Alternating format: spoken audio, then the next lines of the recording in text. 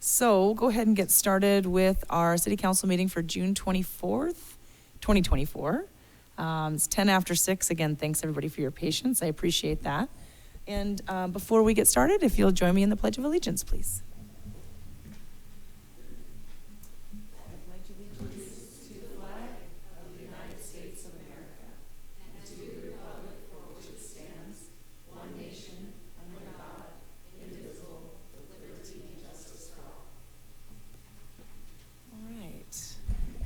Thanks, everybody. Appreciate that. We do not have any minutes for approval, so we'll go ahead and move on to agenda item number 3, announcing any changes to committee meeting agendas and membership approvals. Ms. Trimble, do you have any updates? We don't have any updates to the posted committee schedule, and can we also do a attendance? I'm sorry, could you say that one more time? Can we also do attendance? Oh, gosh. Yes, please. Roll call. Let's back up. Roll call, please. All right. Anderson? Present. Becerra? Present. Campbell? Here. Carlino? Present. Farmer? Present. Jones? Present. Jordan? Present. Melson? Present. Nugent? Present. Savage? I know she said she'd be late. I'll watch for her. Sherrill? Thank you. Present. And Vasecka? Present. Thank you. Great. Thank you, Ms. Trumbull. Thanks for keeping me on my toes. Thanks, everybody. Again, we've got no changes to the committee meetings, so those committee meetings are stand as scheduled. And next we'll move on to special presentations and proclamations.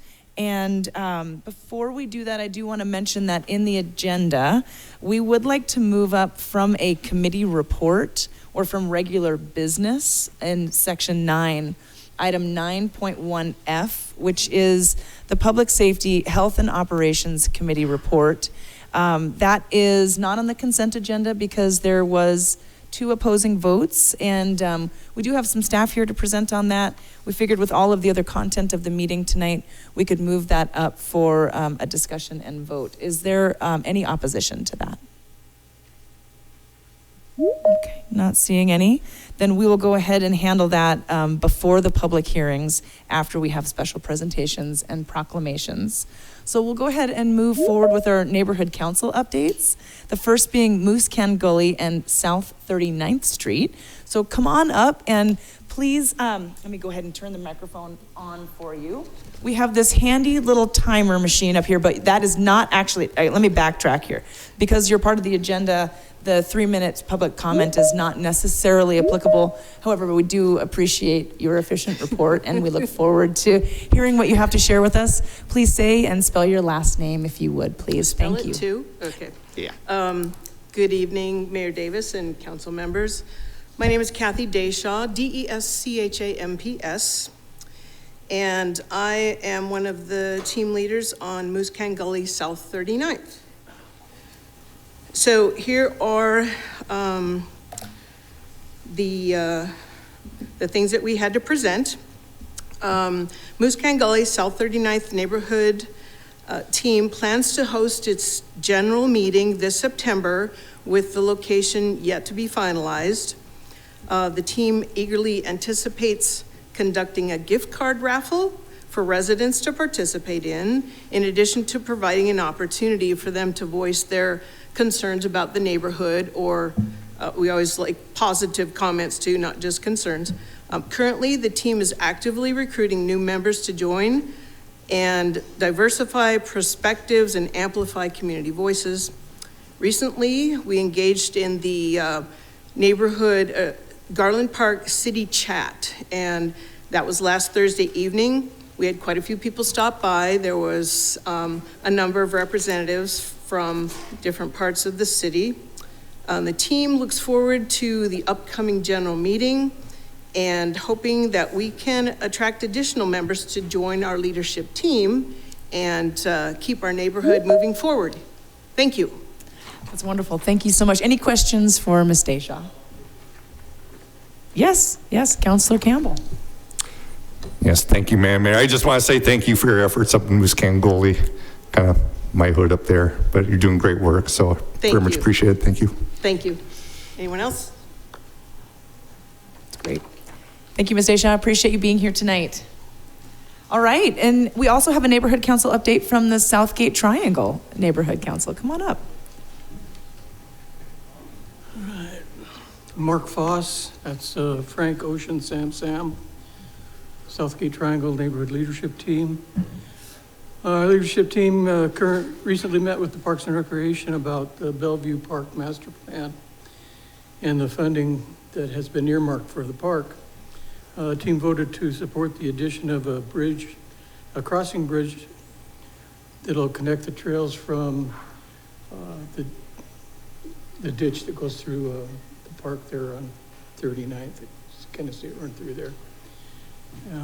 It's an old bridge from when the Rattlesnake Creek washed out. It's been in storage for Please use the microphone years. as much as you can there. Thank you. I just want to maybe It's been in storage for several years. So we purchased the bridge from the city. We're going to have that put in probably next spring. Leadership team has been diligently working on trees for all the Southgate Triangle parks. The June meeting, the leadership team discussed the rezone of 2141 McDonald, which is the lots over there by McDonald and Taco Bell. And we've voted our concerns about the parking, the growing traffic, how high it is. I think they want to build to be 5 stories or 6 stories, and it just wouldn't fit. Doesn't look right in that area of the neighborhood. Leadership team will be working on submitting grants to purchase more benches and picnic tables. And I think I beat my 3-minute time. You're fine. You're part of the agenda. So, anybody has any questions? Bellevue Park, I don't know, it's 7.8 acres of land. It's one of the largest parks here in Missoula. And we're constantly trying to work on it being a better park, more appeasing to people. It has a bike park on it. And at this point, the reason for the bridge was that people have to walk all the way around to the end and then come back up, because they park on Paxton Street. And it's a long walk, real long walk for the elderly people that want to take their grandkids to the bike park and watch them play. And that's what the picnic tables and some of the benches are going to be for too, is in that area. So if anybody wants to see Bellevue Park or walk through it with me, my phone number must be listed on the website someplace because somebody keeps calling me all the time. So you guys must know what that's like. So Jenny, hello. And I'm out of here. Anything else? Thank you, Mr. Foss. Any questions or comments for Mr. Foss? Well, great. Thank you for a detailed report. Really appreciate your efforts. Right? It's televised? It's televised. Yeah, absolutely. You bet. And recorded. Janet, I'm on my way home, okay? Thank you very much. All right. Appreciate the efforts of our neighborhood councils and coming in to provide reports, occasional reports. It's really helpful. Okay, so we did move up agenda item 9.1F, and so I am going to turn this over to Councillor Jones. Thanks. So this went on to committee reports, and typically we just ask if there's any kind of update from staff. This is the youth cannabis issue, which is given the impact on our youth in Missoula with the last 2 years of statistics of how recreational cannabis is impacting youth with more ER room visits, more cannabis poisonings, more kids going to rehab. It is a thing, so we're looking at how we can basically hit pause with our dispensaries and figure out bigger buffer zones so that ultimately when there is attrition, we will have a more spread out landscape with less dense dispensaries so that hopefully it's better and we have less youth using recreational marijuana in Missoula. So I know we have staff here, and I don't know if there's any update from staff from the health department, and also Faith Price and Jacqueline Klein. If you guys want to introduce yourself and your.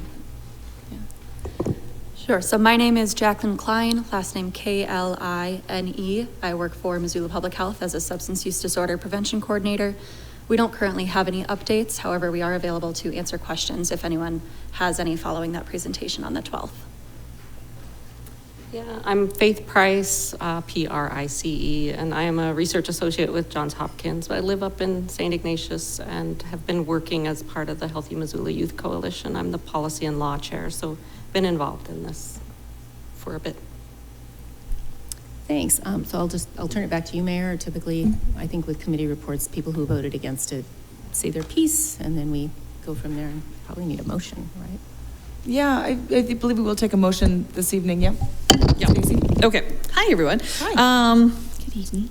Okay, so this is public safety and health, and this, remind everyone, this is just to set a public hearing.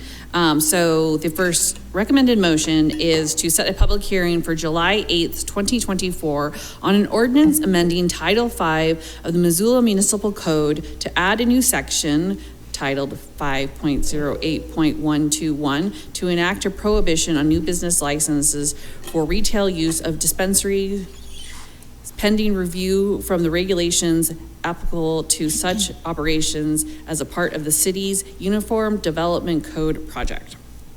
And then the second part of this motion is to set a public hearing for July 8th on ordinance amending Title 8 of the Missoula Municipal Code to add a new chapter titled 8.39, entitled Restrictions on the Sale and Transactions of Cannabis Products, intended to impose additional regulations concerning the sale of transaction of cannabis products in the city, including imposing new criminal sanction for those that sell or give cannabis products to individuals under the age of 21. And the other part of this is also a resolution initiating a moratorium on accepting new business license applications for cannabis dispensary operations and calling for a review of the public health concerns regarding the large number of cannabis dispensaries operating within the city. All right, great, thank you. So recommended motions are on the floor. And I believe that we'll go ahead and before we go to council discussion on this item, we'll go ahead and I'll go ahead and take questions from council and then we'll come back to public comment. So I see Councillor Vasecka has your hand. I just have raised. comments, so I'll wait after public comment. Okay, that sounds great. All right. Any other questions from council on this one? I know we already heard this in committee. Okay. And you have a question. Councillor Jordan? Yeah, I'm just curious if this is going to just be null and void with the push that the state legislature is considering on as they consider banning new dispensaries through 2027. Have we checked this with that? So I'm in communication with some of the legislators that sit on that interim committee. I don't think they've come to a conclusion yet, and then it would have to go through the full legislature, which would be in the spring, and I can't predict what they will do. They have a ban currently in place on out-of-state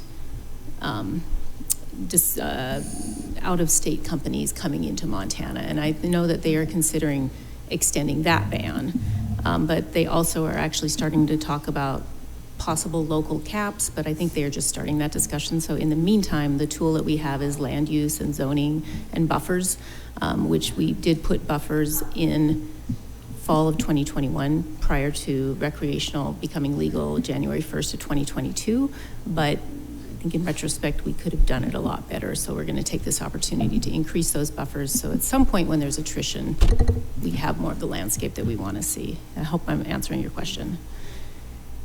Yeah, sure, go right ahead. Yeah, I know in the past when we've talked about things on the council floor that could potentially conflict with state policy, we've decided to wait and see what happens at the state level. Why are we not doing that this time around? So I've spent a lot of time with the city attorney making sure that the tools we are using are not in conflict with the state. That our land use is definitely our tool that we can use, and we are well within our rights on that. So that's why we're focusing on land use and buffer zones. if that makes sense, as opposed to a tool that would possibly be in conflict. So I think we're navigating it as best we can. Okay, any other council questions? All right, not seeing any, then we'll go ahead and move on to public comment on this agenda item. If there's any public comment on this agenda item, you're welcome to come on up. We reserve 3 minutes per commenter, and I'll go ahead and use this handy dandy little timer to help you out. Please say and spell your last name. Not seeing any in the room here. Is there any public comment online on this agenda item? I see here, Matt Larson, go right ahead. Yes, Matt Larson, Ward 3. This is superfluous extra legislation upon an industry that I view doesn't need it. The city, in fact, makes a 3% tax off all the sales of all the dispensaries. So it's in fact, probably a good thing to have more dispensaries. We don't impose these regulations on other industries such as gambling facilities and casinos, liquor stores, bars, even though those contribute far more to DUI fatalities, underage drinking, the deterioration of society as a whole. But we have no problem approving those business licenses in concentrations like above what we apparently have a problem with when we're talking about marijuana dispensaries or cannabis dispensaries. And when we're talking about people whom are incarcerated or hospitalized, I think Montana ranks pretty high as far as alcohol abuse too. But we have no problem endorsing massive, culturally accepted drinking events such as Grizz games and everything of the sort. And currently MPD doesn't even have a DUI enforcement officer. So what does that say about the fiscal responsibility of the people that we've elected here in this room? What does that say about everyone that's sitting there right now telling you and legislating upon us that we have far too many dispensaries when they themselves or the government themselves is making a hefty sum per dispensary and is not regulating similarly and more dangerous industries that operate with impunity in the community. Thank you. Thank you, Mr. Larson. Is there anybody else online wishing to make public comment this evening? Okay, I'm not seeing any hands raised. So we'll go ahead and we will bring it back to parliamentary debate, and Councillor Vasecka first. Thank you. I am okay with setting the 2 public hearings. I'm just uncomfortable with the third part of the vote. I feel like an immediate moratorium is unfair to those businesses who have put the time, energy, and money into starting their business and are in the final lap of getting permission from the city. So that being said, I'm against the resolution initiating a moratorium accepting new business license for cannabis operations. I am okay with the review or calling for a review of public health concerns regarding the large number of cannabis dispensary operations within the city, because knowledge is power. However, that is attached to the first part. So therefore, I'm going to be voting yes for the public hearings, but no on the resolution. Okay, and I'll just speak really briefly to the process then. It sounds like we may need to take then 3 separate votes. Okay, great. Councillor Nugent. Thank you. No problem scheduling the public hearings. I will have some questions during that because I do have some concerns around artificially inflating values because of the limiting, but I also, the numbers that were shared at our presentation and then the comparison that we saw at the health board last week are striking. I do want to point out 2 things just to answer public comment. The state actually does limit licenses for beer, wine, liquor, casinos, which is part of why they're so ridiculously overpriced, in my opinion, which ties back to concerns about putting an artificial limit on this. So it's worth having that conversation, but that's just an incorrect statement. And we actually also do have a DUI officer dedicated. It was funded in our budget last year. It was a grant fund, and that officer is working the streets, and I believe our numbers have gone up on that. But those are both things that do exist. Thank you. Councillor Carlino? Yeah, I was going to say that I support setting the public hearings, and I support a lot of the recommendations about trying to help prevent youth cannabis use. However, I don't support just simply limiting the stopping dispensaries, new dispensaries, especially while there's so many that have been, doing this the right way and filing their paperwork and trying to open up small businesses in Missoula. I saw that, a lot of the current dispensaries, put a letter to the editor or talk to the news about this, that they're in support.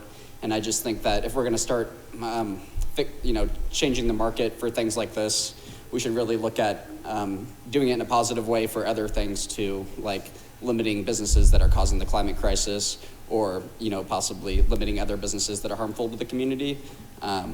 So I think we should look further at how to help prevent youth cannabis use, but I don't think this is the right solution. Excuse me. Thank you. Councillor Jones. Sure. So we have a lot on our agenda tonight, and this is actually a pretty content-heavy topic that we're talking about right now. We've had several presentations in front of council really spelling out what's happening with recreational marijuana in terms of cannabis, in terms of how strong it is and the different impacts they're seeing on developing brains, and it is significant. This is not the marijuana of yesteryear. This is a whole different product, and I think the industry has evolved a lot faster than culturally people have become aware of it. So there's a lot of different things at play here. I just also want to say this is a temporary moratorium on business licenses, not a permanent one, to just get our zoning in place, our buffers. So that conversation will happen this fall via code reform. Public health recommendations are for us to have between 5 to 12 recreational dispensaries in Missoula. We currently have 59 in the county, 51 in the city, and there are 8 more currently in the business license queue. They will be grandfathered in, and we are accepting business license applications up through July 8th. There's a grace period. So, and I have, since this went public several weeks ago, I have heard from no one who has been trying to start a business and is not yet to the point of applying for a business license. So I'm hoping we're capturing everyone. The issue of if this will inflate the price, by capping it, inflate the value. I mean, this is a temporary moratorium, and I think it just is important to hit pause while we kind of get our house in order, which is what we need to do. So I think that's all I have to say.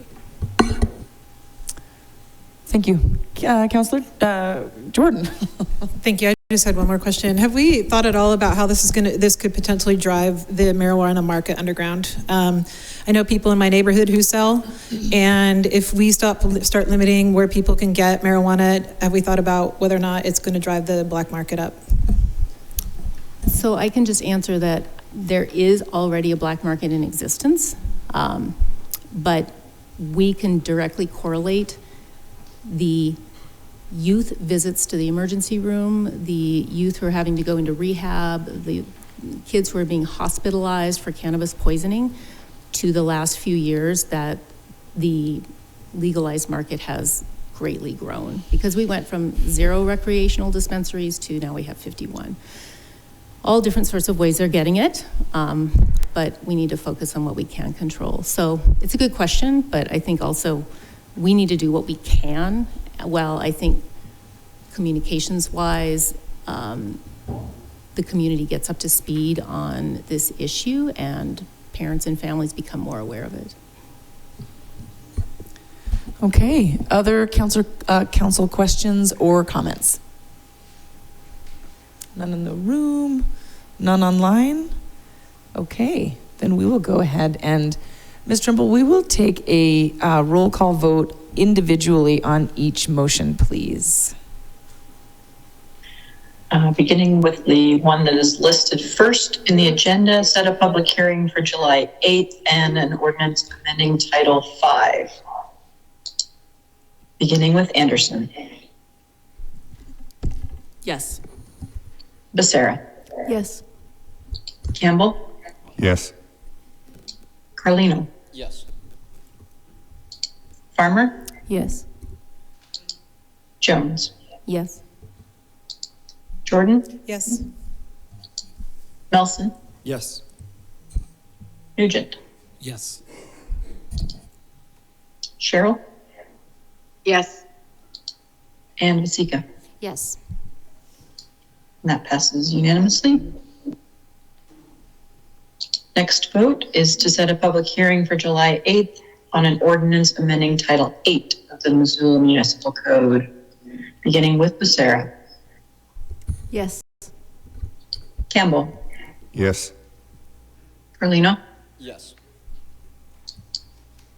Farmer, Yes. Jones, Yes. Jordan. Yes.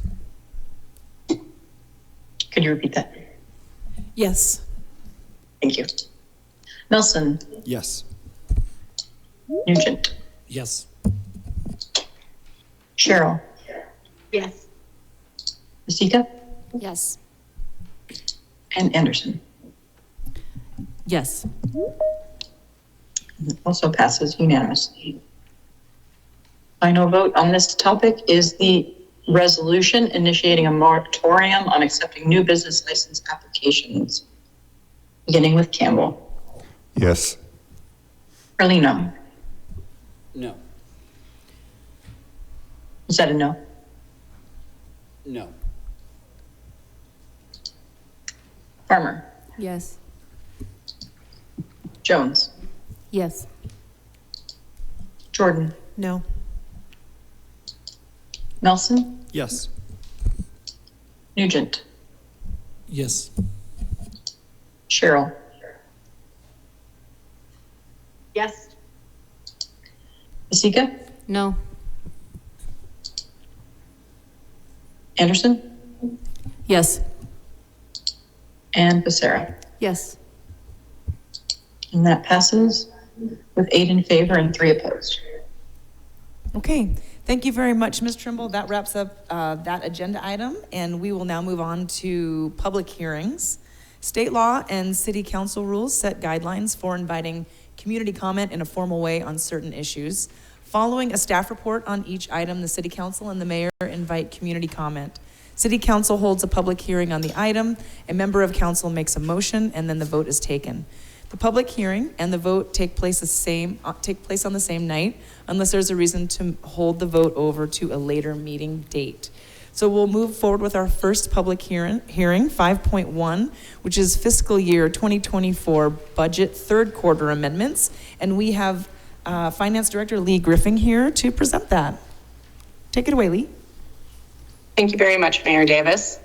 As the mayor stated, I am here tonight to bring forward the third quarter from fiscal year 2024 budget amendments.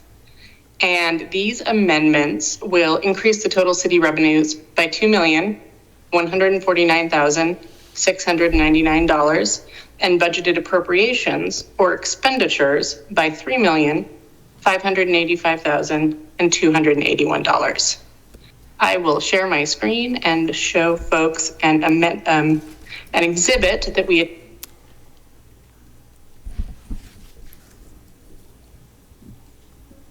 And you just got... Lee, you're muted. Yeah, there you go. Sorry about that. Hitting too many buttons at once. I am going to try to share my screen to show the exhibit that is attached to the agenda item.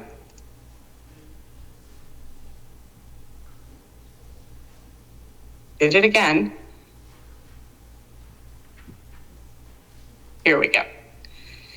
I'm not going to go through this exhibit in detail as we did that in committee, but for folks watching at home, I want to just discuss what is in this. This is an exhibit that itemizes each item that is affecting the budget and thereby requiring this budget amendment. So we start with the department and we describe what is happening.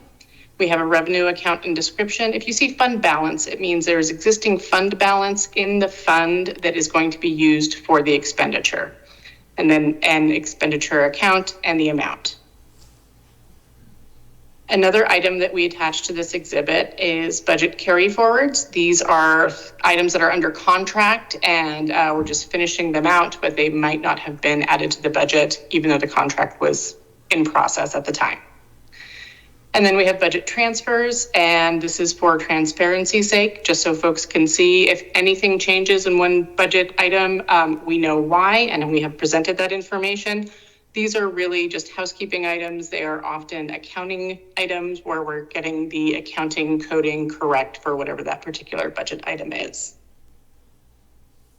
And that is the exhibit. Thank you very much. All right, Ms. Griffin, thank you for your presentation, and we will now move on to council questions. Any questions from council on this agenda item? Okay, not seeing any, and online? Not seeing any council questions on that. Great, so then we'll move to budget and finance, and Miss Councilor Sherrill, would you like to make the motion for this agenda item?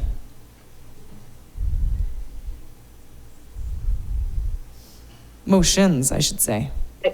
I would. Give me just a second if you don't mind, so I can make sure I have it all in front of me here.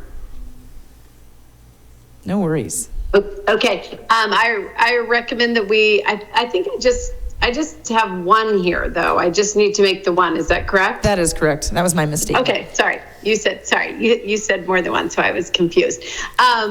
I recommend that we adopt a resolution for the third quarter fiscal year 2024 amendments to the annual appropriations. Great. Thank you very much, Councilor Sherrill. So the motion has been made. The public hearing is open. So we'll now open up public comment on this agenda item. Is there anybody in the audience in the room tonight that wishes to make public comment? Okay, not seeing any. How about online? Mr. Larson, go right ahead. Matt Larson, Ward 3, thank you. I see a bunch of good stuff. I see that there's now 2 DUI officers, which is incredible in a state that's 49th or 48th in DUI fatalities. That's great. Considering we have over 500 employees at MPD, it seems like we're really getting it out there. I don't know how many bars there are downtown, but and I don't know what that the purposes of the previous comment were as far as funding, but the bar certifications that go out for servers in our community told people that they were the last line of defense last year when there was no DUI officer, which I found pretty ironic, because your bartender should never be your last line of defense from getting you a DUI. But anyway, that's neither here nor there. I would implore the city to add a public computer to the city attorney's budget. Since I've talked with a few senior city prosecutors there, and they have apparently no sway in the budgeting, and have told me to request a public computer so that per se defendants, not per se, but pro se defendants can access their discovery in an equitable and timely fashion, so as not to delay our court system and plug it up more. And as far as updates with my mentally handicapped friend who was forced to pro se represent, somehow by the grace of God, our public defender has decided to do it pro bono. Again, not under the guise of his work, but pro bono. So my friend has been specially granted justice, but again, there's some work to be done in our municipal court system as far as access to just discovery evidence. And it would be extremely helpful to add a public computer, which is probably about $1,000. So when we're talking about, $900,000 or whatever of added expenditures, I would think $1,000 is roughly nothing. But, again, it would be helpful. It would behoove the city to do so. And it would be great to see the city lift a finger to help the public defend itself. Thanks. Thank you for your comment, Mr. Larson. Anybody else online wishing to make public comment on this agenda item? Okay, not seeing any. Then we will go ahead and move on to parliamentary debate. Is there any questions? Yeah, please. Councillor Anderson. I don't actually have any questions. I just want to set the record straight for everyone who's tuning in. The current FTEs at Missoula Police Department is about 140. So I'm not quite sure where the previous commenter was getting their over 500. But just to make sure that I know people here in the audience and are tuning in, and just wanted to make sure that that accurate information got out. Thanks so much. Appreciate the clarification. Thank you very much. Are there other comments from council members? Okay, not seeing any, and not seeing any online. Then we will go ahead and we will take a roll call vote on this item. Ms. Trimble. Voting on the third quarter fiscal year 2024 amendments, beginning with Carlino. Yes. Can you repeat that? Yes. Thank you. Farmer. Yes. Jones. Yes. Jordan. Yes. Melson. Yes. Nugent. Yes. Sherrill. Yes. Vasecka. Yes. Anderson. Yes. Becerra. Yes. And Campbell. Yes. Yes. And that passes unanimously. Okay, thank you, Ms. Trimble. We'll now move on to 5.2, which is the High Park Views 13-lot major subdivision. And we have Lauren Stevens here to present their staff report. Great, so let me get my screen shared here.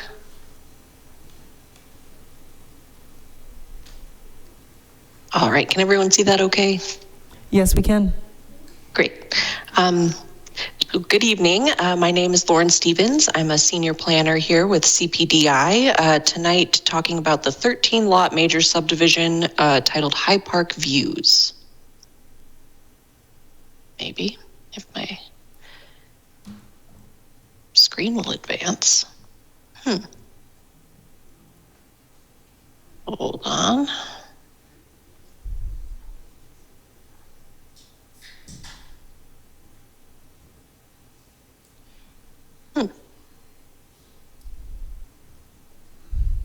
Sorry, technical difficulties. Not a problem. If there's something we can do from inside the chambers here, I'll offer somebody else up besides me.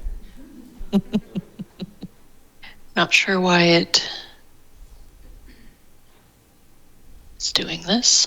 There it is. Okay, great. Nice troubleshooting. Good job. Thanks. So tonight there are going to be 5 motions for council to vote on. The first 4 are for requested variances to the subdivision regulations, and the last is for the High Park Views preliminary plat application itself. The subject property is located in the South Hills near the intersection of Russell Street and where Southwest Higgins turns into 39th. It's directly north of High Park and is within City Council Ward 4 and the Far Views Patty Canyon Neighborhood Council area. This property abuts Simon's Drive to the northeast and has existing vehicular access from Landon's Way to the west. Landon's Way turns into Woodbine Place before later intersecting with Hillview Way, which is an urban collector street. And to the north of the subject property is a City of Missoula water utility parcel. The property is approximately 9.5 acres in size and is currently vacant. Therefore, there's no existing well or septic system on site. And although the parcel is privately owned, visitors to High Park have established informal social trails through the property to access that park or adjacent streets. There's a mix of grasses and weeds covering the majority of the parcel with groups of pine trees throughout. And there is a man-made pond east of the property that is utilized seasonally as part of an intermittent drainage system. And this pond has an associated riparian resource area and vegetation. While the entire parcel is sloping down to the north, some sections are steeper than others. The current cul-de-sac turnaround for Landon's Way is located partially on the subject property via a roadway easement, and this area also accommodates parking for visitors to High Park. This project proposes to extend the cul-de-sac further into the property and provide a new turnaround. The photo on the top right here on the screen is just a clearer image of that existing pond, and the bottom right shows Google Street View from Simon's Drive adjacent to the property. You'll notice here that there's some more diverse types of vegetation growing down around that pond than further up on the hillside. The slope category map shows the areas of the property that fall within specific slope ranges. So the most gradual slopes are in yellow, which are below 15% grade. The steepest areas are shown in red, and these portions are 25% or greater slope. Per the city subdivision regulations and Title 20 zoning, areas with a 25% slope or greater are considered no build and no improvement areas. At the June 4th Planning Board hearing, board members were interested in seeing how the slopes on this site compare to those of the surrounding area. This graphic shows the slopes for the general area, with red and orange being steeper than blue, green, and yellow. The same extra steep areas show up on the property from the map on the previous slide. And this image can be helpful to visualize the parcel and its surroundings. The east side of the property slopes down into that natural drainage ravine, and the other two steepest areas from the slope category map are circled here. So the High Park Views subdivision would create 13 residential lots, with 12 accessing off of Landon's Way, and the remaining lot to be accessed via a shared driveway easement that connects to Simon's Drive. Proposed half-street improvements to Simon's Drive include a 7-foot wide curbside sidewalk, curb and gutter, and a parking lane within the existing 60-foot right-of-way. Landon's Way is functionally classified as a low-density urban local street, which requires a minimum back-of-curb to back-of-curb width of 35 feet, which includes 7-foot wide parking lanes and 10-foot wide driving lanes. The street also has 5-foot wide sidewalks with 7-foot landscape boulevards, all within a 70-foot right-of-way. While the existing Landon's Way portion does not meet those standards, the proposed extension would be built to meet the design standards for this street classification. The subject property is entirely within the shaded zone X, or 500-year floodplain, which is not regulatory and has no additional requirements. Both dedicated city parkland and a privately owned common area are proposed.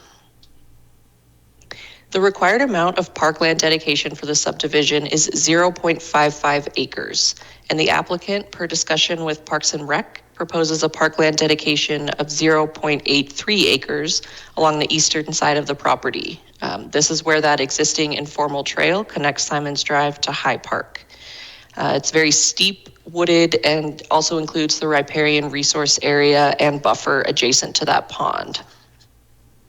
This area would become city-owned and maintained, but no improvements to the existing social trail are planned at this time in order to preserve the habitat and vegetation here. To better provide non-motorized connectivity along this general route, a variable width pedestrian access and utility easement is proposed from the end of the new cul-de-sac down to Simon's Drive. This easement would contain a gravel hiker trail designed and constructed by the subdivider and would include all necessary switchbacks for ease of use. The existing social trail mentioned before does not meet the trail design standards of Parks and Rec. Bringing it into compliance would result in the disturbance of significant portions of the hillside and removal of mature trees. The proposed trail route and the proposed utilities within that easement will be designed so that the minimum amount of disturbance is required. The applicant is also proposing the creation of a 1.78 acre common area to be owned and maintained by the Property Owners Association. The common area is located on the northern portion of the property, abutting that city-owned utility parcel. After discussions with city staff, the applicant is proposing a blanket public pedestrian access easement over the common area to allow for a potential future trail connection between that city utility lot and the extension of Landon's Way to be built to provide access to High Park. This would be built in the future by the city and not by the applicant. For reference, here's the proposed preliminary plat showing lots, rights-of-way, easements, and no build zones are the hatched shaded bits shown. The review criteria for a subdivision includes compliance with the growth policy and zoning code and identification and mitigation of any potential impacts to agriculture, agricultural water user facilities, local services, the natural environment, wildlife and wildlife habitat, and public health and safety. The subject property has a future land use designation of residential medium per the Missoula 2035 growth policy. This designation calls for a density between 3 and 11 dwelling units per acre, and the current relatable zoning districts are RT10, R8, R5.4, and RT 5.4. The majority of this area is within that same land use designation, with areas permitting higher densities and a mix of uses generally located to the north along the major roadways. The property is zoned R5.4, residential 5.4, which has a maximum achievable density of 8 dwelling units per acre. Permitted residential building types include detached houses and lot line houses. This current zoning complies with the land use designation of the growth policy. The property has not previously been used for agricultural purposes, nor does it contain any agricultural water user facilities. The soils inventory noted 2 different classifications, neither of which are considered prime farmland or prime farmland if irrigated. There is no existing agricultural operation adjacent to the property. Therefore, no adverse impacts to agriculture or water user facilities are foreseen as a result of the subdivision. Subdividers must evaluate the impacts on local services by the proposed subdivision to determine that it can be adequately served by either public or private facilities. All proposed lots will be connected to city sewer and water, with solid waste disposal provided by Republic Services and electricity and gas from Northwestern Energy. The required parkland dedication will be satisfied through the proposed land donation. The subdivision will be served by city police and fire, and the installation of 1 new fire hydrant is proposed. The property is within the wildland-urban interface intermix area and will require a special improvement district waiver statement for the potential future construction of a second access route. Additionally, subdivisions in the WUI, or wildland-urban interface, must include protective lot development and building standards in the development covenants. At full build-out, it's estimated that as many as 7 additional school-age children will be added to the Missoula County Public School District, and these students would attend Lewis and Clark Elementary, Washington Middle School, and Sentinel High School. The number of new daily trips that will be generated from this subdivision does not trigger a traffic impact study. However, because this property will benefit from the improvements to Hillview Way completed under the Special Improvement District number 549, but was not part of the district itself, staff recommend a condition of approval requiring the owners of lots 1 through 12 to pay impact fees as described in Chapter 15.68 of that Hillview Way SID agreement. A subdivider is required to identify any impacts to resources such as adjacent public lands, cultural resources, hydrological and soil characteristics, and existing vegetation and wildlife that may be impacted. This property is adjacent to the public High Park and will provide a new relocated sign and waste receptacle at the trailhead. New additional on-street parking on Landon's Way could also be utilized by park visitors. There are no natural water bodies on site, but the man-made pond to the east does contain a riparian resource area, which will have a buffer and be within the proposed parkland. Disturbed portions of the property are to be revegetated per the weed management and revegetation plan and approved boulevard landscaping plan. The property was identified as being within 1 square mile of known bald eagle nesting sites, and observations on site include birds such as the varied thrush and turkey vulture. The proposed parkland dedication on the eastern side of the property is the most heavily wooded and may serve as a potential nesting area and wildlife travel corridor. and it is intended to remain largely undisturbed. Montana Fish, Wildlife, and Parks provided agency comment that there has been significant mountain lion and bear activity in the vicinity, and they recommend that their living with wildlife recommendations be appended to the development covenants to minimize potential conflicts. The property is also located within the bear buffer zone, and all garbage will be required to be stored in bear-resistant containers or enclosures by April of 2025. There are no existing structures or environmental features of historic value identified on the property. Lastly, a subdivider must demonstrate that the proposed subdivision will not have adverse impact on conditions relating to public health and safety, including natural or man-made hazards, environmental health, emergency services, and nuisance land uses. Steep slopes in excess of 25% grade are required to be designated as no-build zones on the face of the plat. While groundwater was not found to be within 15 feet of the surface, the South Hills area generally is known for springs and seeps. The geotechnical report indicates that perched groundwater zones may be encountered during excavation and construction work on site. Staff recommend a condition of approval requiring that each lot provide a geotechnical report with any building permit submitted. The subject property does not contain high voltage power lines or high pressure gas lines and is not within the airport influence area. The property is within the air stagnation zone, and the covenants include standard mitigation efforts. A recommended condition of approval prevents the amendment or deletion of these and other specific elements of the covenants without the written approval of the governing body. And the new proposed extension of Landon's Way will meet the turning radius requirements for emergency vehicles. So this property is within the wildland-urban interface intermix area, which has hazard levels based on assessments from the 2018 Community Wildfire Protection Plan process. For properties within the WUI, the International Fire Code requires 2 ingress and egress routes for any subdivision over 30 homes, while the city subdivision regulations calls for 2 routes for any subdivision of 6 or more units.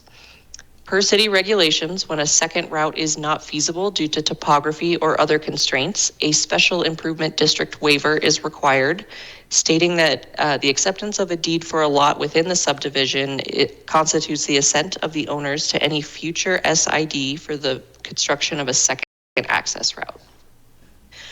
When a project is within the WUI, the wildland urban interface provisions included as Exhibit 2 in the subregs, the subdivision regulations, shall be incorporated into the covenants. These standards provide distances from structures for various levels of thinning and pruning of vegetation that needs to be conducted by a property owner to have sufficient defensible space around their home. The city subdivision regulations provide criteria for requesting a variance to those regulations when strict compliance would result in undue hardship and is not essential to the public welfare. The criteria include that the conditions which the request is based on are unique to the specific property, that hardship would result due to physical surroundings, parcel shape, or topographical conditions, that said hardship has not been created by the applicant, and that the granting of the variance would not cause an increase in public costs, nor result in a threat to public health and safety, be injurious to other persons or property, and will not violate the provisions of the zoning ordinance or growth policy. This project has included 4 variance requests. The first request is for the proposed extension of Landon's Way internal to the subdivision to be in the form of a cul-de-sac over 600 feet long and to be the only access route to lots located within the wildland urban interface. The proposed extension will comply with all of the design standards for a low-density urban local street and will blend the new infrastructure with the existing street section to the west. The proposed cul-de-sac will provide adequate turning radii for emergency vehicles. In order to create a through street by connecting Landon's Way to Simon's Drive, the road would need to be built across areas with slopes of 25% or greater. These areas are no-build zones in order to prevent any potential hazards associated with disturbance. Construction of a through street would be significantly more expensive and would result in the removal of additional mature trees and possible disturbance of the riparian area. The second variance request is from the requirement in the subdivision regulations to provide a direct street connection to any public street abutting a subdivision. Simon's Drive abuts the property, but Lot 13 will technically access through a shared driveway easement on the adjacent property before reaching Simon's Drive. The portion of the property adjacent to Simon's Drive is steeply sloped and contains mature vegetation, so a new street connection here would require significant disturbance. The shared driveway also reduces the number of approaches leading onto Simon's Drive prior to the existing sharp horseshoe curve in the road. The third variance request is to the maximum block length of 480 feet for the proposed extension of Landon's Way. The cul-de-sac length is a function of the width of the property and the location of no build areas and is proposed to be approximately 600 feet. If the strict requirements of the regulations were enforced here, the owner could lose potential proposed residential units due to the shortened block length, as there would be developable area east of that 480-foot block length that would not be utilized for housing. And the final variance request is to the design standards for a low-density urban local street, including the requirement to dedicate right-of-way. Simon's Drive is currently within a 60-foot wide right-of-way, while the regulations call for 70 feet. The requirement would mean that the applicant needs to dedicate an additional 5 feet of right-of-way. The portion of the property that would be within that 5 feet is steep, and to install the required infrastructure, significant cut and fill and additional methods of hillside stabilization would be required. The existing substandard right-of-way width and steep terrain in the area are not conditions created by the applicant. At their June 4th meeting, the Planning Board voted unanimously to recommend that City Council approve the 4 variance requests and the High Park Views preliminary plat application. And staff's recommended motions. Staff's recommended motions are that City Council approve the 4 variance requests and the High Park Views preliminary plat application, subject to the 28 recommended conditions of approval. And with that, staff is here to answer any questions, and we also have representatives from IMEG if there are any questions for them as well. Excellent. Thank you, Ms. Stevens. Is there anybody from IMEG that wishes to speak on behalf of the project in addition to the staff report?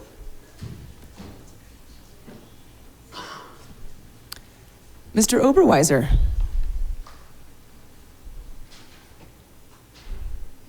I'll go ahead and unmute you. Hopefully you'll have the ability to speak here.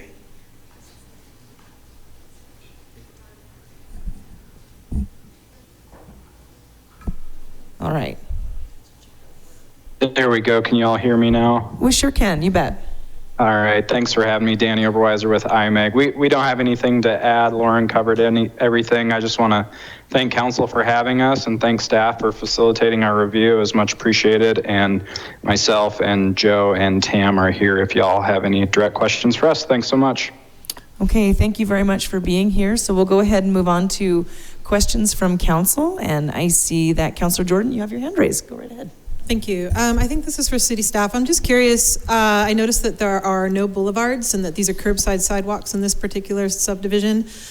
I'm curious, what is the rule as it relates to doing curbside sidewalks? As we just finished up our Franklin Ivy sidewalk initiative where people had sidewalks kind of put in their front yards and were required to have a boulevard because we needed snow, place to put snow. I'm just curious why this particular subdivision does not have boulevards, has curbside sidewalks. I'm curious where they're going to put their snow if this is something that we've had to consider in previous iterations.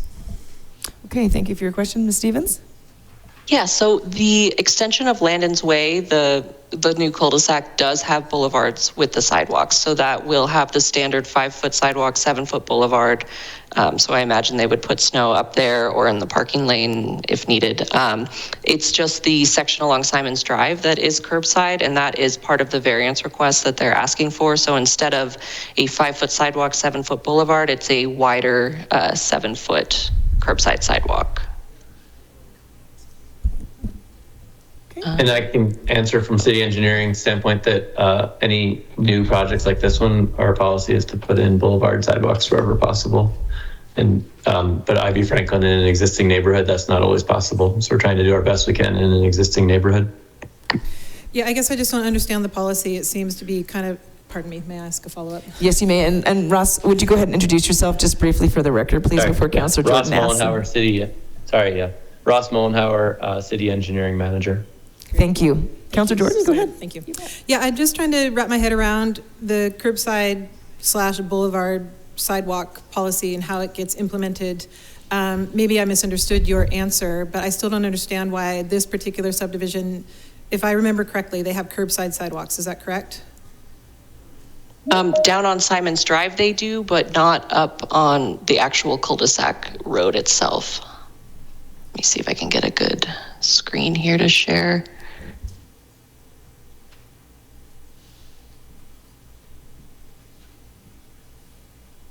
This is kind of the best one that shows it, but the Simon's Drive piece will be curbside and it will be wider than a standard sidewalk.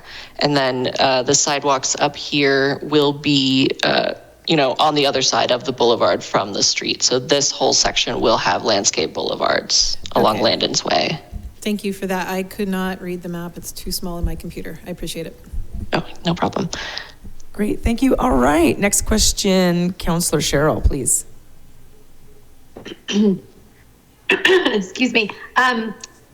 So I have a couple of questions. I'm wondering about, and we've heard from our constituents in this area, so I want to get some of these questions out. So with the traffic impact study, I mean, the concern is obviously the traffic that's going on to Landon's Way from this, and also where it hits Highview, or is it Highview there? The turn, could you speak to like how much more traffic we're anticipating at that intersection, and what additional traffic would be needed to actually for us to require a traffic impact study? I'm trying to get some of that on the record for constituents. Yeah, I can answer a bit. We've also got Troy Monroe here from Public Works, but 200 additional daily trips is the threshold in the subdivision regulations to do a full traffic impact study. So that's generally considered around 20 single family homes if you assume 10 trips per day is what the ITE has. But Troy, if you have anything additional to add. Yes, yes, you bet. Troy Monroe, City Engineer for Development Review. The number of homes, the number of vehicle trips for the 12 homes being proposed that will use Landon's Way is using our traffic estimator is, like they said, around 10 vehicle trips a day. So that's 120 vehicle trips. Currently, there are 39 homes that are any part of that can feed out to Hillview Way from this subdivision. So that is currently about 368 vehicle trips. So if you add those two together, we're at 500, less than 500 vehicle trips per day. And that is half of any type of lower extent for moving up to the next type of street type. So this is a typical subdivision street, and the additional vehicles aren't going to change that. We have had, we did look at the crash on Hillview Way, crash data for this particular area, and there were 2 crashes since Hillview Way has been rebuilt. Neither one of those has been attributed to the intersection itself. So the volume of vehicles there have not been anywhere that anyone in transportation has thought needed further study. May I, thank you. May I have another question, Mayor? You bet, go right ahead. Thanks. So without these variances, what density is really possible on this property? With the slope that we have and the zoning that exists, we're not looking at a rezone here, obviously, but we are looking at the variances. Yeah, so once you take into account the density reductions for the hillside, I believe it's in the neighborhood of 50-ish units, just due to the sheer size of the parcel. That would be very difficult to achieve with the slopes, but it is large enough to have quite a bit of density on it. The variance requests aren't necessarily, I guess, changing the outcome of how many units they would be getting in this design. Okay, thank you. You bet. Councillor Nugent? Thank you, Mayor Davis. A couple more questions kind of around traffic and impact. The explanation around how many traffic trips per day and things like that you just gave makes sense. Some of the comments we've heard from the neighbors are they're concerned that the impact of adding these homes is kind of being diminished. So I'm curious if when we kind of say it won't have negative impact, are we looking at basically the number of trips in a 24-hour period, a 12-hour period? Like, how is that kind of ratio determined? Because, I mean, if they add 13 more houses, there's going to be some level of impact, and there is concern from some of the neighbors that part of Landon's Way really is so narrow that it becomes one way when you're running into somebody from the other direction. So I'm just curious, and I could probably word that question better. But. Yeah. So this is Troy Monroe, City Engineer, Development Review again. So yes, there is, obviously every new home is going to contribute to vehicle traffic. What we look at is how much of a difference is that making? And when we have that 200 vehicle trip minimum for a traffic impact study, we are tied with Helena as the lowest threshold in the state before we actually use a traffic impact study. And we use that value because there just is a certain point of when traffic might make an impact, and the cost it is to do those traffic impact studies. We felt that the 200 level, anything below that is adding some traffic amount, but not enough for concerns. And we can see that just in the amount of traffic other subdivisions have for a local road, and even with the additional vehicles for Hyde Park Views subdivision, we're not getting anywhere near that threshold of major traffic on a local road. The older areas, of this area that does have narrow streets, we have not had any complaints about there being too much conflict there. If we do have those complaints, we can always remove one side of parking. Because right now we do have a narrow road for two sides of on-street parking plus 2 travel lanes. We're about 7 feet too shy in that neighborhood. And if this was a new subdivision, we would automatically make no parking on one side. We haven't felt the need for that because there haven't been the complaints. We haven't seen the conflict. But if that does arise in the future, that is a simple way to ensure that the 2 travel lanes are there at all times. As the road approaches Hillview, we already have the 20-foot width. We already have no parking in that segment, and we haven't had any issues, any complaints about a lack of on-street parking. Thanks. A couple of follow-ups. Please, right ahead. Thanks, Mr. Monroe. There are subdivisions around town. Canyon Creek out towards Reserve comes to mind, where there's parking on both sides, and it really is one way. So if you're coming on, you pull over if somebody else is coming the same direction. There are places within Ward 4, which is where this is, like the top of Patty Creek, where it's not wide enough for 2. But then there's also subdivisions like the one we approved on River Road last week that has that posted no parking on one side. So is the threshold for kind of making that decision some projected traffic count? Or is it just kind of, you look at the whole situation and kind of see, we might not need this here now, but if, as you mentioned, if that becomes a problem, this is how we solve it? Yes, thank you. So the issue is new versus existing, right? A new subdivision that comes in that only has a 27-foot road width would be limited to 1 parking lane automatically.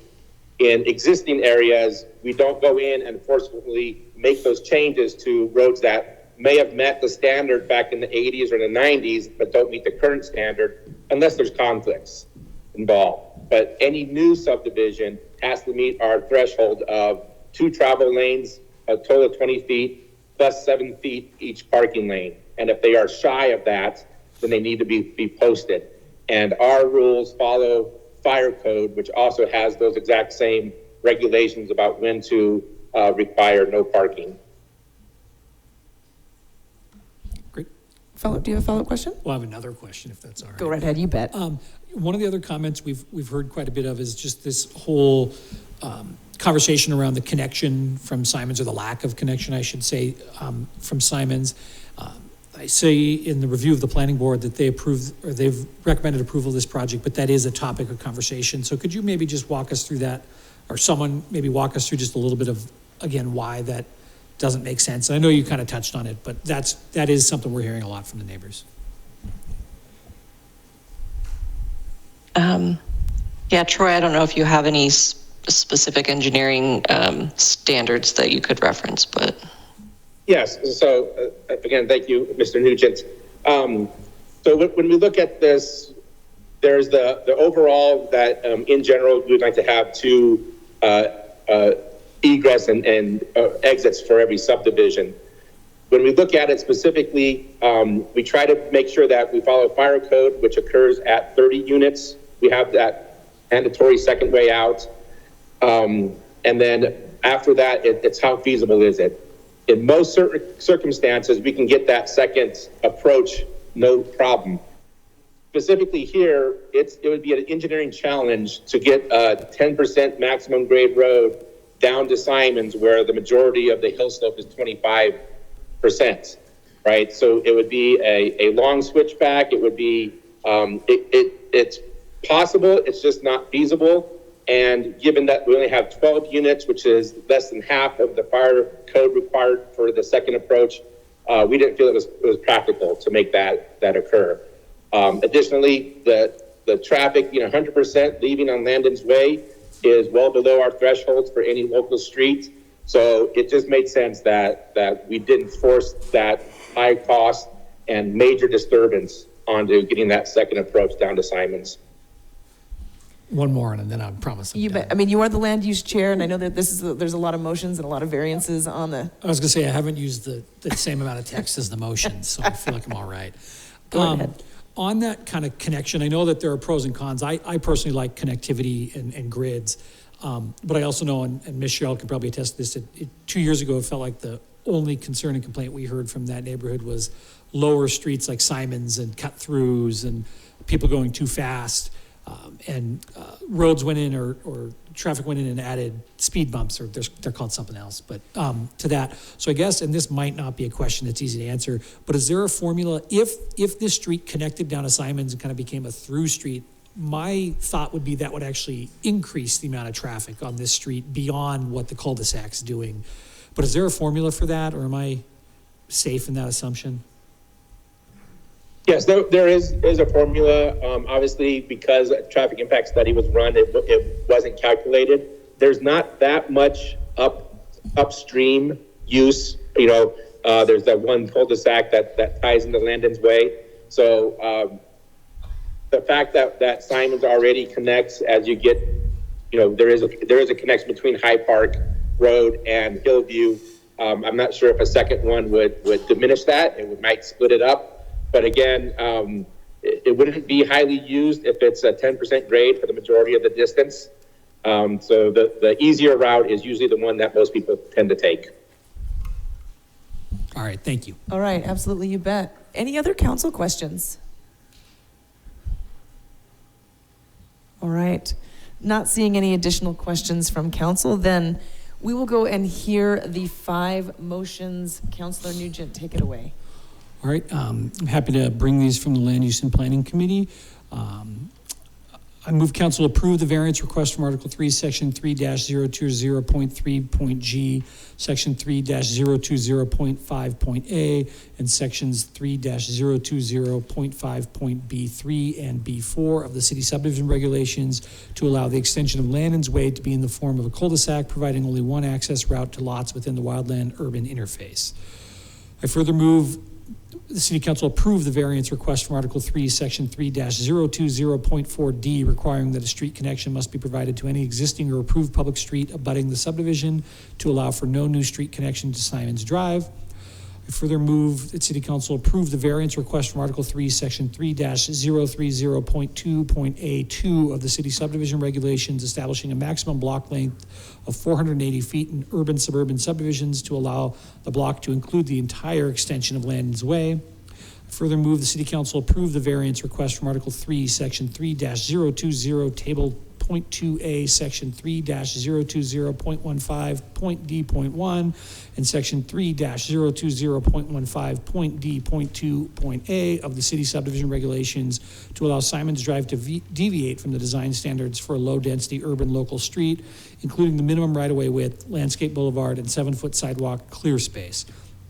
Finally, I move City Council approve the Hyde Park Views subdivision preliminary plat application subject to the recommended conditions of approval based on the findings of fact and the conclusions of law in the staff report. Okay, thank you very much. Motions are on the floor, and this is a public hearing, so motions are on the floor. That opens the public hearing, and we will now move on to public comment on this agenda item. So if folks are in the room and wishing to speak to this particular agenda item, again, the Hyde Park Views 13-lot major subdivision, come on up to the microphone now. Hi there. Please say your name and spell your last name for the record, if you would, please. Thank you. Hi, my name is Katie Gardner, Gardner. Thank you for your time. I would like to urge you to oppose specifically the first variance request regarding street connections in the cul-de-sac. I support growth. I support growth in our neighborhood and in Missoula, but I believe we must be good stewards of growth in a way that prioritizes existing public health and safety. We already have regulations in place for these reasons. I think if you just look at places like Paradise, California, and Lahaina, those are two areas that have very high numbers of cul-de-sacs, dead-end roads, in areas where wildfire happens, and you see what happens in both of those locations with challenging evacuation routes. We're just setting ourselves up right now for possible regret in the future. Having a long cul-de-sac over 600 feet. I just don't feel that we are really putting the public first here. This land has been here the whole time. When the person who owns this land purchased it, the 25% grade was in place. It is not new. Trying to prioritize development profits over existing community safety just doesn't feel like the right move to me. Thank you. Thank you for your comments, Ms. Gardner. Are there others in the audience that wish to speak to this agenda item? Not seeing any in the room. Is there any online that wish to speak to this agenda item? Mr. Larson, your hand's raised. You wish to speak to this agenda item? Yes, Matt Larson, Ward 3. Thanks for allowing me to speak. There's many reality distortions that happen many times in this room. This is one of them, and that's the reality distortion that is being posed on us now, that building this densely packed in development is going to be good when there is a wildfire. The wildfire urban interface, or whatever that is an important thing for a reason. I'm glad that the other commenter brought up Lahaina and Paradise, California, because I don't think that any of our esteemed counselors or the mayor might be here when a disaster strikes like that to undo this development, as there are no time machines and nobody can undo these developments once they are set into motion. So I would urge the council to at least send this back to committee. As many of the public comments that are attached to this on the agenda tonight actually are not even readable. Jay Foley, Ward, if you click on the public comments, the Adobe Reader license apparently hasn't been paid by the city, which is ironic because frequently I'll spot those on the claims sheet for, upwards of $10,000. But apparently, single comments can't be transferred onto the agenda for tonight for this item. Again, we are seeing community members' voices stifled here on a continued basis. That happens with general comments. That happens with attacks from sitting members of the the body. Mr. Larson, I'll at remind you hand to stay focused on this agenda item, I'm please. focused on the agenda item at hand. I'm just saying that it's an example, and when I'm interrupted, it also distracts from the agenda item at hand. I need another like 10 seconds to get back in. So it's a continued theme that doesn't go unnoticed by the community. And when we can't even have our voices heard, it doesn't give us much faith that anything will be done. But we're here faithfully to see it and hope that you do the right thing and don't set up this death trap. Thank you for your comments, Mr. Larson.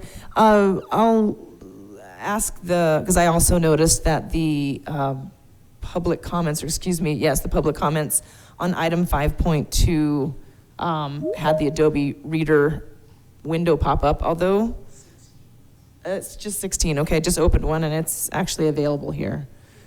So just a few of them are not working. Did you have the opportunity during committee to see all those? Is this just a technical issue for the evening? I think these are putting emails that we've received into public record. Okay. I've seen them. You've seen these as emails to council, and these are put into public record. Okay. And Ms. Trimble, just noting for, and staff here on city staff, if there is an issue with the PDF reader or the PDF converter into the eScribe, we just want to know what that might be. Okay. I can see if we can have them re-uploaded. Okay, great.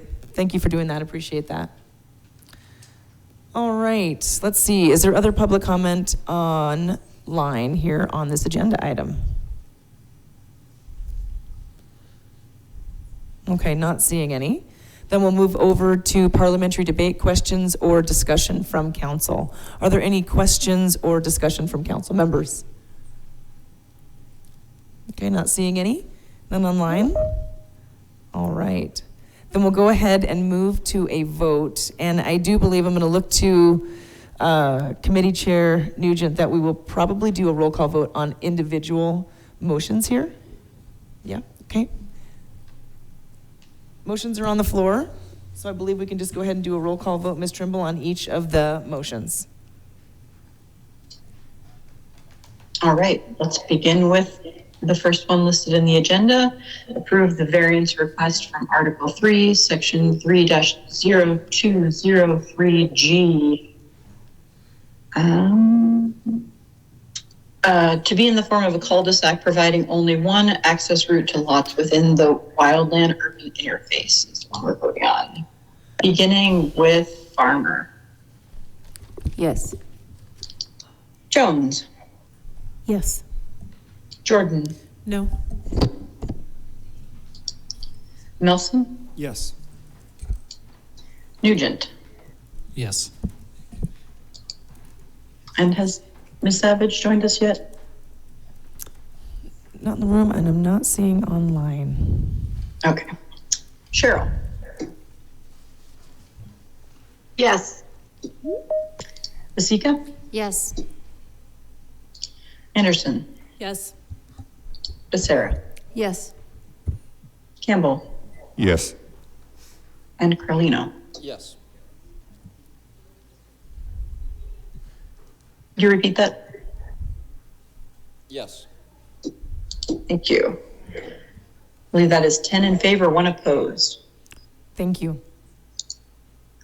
Next vote is the variance request requiring that a street connection be provided to any existing or approved public street abutting the subdivision to allow for no new street connection to Simons Drive, beginning with Jones. Yes. Jordan. Yes. Melson. Yes. Nugent. Yes. Sherrill. Yes. Vasecka. Yes. Anderson. Yes. Becerra. Yes. Campbell. Yes. Carlino. Yes. And Farmer. Yes. And that passes with 11 in favor, none opposed. Moving on to the variance request regarding the maximum block length of 480 feet in an urban suburban subdivision. Beginning with Jordan. Yes. Melson. Yes. Nugent. Yes. Sherrill. Yes. Vasecka. Yes. Anderson. Yes. Becerra. Yes. Campbell. Yes. Carlino. Yes. Farmer. Yes. And Jones. Yes. That's 11 in favor, none opposed. Moving on to the variance request to deviate from the design standards for a low-density urban local street, including the minimum right-of-way width, landscape boulevard, and 7-foot sidewalk clear space. Beginning with Jordan. Yes. Melson. Yes. Nugent. Yes. Sherrill. Yes.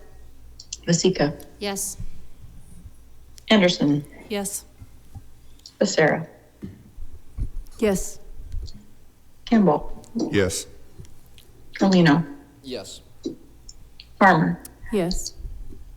Jones. Yes.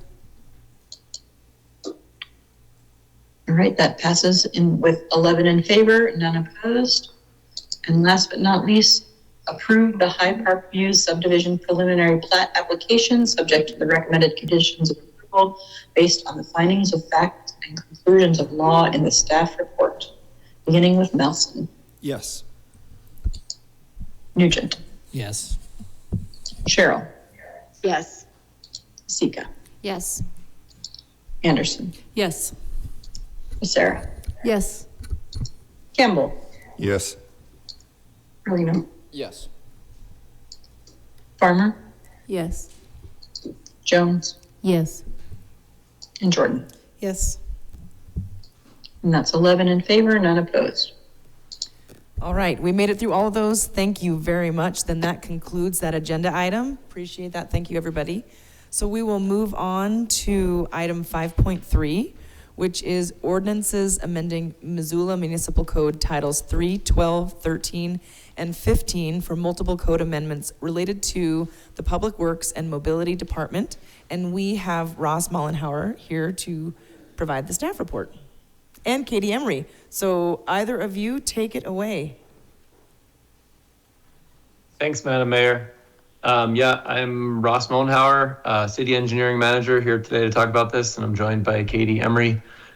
Katie is our Business Operation Manager. We're going to kind of tag team this presentation. We have a brief presentation for you guys, and we'll try to move through it as quickly as we can and then take questions at the end. Katie is going to help control the screen for me. Thank you, Katie. So we are here today to make some changes to 4 titles which affect Public Works Department. A little bit of background. These are what we view as kind of the low-hanging fruit for our organization. There is a larger code reform effort that's ongoing at the moment. It's tackling a lot of big, more audacious questions, and these are not those questions. These are more just kind of background things that we need to do to kind of update our code as our organization changes or as we have some new ideas that might help our process. The last time we brought something like this was about a year ago, and we tried to batch them, so I apologize that there's 4 different titles that we're looking to change here, but I think it's just easier to do this kind of as a group. Next slide. This one is Katie's. Okay, our first changes are entitled Title 3, 3.16. We are just changing the vocabulary from storm sewer to storm water. That is how it is presented in the rest of our titles. We're also looking to change 3.17, which is our water line loan program. We're requesting to add a partial loan forgiveness option for this program, an amount not to exceed $3,000. We're trying to make a lot of progress towards our water leakage, and this is one of the ways we are trying to do that. An individual would be eligible for this if their water is surfacing. A water employee performs a pressure test and positively identifies that it is leaking, or a contractor exposes a leak and we can verify that. They would be eligible. They would have to do a full line replacement, either from the main to curb box or curb box to house, depending on what side the leak is on. This would not be eligible for a Band-Aid quick spot repair. We want to remove the meter pit requirement, which is usually costs about $1,500 to $1,800. We want to add language in that would make it so that you can only own one home within Missoula County to be eligible for this loan. And overall, we're clarifying procedural and department language. 3.18 is a sewer line loan program, changing the title of this to remove the word connection and remove the grease interceptor program, which has not, to my knowledge, has not been used since it was instated. Currently, the loan is only for connection to the sewer system. And this, one of the reasons this loan program has not been used to its fullest. Most of the time, the calls I get in are for repairs. And so we would like to add that option onto this loan. Again, going the same way with the water line loan program, you need to own only one property within Missoula County. Currently, the loan has an income restriction at 80% of the area median income, which in my opinion, as well as others, is way too low. This has been a hindrance for people to actually qualify for this loan. So we would like to raise it to 120%, which we believe is a better fit for the program and helping people. Also moving to a monthly billing for this loan as the utilities were combined a few years ago. Overall, clarifying procedural and department language, also changing 3.19, the bank sewer loan, to monthly billing as well, and then clarifying procedural and department language.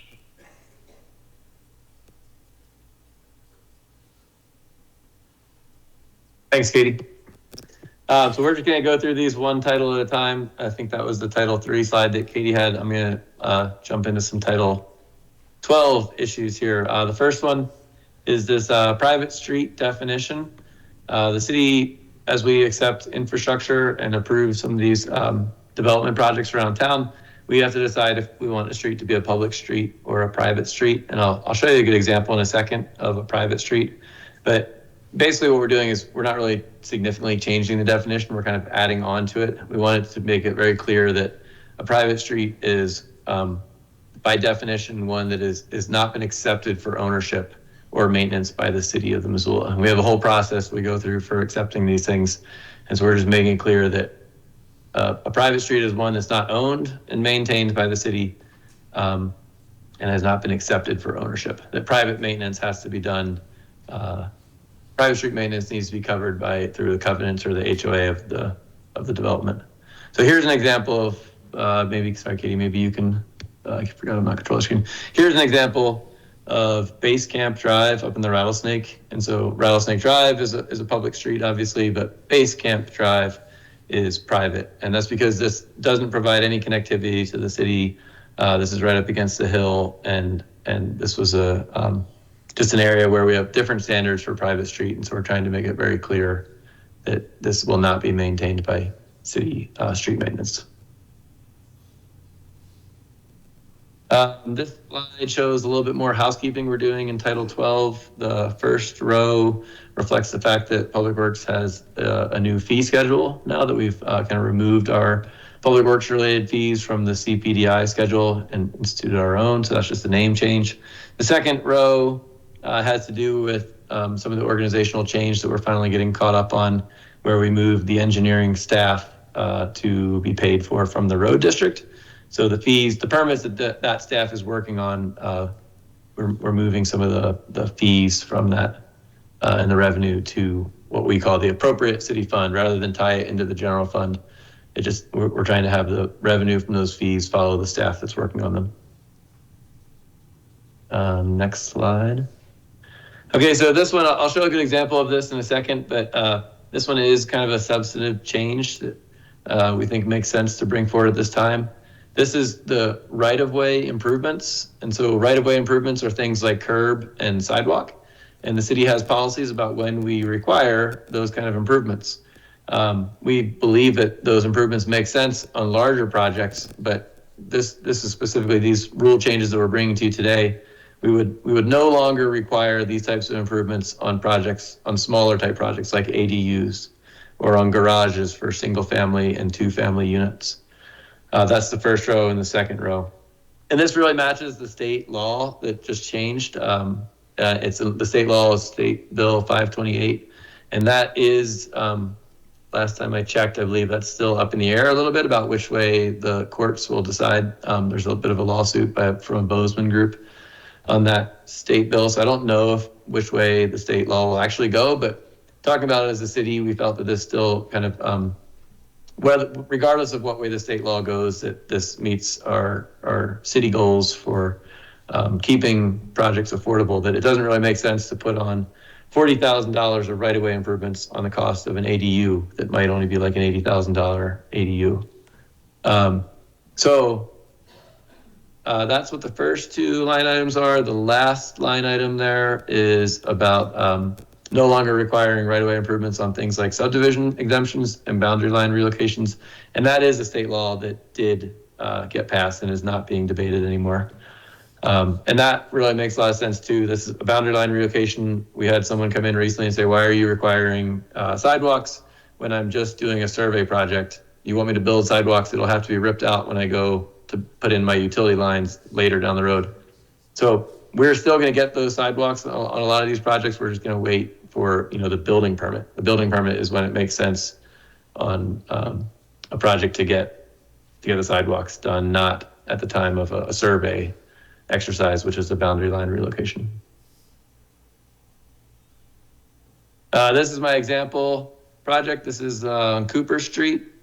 And I know it's hard to zoom in to see the detail and everything, but this is a 600 square foot ADU on the north side on a street that does not have curb or sidewalk right now. Basically the square that's at the southern end of this diagram is the ADU, and the grayed out area is the house. So for them to put an ADU behind their house, they would have had to put a sidewalk in, which is the dark blue, a new curb, which is the purple, and then that dark gray hatch, that's all the asphalt that would have to be ripped out just to put the curb in. And at the same time, because this is a street that's never had grade established before, they don't know which way the water's going to drain, they would have to hire an engineer to survey this whole block and come up with a drainage plan. So we did some quick calcs, and we estimate that's $40,000 for this project. So this is one of the good examples of why we're advocating for removing these requirements on these smaller projects. Next slide. Surface latecomer agreements.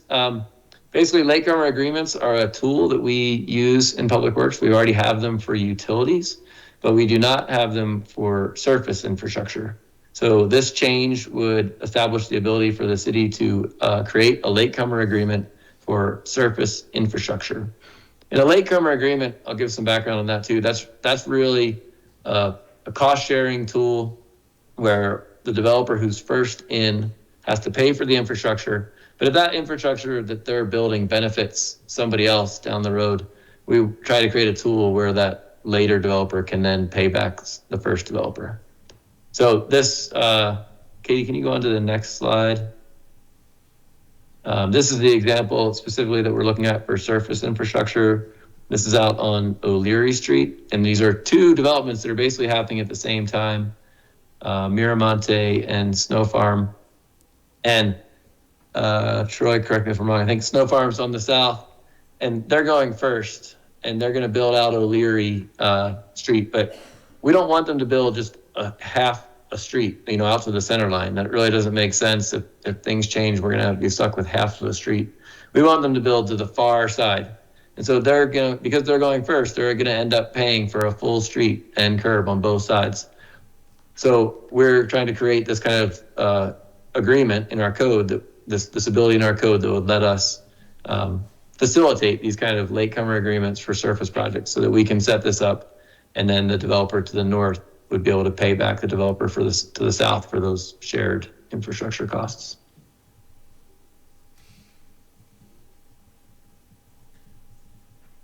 Snow removal. We have something in our code right now that you've heard about before, where we expect everyone to shovel their sidewalks by 9 a.m. after a snowstorm.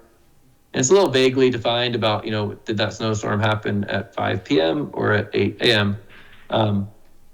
We're just trying to set a more realistic expectation, and we debated this, and we ended up coming to the conclusion that 24 hours after a snowstorm is realistic. We still want people to shovel their sidewalks, and as a city, we need to shovel our own city sidewalks, and that's pretty hard to do always by 9 a.m.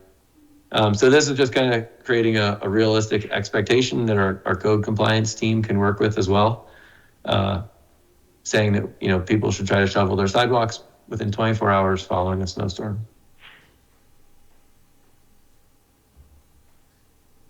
As part of these changes to Title 12, we reached out to other departments like Parks Department and asked them if they had any other changes. And they asked us to create a reference in Title 12 that would specify that minimum tree planting requirements within the right-of-way will be called out in the Parks and Rec design manual. So this is not really a substantive change. We're not saying what the minimum requirements for tree planting need to be here. We're literally just putting a reference in, telling people to go look in the Parks and Rec design manual. I think this was you, Katie. Okay, also in Title 12 for the cemetery, a couple items we're wanting to change in 12.44.060 and 0.070, distribution of cemetery revenue. There's a lot of redundant and unnecessary language in that particular section that we're removing, and we are just highlighting that the cemetery reserve fund is for the care and maintenance of the cemetery, as well as changing up the board article in that title as well. Changing up the month of when we elect the board chair and co-chair to the month of July, because we do not currently meet in the month of May because we went quarterly a few years ago. And then we're also removing the 3-member majority for the quorum designation to now just state majority of the members would be eligible for quorum. You have this first one as well, changing in Title 13 for public services. Our utility billing, currently it states in there that there's some sort of credit indication for having a deposit. That is an old mountain water method that has not been used in quite some time, so we're clarifying that. And then we are also changing up some of the language from utility billing department to just state the city. Thanks, Katie. The second and third ones are basically what I already talked about, how we're just updating our fee schedule and removing some technical information that doesn't really belong in the code that we've already got stated in the Public Works Manual. So that's really just cleanup. You go on, Katie. Similar to the surface latecomer agreements, we are making a few minor changes to the utility latecomer agreements. Again, in the past, these agreements were used for water main, sewer main examples, and we wanted to kind of, they're not being used as much as we'd like, and we're always struggling to find the best way to facilitate cost sharing on these development projects. And so we're trying to broaden this a little bit. We want to expand it so that things that are they're not necessarily mains, water mains or sewer mains, could be used. So if someone wanted to build a lift station and it could serve a wider area, or a water tank, we know we've got a couple of those projects kind of in the works. So setting this up would be helpful. I'll show you an example if you move on to the next.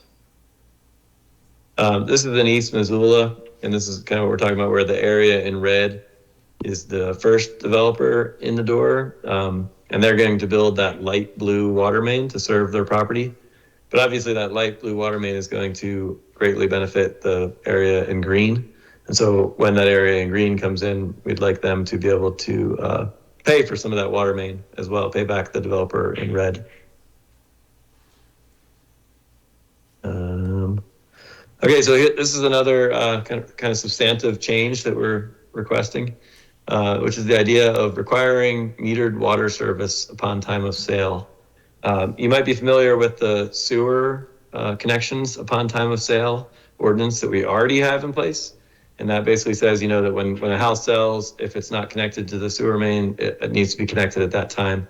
And this is something similar where when the house sells, if you are a flat rate customer, we would like to require that you put a meter in at that time. And so flat rate customers, we have about 2,700 of them left in our system. We don't allow flat rate customers anymore. And flat rate customers or accounts, flat rate accounts are difficult for our management of our utility. It's really hard to quantify where the water is going. We've already tried to discourage flat rate accounts. Most customers today, when they convert to a metered account, they will save money on it. And so the idea here is that when we, upon time of sale, we would require this, and they would notify Missoula Water that the property is changing hands, and we would come in and install a water meter. We estimate that on most of the flat rate accounts, we could do this at no cost to the homeowner, that there'd be a location near where the water line comes into the house that we could slap a meter on and just change that account. There may be some properties where that's not possible. Maybe the plumbing is difficult or not easy to access. And so if there's plumbing modifications, we will require the homeowner to pay for that with the help of a plumber. But we are willing to, similar to sewer, we'd like to have a 6-month deferral system for sales that might take place in the winter months, or if the property owner, if that helps the sale of the house.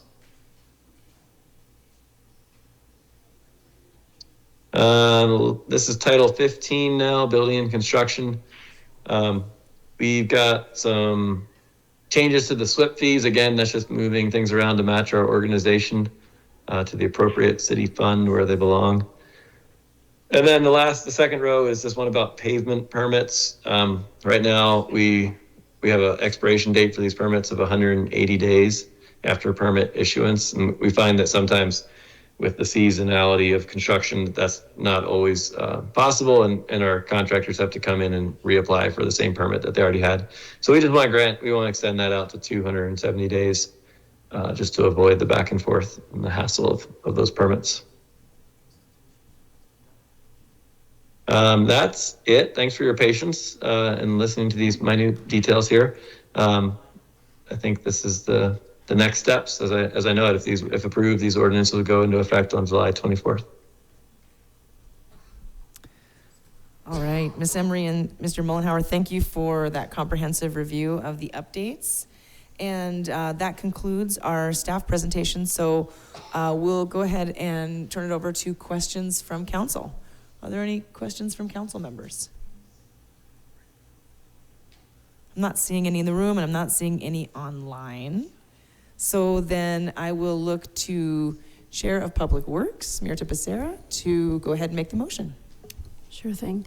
I move that we adopt ordinances amending Missoula Municipal Code, Title 3 entitled Revenue and Finance, Title 12 entitled Streets, Sidewalks, and Public Places, Title 13 entitled Public Services, and Title 15 entitled Building and Construction for multiple code amendments, which are related to the Public Works and Mobility Department, to be effective on July 24th, 2024. Great. Thank you. Motions on the floor. This goes and opens up the public hearing. So we are now taking public comment on this agenda item. Folks in the room, if you have any public comment on this agenda item, please come on up. I'm not seeing any in the room. How about online? Any public comment for this agenda item online? Okay. Not seeing any online either, then I guess the staff get credit for such a comprehensive report. Nobody had any questions. And so that concludes then our public comment. We'll move it back to council, council comment and questions. Yeah, Councilor Becerra. I just want to echo my gratitude to staff for working on these ordinances and making sure they're updated, and also making sure that all our requirements work across departments. So thank you. Thank you for that comment. I'd like to also echo that. A lot of work went into this. And Councilor Sherrill, I see your hand went up and down. Just want to make sure you had the opportunity if you had a comment or question. I was just going to say the same thing. Thank you. Okay, you bet. Absolutely. Any others? Discussion? Okay. Not seeing any, then we will go ahead and move to a roll call vote on this item. Ms. Trimble, when you're ready. All right, beginning a roll call vote on various amendments brought forward by the Public Works and Mobility staff. Beginning with Nugent. Yes. Sherrill. Yes. Vasecka. Yes. Anderson. Yes. Becerra. Yes. Campbell. Yes. Carlino. Yes. Farmer. Yes. Jones. Yes. Jordan. Yes. And Melson. Yes. That's 11 in favor, none opposed. Okay, wonderful. Thank you very much, Ms. Trimble. That concludes item 5.3. It brings us to item 5.4, which is the ordinance adding chapter 12.60 to adopt regulations governing camping on city right-of-way and other city property. I do want to note from just a procedural perspective that we need to take a break because we record these meetings and they're available for later viewing. And so I'm going to go ahead and pause our meeting for 10 minutes. We will resume at 8:10. Thank you very much.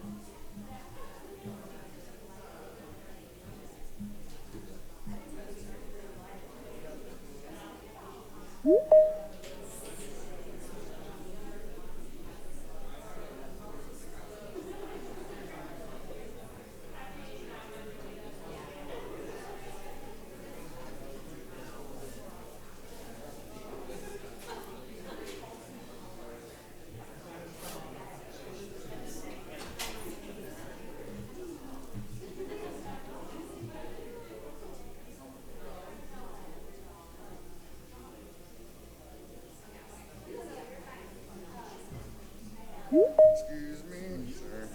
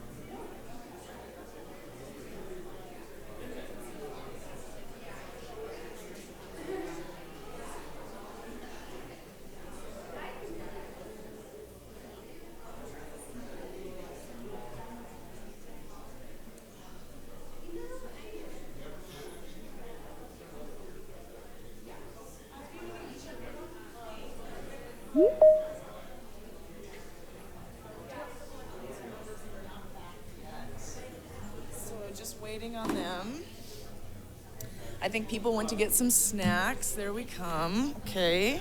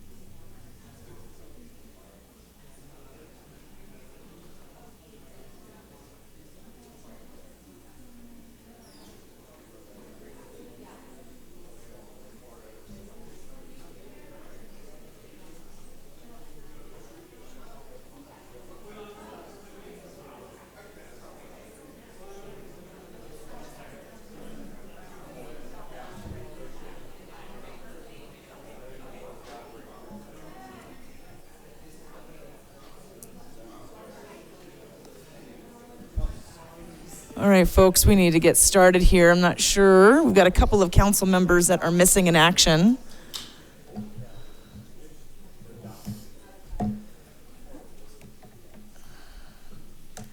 Just giving it a second here before I call us back to order, assuming we have a couple of council members that are walking through the door there.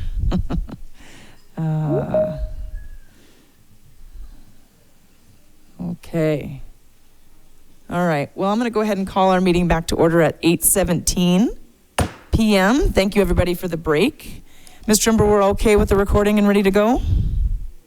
Ready to go. Okay, excellent. Thank you very much. Okay, all right. Here we go. All right, we just picked back up our item for 5.4 ordinance adding chapter 12.60 to adopt regulations governing camping on city right-of-way and other city property. And so, just want to make sure I've got all people online here. Ms. Sherrill, okay, thank you. All right, so tonight is the public hearing. We have had a first reading and a committee presentation of this ordinance. And before I turn it over to a staff presentation by Civil City Attorney Ryan Sudbury, I did want to just to take a few minutes to speak to the fact that I recognize that this is an extremely controversial issue for many people across the spectrum. And I will also say that no one city has mastered this. And so we are attempting to manage this the best we can with compassion and accountability. And I want to recognize that this is a room full of passionate and dedicated people, as well as folks online, and emotions are high. And so I appreciate that we can move forward and speak with one another in as respectful of a tone as possible. We do have some decorum rules for City Council, and As we move through public comment and those kinds of things, I'm hoping to hear from each and every person that wants to speak tonight. I know council is very interested in hearing from folks. So I'll ask folks to keep your comments to 3 minutes or less. And when we are ready for that point in the meeting, we'll make sure that if you want to queue up and save that little bit of time and that little gap in between, we can make sure we get folks through as fast as possible, just so everybody has the chance to be heard. And we'll make that opportunity for folks available online as well. I just want to speak again to how we got here. I want to thank the work of council and the working group. This has been a consideration for City Council in terms of modernizing Missoula's camping ordinance for a year or more at this point. Last summer, Mayor Jordan Hess called for an emergency declaration to address homelessness, and that emergency ordinance was put into place and has been expired. And what that means is that camping was once again illegal in the city of Missoula this last fall. In November of 2023, an ordinance that had been reviewed by this body was drafted and under consideration that would have made camping legal using a time, manner, and place structure. And there was a number of folks that had indicated that they would like a little bit more time to think through the issues and hear from folks. And so that ordinance was taken off the table, and that was the genesis of having the working group to take a look at this issue and hear from more voices. And so I will say that as running for mayor in the fall and running up to the election, I said that I would designate a camping space, provide bathrooms, water, refuse disposal, and security and predictability for all Missoulians. And I will tell you that sitting in this seat since I was elected and taken office 7 months ago, it is not as easy as I thought just to designate a campsite. There is a lot of considerations in terms of limitations to resources, challenges with implementation, safety, location, and service provider capabilities and capacity. I've had conversations with service providers, and I know they want to be at the table to shape this thing, but to initiate it tomorrow is another question altogether. That said, we have held multiple planning meetings for safe parking, and those are efforts that are continuing and underway. We're working with the private sector, including those that are in the faith-based community, to look at how we open up safe parking opportunities in those parking lots and how that would work for those communities and people that are in hard-sided vehicles. Really pleased to see that a group already initiated a conversation around syringe disposal, and members of the city administration and myself attended the second one just last week to talk about how we can better deploy syringe disposal for all Missoulians in the community. And so we're looking forward to being able to roll that out. There's some improvements already underway there. And then implementation of additional trash, bathrooms, and as I mentioned, syringe disposal is already underway. We actually have been working as an administration to get those things rolled out as we speak. So we are identifying how we can mesh these buffer zones with where people can camp. And it's important for me to say that as mayor, I have a very different role from when I was running as a candidate outside of city government. I've learned quite a bit in the last 7 months. And advocates hold a very specific role that is different from mine, and that's good. We all need to be able to hold these specific roles and move the city forward. I agree with council on the intent of updating our statutes that relate to survival camping and moving towards initiatives that provide structure, provide policy directives for programs that help our unhoused neighbors, and financial impacts as we consider the FY25 budget. This is a work in progress. We are committed to trying things that help mitigate the impacts for survival camping in town, and we evaluate those initiatives and we correct and continue. That's the only way we're gonna be able to try some things out and see what works and what doesn't. We need to basically make changes and improvements.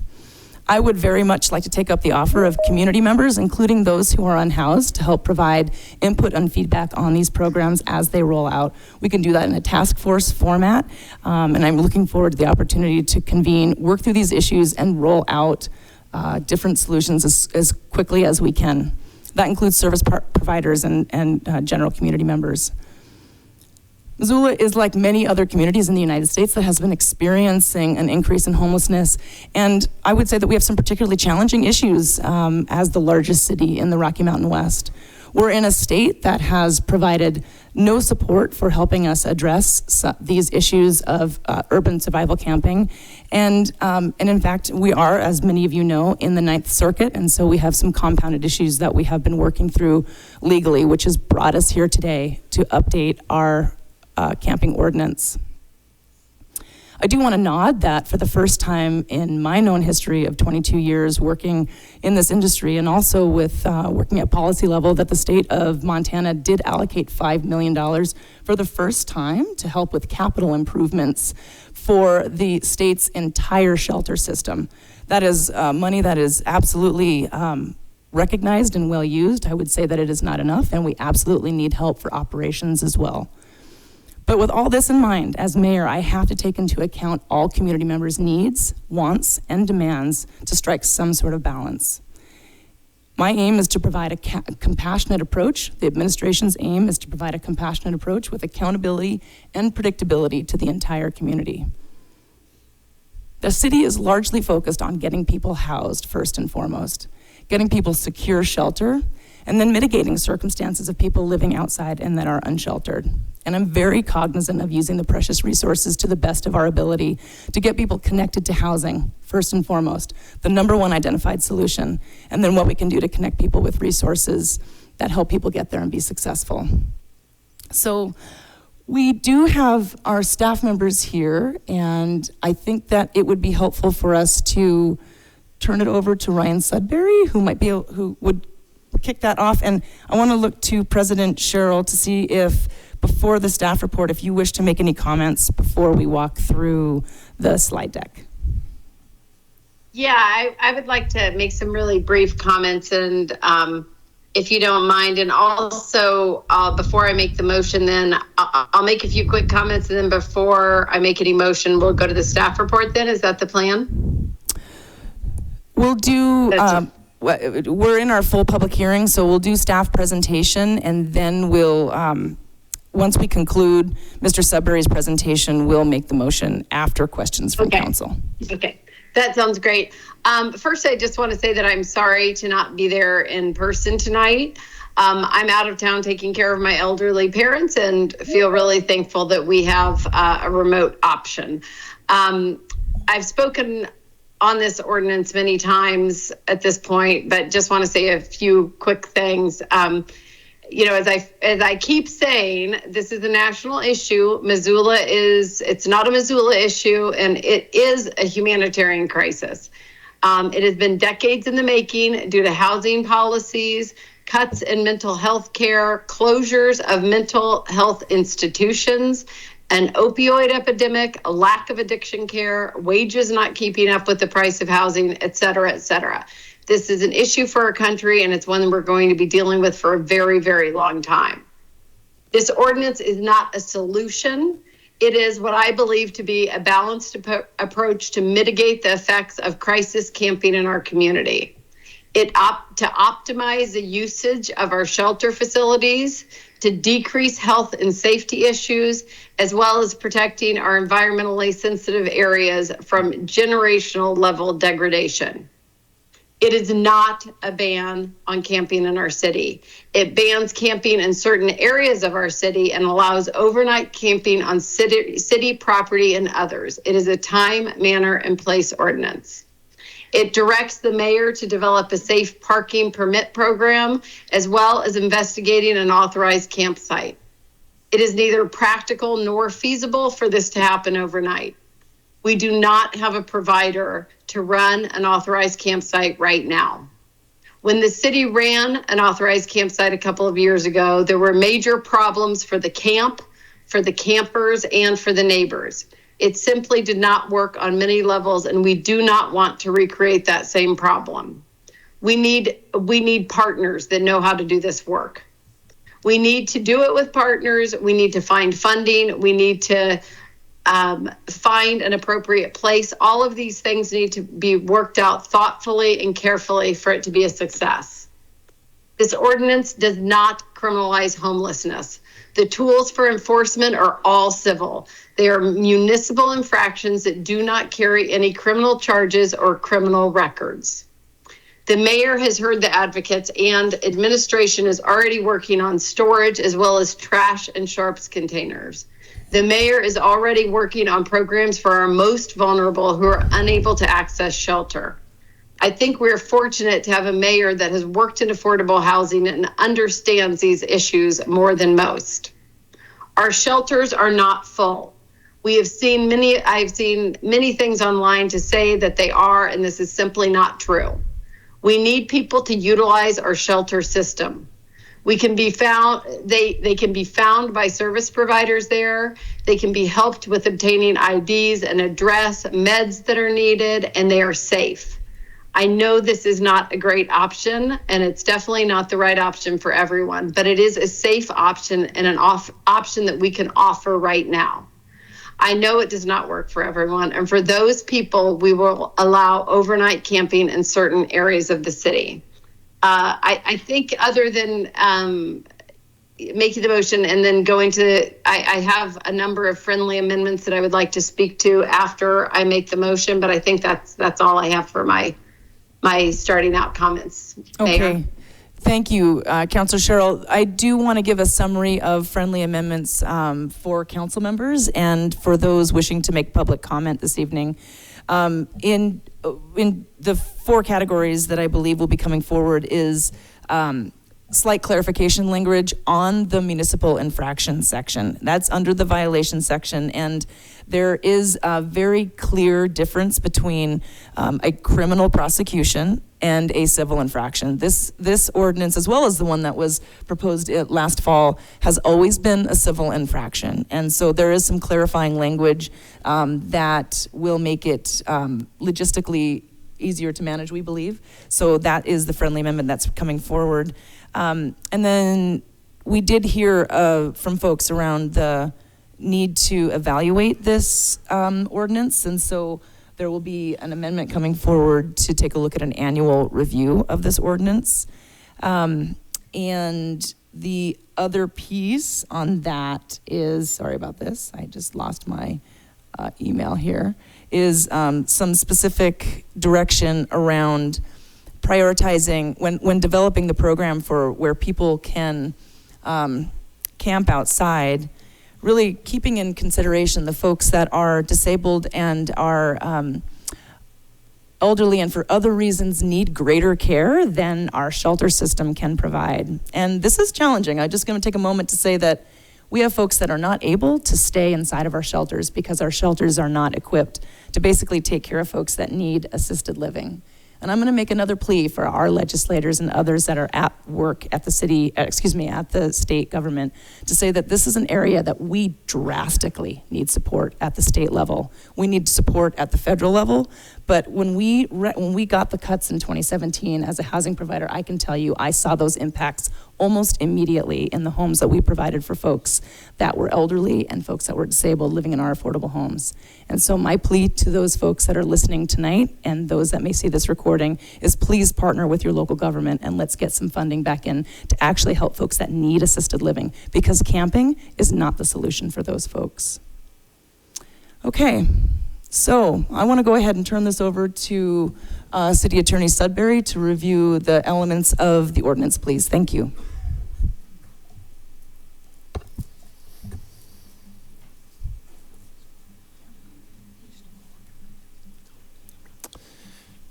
Good evening. I'll try and keep this relatively brief. Most of the folks here have seen a number of these slides, so I'll try to not belabor them. And not, many of this information, or much of this information, was presented at the City Council Committee meeting a couple of weeks ago, so we'll try and move through relatively quickly.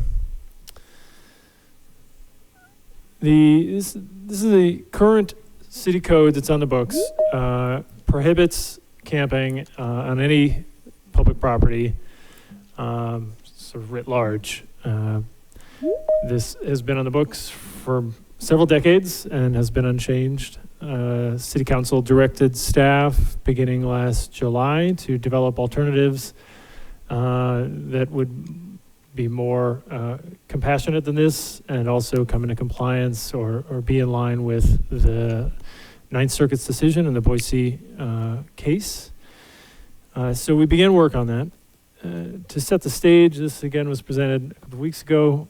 Most other cities, in fact, all other cities in Missoula or in Montana, the major cities closed their parks to overnight use, prohibiting camping by the unhoused. Most other cities also prohibit sleeping in vehicles on city streets. And you can kind of see some examples from Helena and the city of Billings. This is not atypical for small to medium cities in the West that continue to have these codes on their books. This represents an example of what I would consider a modern change to accommodate the Boise decision. The prohibition on camping on public property remains on the books, but there is an exception if there is no overnight shelter. This is the grand total of the city of Coeur d'Alene's urban camping regulations. So city council and city staff have been working for several months now trying to develop an urban camping approach that attempts to meet the needs of the unhoused who are crisis camping on and need access to public property because there's no other place for them to go. And so the current approach sets up a system that allows camping in certain locations at times of the day, and so long as people comply with certain manner requirements. The proposed ordinance also establishes a permitting system to allow people who are living in RVs or vehicles to obtain a permit to camp on city streets for up to 90 days. It's a 30-day permit that can be renewed up to 2 times, and then they have to move to a different street. Again, there are also manner regulations governing the way that the city streets are used. There have been a number of changes since this ordinance was originally considered in the fall of last year. You can see the sort of highlighted change following the Urban Camping Work Group, attempting to come up with a sort of grand bargain that could meet the needs of the unhoused while maintaining public property for general use by the remainder of the public. So you can see in the 2023 language, camping on the right-of-way still contained that, or on public property or in the right-of-way was still just generally prohibited, but there was an exception similar to the city of Coeur d'Alene approach that I highlighted earlier that allowed camping on public property in the streets when there's no other shelter available. The current proposed ordinance allows unsheltered individuals to camp on city property so long as they comply with the time, place, and manner restrictions. It also directs the mayor to develop a program to support urban camping, which is a new provision of the mayor, as Council President Sherrill indicated is already at work with city staff to develop those programs. Again, the camping buffer was part of the 2023 proposal. It has been changed dramatically, I would say, since following the work with the Urban Camping Group. In the original language, no camping was authorized in any city park, and it contained a variety of buffer distances that were, we heard from advocates and unsheltered individuals that they were going to be difficult to implement and potentially created too many buffers and too many sort of blacked out areas of the city where camping was prohibited, especially around shelter facilities. So following the work with the Urban Camping Group, the RV camping rules were eased to allow more areas to be open to RV camping and vehicle camping. Camping in parks was allowed pursuant to some buffers around playgrounds and pavilions and structures, athletic fields of that sort. The thresholds were changed to from 1,600 feet to 300 feet for around shelter facilities and safe camping and parking sites, and reduced from 100 feet around waterways to 50 feet around waterways to, again, open up more city property to be available for urban camping. This was showed a couple of weeks ago as well. This is just an analysis that city staff did, of, applying the buffers and finding areas of a city park that would be available for overnight camping. Again, highlighting the differences between the 2023 approach and the current approach. You could only camp in a vehicle or RV for a period of 3 days, and then you'd have to move. Now we have a permitted system of 30-day windows, extendable up to 90 days. So again, attempting to reduce the burden on the people sheltering in RVs and vehicles, while also attempting to minimize spillover impacts to the adjacent landowners. This was again showed in City Council Committee, identifying areas that would comply with the buffer requirements and allow permitted camping in vehicles or RVs. This is again another analysis of an area that would be allow permitted RV or vehicle camping. Major section of revision from the 2023 approach to the current approach revolved around enforcement.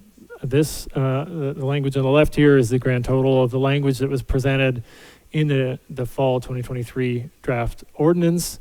The current ordinance that's before City Council today has several pages of text concerning how enforcement shall be done, contains a policy statement that directs how city staff should implement the ordinance and requires a number of pre-enforcement actions to be taken involving site assessment, monitoring and prioritization, outreach to caseworkers and supportive services, provision of educational materials for available shelter and housing.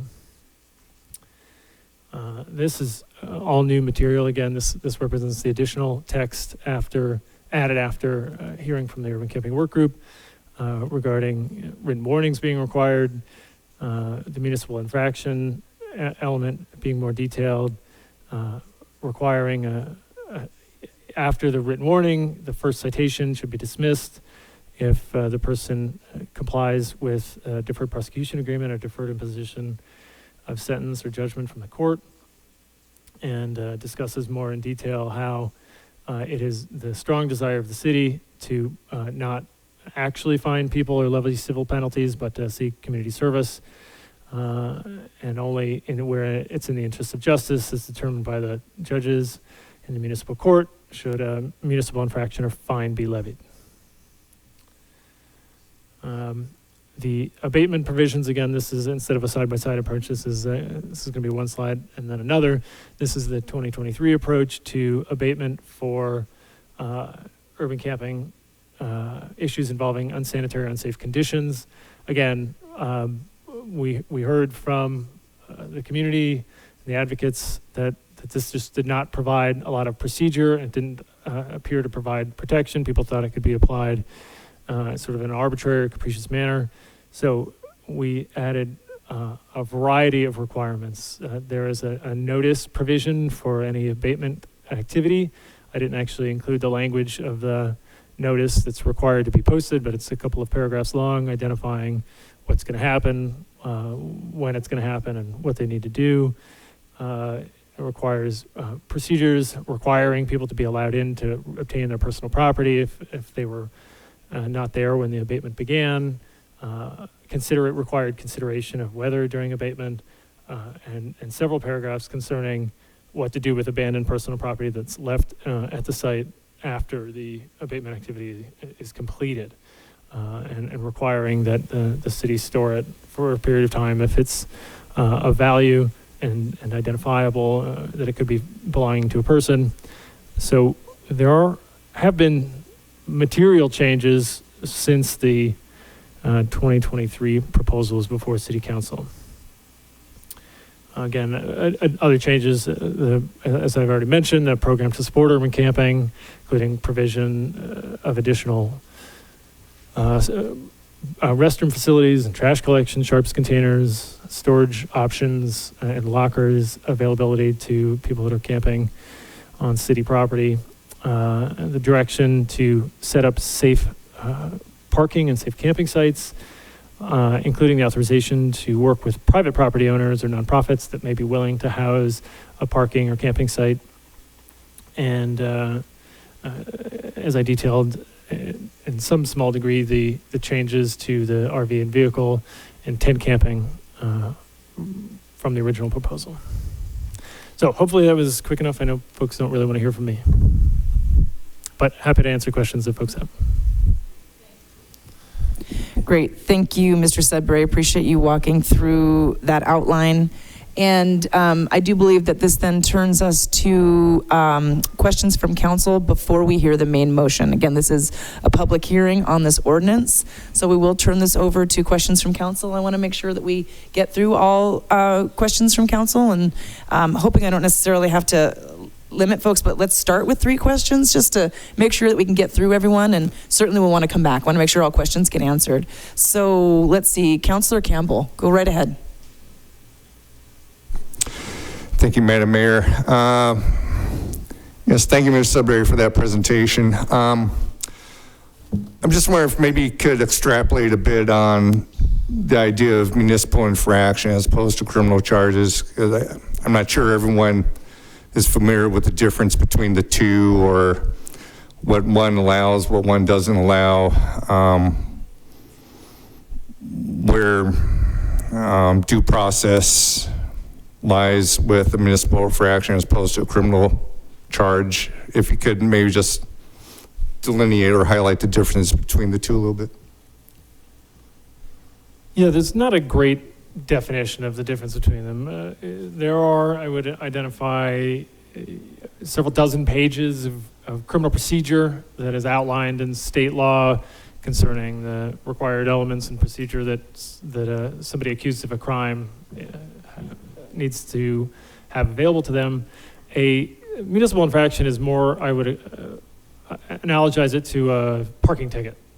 It's a penalty for violation of the code that applies, but it's not criminal in nature. It doesn't incorporate elements of required criminal due process under the state code because of the relatively small penalty involved. Again, I think as the mayor noted, there are no, this doesn't go on somebody's criminal record, doesn't come up on a criminal report.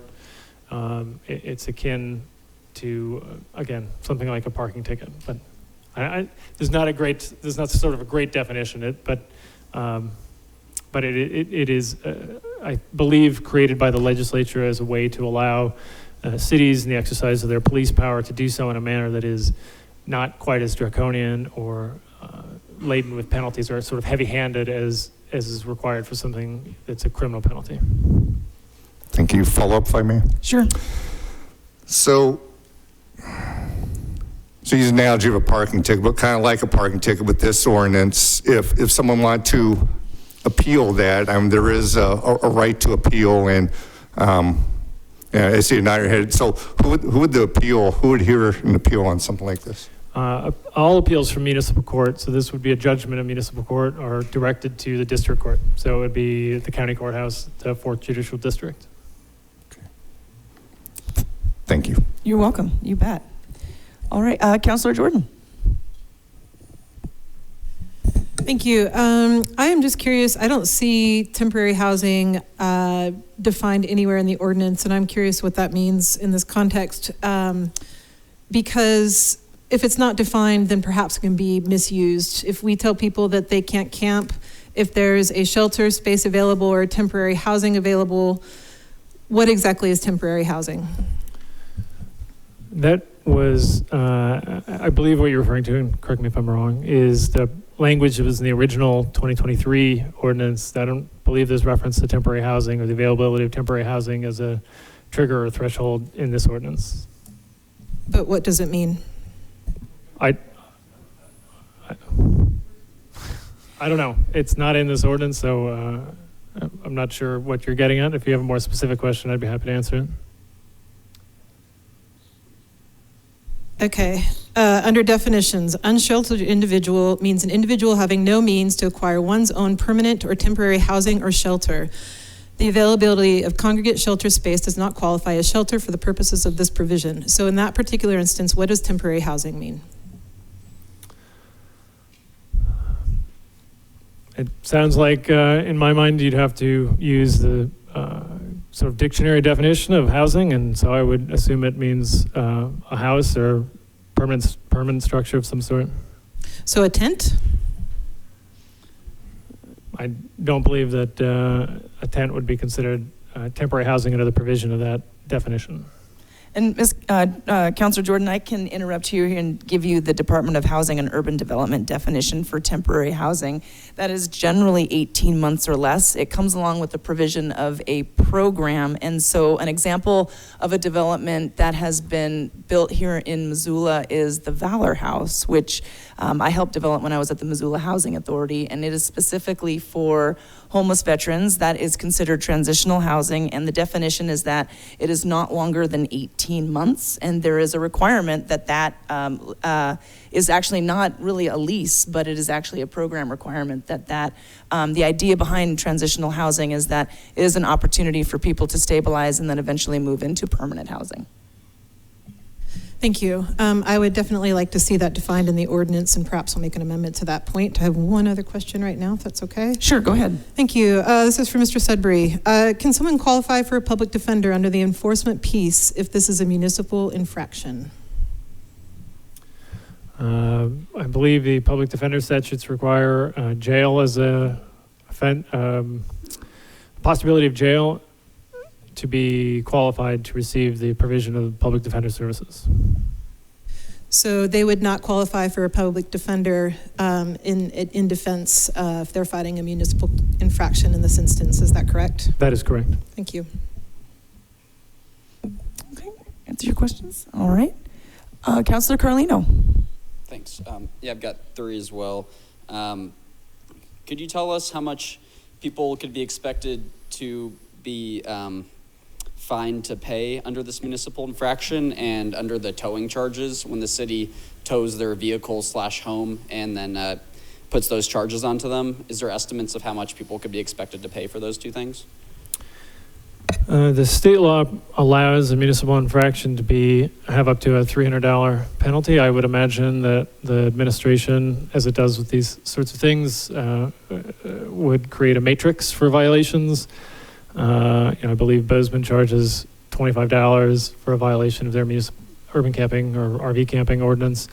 For a first offense, I imagine the matrix would allow an increase in the fine that the city would be seeking after repeated violations, but I don't think that's been established at the moment. Speaking to towing charges, I can't speak to that. The city doesn't have a tow truck, so we don't set those fees. We have to contract, and we would simply pass along the charges that are levied by the towing company. Yeah, I've got a couple more. Let's see. I guess for the ordinance sponsors, I know like when we do street sweeping for the city, we don't tow people's cars and impound them and make them pay hundreds of dollars. We actually just move their vehicles down the street and they can just pick them up. Would you all be willing to change this to where we're not impounding people's vehicles and charging them for towing, but rather just move their vehicle down the street and only, impound abandoned vehicles instead? So I'm going to revert that to a question asked of Public Works in terms of how street sweeping and other things are handled. So Public Works Director Jeremy Keene is on the meeting, and I'm somewhat putting you on the spot, Mr. Keene, and curious if that is something that you are available and can speak to. Sure. Jeremy Keene, Public Works Director. I think our policy around towing is really just around the vehicles that are truly abandoned and no longer being used. We have not been towing any vehicles that still are occupied or otherwise functioning. I don't think we would not recommend moving vehicles to a new location, but simply following the policy of tagging the vehicles and waiting for them to be determined to be abandoned before we would tow them or impound them in any way. And thank you. I would also add for clarification, when street cleaners and sweepers are down my public street, they go around my vehicle. They certainly don't tow it in order to actually sweep. So I don't believe that's actually, that's not what the city actually does as a practice. That's correct. We do very little towing for street sweeping. The only place we tow vehicles is in the University District, which is a special district for street sweeping and leaf collection. And that's the only case where we hire tow companies to move cars out of the way so that we can collect the leaves and sweep. Okay, Councillor, you have a question? Yeah, thanks for that. So yeah, my question is, would the ordinance sponsors be willing to do something more like that, how the city moves vehicles like for the leaves, rather than impounding people's vehicles / homes? Would you all be willing to amend this ordinance to make it to where in cases like where people, aren't in compliant with a permit, for example, that we could just move their vehicles down the street? That way they could, still find them at the end of the night. Councillor Jones, please. So I'm one of several sponsors on this. I believe you had floated amendment language earlier on that topic, and I responded. I'm not sure if you've been able to check your email, but I responded with some additional language that I think would get it to a point that I think most folks would probably support it, but I think we're going to have that amendment discussion. But if you take a look at that supplemental language, I think it clarified it so that it was clearer. Okay?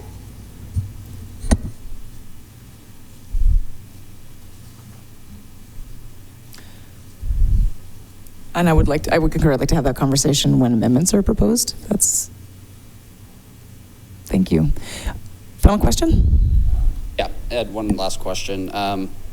So I see on the referral doesn't say like the financial implications, but does say that there will be some. Do we have an estimate on how much this ordinance would cost to enforce?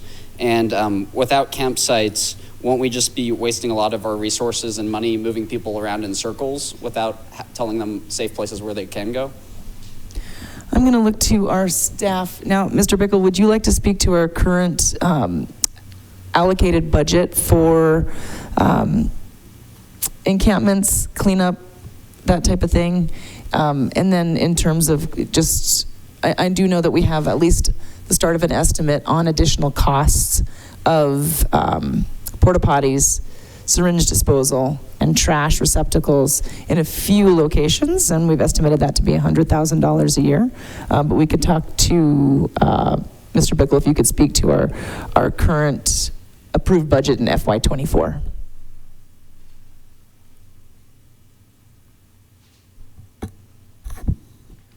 Dale Bickle, Chief Administrative Officer.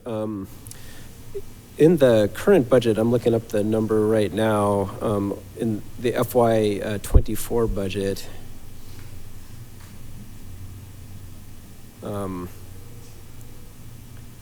it's approximately a $400,000 split between the road district, park district, and stormwater utility for actual cost of camp cleanup. And there was another $633,000 approximately related to additional private security on parks and right-of-ways. So those are the resources that were funded on an ongoing basis that would normally carry into our FY25 budget. Now there are other aspects of the ordinance that may not be able to be absorbed by those type of things, and we're currently working on some of those things. And you mentioned some of the aspects of additional garbage containers and finding the vendors to support those things. But there are other costs. The ordinance does have us look at a lot of programs, and those things are going to, we're working on those estimates. We're hopefully going to have some of those during the budget process, so we can have some, at least some ideas of what those, some of those programs might cost. But we don't have anything specifically rated for that. And I would like to add that we'll be doing a budget to actual, so those are budgeted numbers compared to actual, and it's my desire to not be adding any additional costs for enforcement, but to be taking a look at what we have spent already in terms of the cost output for trash cleanup and those kinds of things, and how we convert that to a more proactive program where we have more of those receptacles available I'm hoping will reduce the cost of hauling and those kinds of things, although we're going to have as much frequency likely. But if we can get to the point where we are not doing special loads, those do have additional costs when you have special large loads. So, you bet. One more question? Yeah, just to the second part of that question. I guess it's more towards the ordinance sponsors, but if we don't have safe campsites in place, won't we just be using all of our resources and staff time moving people in circles? Or do you, without them having a place to be able to stay, for, more than 12 hours at a time, won't we just be moving them in circles without authorized campsites? And I was just wondering if you all have an answer to that, or to explain maybe why we wouldn't be moving people in circles under this ordinance. Well, I'm certainly happy to start with my response, which is that my intention from the administration is to have a compassionate approach and compassionate accountability on this. And so we are rolling out places where people can camp today where they cannot camp. Right now, parks are illegal to camp in, and we are making it available to folks, and we are putting together a program that makes sense for the community. Not every single park is going to be eligible, because we need to make sure that we can get trash receptacles, additional bathrooms, and syringe disposal, and then make sure we can actually get to those things. So a program needs to be established. This ordinance has several sections in here where it is directing the mayor to work on creating a program for safe camping places, and that includes both RV camping, vehicle camping, and tent camping as well. But immediately, folks will be available to camp on public right-of-way per the provisions of this ordinance. Are there others that wish to speak to that? Councillor Jones? I think it's a question that really speaks to so many issues in this ordinance, and it can't be simply broken down into well, we shouldn't do this, we should do that. I think this is a multifaceted approach to a really complicated problem, and I think honestly, when we get to the point where folks are giving their comments on this ordinance, I think it'll go to those issues that you're raising. But it's not just a simple, we shouldn't move people around because that's going to cost a lot of money. There's a multi-layered panel of issues on this, including how 77,000 people in this valley live together, and how we're going to approach that to make it work as best as possible for everybody, knowing that there's no great answer there. So we're going to do the best we can. I mean, I would add to that speaking with other communities that have attempted this, that have changed their ordinance over time, that have built more shelter beds, have been able to create more permanent supportive housing. Again, the goal being to house people and to get people connected to shelter and housing, not necessarily to create more places for people to camp. We will evaluate the use of our parks in this way. And when we are creating safe places for people to be, I may come forward with a proposal to change that. There is an enormous amount of administrative requirement to do what I'm talking about. And the reality is that we still need to make these parks available for all of the people that are utilizing these parks for their intended use as well. And so we are developing a program that we hope will do both. And what I'm suggesting is this is more or less a phase one as we figure out where there may be safe camping available for folks. All right. I'm going to go ahead and move on to other council members that have questions. Councillor Jordan. Thank you. I did think of a couple more, and I don't see any of my colleagues with their hands up. So thank you for this chance to ask a couple more questions. Sure. This is one for Mr. Sudbury. My question is, what happens if one of these folks who does incur a municipal infraction and they don't pay their fee? Are we going to spend city attorney time to chase that fee up? Are we going to hire bill collectors to get that money back? What's going to happen if, as I suspect, a majority, if not all of the people who may incur a fee cannot pay, and as per the Montana Code annotated, we cannot charge them? What are we going to do to get that money back? Well, I would say first, it's certainly my hope that through a robust education outreach program that we don't have very many of these to deal with, but certainly understanding as there may, I don't anticipate spending a lot of time, city attorney time, chasing people down for small fines. We don't do that presently for parking tickets. or other small fine amounts that remain outstanding. So my answer would be no, I don't think we're going to anticipate spending a lot of time chasing people down for this. Councilor Jordan, I'd like to add to a suggestion I have for this, which is a civil infraction is more or less a judgment that that the city will have against the person who's the infraction is against. And we have a gap in our system in Missoula with the coordinated entry system. The coordinated entry system is a best practice around the United States, and the city of Missoula is the administrator for that in the city of Missoula. That's not always the case in every community. In fact, in many communities, it's a nonprofit that does this work. That came out of our last plan to address homelessness. The city has continued to provide the administration for that.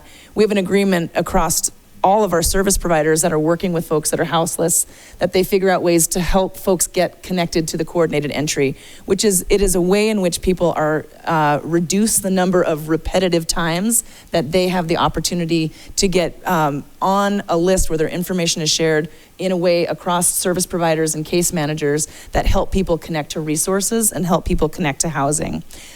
We have seen an unfortunate gap in the number of folks that our service providers are able to connect with, but not necessarily get into the coordinated entry system. And what I would like to do is, like the Matrix example, where we have the opportunity for folks initially to be able to waive any kind of fee as part of the municipal infraction for showing evidence and proof that they were able to connect with the service provider and get hooked up with the coordinated entry system. There's a number of other services that help support people that are unhoused to get on a path to safe shelter and to housing, and that would be the kind of thing that I would also like to see us get set up. So we're not looking to find people. This isn't a revenue source. What I'm more interested in seeing is that people actually get connected with the resources and the services that are actually going to help them with the actual situation they're in.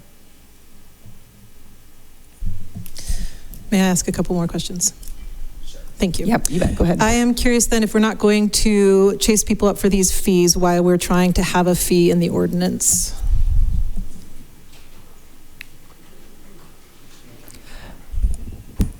Mr. Sudbury, do you wish to answer that from basically a state law requirement in order for the municipal infraction to, by definition, be a municipal infraction? You more or less have to have the ability to have a judgment.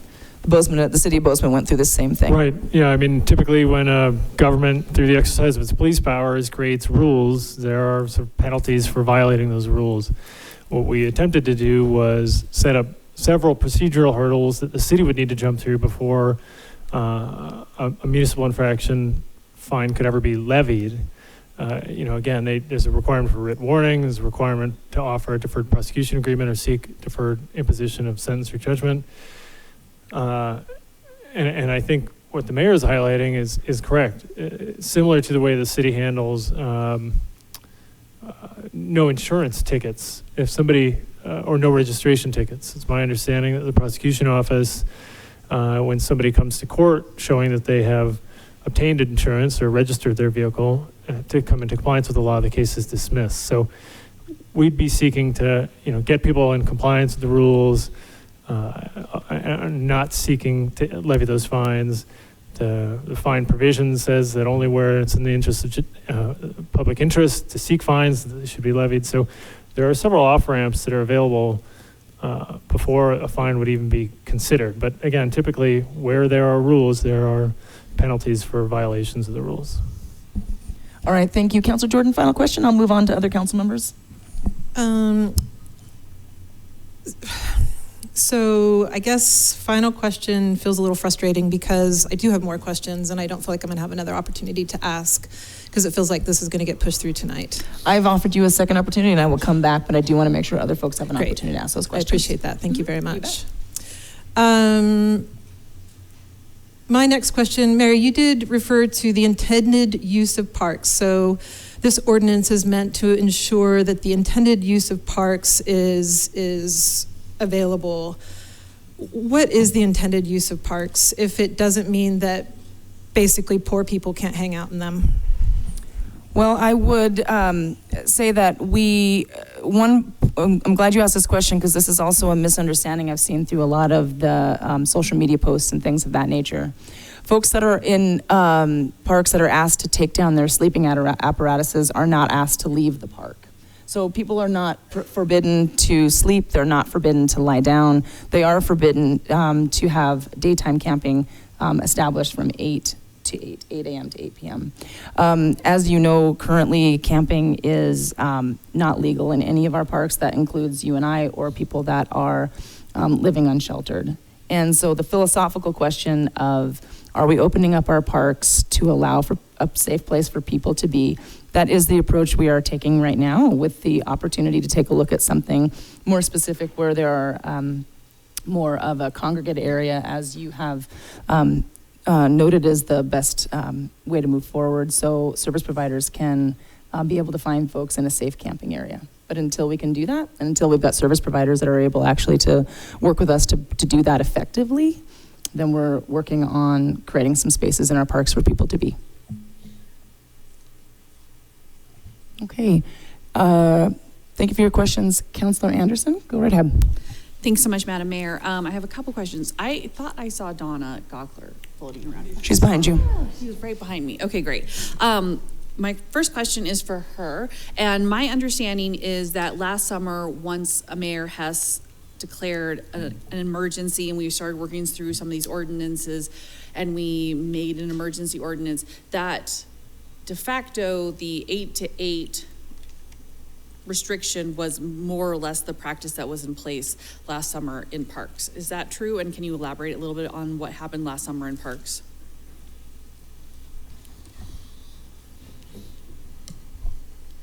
The result of last year's ordinance and how it was implemented is we were not implementing the no camping rule. We were implementing rules from 1240-065 that have to do with digging, removal of vegetation, health, sanitation, safety, and security obstruction, as opposed to camping. So camping was not allowed. We did not enforce that. We did allow camping to occur as long as sites remain clean. All right, thanks so much. May I? Do you have a follow-up? Sure. Well, I don't have a follow-up. I have another question. Sure, go ahead. Okay, great. So my question is to Mr. Bickle and possibly Ms. Pehan in regards to kind of the larger scope of what it is that we are funding currently in regards to services and partnership with providers and for the unhoused. I think would be helpful because I feel like this is a part of an overall spectrum of things that we're doing, but that piece of what else we're currently doing and the budget implications of it hasn't really been discussed in this forum.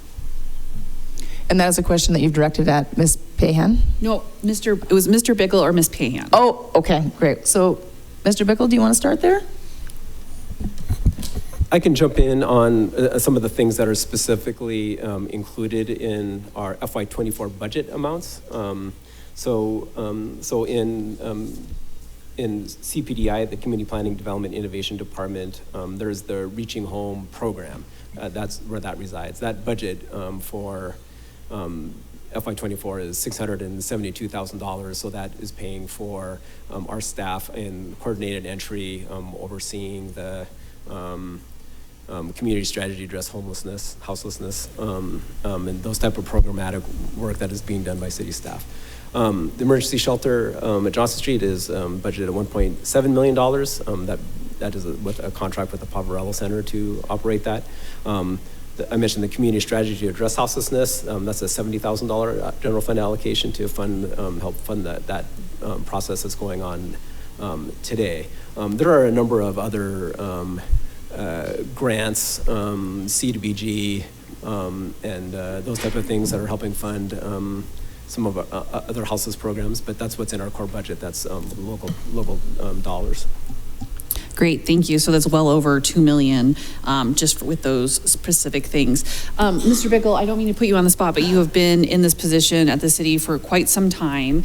And if you could think back about when it is that we started putting major investment into, supporting our unhoused community and partnering with service providers, I would imagine that over the course of your tenure in this position that you have seen a significant increase, as I have in my short time, but wanted to see if you could kind of give us some historical context. Right. I think, not only for the city of Missoula, but for municipalities across the country, the houselessness and dealing with it is a new issue. And so we really started investing this during the pandemic. Stay-at-home orders and those types of restrictions created a lot of instant houselessness. We were thankful to get CARES Act dollars. And then we were able to continue those with the American Rescue Plan dollars after that to keep those efforts like the emergency shelter and like the temporary safe outdoor space going. However, those federal dollars are at the end, and so we are now looking. But all of this is hindsight. We expected that after the pandemic ended, that things would start returning to normal, and their normal is not going to return, I don't think, potentially ever. So now we are in this new environment. We don't have base budget authority for these types of things, and so it's really a struggle. I don't have colleagues I call in other cities that are working, that have, I can call another city about wastewater treatment and they've got, 50 years of experience. No cities really have that, and that's what we're struggling with here. Great, thanks so much. I appreciate the kind of historical context so we really kind of understand what the issue that we're grappling with. I think that was my third question, right, Madam Mayor? I think so, and I can always come back to you. Yep. And I'll also note there's an excellent summary of the large spectrum of efforts that the city makes to address houselessness in the resolution that was passed. And the opportunity there was that it would really serve as an educational opportunity for the community at large, and a way to consolidate the number of ways that the city engages in and works towards providing solutions. So that's another great place. And that resolution is 8782, easily locatable when you search online. All right, Councillor Nugent. Thank you, Mayor Davis. My first question is for Parks and Ms. Kalkler. There's been a lot of comment we've received and some comments around council about the way we allocate funds and specifically around cleanups and things like that. But sometimes those conversations miss that there is parts of that work that would have to be done no matter what. And so I'm curious if you can expand on what percentage of cleanups that the city participates in that are of abandoned sites or partially abandoned sites, or areas that would need to be cleaned whether someone was staying there or not. First of all, again, to reiterate, the work in the past couple of years has really only been when there's obstruction of trails, considerable damage, or unsafe situation for those staying in the camp or those nearby. We see about 60% compliance when we ask, when we stop at a camp, say we're going to need to do some cleanup here. About 60% of the residents of that camp will move on and in most cases take their items. We do post, per the ordinance, a minimum number of days, but most often it's at least 6 days notice. Our goal is that folks do move their stuff and then we come in and remove whatever's left behind, which is often considerable. It's one of the reasons we would like to move people out of the river corridor so we can provide the services necessary so that people can put their own garbage and waste. And then and currently we even when a site is abandoned, I guess the last point here, and appears to be abandoned for several days, we'll still sign that site in hopes that somebody will recover it. Our goal is always that people retain their items. follow up on that? Sure, you bet. And then I have other questions too, just like everybody else. So there are a portion of these that are in fact abandoned when the city cleans up. About 60%. Okay. My next question is about stormwater, and it might be a Jeremy question since I don't know that anyone else is on there to answer it, maybe. My understanding is that when recreational vehicles have been towed, that generally, as you kind of referenced earlier, those have been abandoned, they're, with the exception in rare cases, they're not moving vehicles that people are actively living in or can be moved. But I also understand that stormwater has actually helped people at times living in RVs understand the need to seal some of their tanks and things like that. Can somebody speak to that? Is there a staff member that can speak to that at all? Otherwise, that might have to be something that I email and get more information on. I will see if Public Works Director Jeremy Keene is available to answer the question for how we have had Public Works staff helping people live successfully by doing some of those repairs. Mr. Keene? Yeah, thanks, Jeremy. So we've done a lot of work to help people be compliant with the health and safety ordinances that we already have, and that includes pumping out tanks, sealing tanks that are leaking, collecting trash. Really the credit goes to Charmel Owens and Pat Brook, who do a lot of this work on the ground, and have really tried to help people live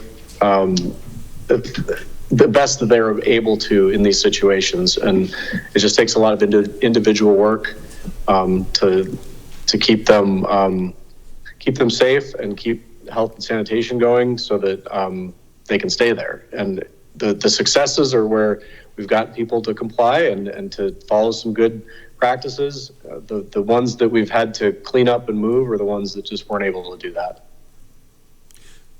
Follow it?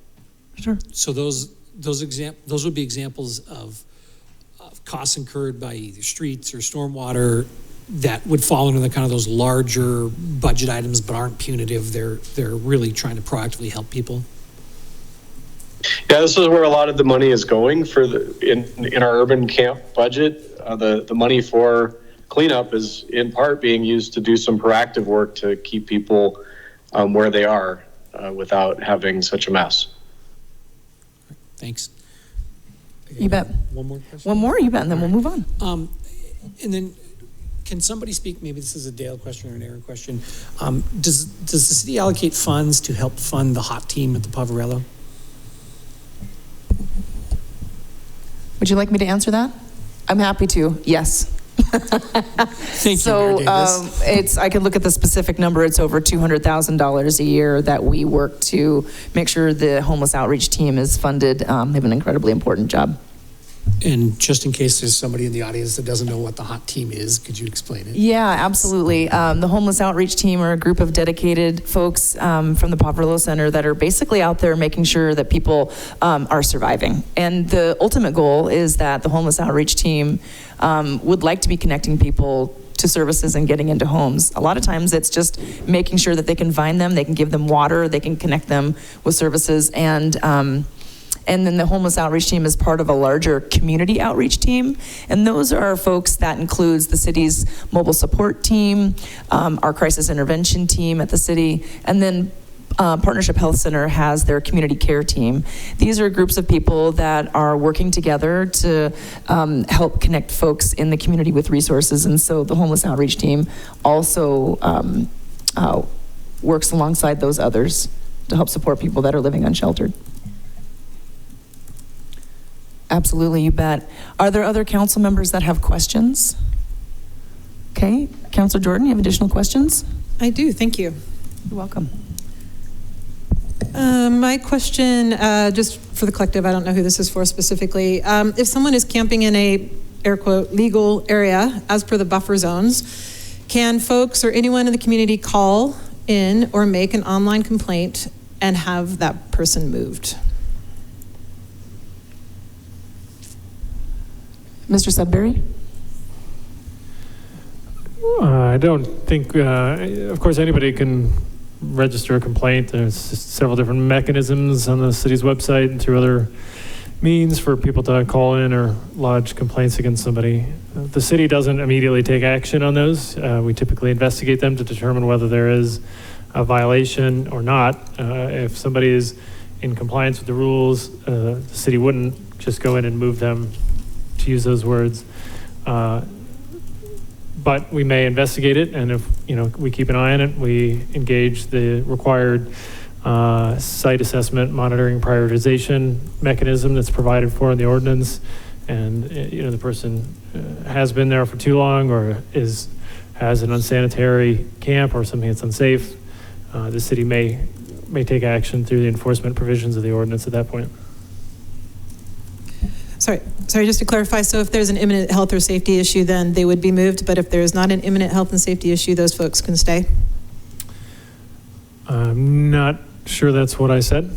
That's why I'm checking. So if they are in compliance with the rules, they won't be moved. If they are not in compliance with the rules, the city will certainly keep an eye on it. If there is a significant health or safety risk, that's going to bump it up on the priority scale and the site assessment and monitoring matrix that we'll use, and that is part of our incident action plan currently. Do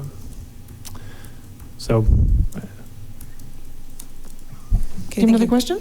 I do, yeah. It's a two-part question, and then I think I might be done, so thank you. I'm just really curious about the deferred prosecution imposition of a sentence section. I'm curious how it's possible for the legislative and executive branches to compel the judicial branch to adopt a predetermined outcome, specifically in imposing a deferred imposition of a sentence. How can we tell our judicial branch what they should do in a particular instance?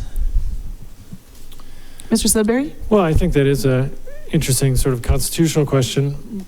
The city outlines the required procedures so long as that they're compliant with the state law provisions for municipal infractions, and then it can outline, similar to the way the state legislature does, the required either mandatory penalties, required diversion in some instances, and I think that's what that statement here is that before a judgment is issued in this case, these are the steps that need to be taken, and procedural elements. This would be a procedural element that I think is within the legislature's purview to say deferred imposition of sentence or judgment on a municipal infraction is required to have, use it as an educational opportunity, and if the person comes into compliance, then it can be dismissed. We're not, I don't think, stepping or treading on the judiciary's toes. The state legislature does this and requires, mandatory fines or other mandatory elements as part of the enforcement of the rules that are laid out in state code. So I think it's on that. But, I could certainly be wrong. I mean, it's not certainly not provided for in the municipal infractions section of the state code. There's really very little text that really indicates how that operates. As I said, there's several dozen pages of criminal procedure. There's about a page and a half of municipal infraction procedure. So this isn't provided for, and we could find out down the line that maybe it does tread too far onto the judiciary's toes. But what we're really trying to do is again, layer protections for people that are unhoused and put the onus on the city to show that they're to go through these required procedural elements before the possibility of a fine could ever be levied. Additional question? Yeah, thank you. I just have a question about civil proceedings. And I just point of clarification because I actually don't know.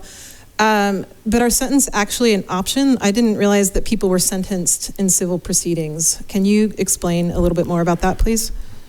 I don't know if I'm totally following you when you say civil proceeding. Well, it's a civil infraction, not a criminal infraction. So in a civil infraction, what kind of sentences can be applied? I didn't think people were sentenced in civil when they had a civil infraction. Yeah, I mean, getting back again to the same concept, there is no provision for what it's called when the municipal court levies a judgment or a fine against somebody in a municipal infraction proceeding.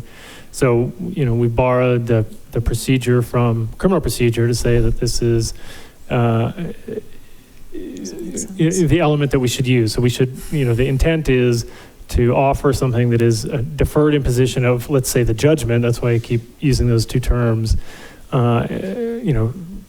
Pending compliance with the rules for a period of time, and then the case is dismissed. So while there's not a criminal sentence that's imposed because it is a municipal infraction, the same concept can be applied analogously.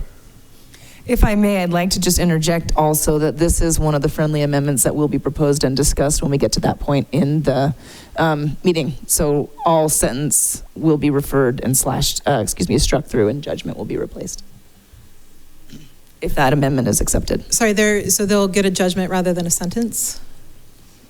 Correct. What's the difference? Mr. Sudbury? Well, I don't really think there's that much of a difference. I know that there is a meaning for a criminal sentence, and there's a sentencing statute laid out in the criminal procedure sections of the state code. What we've tried to do is borrow from that concept in the municipal infraction section. But effectively, it's going to be similar because there's a fine that's part of the judgment that's held in abeyance. Now, the judgment may not involve a fine. It could be 5 hours of community service is imposed as a judgment as the municipal infraction penalty, and that's held in abeyance as part of this deferred imposition of judgment. And if there are no additional violations of the rules for a period of time, then that's dismissed. So I think in my view, this is a debate that's maybe overly formalistic, but I certainly appreciate the words of meaning. So using the phrase judgment versus sentence maybe is a little bit more acknowledging that this isn't a criminal proceeding. So maybe we shouldn't borrow the nomenclature from the criminal proceeding, but it's the same sort of concept. All right. Thank you. You're welcome, absolutely. And Councillor Anderson, I see your hand is raised and want to make sure you have an opportunity to have a question before we move on to the public hearing and public comment. Yes, thanks so much, Madam Mayor. Very quickly, my question is to Mr. Bickle in regards to the crisis services levy that was put forward to the community and failed in 2023. Was that 22? Thank you. I know that there were substantial components of our continuum of care to serve the unhoused that were components of that. I also know that the mobile support team was a part of that, which now we have thankfully been able to fund. But could you talk a little bit about what it was the intent of the services and the funding that we were seeking we're going to cover in regards to our overall services to the unhoused?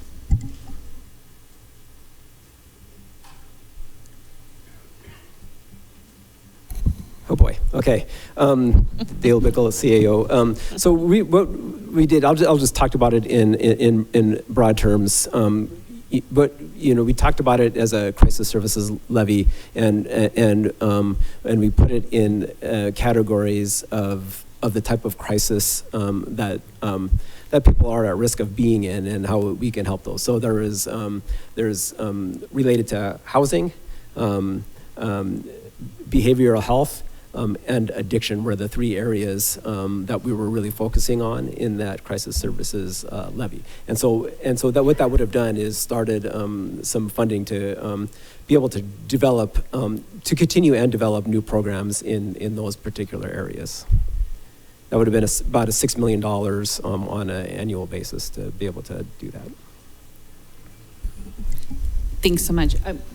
The third one was I have housing, behavioral health, and addiction. Addiction. Okay, great. Thank you. I just wanted to make sure that I got those down because I think that's an important component. Unfortunately, the people of Missoula decided not to give the city the means necessary, and so we've been trying to cobble it together. So thanks for that clarification, and that is my last question, Madam Mayor. Thank you so much. Thank you. I'm going to go ahead and wrap up council questions so we can open up the public hearing, and that allows us to then take public comment. Other council debate and questions, of course, will be heard after public comment. All right, so let's see. President Sherrill, would you be willing to go ahead and make the motion, please? Yeah, I will make the motion and then also add the friendly amendments, if that's okay. I believe we need to do that in order of the, I do believe, I'm going to look to my parliamentarian over here, that we do that during the parliamentary debate after public comment, or can we do friendly amendments ahead of public comment? You can do friendly amendments when you make the motion. Okay, fantastic. Thank you. Pardon me, President Sherrill? Great. You are correct. That's okay. That's okay.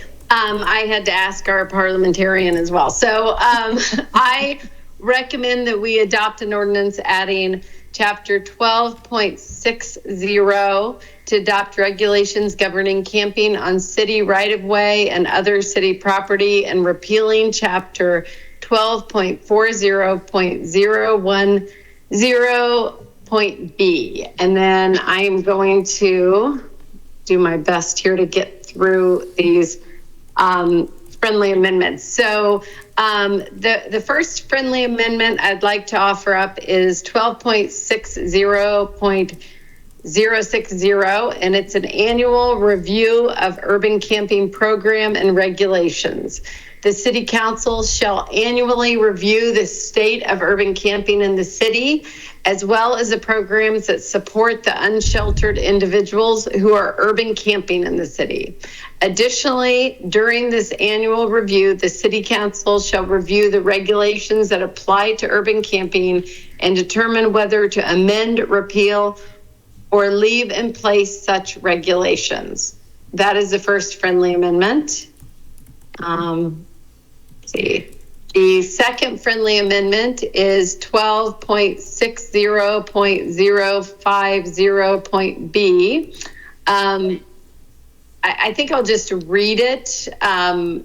It would be, I'm going to read it. So since there's public here, this is deferred prosecution agreement or deferred imposition of judgment instead of sentence. For a first citation, the city shall offer a deferred prosecution agreement, or the municipal court shall impose a deferred imposition of judgment instead of sentence to an individual for their first citation issued to enforce the terms of this chapter.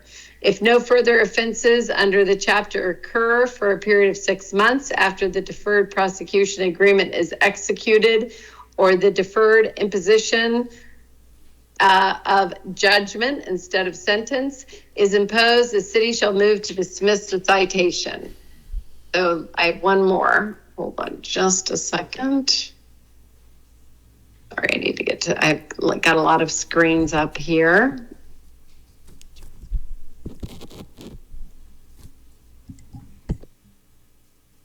I'm pulling my next one up.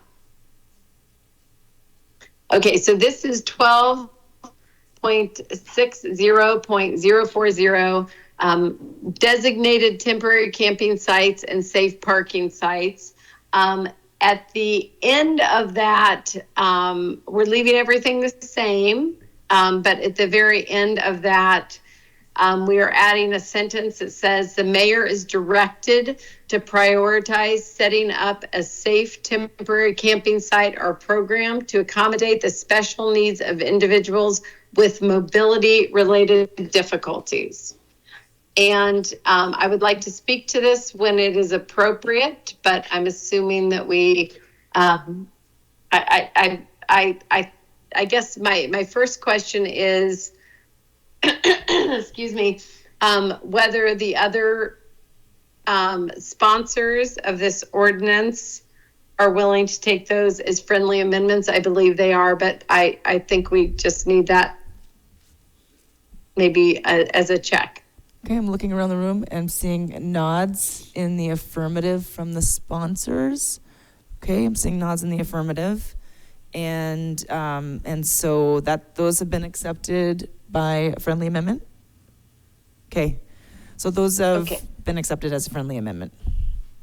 Great, and then I mean, I don't know if there are any other friendly amendments that would like to be offered up at this time. I think as sponsors, we would consider friendly amendments, but I think that obviously we need to do amendments that are not friendly amendments in a different manner. So So before we start that, Councillor Jordan, you had a question? I do, thank you. I also would like to make some friendly amendments just to put a little pin in that. But I really am struggling with this deferred sentence / judgment thing. We don't have sentences and judgments in civil proceedings, and so I cannot figure out what we're deferring. If we cannot have a sentence and we cannot have a judgment in a civil proceeding, what are we deferring? It doesn't make sense, and I think this speaks a little bit to what Mr. Sudbury was talking about, how we're conflating a civil and criminal procedure, because my understanding, and I definitely am not a lawyer, but is that we don't have sentences and judgments, and so what are we deferring? Mr. Sudbury? Yep. Ryan Sudbury from the City Attorney's Office. Yeah, there is the ability to levy a judgment, and I apologize if I was confusing on that point. So the sentencing is the terminology used in state law for criminal procedure. The provision in Title 7-1-4152 in State Code, which is one of the 3 provisions that deals with municipal infractions, specifically speak to entry of judgment by the municipal court judge. So I would say that the judgment can be held in abeyance pursuant to that sort of deferred judgment procedure. Okay, thank you for your response. So those have been accepted as a friendly amendment. So we're going to now move forward. Motion is on the floor. Are there other friendly amendments that council members have? Councillor Farmer. Yeah, thanks. I had submitted this earlier, but I've tweaked the language just slightly and hoping this will be a friendly amendment, but if not, we can discuss it. So this would be in 12.6.030 under Part B, which is mayor to develop a program to support urban camping. I'm wondering if we can add at the end of that section that the mayor shall distribute an urban camping resource guide in the form of a map or list detailing locations for trash disposal, storage facilities, sharps disposal, public facilities, and a selection of sites where camping is allowed on city-owned property before the ordinance comes into effect. So if it's accepted as a friendly amendment, that'd be great. If not, then I'll make the amendment. And Ms. Trimble, do you have that language to be able to share online by chance on the screen for yes, I do. Councilors to see? Okay.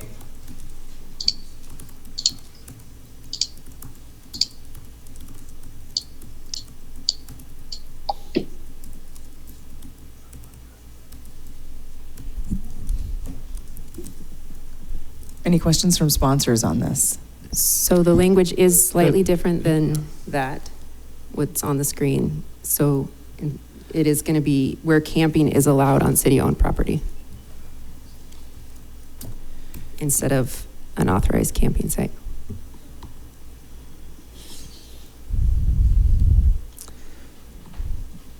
Okay.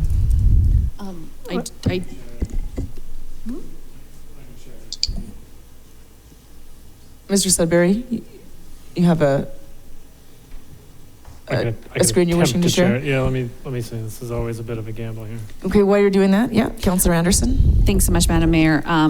While he's doing that, I do have a question on, and this is actually for you, Madam Mayor, in regards to the timeline that's set out. I'm a little uncomfortable with saying a specific timeline as within this ordinance, because if the ordinance is passed tonight, it goes into effect in 30 days. And I know that your administration is already sort of working on this, but I don't want to, I understand workflow and all the other components of this. I get what this is trying to do. I just want to confirm with you that you feel as though this is doable, or if more kind of slightly giving a little more space as soon as possible versus when this ordinance goes into effect, because that is a clock that will be determined tonight. Mm-hmm. I appreciate that question. Thank you. We've had several conversations at the administration level with department heads, and the reality is that the map will be iterative when more resources become available. And we already are deploying more trash, syringe disposal, and working to get more porta potties out there. And I will say that we were able to bring a vendor back in. That vendor has requirements of the city staff to be in attendance when they clean and when they are actually present. And so that's information that was just provided to us yesterday. And so those are the kinds of things that we need to work out in terms of how it is that we will be able to schedule these things. We have been talking about how it is that we may need to come up with a rotation of parks as we're figuring out how we have irrigation and maintenance needs in certain parks.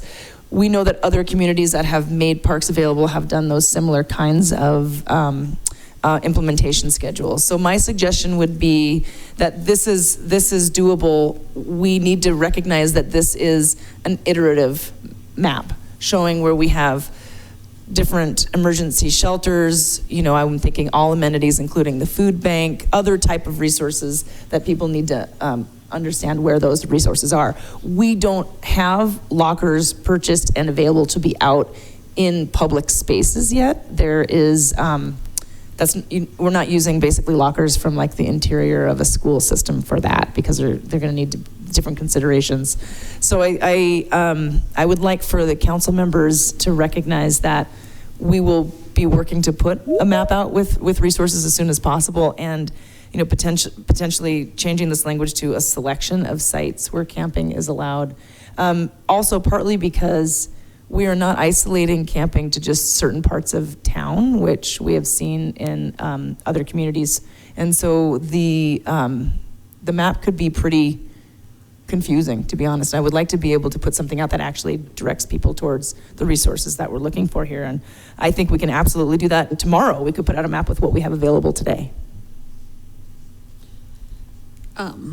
So sorry, it's not the floor. So Ms. Farm, as a sponsor of it, I'm wondering if you would be amenable to some of the suggestions on some of the language that the mayor offered up. Yeah, specifically the timing, is that what you're saying, as soon as possible or before the ordinance comes into effect? I'm going to look to some of my staff on this that are really in the throngs. So the question is, do we have the ability to put out a map describing all of these elements prior to the ordinance going into effect? And I would say we have elements of these already, and I know we're in process of getting more facilities established. I think we can, am I on? Yeah. We can make a electronic map available within a month.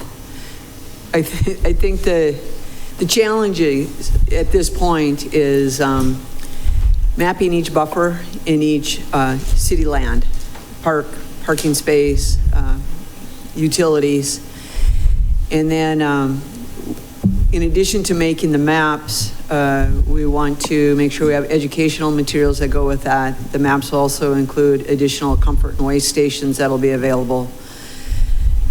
We want to get those out as soon as possible because it's the only way to educate and communicate not only those who will be participating in camping, but also providers, our staff, people doing outreach, the HOT team. And so we recognize that needs to be done. My hesitation is promising a solid date for a printed copy. I think the first couple of rounds will be iterative as people better understand what we're sharing. The other thing, just so council understands that we have to take into consideration, is where we provide comfort stations and waste stations, that there's actually access to those sites, and that when we have camping in any location, so if you're familiar with most state and federal lands, camping is limited, and where there is frequent camping, there's hardened campsites, and that's to protect the space and also to provide a better space for the tent itself so it stays dry, it drains in a storm. We won't be able to do that in all of the parks, and so we will have to rotate parks. We'll also be developing new irrigation mowing schedules because the goal obviously is that irrigation doesn't come on at night. Unfortunately, our parks were never designed with buffers in mind, and irrigation zones don't necessarily align with buffer zones. And so there's a very long answer to why I think we'll have an electronic map in about a month, but it'll be a bit iterative until we can figure out all those different schedules for employees and members of the community who are doing their best to keep folks safe. Thank you, Don. I do have a couple of other sponsors that have questions first, so I'll move to them first. Councilor Sherrill. don't have any questions. I appreciate that Ms. Farmer worked on this language and I've seen the language, and so I'm happy to take this as a friendly. Okay, and thank you for that. Councillor Jones. I've got a question on another topic, friendly amendment. So just put me in the queue. Okay, gotcha. Did you have a question on this, Councillor Jordan? Go ahead. Yeah, I'm just curious. A professor from the University of Montana has provided a map that, and he provided his methodology along with this map that completely outlines where people can and can't go according to the current buffer zones in this current ordinance. And I'm just curious why we can't use that one and why it's going to take a month. This guy did it in 2 days. I just honestly don't understand why it's going to take a month to do a map. We already have one. That's actually out of order. It's not an answer to it's a question about the implementation of the language or of the amendment. It is not, I'm sorry, I got it out of order. I just don't understand. We have a map. I don't understand. And I'd like to be able to ask my questions. The city of Missoula do not have a map. I would really like to be able to ask questions. This is so important to all of us, and we do have a point of order. Thank you very much. I'm going to go ahead and intervene here by saying that map has not been delivered to my office. I've never seen it. And secondly, we are talking about a map of amenities, not just buffer zones. So I'm very interested in making sure that the people that are living unhoused in our community actually know where there are resources to help them. And so I have a plan to not just provide basically a slap down of the buffer zones and the areas where people can be. So my idea is that we provide a much more helpful map, actually, or a resource list. Absolutely. You bet. All right, I'm going to go ahead and conclude that. Are all sponsors then in agreement that this will be a friendly amendment? We will work on doing it. I'm in agreement. Okay, great. We'll accept that as a friendly amendment. All right. Are there other friendly amendments that people would like to consider? Councillor Jordan. Thank you. I would like to offer a friendly amendment based on the letter that we received from all of the service providers today. And I just really quickly would like to say who wrote this letter and put their name to it. So we have Jill Bonney, the executive director of the Poverello, Jim Hicks, the executive director of the Hope Rescue Mission, Lara Salazar, the CEO of Partnerships Health, Rebecca Ramos, the ED of Open Aid Alliance, Jen Ewell, the ED of Missoula YWCA, Amy Allison Thompson, the ED of the Missoula Food Bank, and Slavin Lee, the executive director of the Missoula Public Library. They sent in a letter today asking if we would please consider removing the 8 a.m., 8 p.m. Time frame for which people need to be packed up and out of parks. And I think that I would also add to this that this time frame by which we're expecting folks to pack up and set up by does not consider ability, other abilities, whether people have are in wheelchairs or have some sort of physical disability. And I'm just curious if there would be an appetite to eliminate this particular part of the ordinance and not require folks to pack up at certain times. Procedure. This actually are not considered friendly amendments. I am the sponsor. I won't take them as a friendly amendment. All of the other language thus far that we have been talking about has been sent around and talked about with all of the other sponsors. Okay. So it wouldn't. You can still bring this amendment. It would just need to be in when non-friendly amendments, which are sounds a bad way, but it's just parliamentary what they're called. Is other amendments in when we get through with public comment and in a parliamentary debate. Sorry, just a clarification. So the fact that I didn't talk to everybody first means it can't be a friendly amendment? As a sponsor, I'm not taking your amendment as a friendly amendment, so therefore it's not a friendly amendment. Okay, so you're not. Okay. No, because I don't understand. I really don't. Okay, that basically. Councillor Nugent, yeah, that is yeah. No, Ms. Jordan, I actually can appreciate it because I think it's probably confusing for people in the audience as well.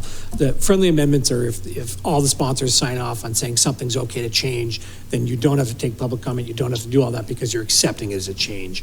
So I think that's where it's coming from. But I can understand the confusion, and I imagine that many people in the room have it as well. Thank you for that. I appreciate that clarification. I do know that we've done friendly amendments outside of that particular procedure in the past. Okay. is not being accepted. It's, Ms. Anderson said she's not accepting that. We're going to move on from that point. I do believe then, have we had all friendly amendments circulated and proposed?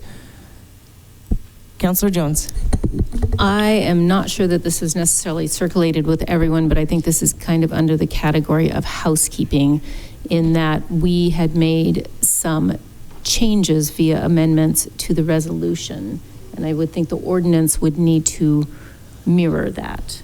So I will send this around, and I think we could revisit it after our next break, just so that folks had a chance. It's basically, I went through with the changes that were made to the resolution, itemized them, and there is also, I think, a mistake in one line in the ordinance where it's the word under and it should be the word until. So it's kind of a housekeeping thing. I'll send it around to everybody and we can pick it up as a friendly amendment prior to or after our next break.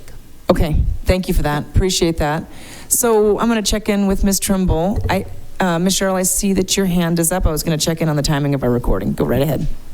No, I was just gonna, sorry, Gwen had sent those to me, and as I was reading everything, I forgot to read those friendly amendments, but they are just housekeeping. I appreciate Gwen going through and catching all those for us, and yeah.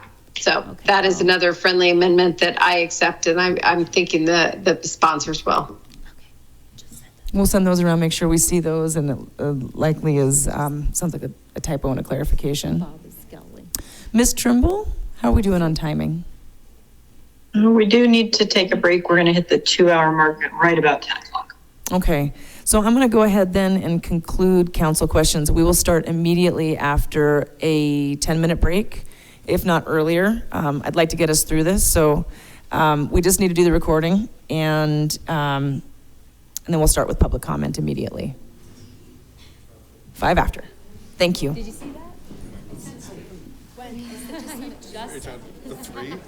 No, she just said one, like just now, like a minute ago. How you doing? Mirtha, did you get my email? I just made the executive decision and just canceled it. Oh, good. It was in my calendar, and I'm like, oh my God. I know, and then I didn't even think that it was going to go late. Of course it was, and I didn't even have that in my mind. I'm like, oh my God, I'm already losing my brain.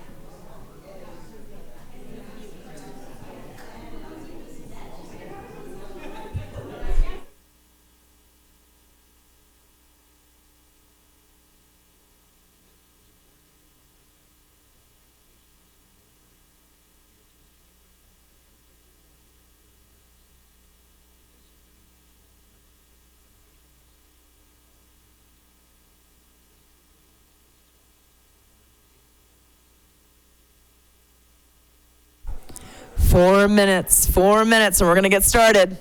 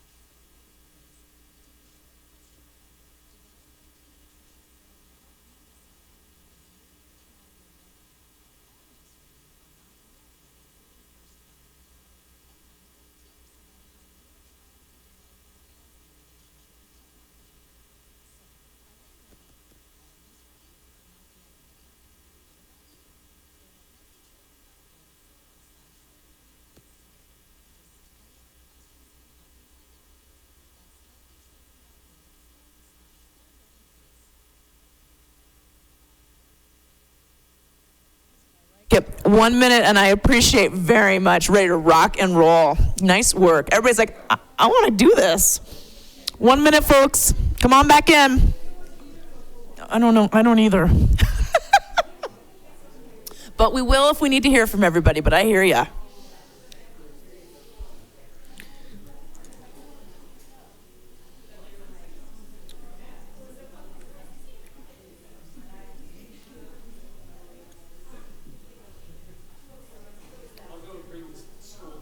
Okay, please, thank you.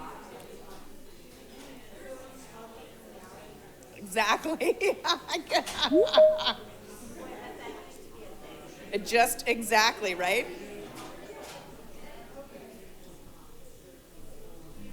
Okay. Thanks for rejoining. You can email it to me. Oh, thank you.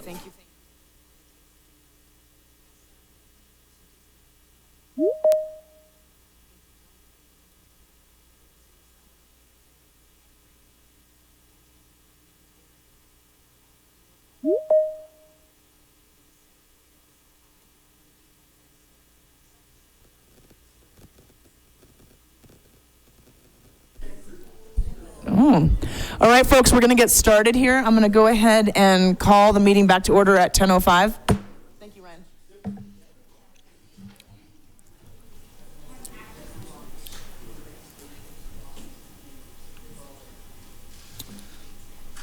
Okay, really quickly before we start public comment, just to make sure folks understand what all friendly amendments were, Councillor Jones does have that language. And are you sharing a screen? No. Okay. It was a housekeeping item, but we just want to be clear and transparent with folks what those friendly amendments are. Is it the email that Councillor Jones that you just sent to sponsors?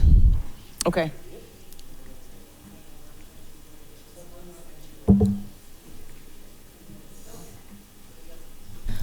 Okay, I just had a little conference with our city attorney, and actually 4 out of these 5 items were included in the most recent clean copy of the ordinance. So the only thing that needs to be changed via a friendly amendment is on page 9, section 12.60.050C6, under the weather abatement section. Last sentence reads, just the last section of it is, if such risks exist, the abatement should be delayed until the event passes instead of under the event passes. It was just a error. typo.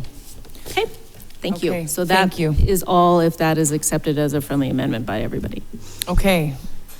Wonderful. Thank you very much. All right. Thanks everybody for your patience as we got set up and folks ready for public comment. Just as a reminder, we ask you to stay to 3 minutes. I'll help out with this handy dandy little machine up here. Say and spell your name, spell your last name if you could, please, just for the transcriptionist. And I appreciate everybody's patience. Here we go. S-O-N. Susan Mason. And I work for Common Good, but first, personal comment on being unhoused. I never in my life thought I would be unhoused 10 years ago. I got married, got involved in a domestic violence situation that was untenable. And before I knew it, I was living in my Subaru. And I just want to tell every one of you that but for the grace of God, any one of us could be unhoused. So that's why I appreciate, Mayor, that you are saying that you deal with this with compassion. I was lucky. I stayed in my Subaru a few nights. The minister at my church let me sleep on the floor of the church. My kids brought me over to Missoula. I got a cute little apartment in the hip strip for $350. Can't do that now.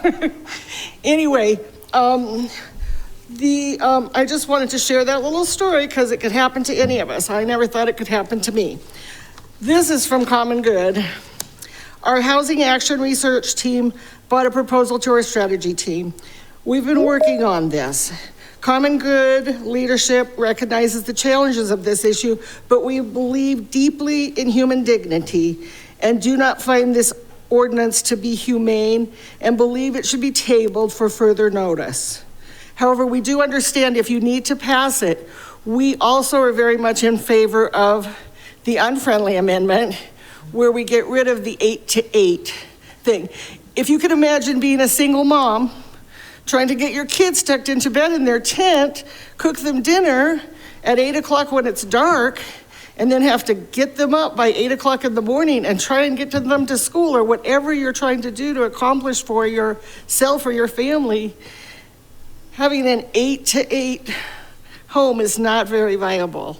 So we really hope that you go with that unfriendly amendment if you do decide to pass this. But I think there are lots of other cities that have come up with very creative solutions. And I personally would say, table this, let's do the task force, come up with other creative, out-of-the-box solutions. I can think of several right now, and I'll send you an email in the morning, Mayor, okay? Thank you, Ms. Mason. Really appreciate that. All right.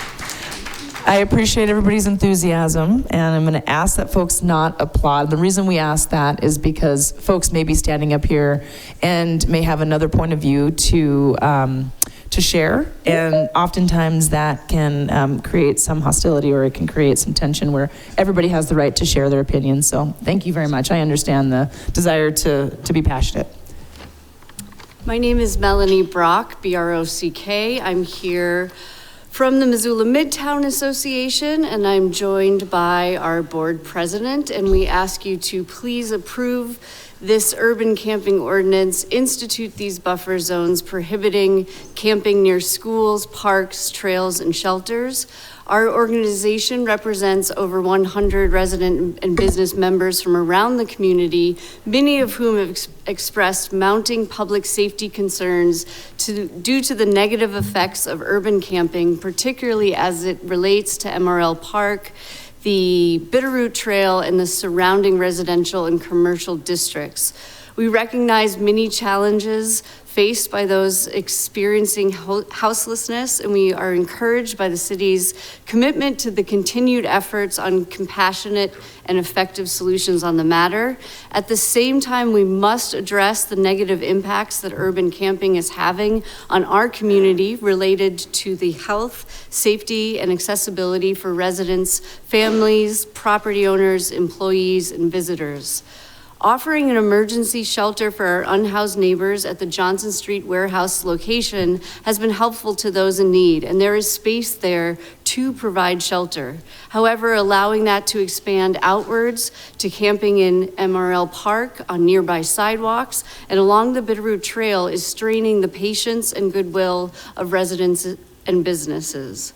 Trails, city sidewalks, and parks lack the adequate infrastructure to meet the basic housing needs of our most vulnerable. They are not intended to be utilized for such purposes.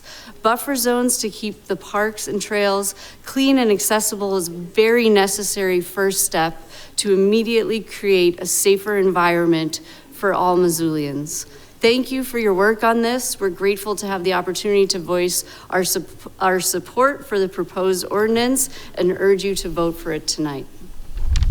Thank you, Ms. Brock. Next, come on up. Big K, Montana, Spitzmacher, Spitzmacher. You heard her very well. I guess that's one of the reasons why we got started on these ordinances, for just how she said it.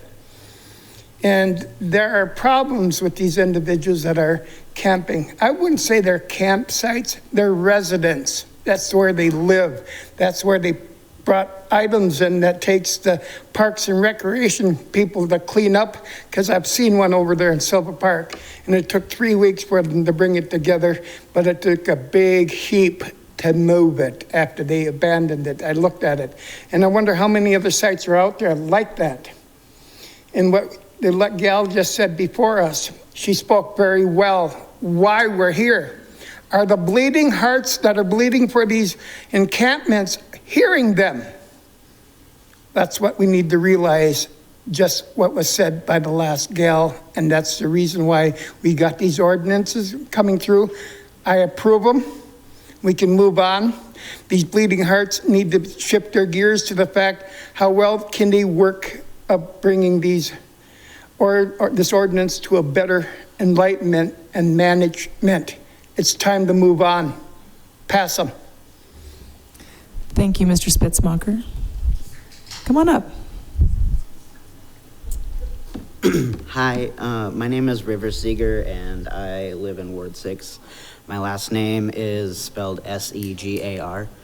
I'm a social worker here in Missoula, and I'm part of an amazing team of people that work alongside unhoused Missoulians on a daily basis. When it comes to public discussion of Missoulians in need of housing, human rights seem to go out the window, and real-life human beings are being cast aside.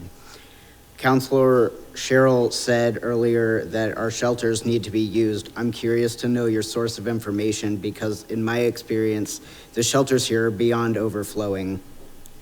There's an adequate shelter available in Missoula to shield unhoused individuals from the harsh elements that frequently occur in Missoula, and wait lists to get into housing programs can be lengthy and complicated. One of the core values of social work is the pursuit of social justice. This ordinance is the opposite of social justice. When a person is on and out from the shelters for any reason, camping often becomes the person's method of survival. So why is it that when a person is hospitalized for severe sunburns, or when a person loses fingers due to frostbite, there's a not in my backyard approach? Passing this ordinance will force unhoused Missoulians to be exposed to extreme weather by requiring tents to be collapsed and packed away by 8 a.m. This is cruel and inhumane. Furthermore, legal action against those who are unhoused, whether the city wants to call it criminal infractions, civil infractions, judgment, or sentence, legal involvement is often a shame-filled experience for the person cited, and it'll cause further harm and distress to those who need the support the most. The T-Sauce temporary safe outdoor space behind the Blue Heron and Trinity Apartments has been successful in helping Missoulians experiencing homelessness take a step toward obtaining safe, stable housing.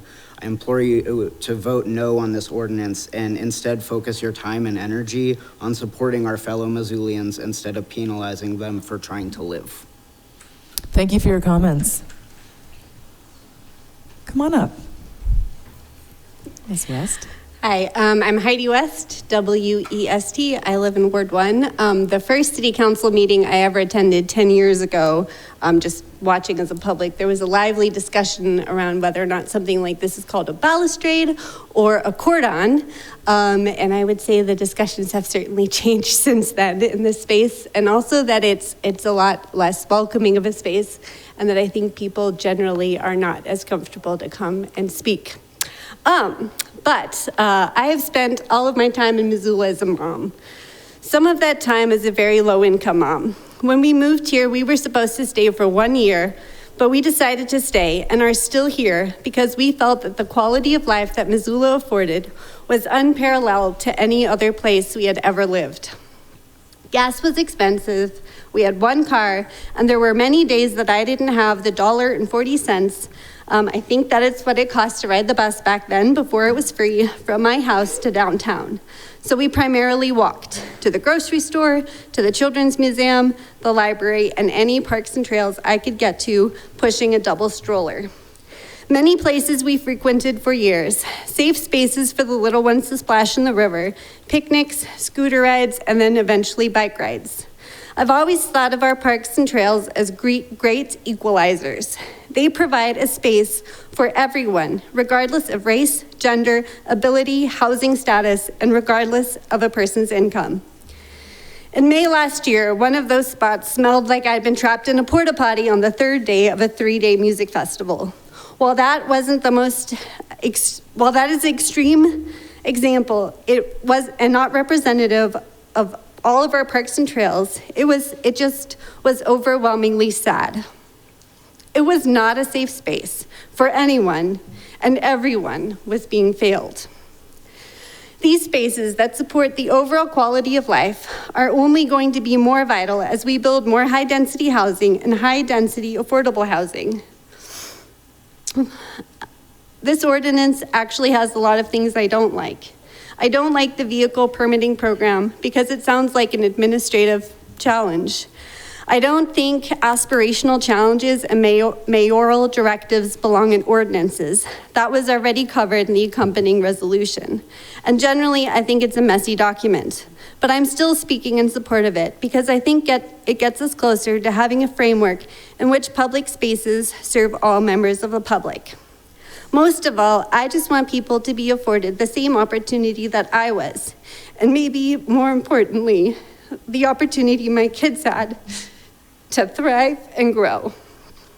That baby that I had when I moved to Missoula is now in her 2nd year of being a camp counselor for Missoula Parks and Rec. And I picked her up from work today, and she said, and I'm quoting her, "Today was the best day ever." That is what I want Parks and Trails to be for all of our community members.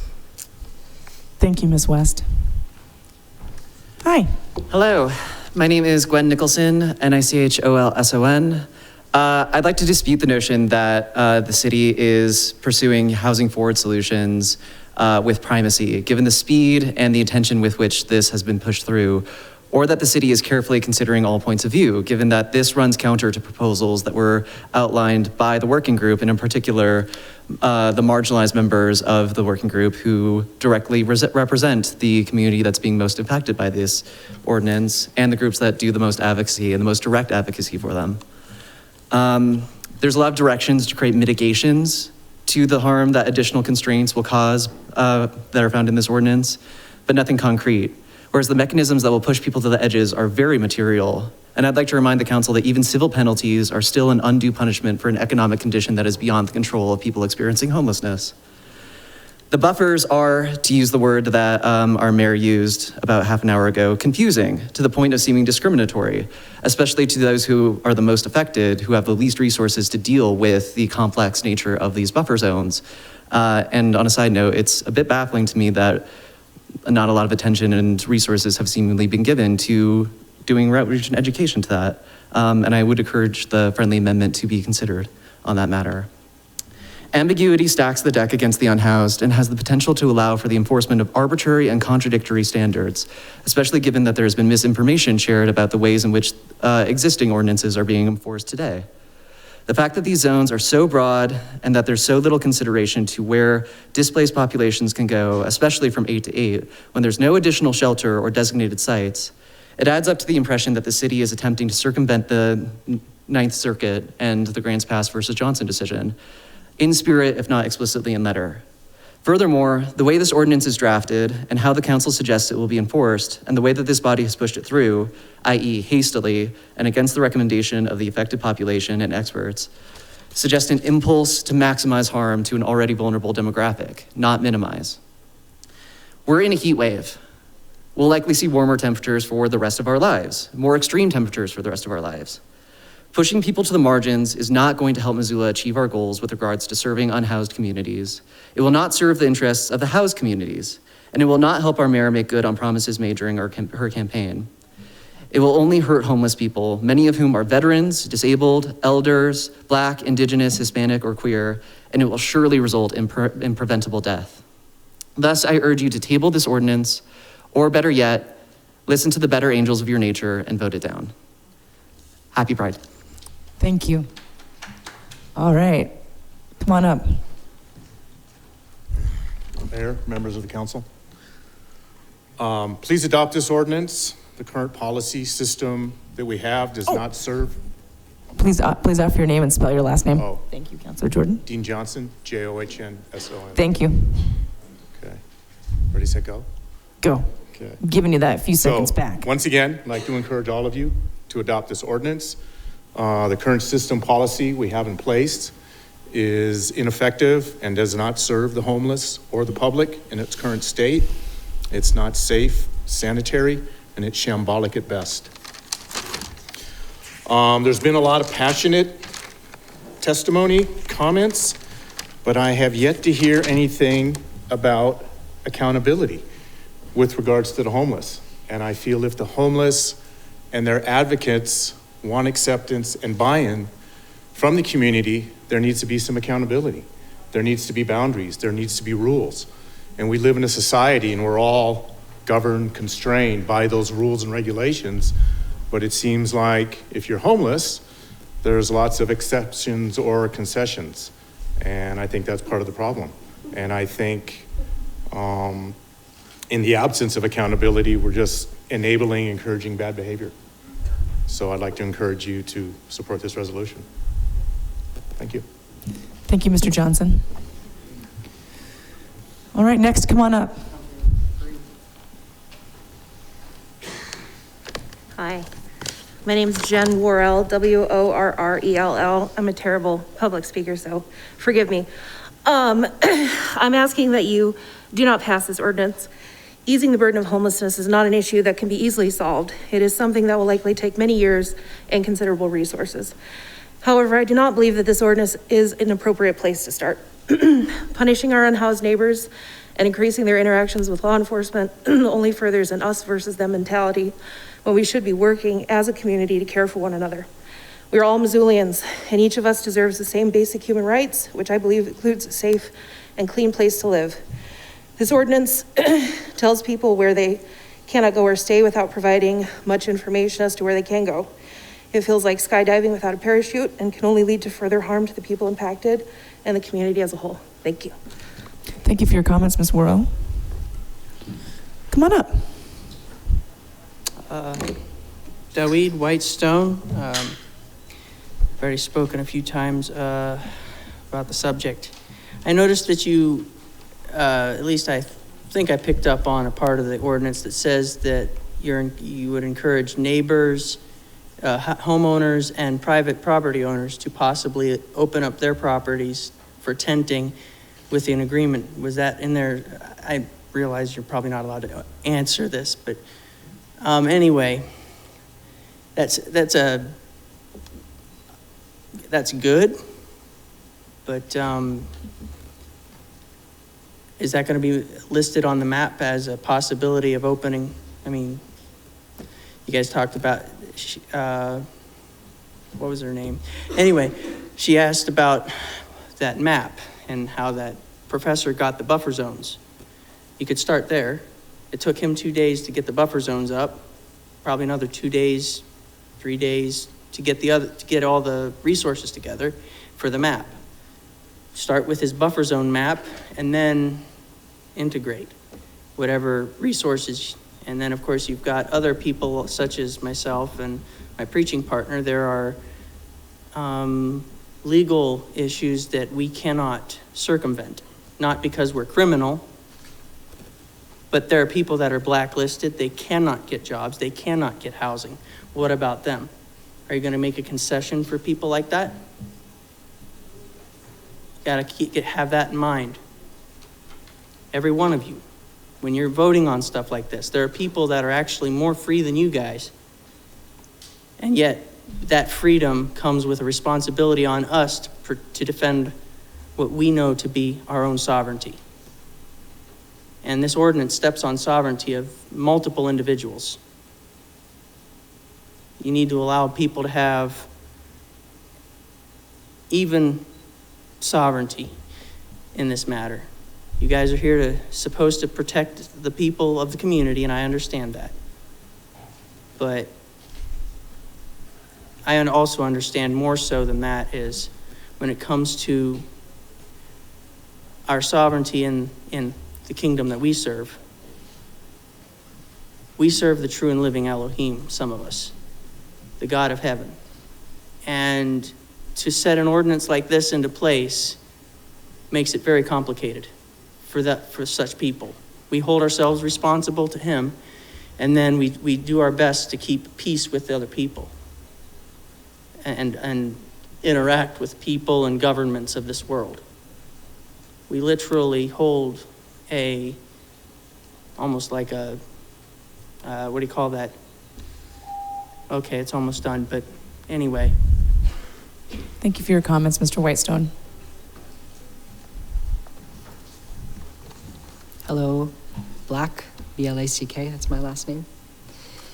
So, first one, quick clarification. I'm not sure if you can answer, but on my copy, which I printed out last night, it says 100 feet from the rivers, and in the presentation, it said 50 feet from the rivers, so I'm not sure which is correct there. A couple more rhetorical corrections. I've heard people say this is a relaxation of the previous ordinance. It is not.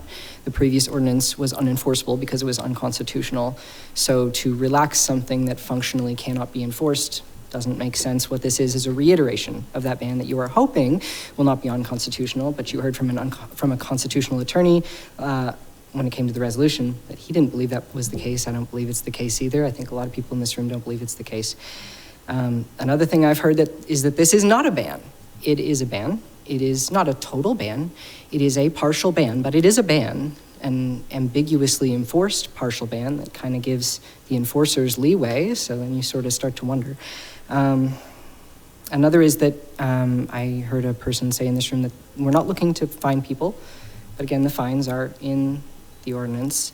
I suggest that if you really are not looking to fine people and you have to put a fine in there for some legal reason, set it at $1 max. Another is that this is a safety and sanitation issue. That's what this is trying to address.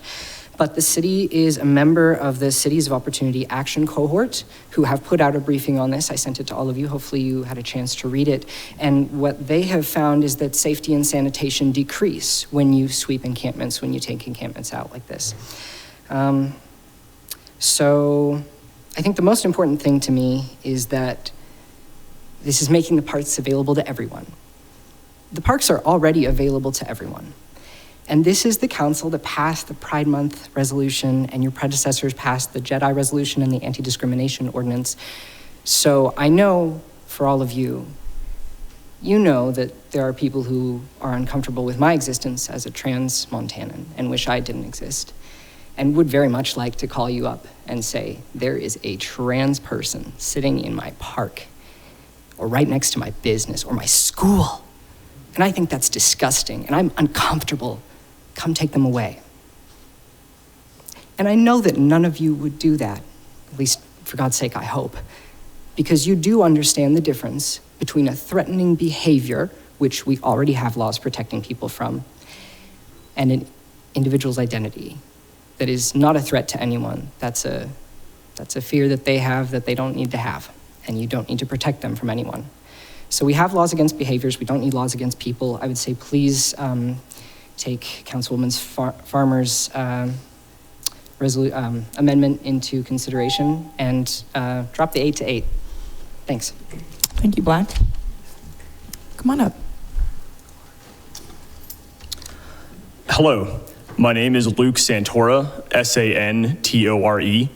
I am a sociologist at the Rural Institute, a disability and rurality research institute on campus. And to make sure I'm being clear, I'm going to rephrase that. I am a social scientist as my professional career. This urban camping ban is being proposed with the bad faith premise that this will be helpful to unhoused people. The proposed ban is a punitive, self-serving, unempathetic measure that will be deleterious to the health and well-being of unhoused members of our community. I'm going to cite a systematic review of 116 peer-reviewed studies that have used a form of statistical modeling called logistic regression to identify characteristics and experiences that are risk factors to homelessness. It's Pride Month, so I'll start with this one. Queer people are 2.3 times more likely than straight people to experience homelessness. Black, Indigenous, and other people of color are 1.5 times more likely to experience homelessness than whites. Veterans are 2 times more likely to experience homelessness than non-veterans. Foster youth are 3.7 times more likely to experience homelessness than youth who are not in the foster care system. Survivors of sexual abuse, 1.9 times more likely. Survivals of physical abuse, 2.9 times more likely. Emotional abuse, 2.4 times more likely. Victims of violent crimes, 2.2 times more likely. If you have suffered the death of a child, you are 2.5 times more likely to experience homelessness. Various mental health disorders predict a 1.4 to 2.9 times increased likelihood of experiencing homelessness. An individual who has attempted suicide is 3.6 times more likely to experience homelessness, a number that increases with each additional suicide attempt. Why don't you kick them while you're down? I could keep going. And for context, being unemployed only predicts experiencing homelessness 2.6 times more. All of these other social determinants of homelessness are far, far more likely to result in someone becoming homeless than not having a job, which is wild and not what you would expect based on the kind of general sentiment towards homeless people. This ban is a textbook example of systematic discrimination against marginalized groups and is a license for police harassment of individuals who have already suffered grievous wrongs. You cannot legislate and beat and harass trauma out of an individual. Do not do this. It is inhumane. It is not right. There are better solutions that would help the unhoused members of our community, that would ameliorate the anxiety of business leaders, and I guess I'm cut off. Thank you for your comments. And I'll ask folks again not to applaud, and I appreciate your enthusiasm, but thank you. Go Hi, ahead. my name is Senna Doneski, Doneski. I live in Ward 4, and I am standing before you today because I recently lost my home after my landlord decided to sell it to a rental company. My roommates and I work full-time, and despite that, have been unable to find any affordable housing in Missoula despite a 2-month notice. At this time, we have 6 days left to find a home. So many of us don't realize how close we are to being unhoused. Unnecessarily criminalizing homelessness endangers the hardworking and vulnerable members of our community. Punishing people for being unable to survive in the system you created is despicable. Missoula City Council members continue to claim that they value the local community, don't want Missoula to become another gentrified city of rich out-of-staters, but continue to box out its vulnerable locals. Forcing people to pay fines for attempting to get by is a weaponized tactic to keep poor people poor. Additional community resources and designated locations must be better established before these ordinances are considered. Thank you. Thank you for your comments. Hello, my name is Benjamin Kelly, K-E-L-L-Y. I am a resident of Ward 2. I am currently a houseless provider. I've been working with individuals experiencing homelessness here on the street for about a year and a half, almost 2 years now. I do not speak on behalf of my organizations. I speak on behalf of myself and a community member. I've met people from all different walks of life. I've met 18-year-olds just struggling to live, just got kicked out of the house, not really knowing where to go. And, you know, I'm a 22-year-old. I'm pretty close in age to these people, so I can relate on certain levels. Some of those people that I interact with, they don't want to go to the shelters. They want to camp far away from where they can be found. And if designated camping in certain areas were to happen, they might not want to stay there. It's not safe. I also worry about, we've got 3 employees on the code enforcement team right now. I do support some of the work that they do, but they've got 3 people on the team right now. And if they're gonna be enforcing all of this, it's gonna fall onto some police officers. And that could target some people who maybe a cop doesn't like or have had a bad interaction with some people before. So I worry about how that could be enforced outside of the code enforcement team. I just, right now, I don't think that, I think there's a lot of building blocks right now that are really good in this ordinance that could work. But I think that right now, without a designated camping spot to go and only 30 spots at the temporary safe outdoor space, we don't have a lot of options right now. And I don't think that this bill would help people right now. Thank you. Thank you for your comments.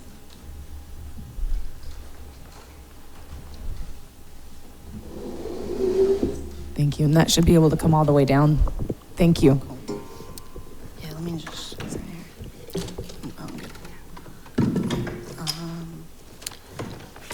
sorry.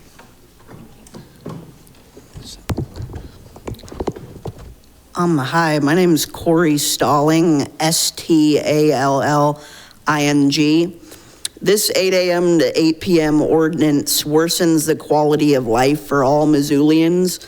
It does so in the sense that instead of implementing affordable housing that Mayor Andrea Davis has experience with, this ordinance makes all aspects of living harder for unhoused folks in our city. With the development of new apartments, condos, and even houses, it would seem that we should be able to add more affordable housing or designated campsites for our unhoused community members. I implore for the City Council to consider and commit themselves to thinking about other methods of handling the Missoula's housing crisis. So far, we have handled it by making it harder for people to survive, including endorsing harsh and draconian sweeps. I mean, housing is unaffordable even with jobs, prices having continued to skyrocket, and even basic needs such as food and medical care adding to these costs. With that said, we need to change the ways that we treat each other and create a community where people don't constantly have to fight to simply survive. As a person with a disability, I use food stamps, Medicare, and need Social Security benefits to even afford my apartment. Without these programs in place, I would be unable to pursue my college education and would instead be stuck in an unaccommodated position, fighting to afford medical care and other important needs.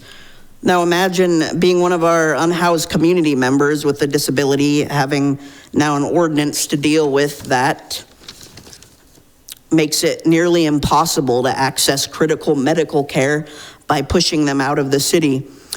With a lot of the things I've said and these reasons, I oppose this ordinance. Yeah. Thank you for your comments, Mr. Stalling. Appreciate that.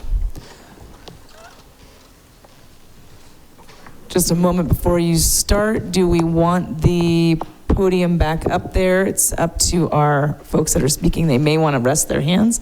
I'm fine. You all right with that? All right. We'll just set it back up there just in case folks do read from some things occasionally. Thanks for your patience. Thank you very much. Appreciate your help on that. Thank you. All right, and you can go ahead and adjust that microphone so it's more comfortable. All right, I'm Mariahu Donyaramin Yashak, short for D-O-O-M-I-N. And, you know, in the book of Romans, it talks about how law after law increases sin. Law after law after law could cause provocation. Okay, you have laws on the books against littering. You have laws on the books against drug use, drug sales, pedophilia. You have laws against certain crimes you already prosecute. You'd agree with that. But what if somebody is just really keeping their camp clean? What if they're really conscientious about other people's personal space? And what if unfounded fears about somebody just gets offended? I've already seen a couple of people in here, I'm just going to mention it, who just seem to be just uptight about not much about to do a thing. I mean, the same people have come in here in city council week after week, they're just offended. Well, you know, I'm 60 years old. 10 years ago, I did not finish a PhD in accounting. I was in higher education. I have 2 master's degrees. I had cancer. I was going to die. I was divinely healed by Yeshua. Now, what about the opportunities by changing the landscape of your ordinance? Instead of just punishing crime, you already have laws on the books. Give other people an opportunity to heal. This is not going to do it. I anticipate the increase of police abuse. I would not trust a police officer to enforce your ordinance, no matter what you said compared to what they say, because you always cross wire. Between your council and your police, you don't get it right. I've observed that in my 8 months back here. I want you all to consider these things, that if this ordinance passes tonight, I will not be able to trust the police in any matter whatsoever. I'm done. Thank you for your comments. Next, come on up. I got it. Hi. So we heard earlier that some people had not received a copy of this map. So we ran home to get it. There you go. Before you get started, please provide your name for the record. Sorry. My name is Beverly. Last name's Sitton, S-I-T-T-O-N. I live in the Rose Park neighborhood. So we went and grabbed a copy of this map. It may not be entirely up to date. I know some things have changed slightly, but this was up to date as of 2 weeks ago. So the black area is is places where people are prohibited from being from 8 to 8, other than like the library, right, which is the only public space that I know of that you can really be in. And then the gray is the city of Missoula map, right? So I don't know about y'all. I'm assuming we're like here-ish. It's pretty hard to get to any services if you have to be out past the airport. Like I can't walk or bike to a doctor's appointment. Not a huge biker. So I won't be doing that. And I certainly won't be able to carry all my stuff while I'm doing these sorts of things. And especially having to bike back out there at the end of the night too. Like that's quite a hassle. So please don't pass these sorts of ordinances. They really are going to, like if the parks has to push people out of all these places every day, like first of all, like I'm not gonna work for the parks department. That sounds like a terrible job. If every day I have to enforce these laws. And secondly, like everyone deserves to be in this area that's in the black. Like no one should have to move miles to be in a place where they're not going to be harassed. Like I don't want to do that. Y'all shouldn't have to do that. No one that's in house should have to do that. Happy to send a copy of this map in a smaller format via email probably, or messenger, pigeon, whatever's kind of the preference. But yeah, this is kind of what it looks like visually with the way that it stands right now. I don't see this really helping anyone get better, get access to services, get housed. go to the park, you know, like they also want to enjoy the park. Yeah, do you have anything to say? I can take over holding. Okay, yeah, that's right. Yeah. Thank you for your comments. Please give your name for the record. Yes, I wrote some things down. Okay. My name's Chloe Runsbehind, Runsbehind.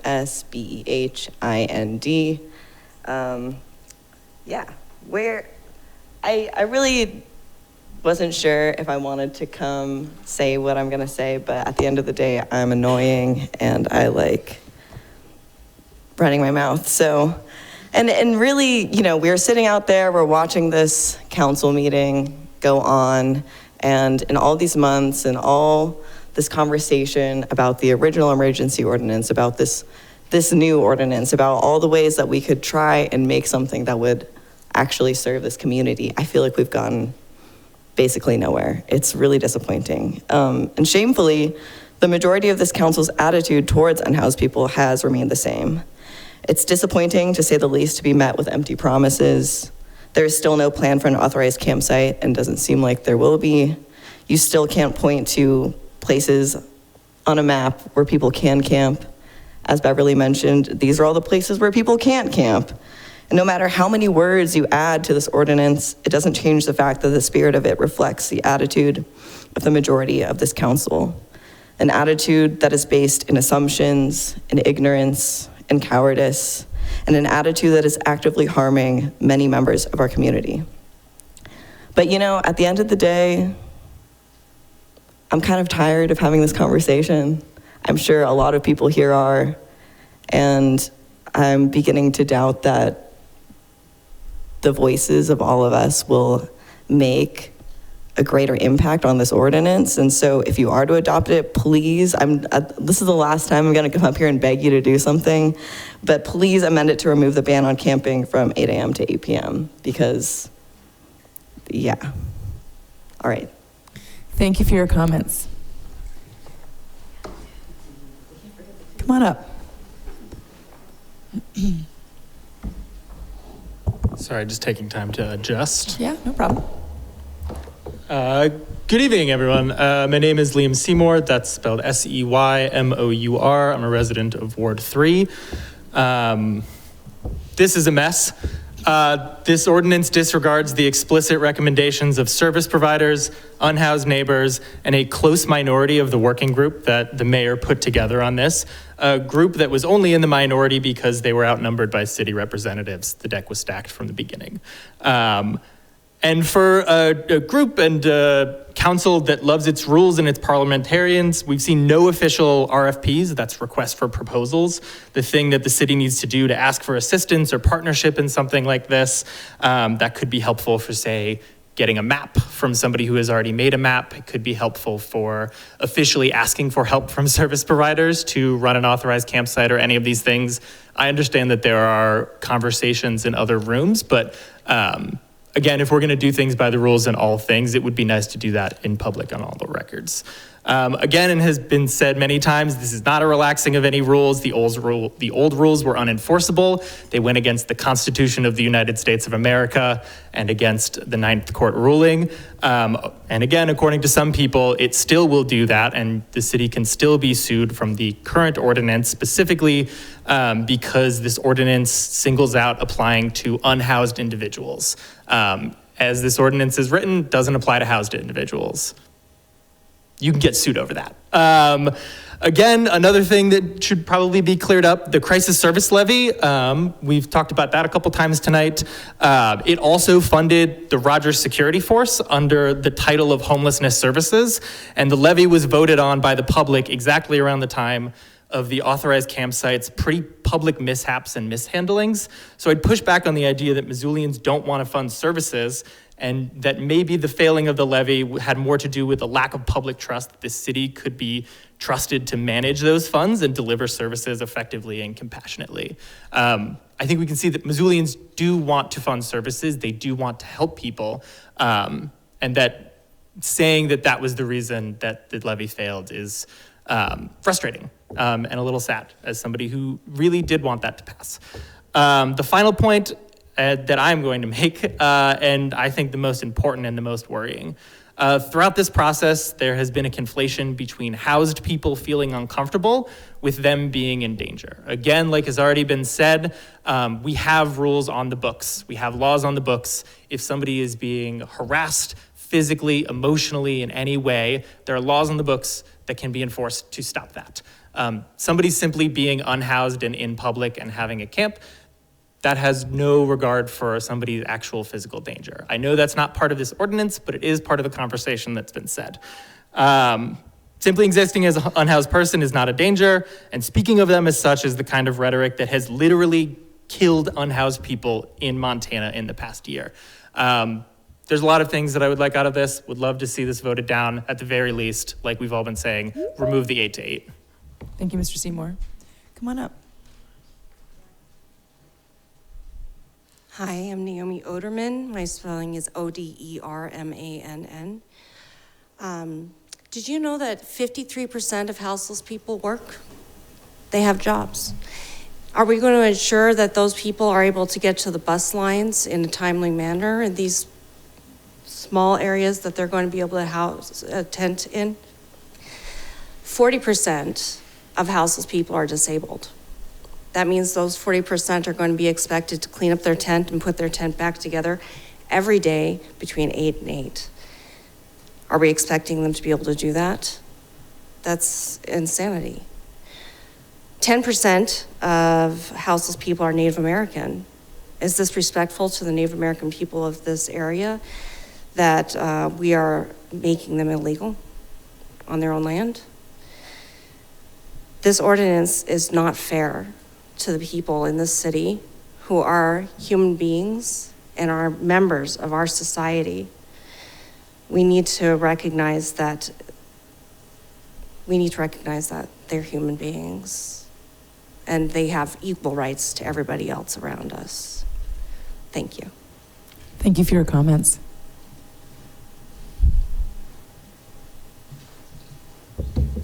Hannah Cosell, Ward 1, KOSEL. At the end of last week, I had a phone call with some housing professionals in Anchorage, Alaska. They were so eager to hear about the housing work that's been done here in Missoula. And they were so impressed by the vibrancy, cleanliness, and the safety of our downtown. It was great to hear the shared love for our city, yet it left me feeling quite confused as we've been told by many of you that so many of our places and our beloved community spots must be feared and require banishment. I've been told that Railing Park is no longer safe to enjoy, yet when I go there, I see bountiful community gardens, full pickleball courts, and last night, around 100 neighbors eating together over a shared dinner, with the biggest conflict only being the lack of shade on a scorching sunny day. I see Caris Park filled to the brim for out to lunch and downtown tonight, and boats of every type floating down the river undisturbed by tents that might be nearby. We somehow have seemed to convince ourselves that there is no other option, that what we have here today, we have no other choice than the cruel legislation that sits before us today, that somehow the parking lot of the mall deserves more care and protection than our neighbors in the room here with us today. To only compare this policy with egregious draft policies, ones that were originally created to get rushed in before the mayor could even decorate her new office, it's an embarrassment of a baseline. To repeatedly wish to gain the trust of service providers to do this work and then reject their feedback that has been given over the course of hours in working group meetings and Monday nights in this stuffy room, it's poor leadership and poor community partnership. Houselessness exists in our community, and it's no surprise that it does. It's nearly impossible for so many to afford living here, for our incomes to cover childcare and groceries and gas and medications and on and on. This is the community we've created, and this is the exclusionary community we continue to enforce. From our racist zoning codes to the lack of political will to create any tenant protections, now that our city is composed of more renters than homeowners. We can do better, we must do better, and we deserve so much better. Just as our city is not alone in this, I urge you to look to the research-based solutions implemented in other cities that prioritize the implementation of services before any further restrictions on folks simply trying to survive. Bozeman, they ask neighbors to move every 30 days, not ideal, but better than what we're seeing here today. Santa Barbara has transformed parking lots into quasi-trailer park communities, which have resulted in no incidents or damage to lots and neighborhoods. And Kansas City has seen housing courts eviction rates decrease from 99% to under 18% after adopting a tenant's right to counsel. This proposal is not ready to be moved forward and must require greater involvement by service providers and those with lived experience now, not waiting until a year later for an annual review. If any urgency remains in the room at the end of this evening, may it be for the housing of our neighbors and creative solutions that create a step towards community we can all be proud of. Don't do the 8 to 8. Thank you for your comments. Come on up. Hi there. Hi. My name is Raphael Hagen. I'm a lifelong resident of Missoula. I've seen this town change as out-of-state real estate developers and landlords increase prices and push people to the margins. This proposal should definitely be voted no. This will only serve to punish some of the most downtrodden members of our community. Homelessness is not a choice, it's a structural issue, and if you guys think that you can find your way out of this with small tickets and more police action, you're completely wrong. I think anyone voting for this to punish homeless people should be incredibly ashamed of themselves. Thank you for your comments. Come on up. Hi, good evening.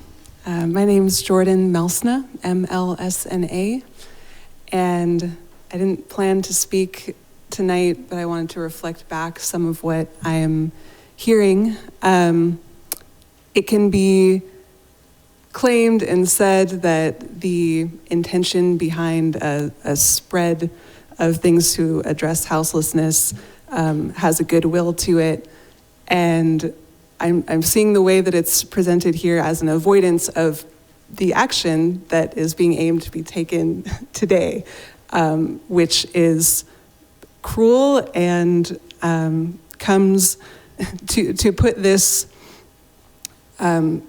just moving people around with no aim before some other measures. It shows where the intention is, regardless of what is said about the intention. When it was asked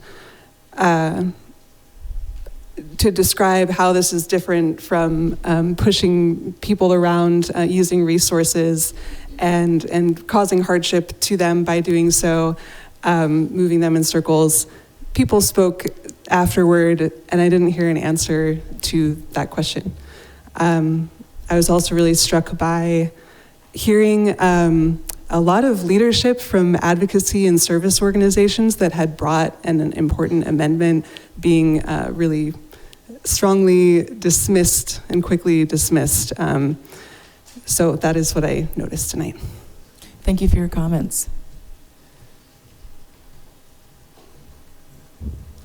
Good evening. My name is John Rhodes. That's R-H-O-A-D-E-S. I live in Ward 6, and I'm here in my capacity as a Missoula community organizer for Montana Women Vote. Got a lot of points, so I'll try and move quick. We're concerned that there are a lot of parts of this ordinance that haven't been thought through and are going to make it very difficult for people to comply with, which will lead to a lot of problems. To begin, the buffer zones are complicated and confusing. We spent 20 minutes at a computer trying to identify where outside the buffer zones folks could safely camp tonight if this meeting goes late, and we weren't able to find any. It'll be much harder for vulnerable folks living outside to figure this out every single day. We're told the buffer zones are meant to be estimates, which leaves them open to interpretation. How will police, house folks, judges, and unhoused folks determine what is inside or outside a buffer zone? And whose estimate will be taken? If this is complaint-based, will the city send personnel every time someone makes a complaint? Even if they're wrong, this will be expensive and create conflict. It seems unlikely the buffer zones will create enough space for Missoula's unsheltered population. The Missoula Economic Partnerships Report puts the unsheltered population in Missoula at 245, and that is an underestimate. The Johnson Street shelter cannot accommodate this number, nor can the neighborhood around it, in spite of what Councilor Sherrill said earlier. On to the 8-8 total ban. We find this ban to be concerning for multiple reasons. Where are people supposed to go during these hours, especially on days like tomorrow when it'll be almost 90 degrees or days when it rains or snows? Packing up one's stuff and moving every day will take a toll on anyone in good health. Even if exceptions are made, what would that look like? Would a person need a doctor's note? What city staff would approve exceptions? There's no immediate storage for folks to keep their belongings, but even if there are, can people really be expected to move all their things without transportation every day to lockers and then every day back to their campsite? Instead of seeking or attending jobs or medical appointments, folks will be moving their stuff around, watching their belongings, or seeking a place that they can safely be. Unsheltered people often sleep during the day because it's safer. Where are they supposed to go from 8 a.m. to 8 p.m.? Sleep deprivation will further impact their health. The ban will make it much harder on outreach workers who work during the day to locate people and to provide support. Finally, pushing folks around the city and away from medical providers will increase visits to emergency rooms and into the criminal legal system. This will be expensive to the government and taxpayer. Instead of rushing a permanent and immediate regulatory ordinance, we urge you to consider sending it back to committee or make substantial amendments, such as the friendly-unfriendly amendment brought forward by Councilor Jordan.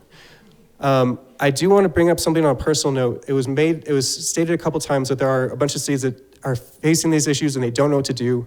There are cities that do have solutions. The New York Times did a piece on Houston just a few weeks back, and it's housing first is the solution. There's plenty of peer-reviewed journals to support that, and the reason it works is it provides stability. What this doesn't do is provide stability. It removes it. This ordinance will be harmful, and we need to vote no. We need to vote no on the 8-8. Thank you for your comments. Come on up. Hello, Rebecca Fields, Fields.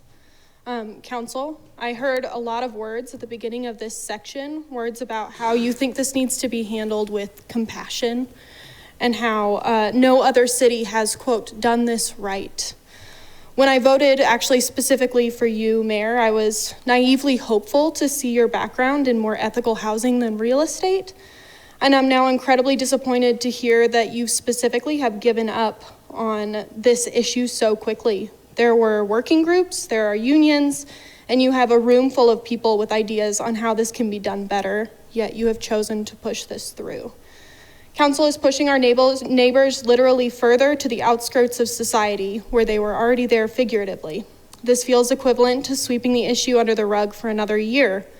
This is a chance for our city, one that many of us love, to try and be a city that does this well, that addresses the humanitarian crisis, to steal someone else's words, that is our unsheltered neighbors. None of the fine words you said are met with action. These are not compassionate regulations. They don't address what the working groups and all of the people in this room have asked for.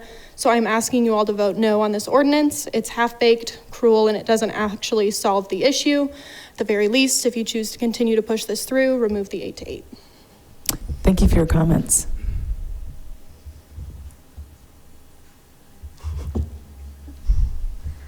Thank you. My phone's about to die, so we'll improv. My name is Jess Moniz Hernandez. Last name is MONIS-HERNANDEZ.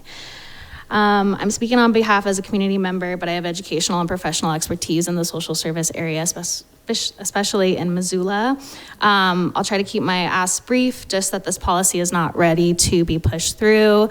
The buffer zone is going to be very difficult to navigate. We've heard lots of these great reasons. I won't spend time repeating them. And same with the 8-8 ban is just unrealistic and creates that instability. So kind of the point I want to bring is that this ordinance institutionalizes the oppression of those already at the origins of society. So you all have the power here to decide what policies, procedures are institutionalized in the city of Missoula. So not even thinking about what other cities are doing, this is what we can do here and be proud of. So those at the origins of society, we know that those are with less than enough resources, those with visible and invisible disabilities, LGBTQ plus people, Black, Indigenous, and people of color in our community who are often mostly represented within the unsheltered community. When you think about whether or not it's a civil infraction versus a criminal infraction, what language we're using, it's still a pathway towards people moving towards the criminal justice system. People are being tracked by the system, whether or not it's a parking ticket or a civil infraction that could create a barrier for something for them to get more services further down the road. And I don't have any fancy stats with me because that's not who I am, but just thinking about you all have the time to take and think diligently and intentionally about what you're about to put through.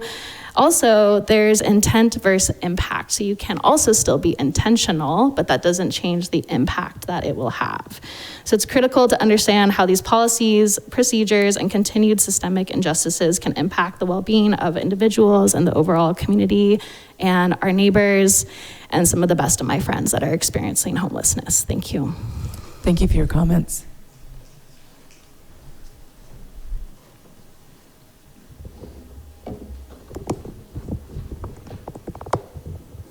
Evening, everyone. Alessandro Mitchell, Mitchell. I live in Ward 6.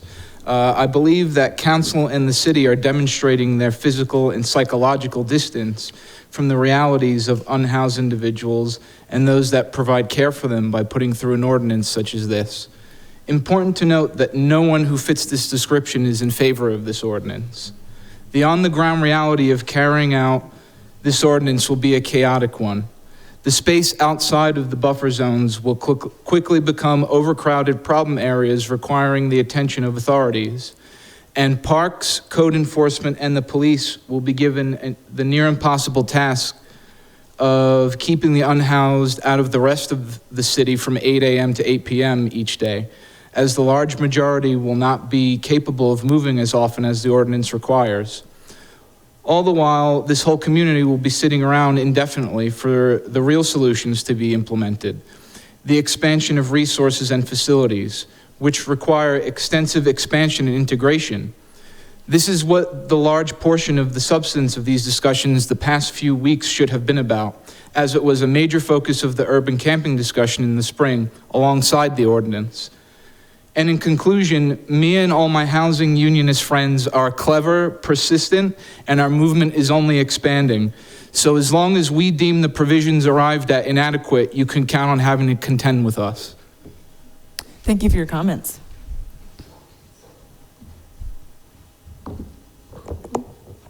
Hi, my name is Shai Engstrom, Engstrom. And like many of the people that have spoken before, there's a lot of uncertainty around a lot of the language that's been used in this conversation. I've heard many people say that we're trying to adopt a compassionate approach with this ordinance. I don't know what compassionate looks like on a city council level, and I know that my idea of compassionate looks very different than law enforcement who may be interacting with folks who are in these buffer zones. And in addition to that, are there going to be trainings with the city staff who are going to be talking with the folks that need to be moved on what a compassionate approach looks like? Furthermore, what does accountability look like under this ordinance when all you're doing is moving people from place to place and not actually offering them the stability to have any sort of accountability, and accountability for camping, for existing in a place where it has become so hostile to try and find safe housing that they have chosen to camp in parks instead? What does accountability look like for those folks? What is your idea of accountability with that? The Valor House was used as an example of help that we have offered to our unhoused community. The Valor House that program has been defunded last year. So we can't even really use things like that as an example for how we approach compassionate approaches towards this issue because they're not being supported. And I know that everybody on this council wants things like those funded, but putting resources and energy towards moving people doesn't help things like the Valor House receive funding. Furthermore, I heard the term robust educational outreach program multiple times, but I didn't see any definition of what that would look like and how much of the resources for the city would go to funding this educational outreach program. What does that look like? What are we putting towards education? Monetarily, what does that look like for education for folks who are out on the streets? Does that just mean giving more funding to the HOT team? Because they're great, but there's maximum 7 people on that team, and they can't address every single person that you are going to be moving around. And again, if this is about reaching people, if this is about outreach and giving people fines so you can check back in with them later, which seems incredibly counterintuitive, but that's my own personal opinion. Why aren't we putting resources towards reaching them? Thank you very much. Thank you for your comments. Come on up. My name is Anna Caldwell, Caldwell. I live in Ward 4. I'm not gonna lie, I don't know much about this ordinance, but I do know that I have an obligation to show up for my community. I recently just had a loved one be catapulted into homelessness. It took 2 months and a slew of medical emergencies, housing insecurity. She lost all of her savings. And consequently, you know, she lost her home and she lost basically everything she had. I spent all of my free time trying to help her find somewhere stable. I tried to help her find resources to be able to find somewhere, something for her to be able to not cross that boundary from like being okay to just like being on the street. And it was really hard, and there was really nothing that we could do. She's homeless now, and you know, I guess I could say that she's lucky. She's living in my family's camper, not even in town in Bozeman. And but not really. She's not really lucky. She doesn't have plumbing. She doesn't have anything. I don't know. There's just like no prospects of being able to lift herself up out of poverty on her own. And the city, I just don't think it needs to waste time debating whether its citizens should or can sleep outside when they have literally nowhere else to go. I think it's a waste of time. I think it's a waste of money to try and, quote, fix the issue with sweeps. I don't think that people want to look at homelessness, and so that's why they try to sweep it away. Let's see, if you really don't want to look at homelessness, the best thing you can do is find ways to alleviate the struggles of your constituents who are vulnerable to it to begin with. I heard about, there's a lot of cities who have this problem too. Every other city has this problem too. You know, just do better than other cities, try harder than other cities. I don't know how many of you are paying attention, actually, to most of these people. I think you 3 look like you're zoning out, but I don't know. Make sure that all comments are directed towards the presiding officer. Thank you. Okay. Thank you. And I know folks are definitely attentive to public comment. Thank you very much. That's good. Anyway, our shelters, they suck. They're not safe. They're underfunded. And I think that, I don't know how many of you people have actually spoken to homeless people or like gone to the Poverello Center and spoken to the people who utilize that resource, spoken to the people who work there. Talk to homeless people about what they need. Thanks. Thank you. Come on up.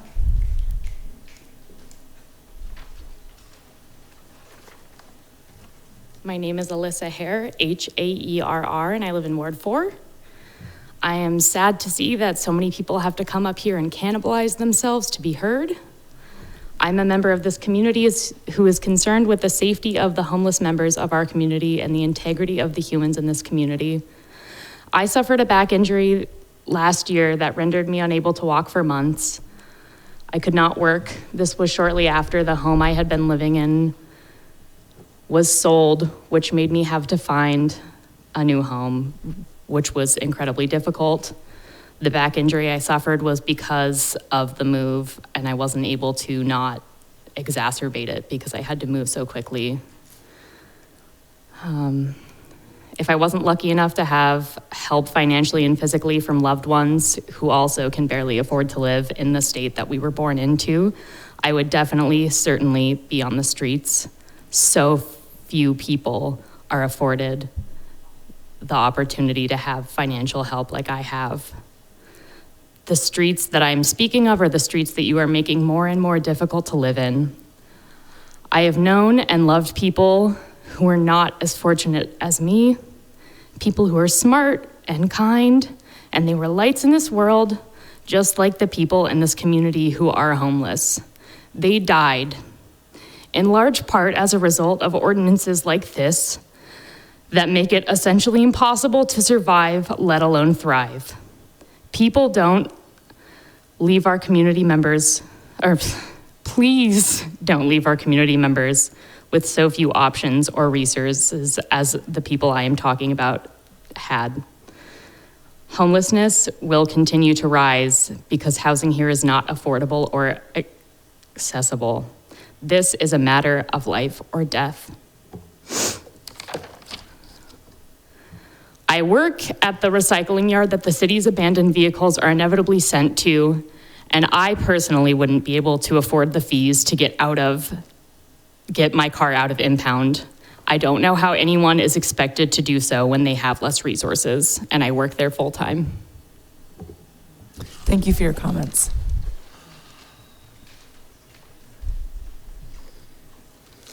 Hi, my name is Julie Sanders, Sanders, and I am a constituent of Ward 1. It has been incredibly disappointing and infuriating to witness the overwhelming majority of Missoula City Council support Ordinance 12.60 and carve out a direct path for displacement, harassment, and criminalization of our unhoused neighbors. As we all know, creating zones in public spaces that exclude the unhoused, forcing Missoula residents living on the street to pack up their belongings every day and not provide the proper support and resources is inhumane. In one of my many emails to my Ward 1 representative, Councilman Melson, I stressed the dangers of putting the cart in front of the horse by banning camping in public spaces before carving out places where our unhoused neighbors can reside. He said the following about the proposed ordinance, and I quote, "Is it perfect? No. Are we trying to make a more perfect union one small step at a time? Yes. Should we abandon thousands of hours of hard work to get to this point and move our community forward because the details aren't ironed out? I don't think so."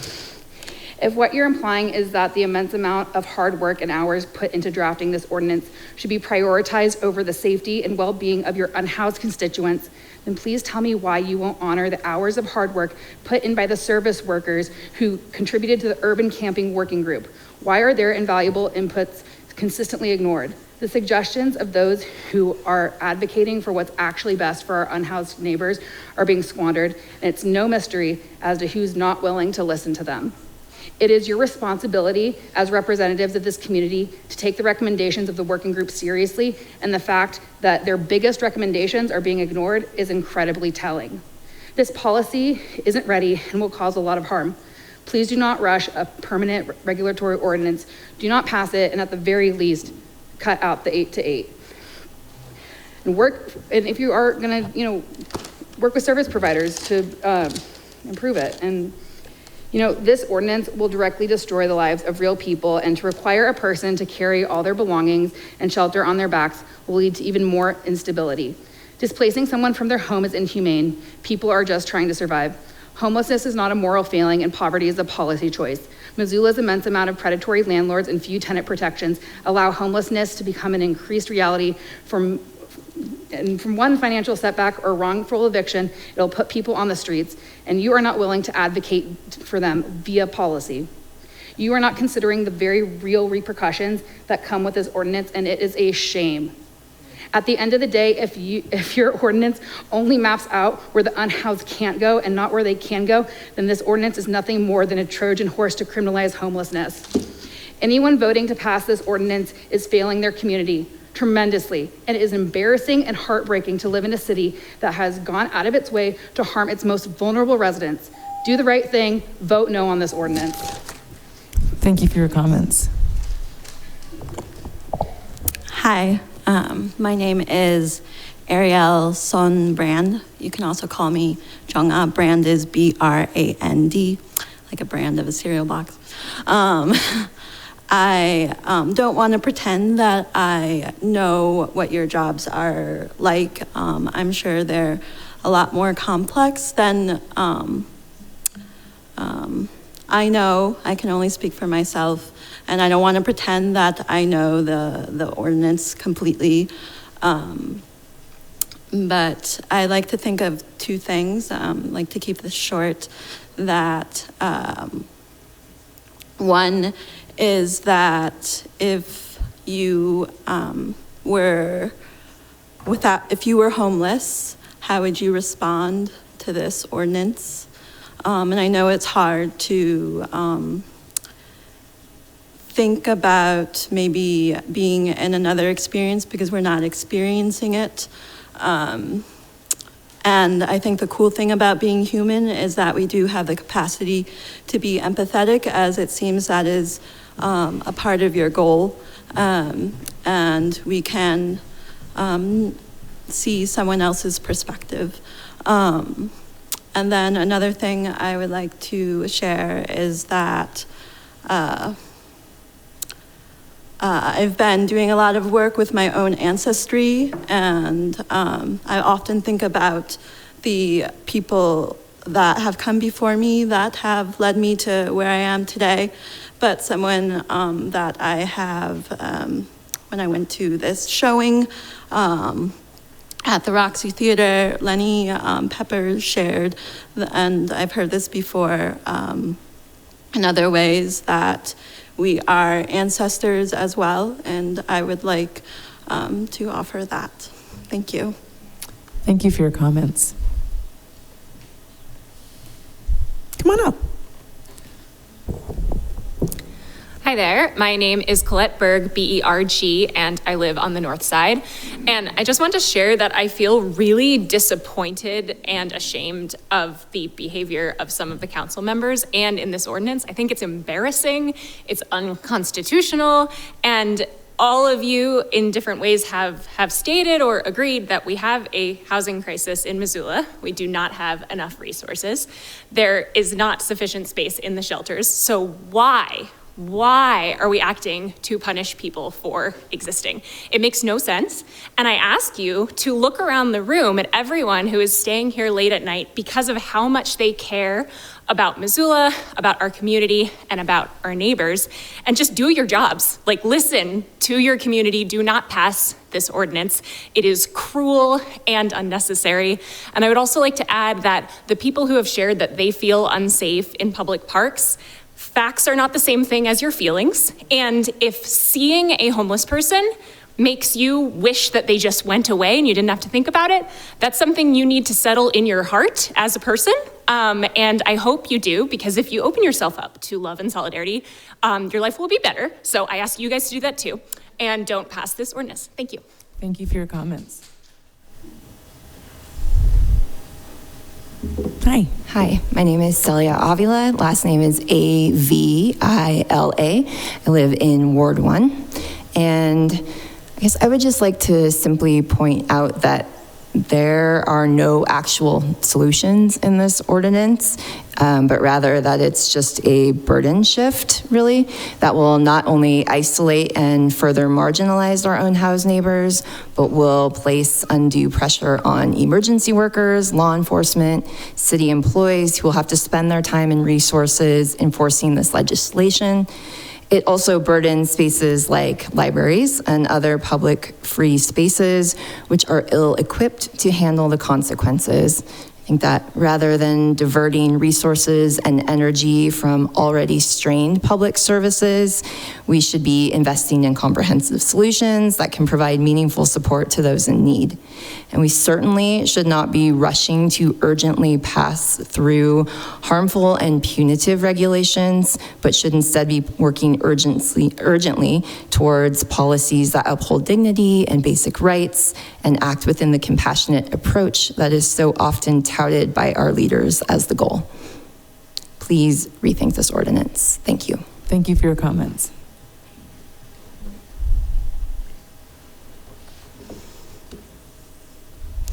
Hi there, Andy Helzel, Hoelzel. I live in Ward 2. We've been talking about this for so long that I don't think there's anything specific to this ordinance I could say that hasn't already been said. I want to say something else. Mayor Davis, each time this item comes before council, you take multiple minutes prior to beginning the usual process in order to preface the conversation and direct the public's comments.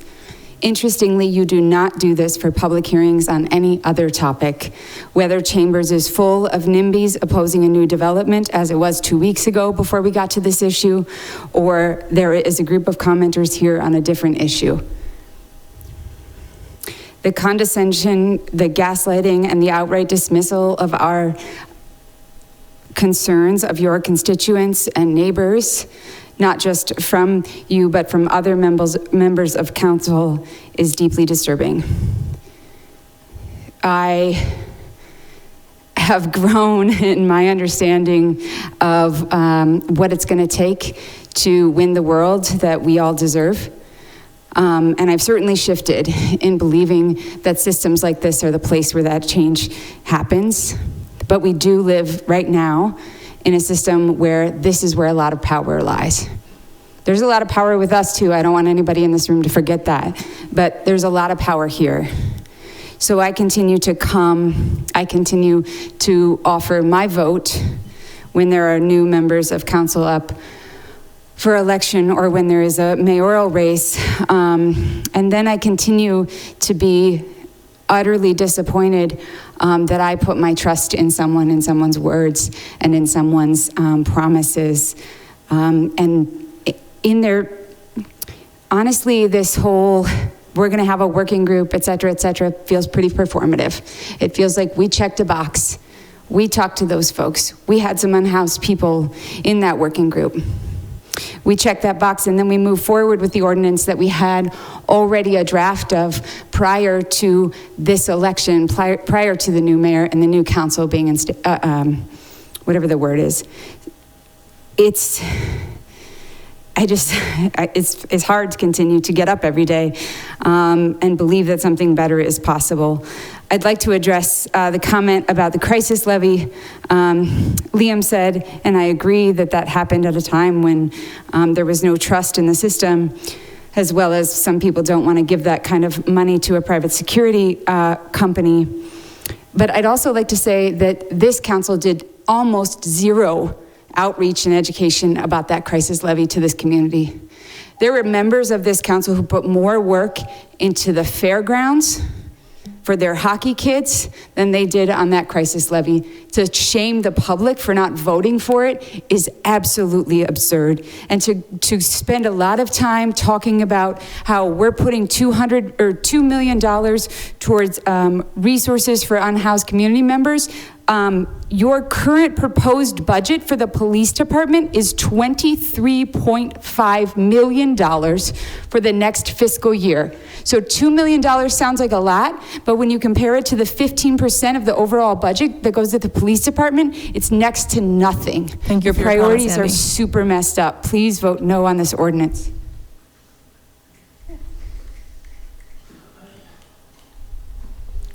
Good evening, Council. My name is Rebecca Ramos, R-A-M-O-S, and I am the Executive Director of Open Aid Alliance, a coordinated entry point here in Missoula.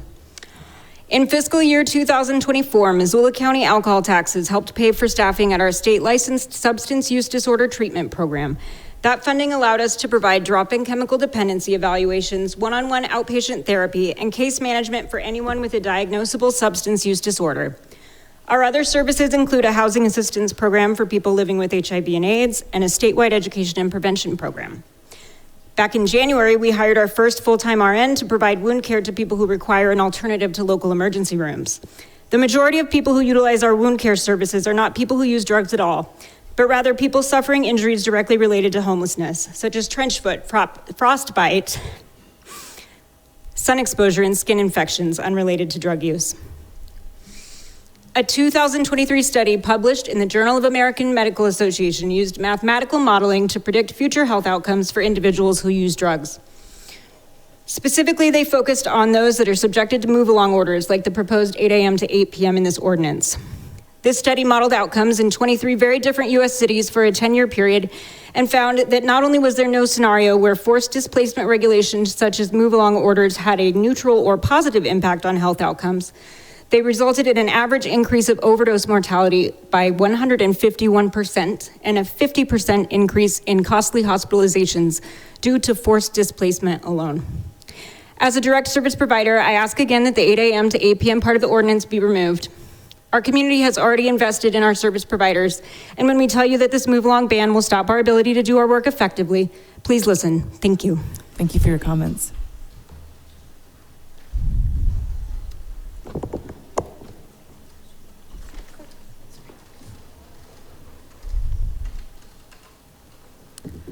Hello, my name is Leticia Romero. I live in Ward 4.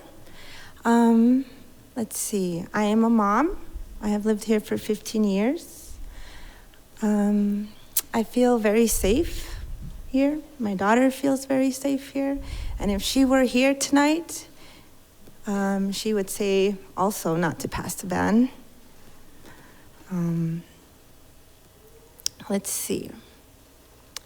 So far, we've heard many community members speak against this horrific ordinance that each and one of you will have to think about and pass.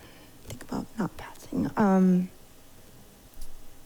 Yeah, so everybody here, you've listened, and you have to do your job. You have to listen to community members. Everyone behind me has spoken very eloquently, very much more education than I can speak for right now at this moment. I'm just here as a mom, and I'm also a veteran. Throw that in there because it seems like this nation puts, weight behind that word. If that means anything to you, that kind of helps towards making my word count, maybe. I wish that all of yous experience what true community is, because behind me here, that's all community. Mayor, I hope you experience true community one day, because, let's see. I did hear during the hearing here, Councilmember Jordan brought up that there was a letter sent to city council members, and within that letter, I believe I heard leaders from Missoula Library, YWCA, Pavarello Center, Open Aid Alliance, plead and ask for the 8 a.m. to 8 p.m. To be dismissed, taken out of there. And it was mean-spirited, rejected, not even considered. Mean-spirited. That's what it was. Do your job, listen to your community. Thank you. Thank you for your comments. Come on up. My name is Joshua McGreevy. This isn't just a homeless issue, this is also a neighbor issue, because I'm thinking more about the people who are gonna be homeless, and then tomorrow, next week, next month, next couple months, because it's not gonna get any better. People working 2-3 jobs to get housing and stuff. Pushing people out of the city because they can't find a place to stay would actually cause more problems, because of the community of homelessness is we exist better together than alone. If you push people out, then they're by themselves, they have overdoses or they have medical emergencies, they're more likely to pass away by themselves. And that's another thing. So if it happens while they're at these campsites and they have a medical emergency, then they come in, they take all their stuff, and they come out of the hospital and they own nothing but the clothes they have on their back. That's a problem. I was more considered about the fact that I've been kicked out of 3 homeless spots within 48 hours, and the stress that comes upon you of just moving that much, and then every single day you have to go through that unbearable anxiety, the fact that you don't know what's coming or where you can go or where you can feel safe is like, you can't even comprehend the word of that. Another thing was the fact that this would be a death sentence to those in the wintertime, because first off with the snowpack, then you're trying to live in that, trying to stay warm, even when temperatures drop down to certain degrees where it's literally death to be outside. You cannot be outside for more than 5 minutes without getting frostbite. And this would happen to all the people in this community as well, and that would not be okay to these people, because And another thing was the fact that these people start finally sleeping at camps, and then sprinklers go off at 3 o'clock in the morning, and then everything they own gets completely soaking wet because the sprinklers go off at certain times at 3, 4, 5 o'clock in the morning, and that's what happens. And then that was the one thing. And I don't appreciate calling someone's vehicle or tent, that is their home. Just like you live in a building that has 4 walls, that is your home. That is not a tent or a vehicle, that is our home. Thank you. Thank you for your comments.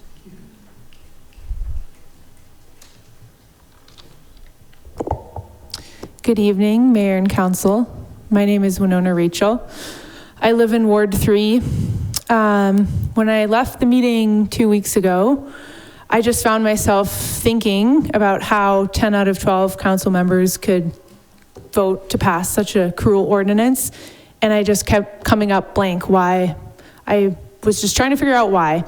And what I settled on is it's because you're not allowing yourselves to feel. We prioritize behaving rationally and impartially in politics and in workplaces, but I'm asking you tonight to allow yourselves to really feel what comes up when people here in this room are sharing their stories, and to really listen. And if I've learned one thing about feeling, it's that you can't stop yourself from feeling forever. Feelings always catch up with you. And while many of you have thus far maybe been able to detach yourselves from feeling the true impacts this ordinance is going to have on our community, you won't be able to stop yourself from feeling that forever. And Missoula is small. The people here in this room today are your neighbors, people you're gonna see over the next 10 years or more at the gas station, in the park, in the grocery store, at community events. And their well-being and ability to thrive is tied up in yours. I'm gonna share a few lines from a poem called The Story of Contradiction by Alok Fade Manon. I pretend that my body and mind are distinct, even though I know they are not. For so much of my life, I thought the goal was about fighting, but now I think it's more about feeling. Maybe feeling is fighting. Pain feels closer to the truth than anything I've ever known, or rather, feeling feels closer to the truth than anything I've ever known. I know that the people I am and the people I love are dying, but I also feel like we are living while dying. Thank you. Thank you for your comments.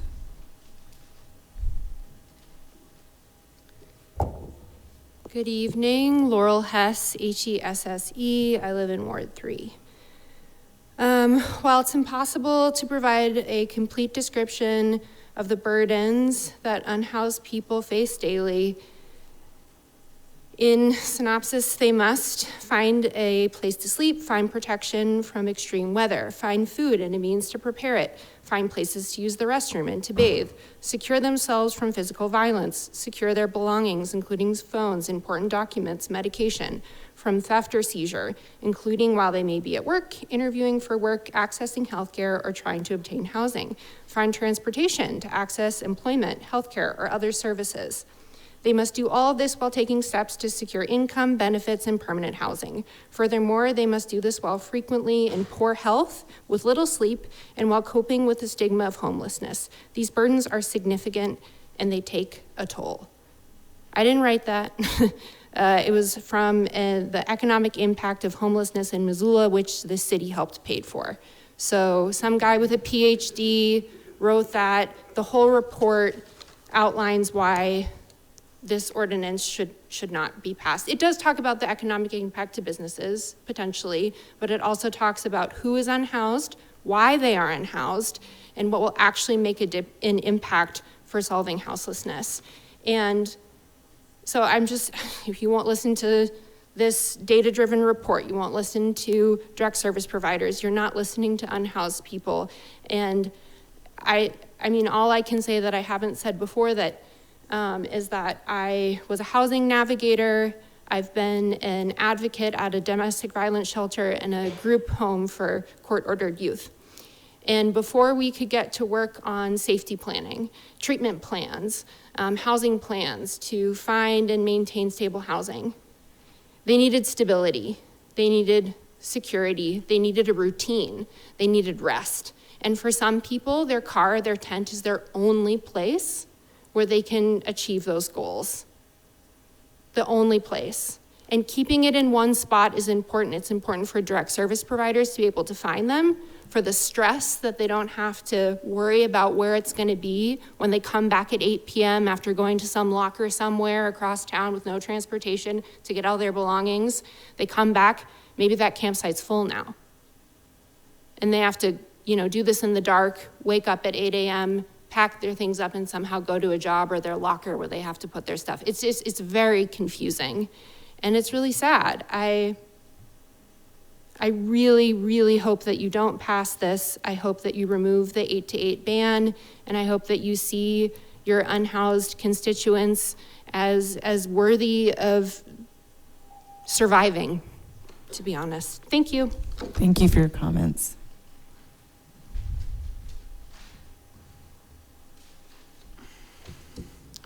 Hello, my name is Thomas Walker. I assume most of you have tents and have set one up at some point in your lives, being that we live in Montana. I encourage you to set it up and take it down for the next week in your backyards and see how much you like doing that every day. I have lived in my tent before, traveling when I was a younger person, for months at a time. And I can tell you that it is very annoying to put all of your goods, all of your things that make you comfortable as a person every day, to pack them in and out. It's a lot. I've also been a professional mover for years. I've moved people all over the country. It's the most stressful thing in a person's life to move, and you are trying to get people to move every single day. Every day. If you had a kid or a niece, a nephew, whatever, a family member, homeless, I guarantee your actions and your vote would be different, because you are privileged to be in the positions that you are. You will do and say anything to retain that privilege. And I do think you care more about the Chamber of Commerce than about your constituents. And that is disgusting. Thank you for your comments.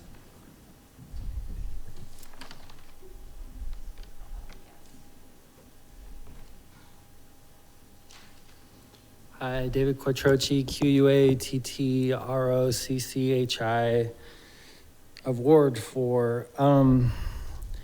So just to add a couple thoughts here, we call this a national problem. It's going on in every other city, every other state. That doesn't mean we can't lead with compassion here. There's nothing barring you from that. That's a zero cost effort. That's something we can do right now, is not do this. We talked about this in the harm reduction meeting. We got to hit the narrative too. We can throw money at programs. We can bulk up support teams, outreach teams, service providers. If we're not changing the narrative, there's still going to be some guy in here saying everybody who doesn't like this, move back to Canada, right? And that's who we're affirming when we vote yes on this stuff. So if we're not attacking the narrative here, and we're sending this message to poor people, and we get it this wrong, we're not solving this thing.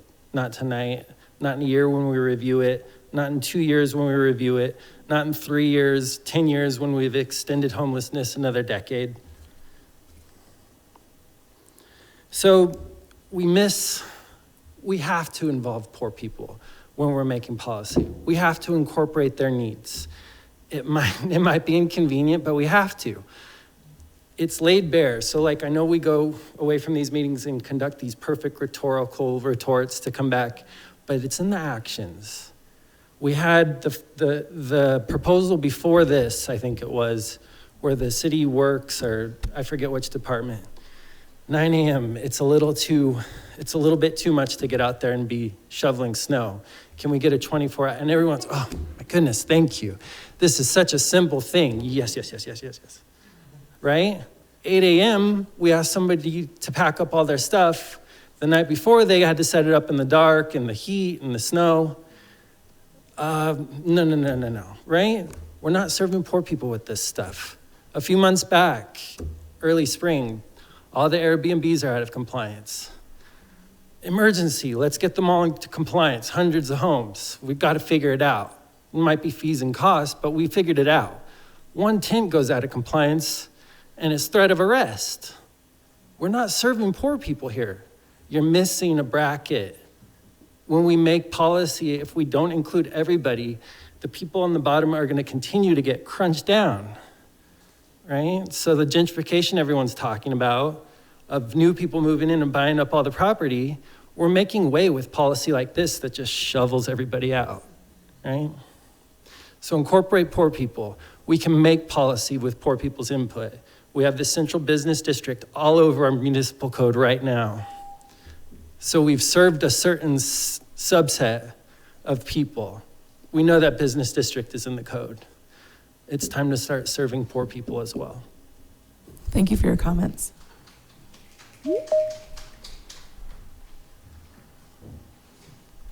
Hi, my name is Sage Bennett, Bennett, and I live in Ward 3.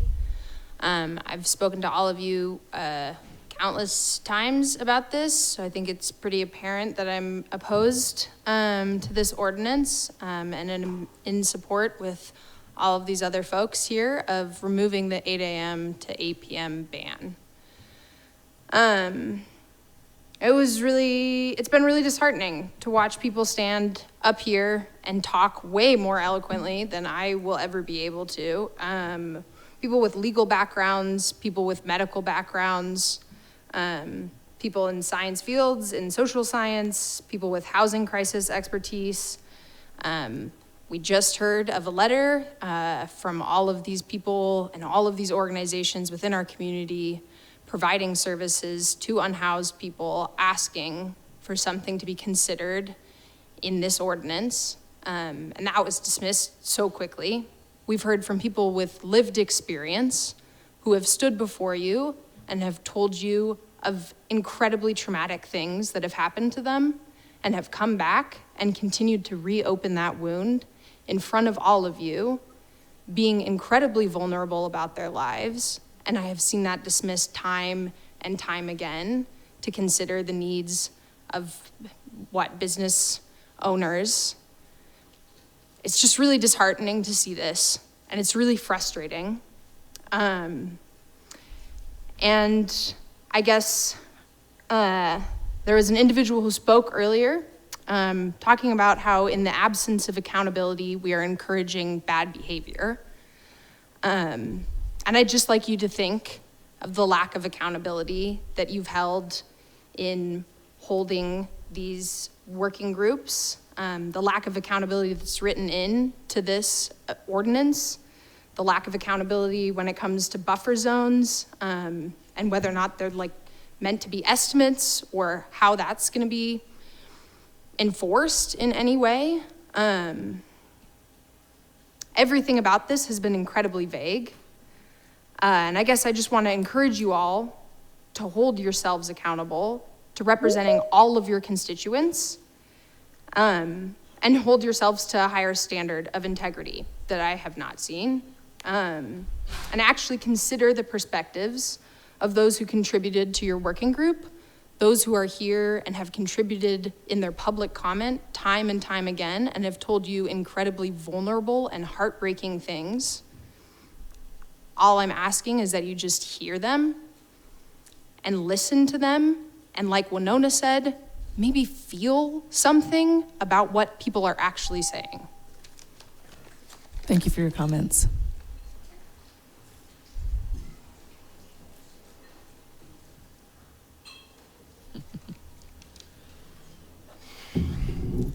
Hello, my name is Stephanie Land, that's L-A-N-D. I have lived in Missoula for almost 13 years, and I have been an employer in LLC since 2018, and I have owned a home in Ward 5 since 2020. When I stood before you earlier this month, I shared my story as a former homeless person. I thought tonight I could talk about my experience as an advocate. I stand here as the author of Made, a book I wrote in low-income housing through the Missoula Housing Authority.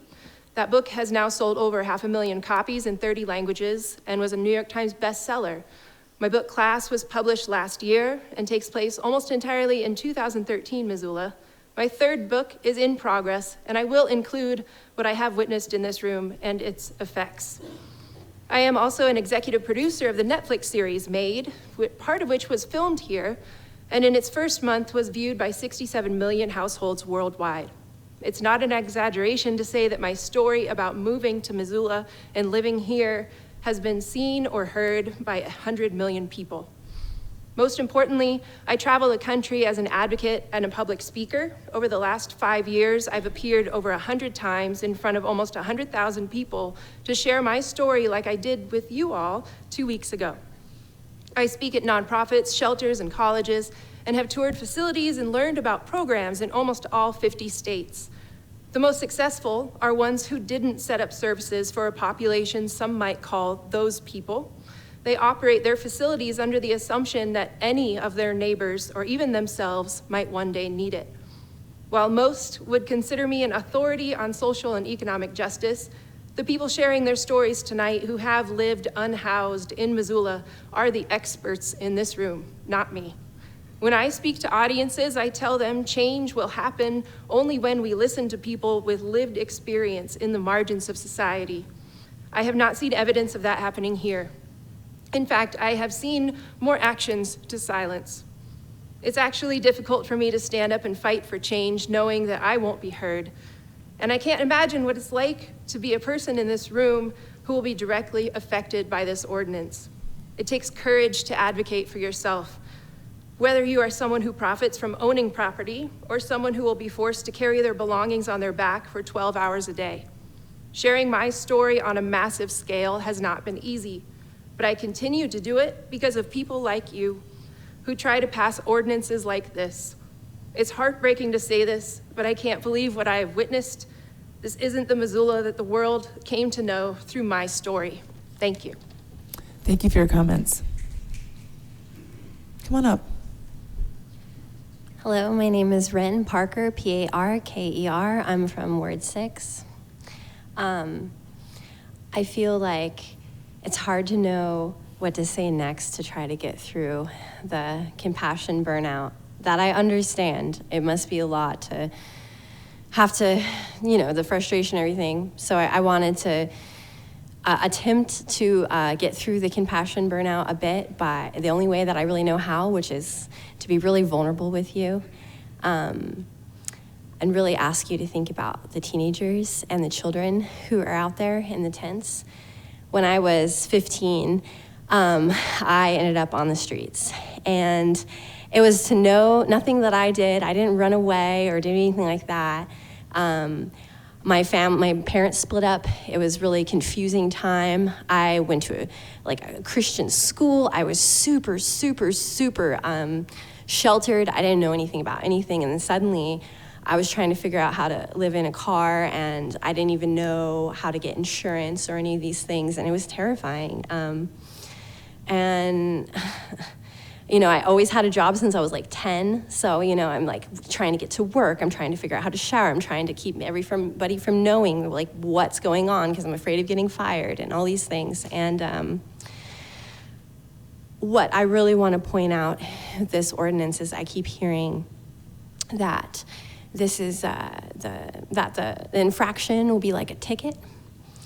And I was fortunate to be able to keep clean and get everything going and work 2 jobs and work extra, extra hard and put myself through training, and now I'm a working professional. I'm really proud of that. But I had a friend who was in the exact same position as me, and they got a car violation. And then, they have to try to contact you for court to say, hey, go here at this time, and they changed it. And you don't have a house, you don't have a place where they can contact you. And so that turned into a bench warrant, and that turned into this. And you know what, the last time I checked, they're still in the system. And I'm just asking you, please think about how hard it is, how much work it takes to pull yourself out of something like that. I could guarantee none of you can even imagine. And to think about adding an infraction on that. It may seem like something small for people who can just pay parking tickets and things like that, but none of these people are going to be able to pay parking tickets, and it will roll over, and it will get bigger, and it will get bigger, and it will ruin their life. So please take infractions out of this, and please take the 8 to 8, because it's completely impractical and no one's gonna be able to do that. So we're just further setting people up for incarceration and harder work to get themselves out of something. Not everyone has support. Thank you. Thank you. Come on up. Hello, Mayor, councilors, city staff. My name is Peter Walker Kelleher with Ward 3. And I wasn't sure whether I would speak tonight. I am not an expert on this topic, and I think I recognize that I don't need to be an expert. I know many of you, some more than others, and I think I just wanted to voice affirmation. The conversations that I've had, you're intelligent, you're hardworking, you're caring. I trust you to consider the eloquent voices you've heard tonight, the many, many conversations you've had over months. These things are super complicated, and it's not just the perspective of the person that was living in the tent. It's a whole fabric that is our community. And so I appreciate that you all are public servants. Nobody is sitting there for being a power broker or to make money. It's about service. Otherwise, you're crazy, and you're not crazy. And so, thank you for doing what you do. This forum is not great. I'm sure it's incredibly difficult. Sitting still, you're not able to share all the thoughts and that are up here in your head and in your heart. But thank you for what you do for our city. Thank you for your comments. Come on up.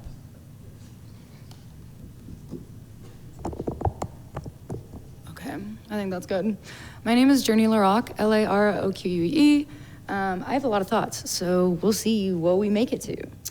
Tonight, I've heard the word accountability more times in a single setting than I think I have in my entire life. And in light of that, I just like to make some sort of effort to hold us all accountable to some things that these chamber walls have heard y'all utter so flippantly. Mayor Davis, during the agenda item outline of this ordinance, you said that the city has a commitment to trying different solutions and considering a variety of policy initiatives. I challenge the sentiment that you claim represents the views of this city and this council in endorsing this ordinance. I ask in response to hearing this, then why exploit and negate many of the mutually and collaboratively agreed upon proposals that rose from the working group that you've orchestrated? It seems as though, again, considering accountability, you may have been open to hearing these different perspectives, however, you have not listened. And that differential is poignant to those who are unfortunately accountable to voting you in, only to be betrayed by the apathy that is being embodied in this ordinance that you're pushing through.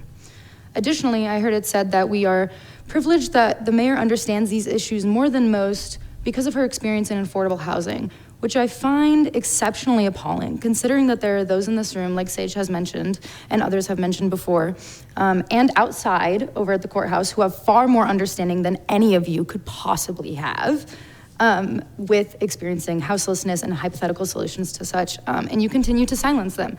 And now silencing them isn't enough. You'd like to also effectively banish them from our city. Let's see what else I want to throw in here.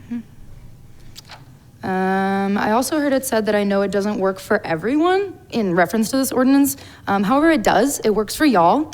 This ordinance might decrease the amount of angry and biased and apathetic and misinformed emails that are sitting in your inboxes and voicemails, and it absolutely endorses and embodies ignorant, ableist, classist, elitist, colonial frames of references and ideologies. These practices usually do work for the elite and privileged, who are so engulfed by the urge to prioritize their own comfort that they forego any opportunity to connect with their own humanity by connecting with others. I also heard it said that we are more interested in getting folks access to important resources and services. I asked in response to that, then why are you creating physical, social, and emotional barriers to such by employing this ordinance? Again, this ordinance would not only effectively push people out of this city, but it would also label people socially and emotionally as unworthy of these services and unworthy of residing within our city. Also, I heard it said earlier, when there are rules, there are often penalties to such in response to the municipal infractions. I ask why. If you've taken a basic Psych 101 class, you should know that positive punishment and negative punishment, such as the imposition of a penalty that detracts from one's resources, causes agitation, trauma, and toxic stress that detrimentally compromises the health of individuals. Anywho, vote no on the no, and it is 12 o'clock, and y'all ruined my birthday. Thank you. Okay, folks, this will be the last comment, then we'll have to take a break. Come on up. The recording we're going to have to switch out, but come on out. I think we're okay. Ms. Trimble, I'm pretty sure. We're okay to keep going for one more? Yeah, we can do one more. Okay, great. Great, thank you. Are you ready? Yes, we sure are. You bet. Okay. Hi, my name is Devin Jacaruso, Devin Jacaruso. I'm a lifelong resident of Ward 5, and I'm up here tonight because as someone who's seen like the entire history of this city, well, not the entire history, but the last 23 years, I am really alarmed, disappointed, and sad at the trajectory that we are taking with this ordinance. I just want to start by acknowledging that I think all of you probably felt a little nervous coming into this meeting beforehand. I know you know how like upset people are about this, and I just want you all to check in with yourselves and like really understand why you're feeling nervous. Are you feeling nervous because you're gonna get yelled at when none of us have yelled at you yet? Or do you feel nervous because you know that deep down that what you're doing is really deeply harmful and cruel? I ask all of you if you have ever actually truly talked to an unhoused person. I imagine that some of you haven't, given this like incredibly cruel ordinance that you're pushing forward. And I ask you to consider how this ordinance shapes the culture of our city. Not only are you shaping enforcement, what you're doing is prioritizing the rich and terrified over our beloved unhoused neighbors who, in my experience, having lived here 23, almost 24 years, have never hurt me, have never made me feel unsafe. You are dehumanizing them. The 8 to 8 is even further dehumanizing. I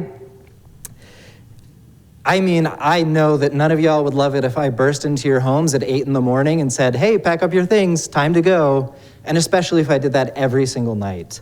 I know that none of you would feel good about that. So why are you doing it to the most vulnerable members of our community, as Mr. Santorano mentioned earlier?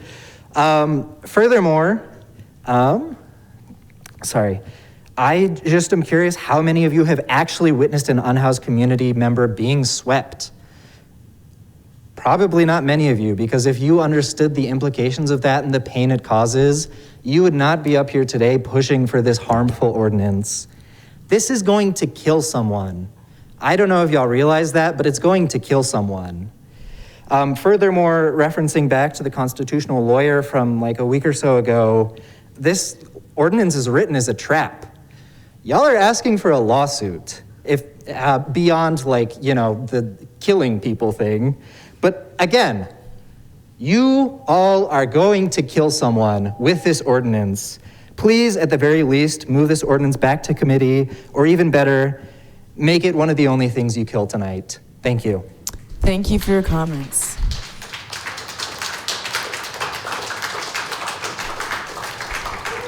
Okay, folks, thank you for your excitement. We are taking a 10-minute break. We'll resume at 12:15. Thank you.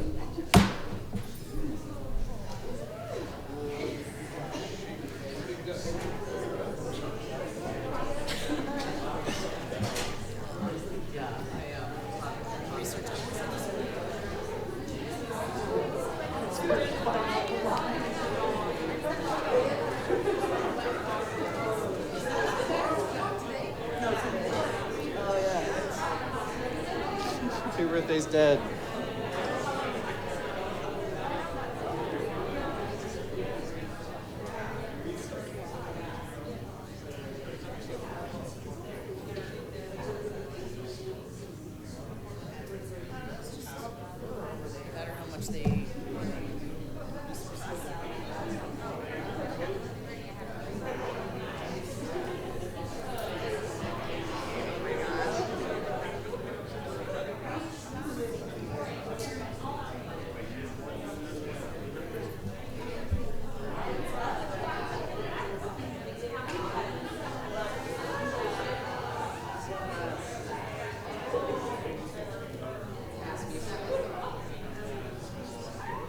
That thing.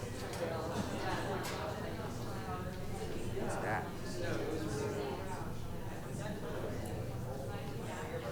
Yeah, exactly.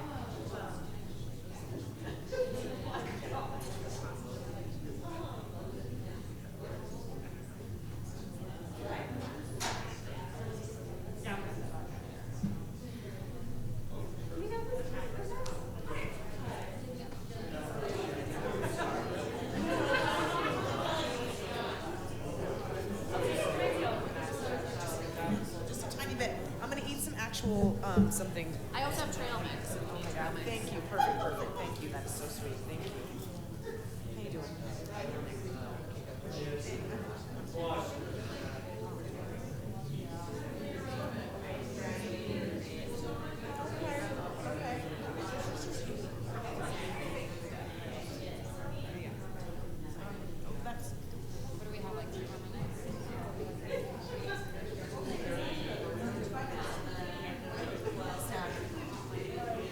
Thank you, thank you.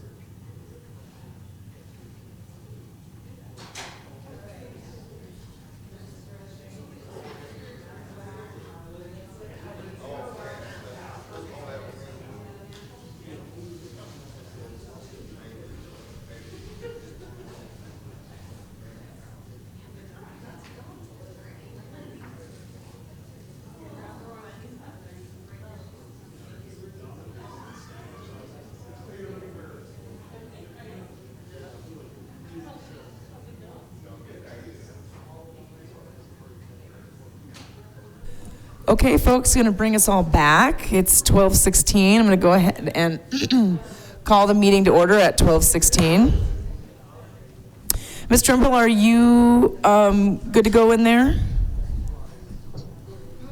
I could use one more second. Okay, not a problem.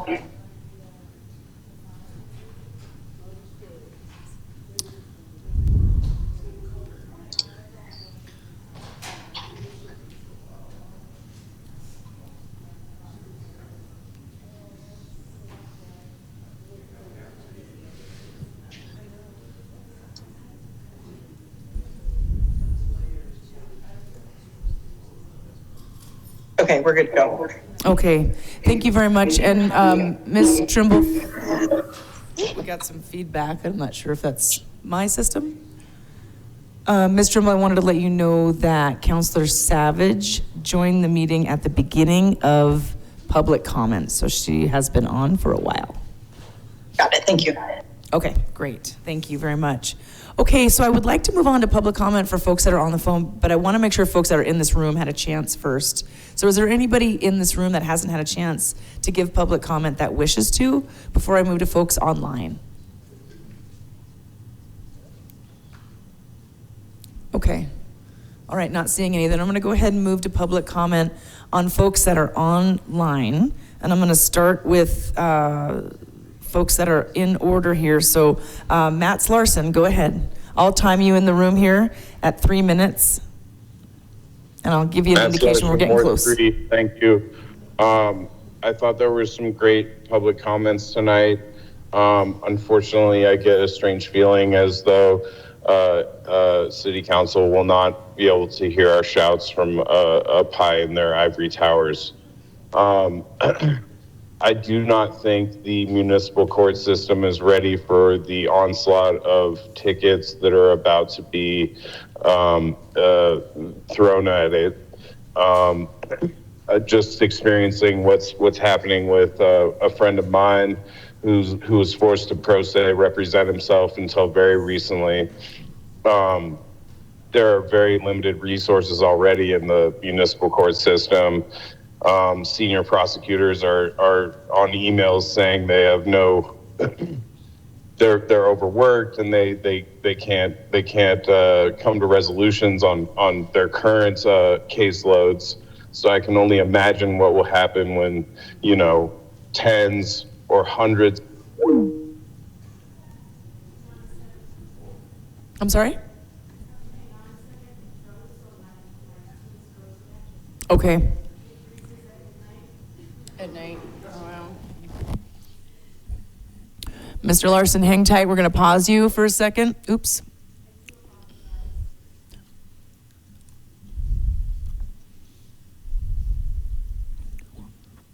We're having a Teams freezing issue here.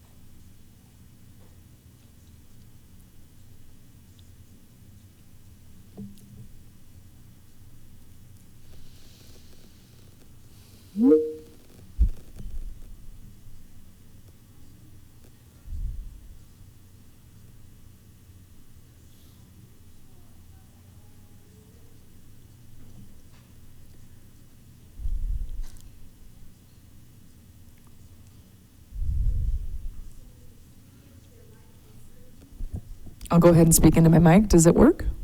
All right. Thank you. Well, we know you didn't do it on purpose.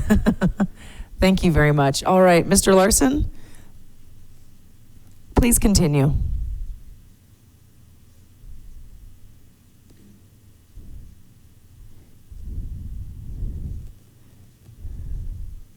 Mr. Larson, if you're there.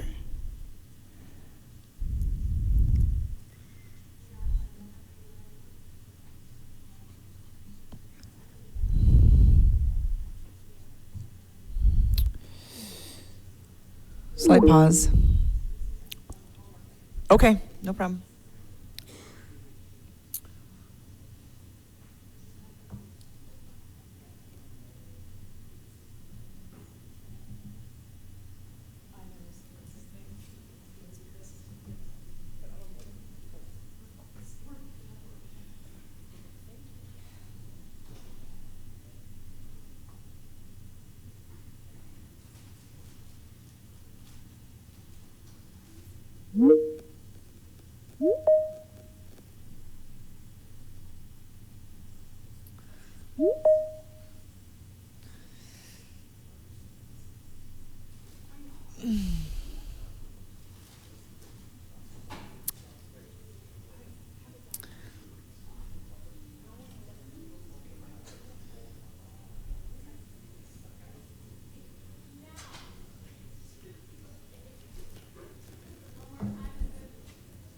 Think we're good to go? Testing? Testing 1, 2, 3? Yes, we can hear you in the Teams meeting. Okay, great job troubleshooting. Thank you both. Okay, great. All right. We are going to start back over with folks that are on the phone. Mr. Larson, are you able to join us? Yes. Yeah, I'm sorry. I don't know when you guys lost me there.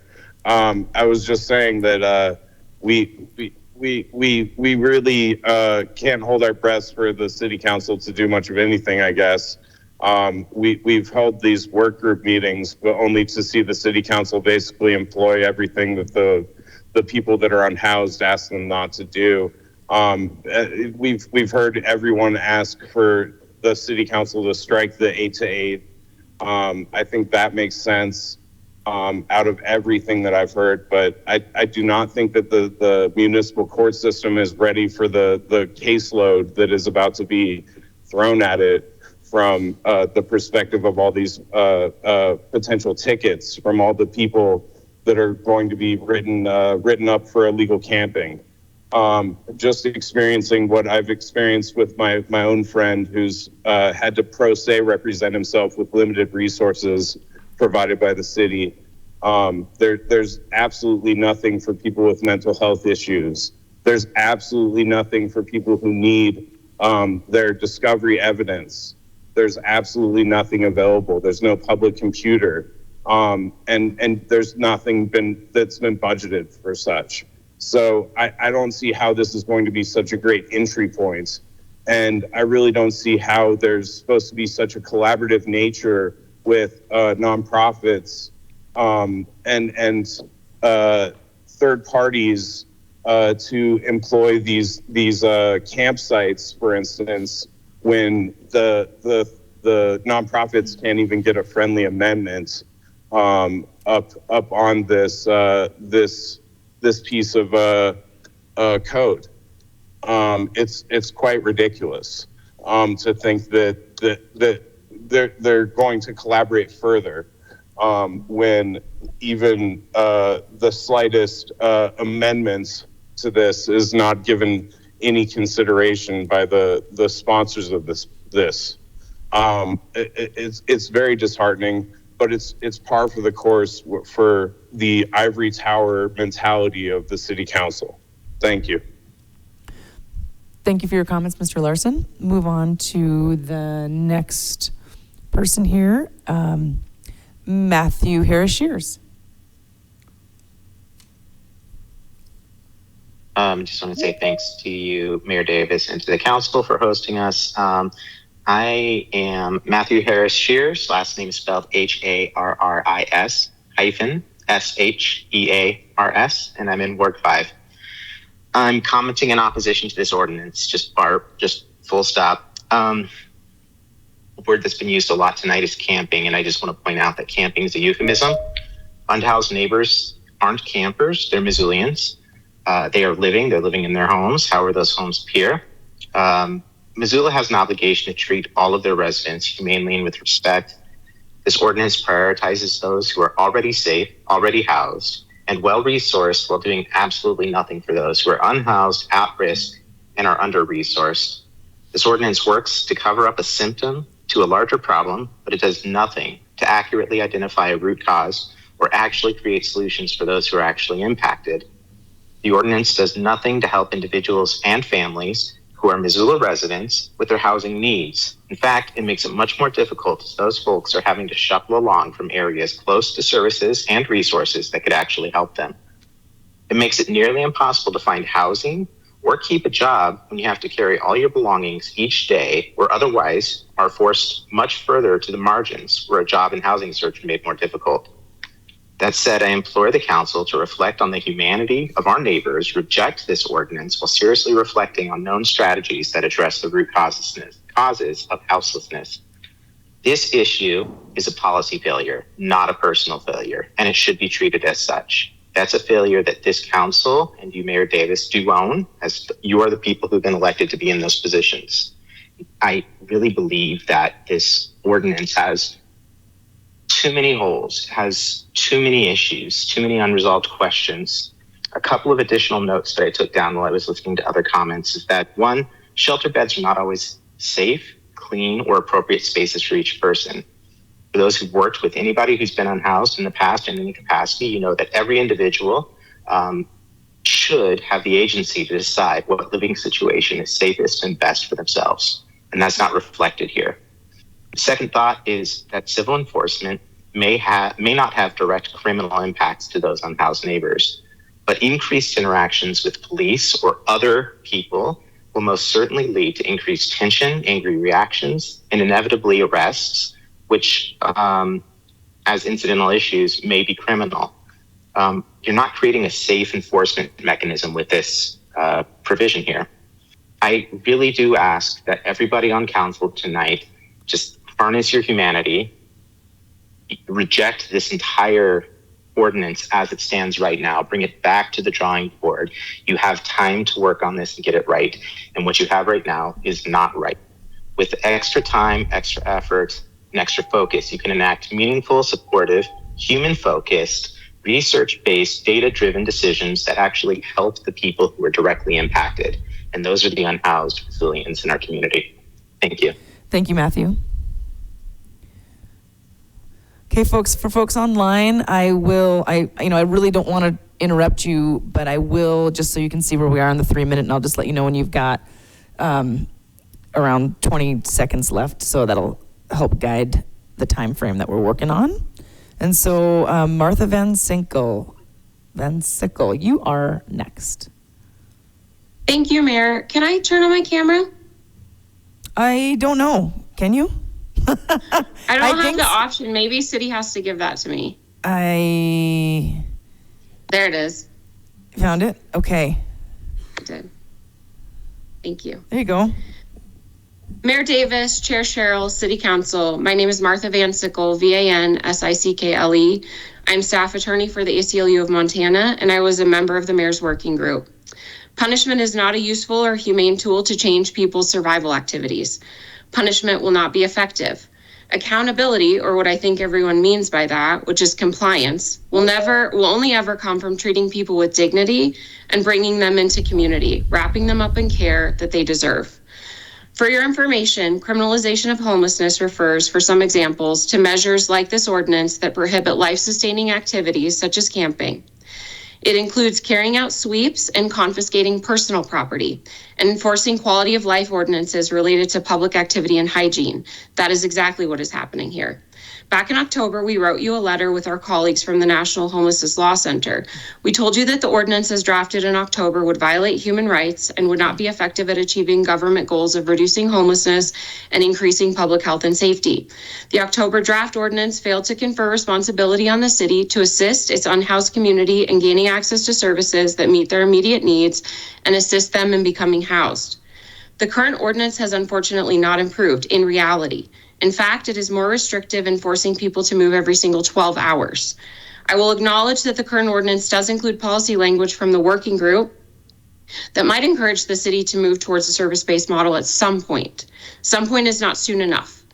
Services and safe spaces need to come before any punishment.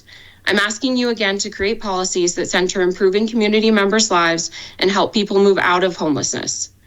The letter we sent you in October was so familiar when I reread it because the current ordinance maintains almost all of the same problems. Despite months of the working group, despite significant input from community members, calling the city to pause its action until it can provide adequate support to our unhoused community. The geographic restrictions will push people away from services and providers. Pushing people into very small areas will create additional health hazards. We asked you in October to create a map. That was 8 months ago. There's no city map, and we were told at the June 10th public meeting that the city does not have technology to create such a map at this time. The time restrictions are untenable. Packing up your entire life every 12 hours and carrying it with you throughout the workday would be impossible for every single one of us in this room. Asking people who don't have stable housing and resources to do that is cruel. Houselessness disproportionately impacts Black people, Indigenous people, and other people of color. Leading studies illustrate that unhoused Black and Latinx people are 9.7 and 5.7 times more likely to be cited under laws criminalizing homelessness than white people. Black Americans represent 40% of people experiencing homelessness nationally, despite only constituting 13% of the overall population. Indigenous people are similarly disproportionately represented. This is racism in action. Houselessness disproportionately impacts Two-Spirit and LGBTQIA people. It disproportionately impacts people based on gender identity, sexual orientation, and disability status. People with multiple marginalized identities are even more vulnerable to homelessness and to criminalization. Mirtha, This we're at ordinance 3.5 will harm minutes. people who are already harmed by your policies and structures. Please vote no or table this ordinance. Thank you. Thank you.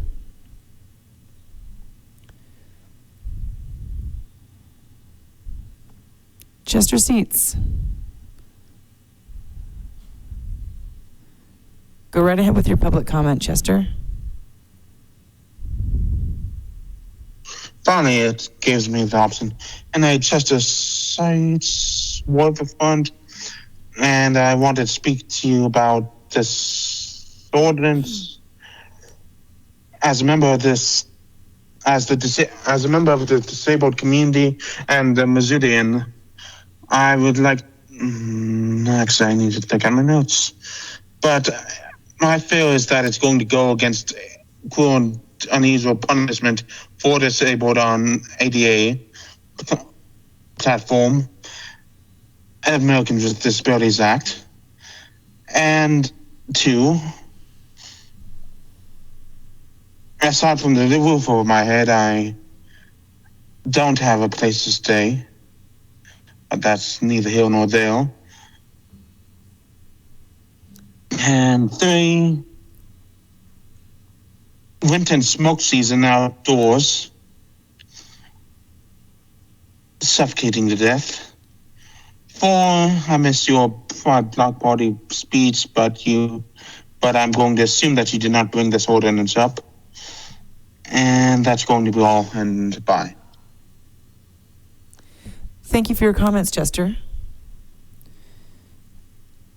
Effie? Effie, you're next. Hi, my name's F.A.O. Sevengi. I live in Ward 4.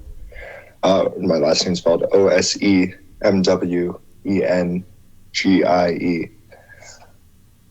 I don't really have anything new to say that hasn't been said over the past few weeks by everyone opposed to this ordinance. We've all been repeating the same things over and over again. It's illogical, doesn't make sense, it's cruel, incompassionate, doesn't consider unhoused people as real members of the community. And it doesn't really make sense to me how this isn't being heard by the people who are supposed to be representing everyone in the community. And I just wanted to express my frustration and hope in facing the inevitable that it's not going to pass, but it seems like it will. Thank you. Thank you for your comments. All right. Oops, William Knight? Thank you, Mayor. And like Ms. Van Sickle, I'm going to ask if I can turn my camera on. I think that's totally acceptable. Thank you. I've been wearing business casual attire for 6.5 hours in my home office. I figured I might as well. I think it just came on and then turned back off. Okay, did that do it? Yes, it did. Thank you very much, Mayor, and thank you, City Council. Will Knight, K-N-I-G-H-T. I'm the litigation director for the National Homelessness Law Center.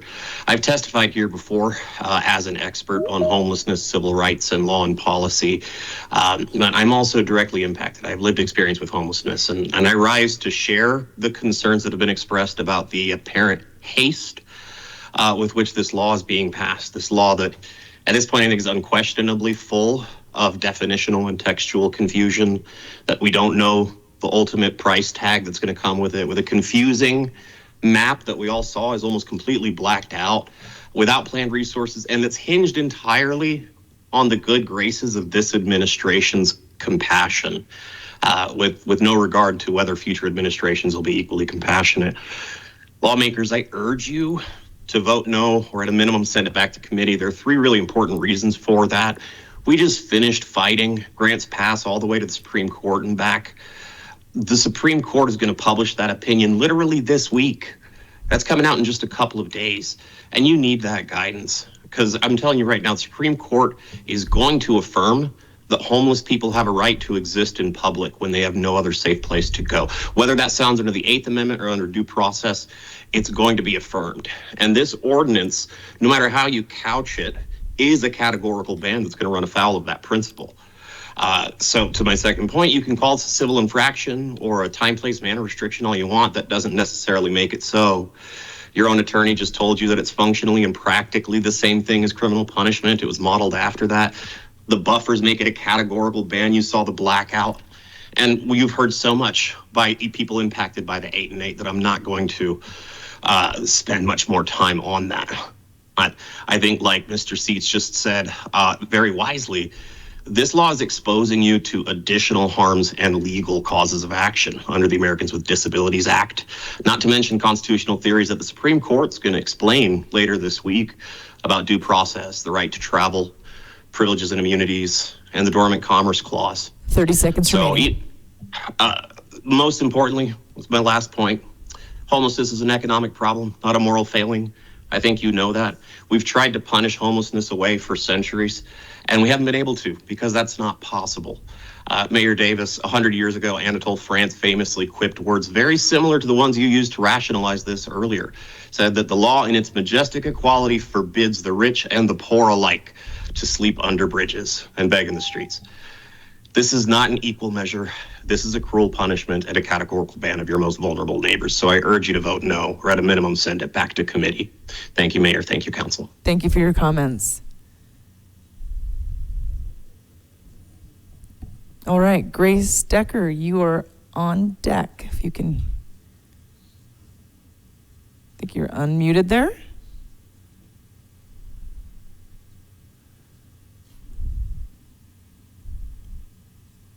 Ms. Decker, can you join us?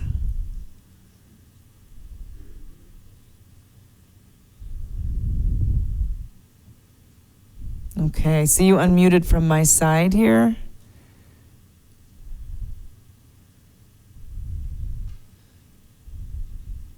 Okay. Ms. Decker, we're going to go ahead and mute you for now and go to the next speaker. And hopefully we have an opportunity to connect with you. All right, Darcy Smith. Hi there. Thank you for your attention and staying with us all here. I would just like to echo the many sentiments of people who have done lots of research and lots of advocacy, lots of on-the-ground work, who have come here before you to give their wise counsel and perspective as members of the community. I'm echoing them because I run on the trails that unhoused folks make themselves, a base camp for. I run on those trails every day by myself, and I've never felt unsafe. And I look at the people that I run past and their homes, and I don't think of them as a burden or a nuisance to our community. I think it's really unfortunate that members of this council have had ample opportunities to make focus groups, to listen to voices of those who this is going to impact the most, and have not taken any heed and have gone ahead against the better judgment of the research and the collaboration that has taken place, and are just going to sign off on something that, like many have mentioned, is half-cooked and not very well thought out at all. I think Missoula has a chance to be a leader in solutions for this because there is so much compassion here, but you all are not looking in the correct direction at all. And I know it must seem frustrating to take lots of hard work, years have gone into this, and hear many people ask for you to, start over or redesign. But I think that truly is what you must do if you are going to make a decision that is actually in the community's best interest and not in the interest of people who want things to look a little bit neater and have, to have things look the way that they want them to. So I'm just going to urge you to vote this down. At the very least, definitely take out the 8 to 8 that just is so uncompassionate. Like you've heard many other people make good examples of why. 20 seconds left. And I just hope that tonight you make the right decision and know that making these big changes in haste isn't going to make our community any better at all. Thank you. Thank you, Ms. Smith.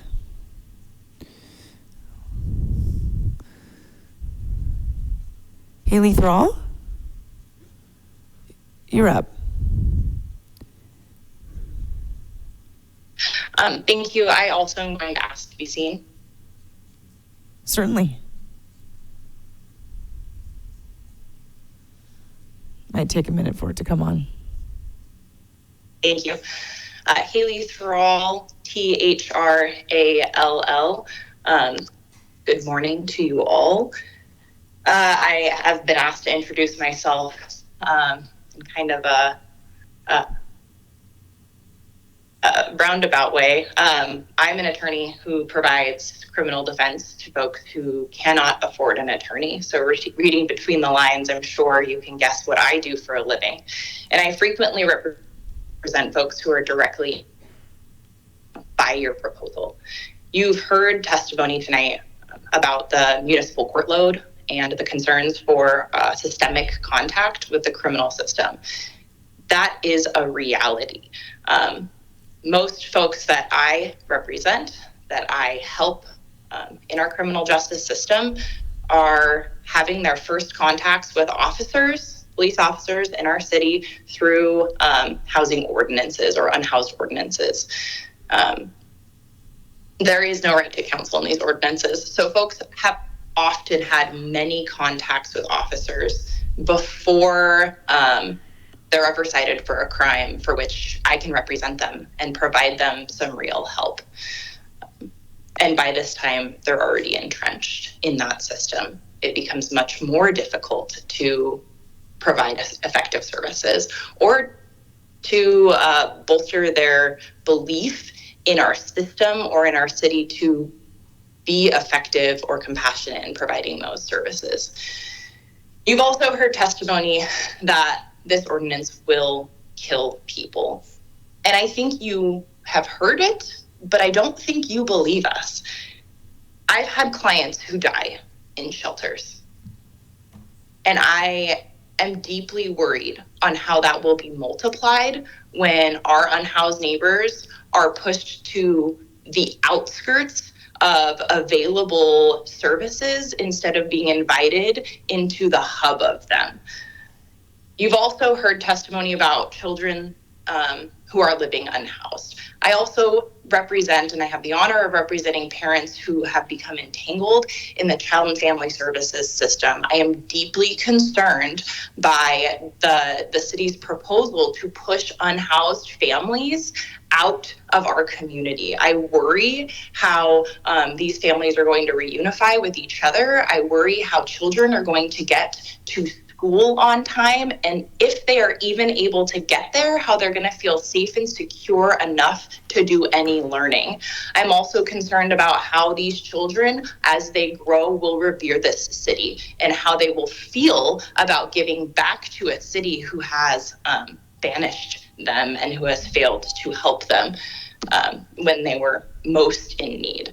And I appreciate you staying on to hear our comments and our concerns. And I wasn't planning on testifying today. I have, an infant at home who is sleeping, and I feel so grateful that I get to say that.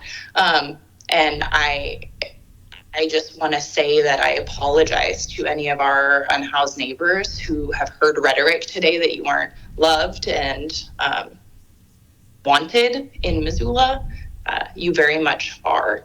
And I urge the council to please not pass this ordinance. Go back to the drawing board. It's not a ticking time bomb.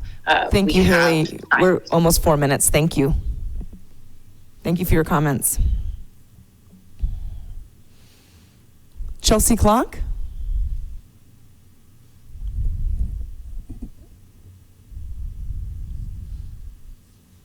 Hello.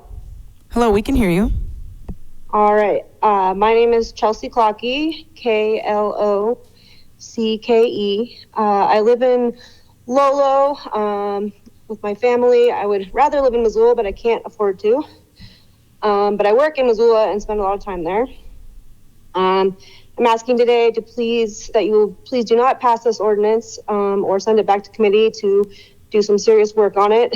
I'm a born and raised Montanan with experience working with unhoused folks directly in a winter shelter, family winter shelter for kids and parents in Portland, Oregon.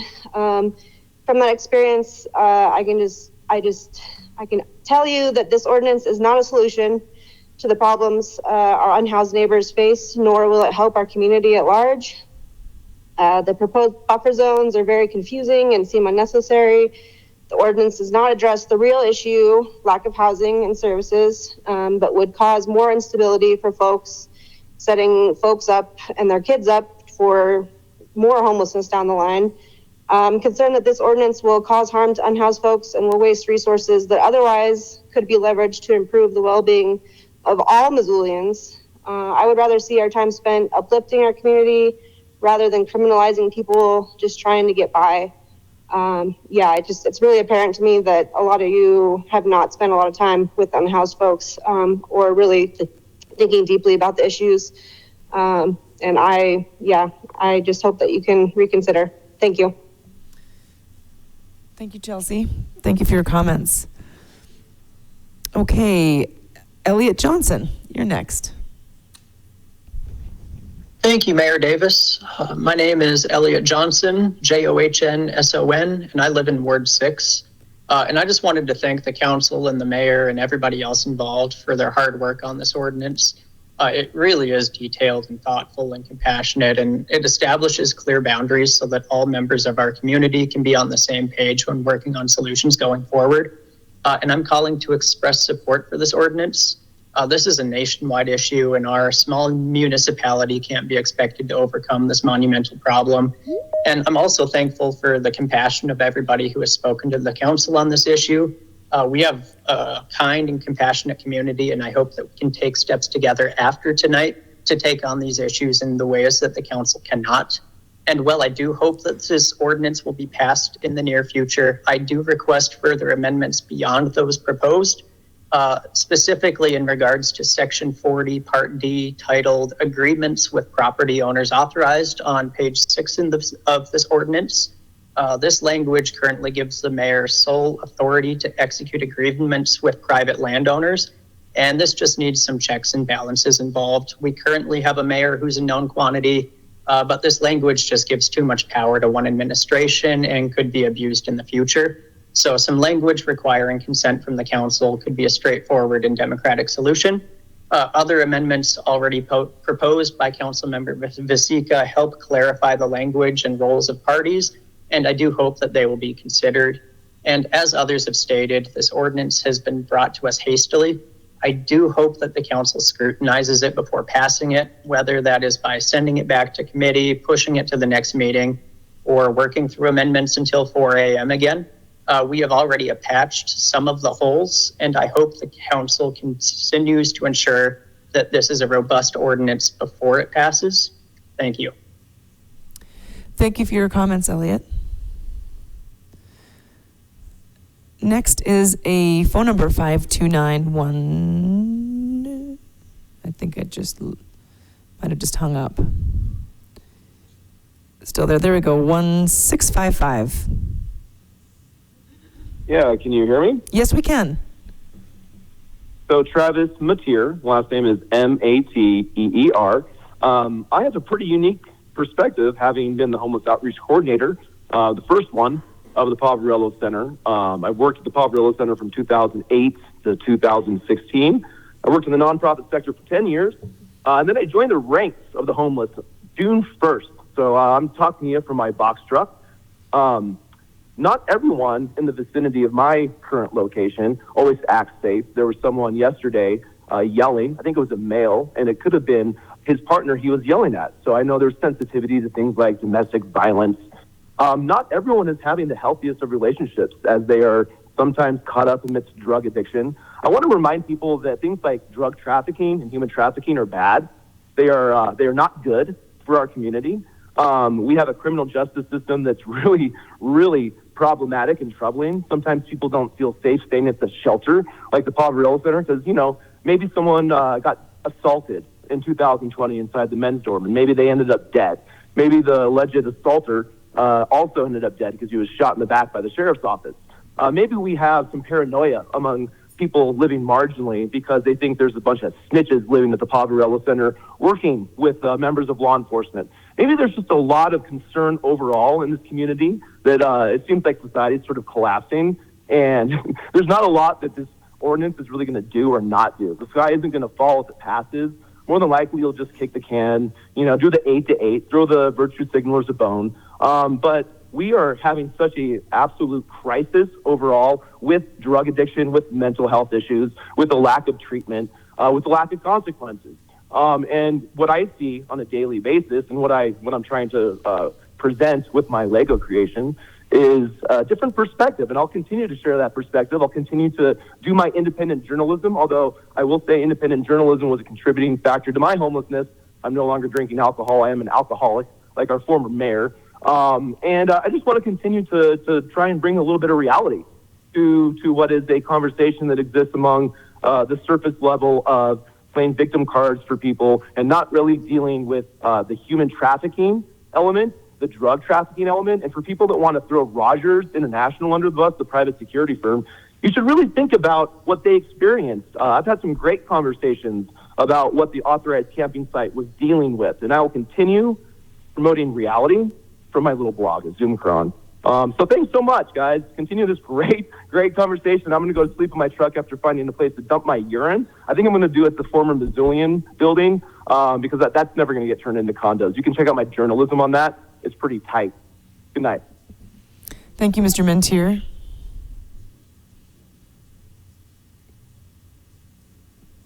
Chris K., you're next.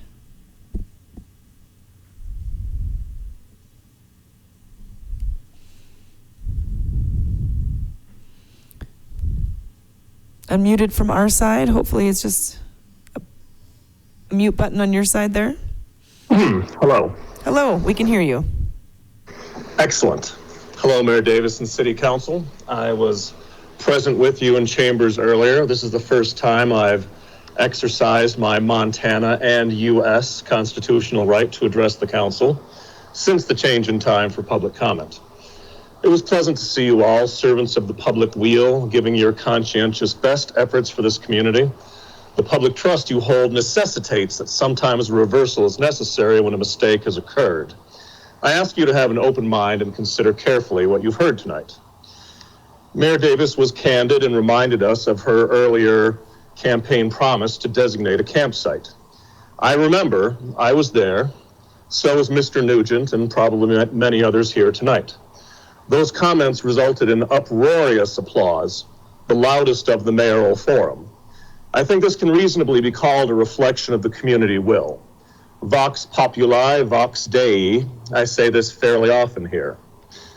Upon taking office, Mayor Davis discovered that the task of designating a campsite was not easy. It is not easy. But unhoused persons, service providers, and other experts who are acquainted with the history of the failed site and able to create a vision of an improved camp are available. Many of these people are among us tonight in chambers, capable of coherent and humane reasoning. Some of them even sit on the city council.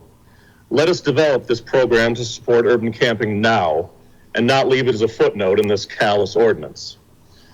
Buffer zones and a black map. This is grotesque. Shall we call the minuscule gray areas the neutral zone and have a Star Trek episode? Certain adjectives were applied to Missoula when I first arrived here in the 90s. Progressive, green, granola. Back then, the term compassionate was well-deserved. I'm unable to imagine all the terms that will be applied to our community if this ordinance is passed, but surely barbaric and uncharitable will be among the first. I would like to thank the commenters today for their vulnerability and devotion. To rephrase a favorite quote of mine, as the heart panteth after the water brook, so our souls panteth after justice and empathy from the City Council. I ask you to reconsider Ordinance 12.60. Thank you. Thank you for your comments, Chris. Okay, moving on, sorry. Mariah Welch, you're next.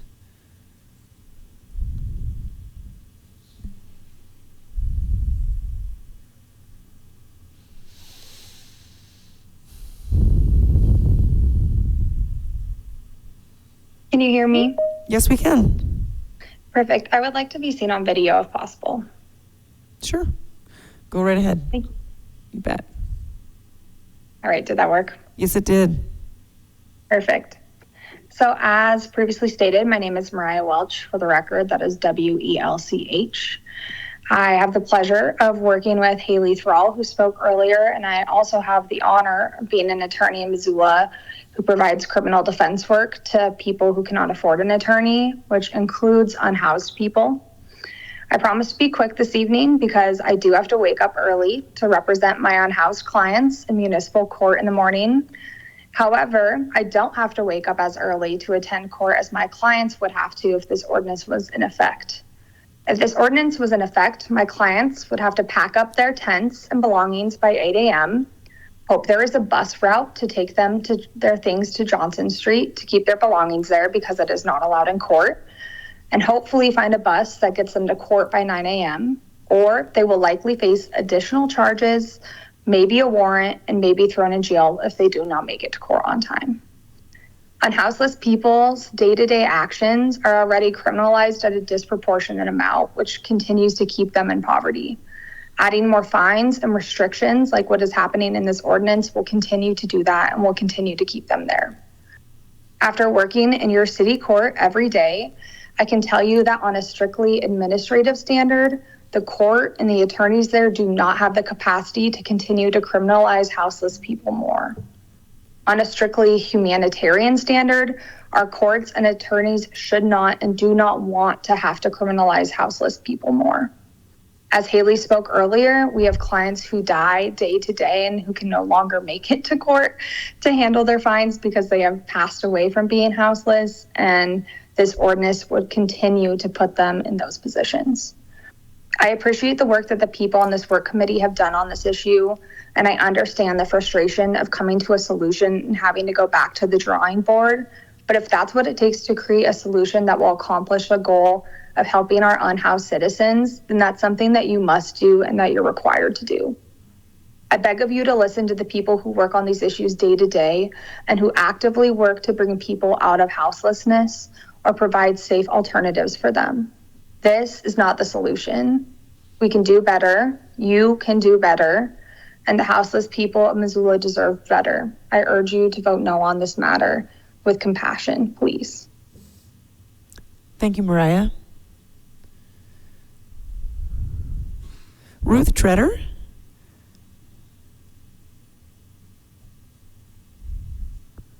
We're ready for you.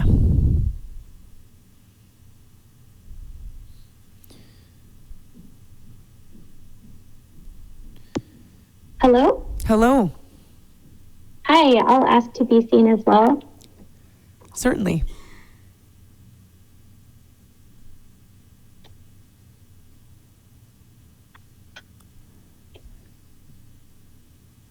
Just have to put the video on from your side. There you go.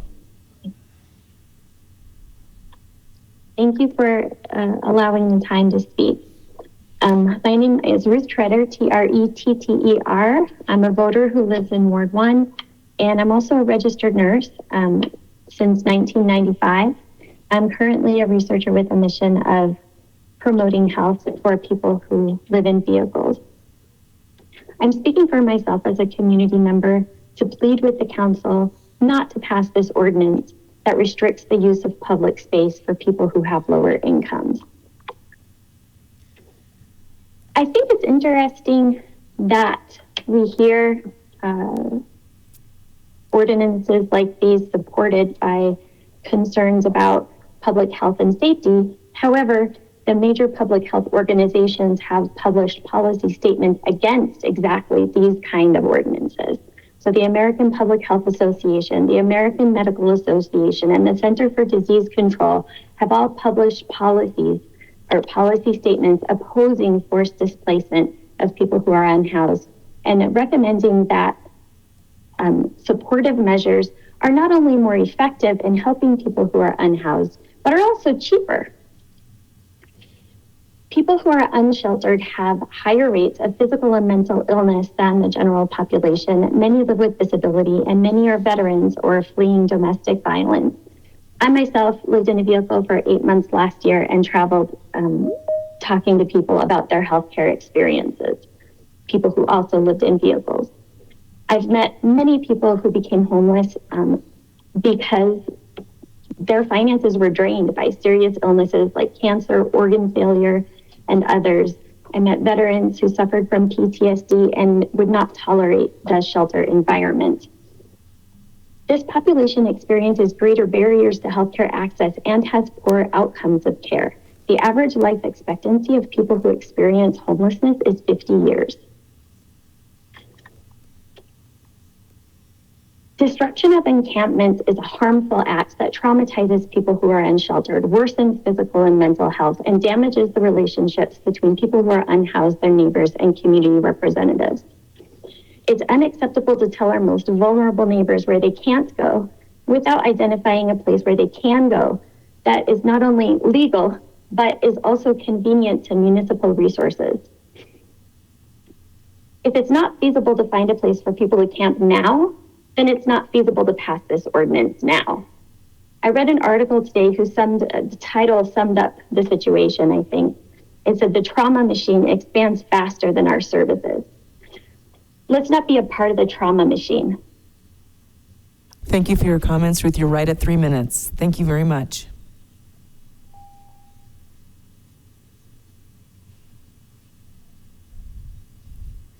Grace Decker, you're unmuted on this side. Am I unmuted now as well? Yes, you are. Hooray. Can I go on video too? Please. Thanks.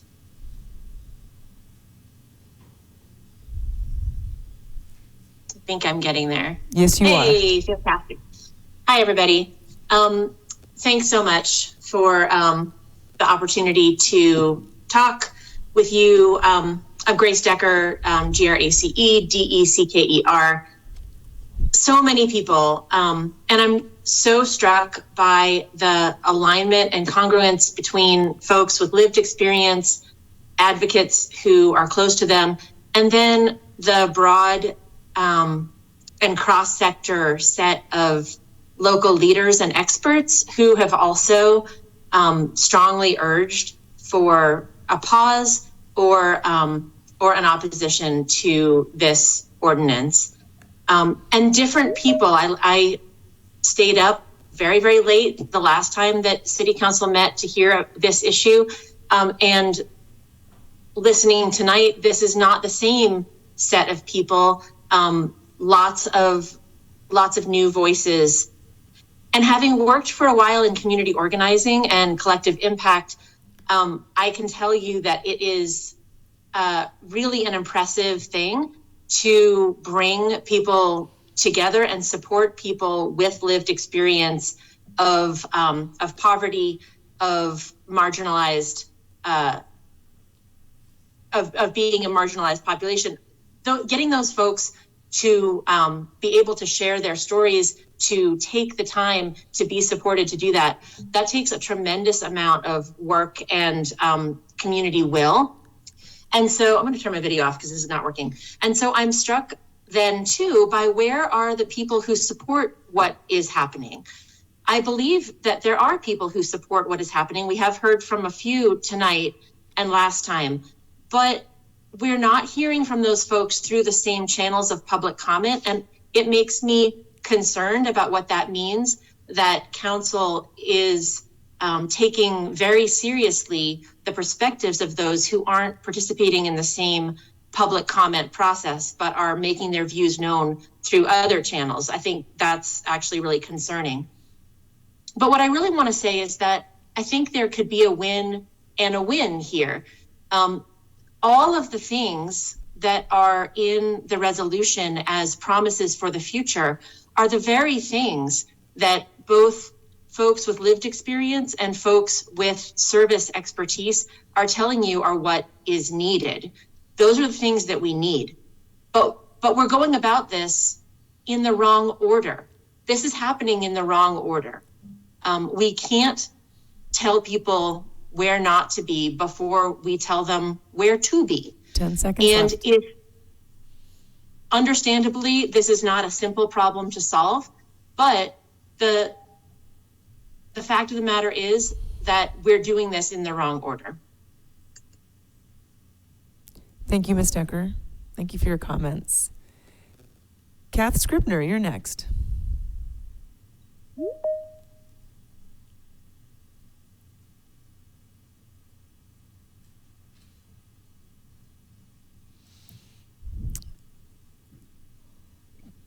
Kath, can you unmute on your side?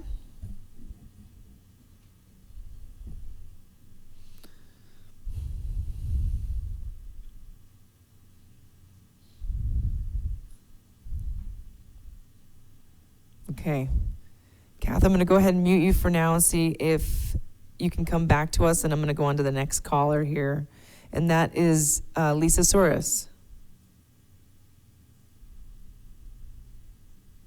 Hello, can you hear me? Yes, we can. Hi, yes. So I'm Lisa Sirois, Sirois. I live in Ward 2, and I have nearly a decade of experience working with unhoused individuals in Missoula.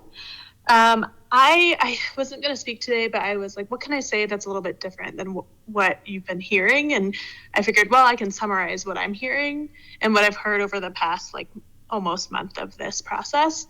And I've heard and seen a shift in the advocates who are coming today. I know in the past, recent past, there's a lot of desperation and frustration. And what I'm hearing now is people saying, okay, fine, you're not going to do this. We'll compromise. And here's what we're asking for. We're asking for you to remove the 8 to 8. And that's like and obviously many people are still saying just scrap it all or return to committee. But you're seeing community members compromise, which is what's necessary in our community where people have diverse views and needs and wants and desires. So I implore and ask you all to compromise. Do just that. Like, look at this, amend it, maybe bring it back to committee, but make some changes because like that's what's needed and what you're hearing from folks. Last comment, safety is a big one. It just always irks me. But some of the maps that have been presented already in regarding to safe camping spaces or spaces where people can actually be, a couple of those locations are incredibly exposed and very dangerous for anyone who's camping there. Like, anytime I camp, I'd rather be near a tree or hidden. Like, I'm not going to expose myself to danger. And when you look at those blacked out maps, there's like little tiny pockets in the community a little bit closer. And I'm sure it could be easy to be like, oh, look, there's some in town. And the very strong likelihood is that those spots are very, very exposed and very dangerous for our unhoused neighbors. So I'll finish with, please compromise. Do what we're asking and do what I've seen our advocates do. They come to the table with options and ideas and remove the 8 to 8 and yeah, go from there. Thank you. Thank you, Ms. Soros. All right. Kath Scribner, are you able to join us? Hi, Kath. I think we can hear you. But you're kind of muffled. Is there any way that you can? I just took myself off speaker. Can you hear me now? Yes, we can. My earphones. Thank you. Can I be on video, please? Yes, absolutely.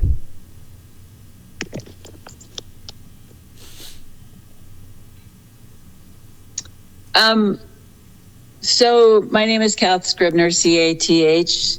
SCRIBNER. Kath, I just want to make sure you know that you have to click on the video from your side.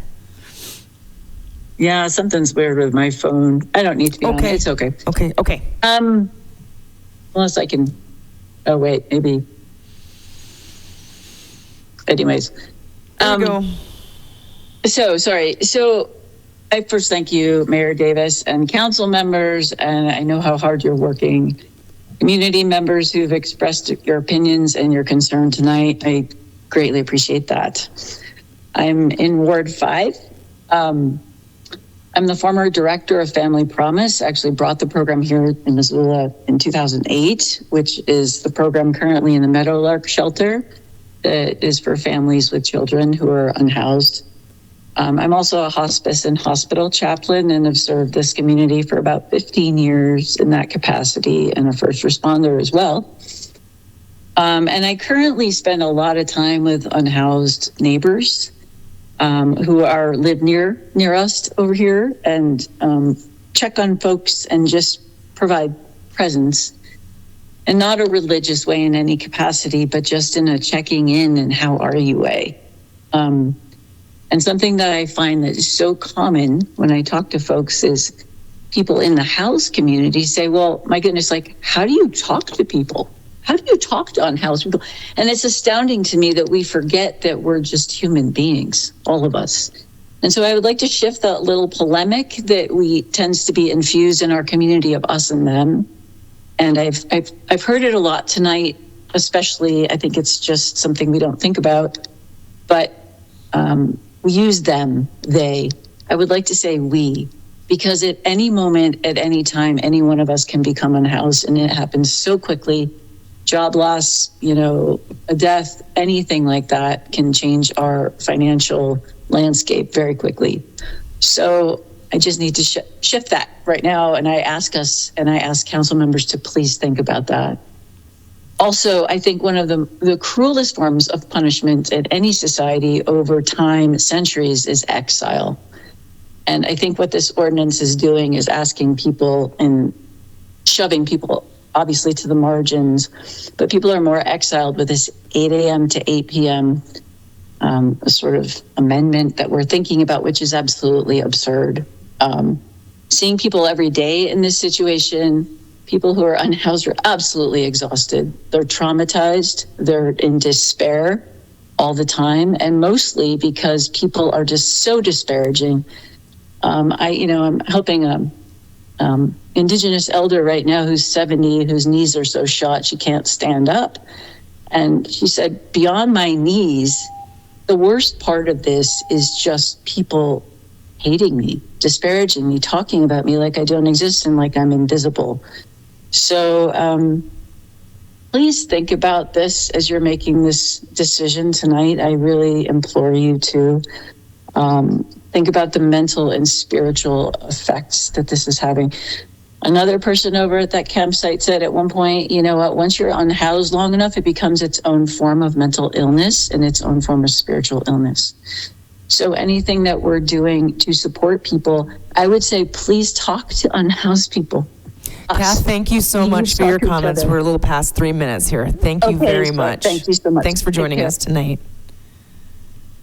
All right, that is all of the folks that are online for public comment. And so it's 1:15 in the morning. Claire, I'm checking in with you. I think we're okay to go as far as the recording, if I understand that. If I understand our time. Yeah, we have another hour. Okay. All right. Okay. So, thanks for hanging in there, everybody. I gotta check my own checklist here. All right, we are to the point where we have now closed the public hearing and we are back to parliamentary debate. So, Mr. Carlino, questions or comments, please? Yep, thank you. Certainly, I think 1:30 a.m. is not a good time to be making such serious policies that affect our entire community, nor was 4 a.m. a good time to do something like this. And I just think it's not right to do democratic process like this in the middle of the night. But although you all passed it, this important policy at 4 a.m. and pushed it through as fast as you could, I'm hoping that we can take a little bit more of a pause before we do such a permanent thing like this. From hearing from everybody, I think we've heard more comments for this than anything else I've heard on city council, actually.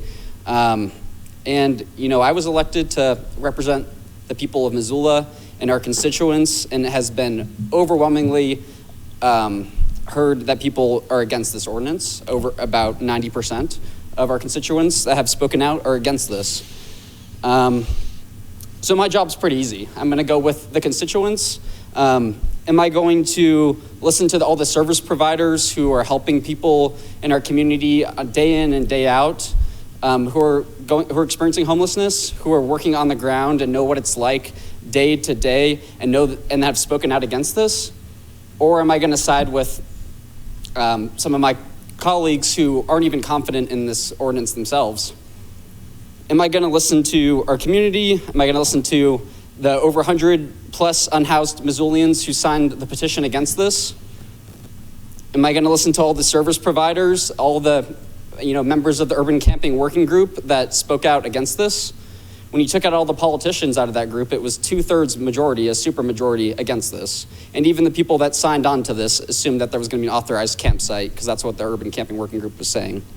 So my job's really easy here. Am I going to side with the constituents, with our unhoused Missoulians, with our community members, people that have been working on these issues in our community for decades, or am I going to side with, people that don't even feel confident in this ordinance that they're putting forward?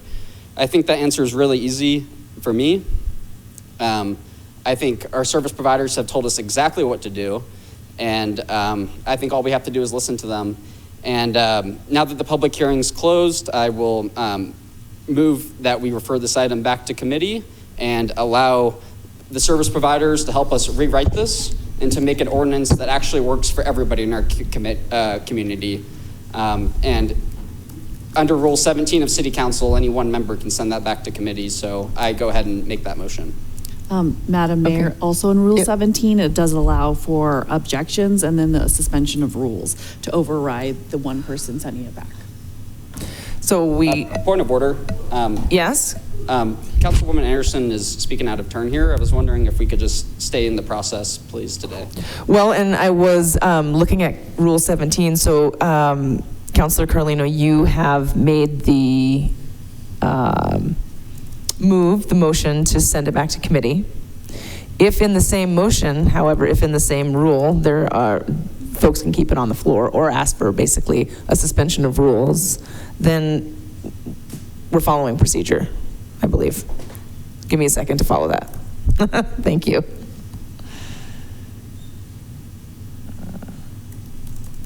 Okay. So,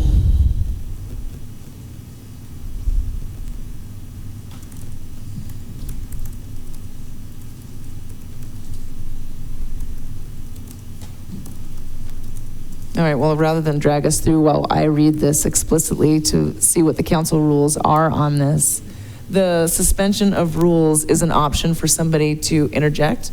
Where is the specific section that you can refer me to, Councilor Anderson? One moment. If you wouldn't mind. Point of order, it's Rule 17, Section 4. Thank you. Sorry, I had to make the tabs open. No worries, thank you.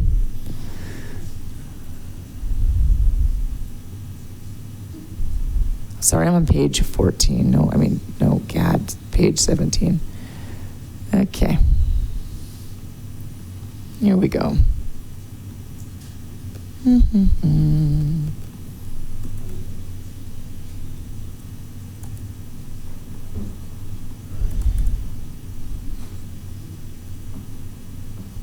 Okay. So I'll read this loud for all of us, including members of the audience. Once a public hearing is closed, one of three actions may be taken. Final action may be taken. Any council member present may return the matter to committee. Under that same line, a member's right to return a matter to committee may only be overridden by a suspension of the rules. And 3, the matter may be taken up at a future meeting. And so I will look to those in the room that for the suspension of rules. Is that basically an amendment to the motion?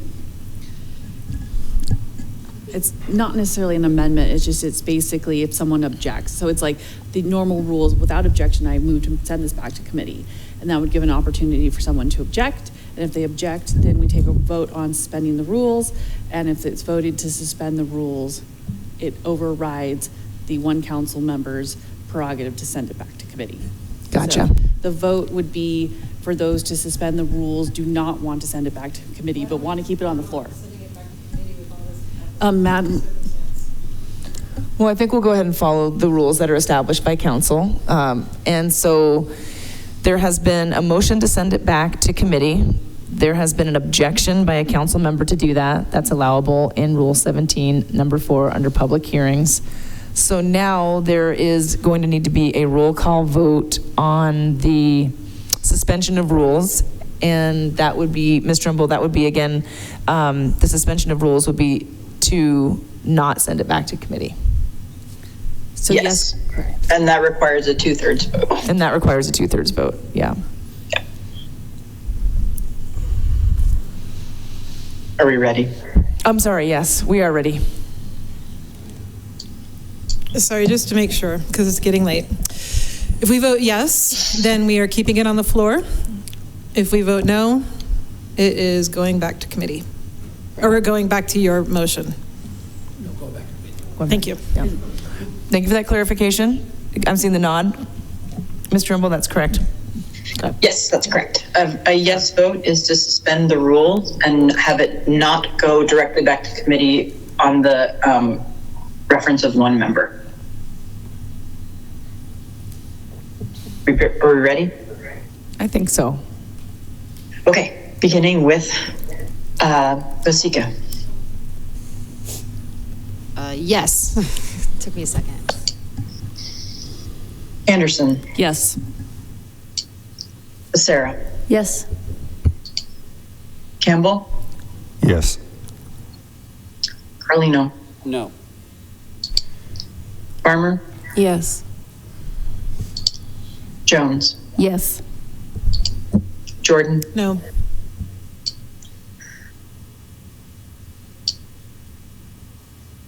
Could you repeat that, please?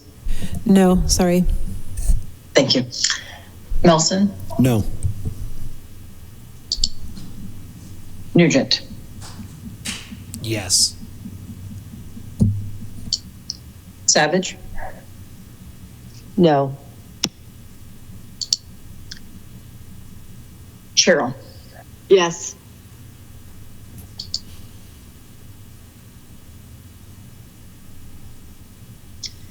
That is 8 in favor and 4 opposed. Okay, so that is 8 in favor of suspending the rules, meaning that it will stay on the floor. Correct? Great. Thank you for bearing with me on that. Councillor Vasecka. Thanks. I just had a clarifying question for Mr. Sudbury. Thank you for sticking with us. So correct me if I'm wrong, but currently within our rules, within the City of Missoula rules, it is currently illegal to park in camps, and this ordinance allows camping with stipulations. Is that correct? Oh, there we go. Yes, the current provision of City Code in the Parks Ordinance 1240 is makes it illegal to camp anywhere on parks, streets, or public property, or it just says sleep overnight. Maybe it's a sleep overnight or camp, I'm sorry. But yes, it's currently illegal. As I mentioned, I think in the council committee, it's been talked that our current code is unenforceable. I don't think that's true. At least most nights of the year, we've had shelter space available. Both the Boise and Grants Pass decisions stated that it is pursuant to the Ninth Circuit.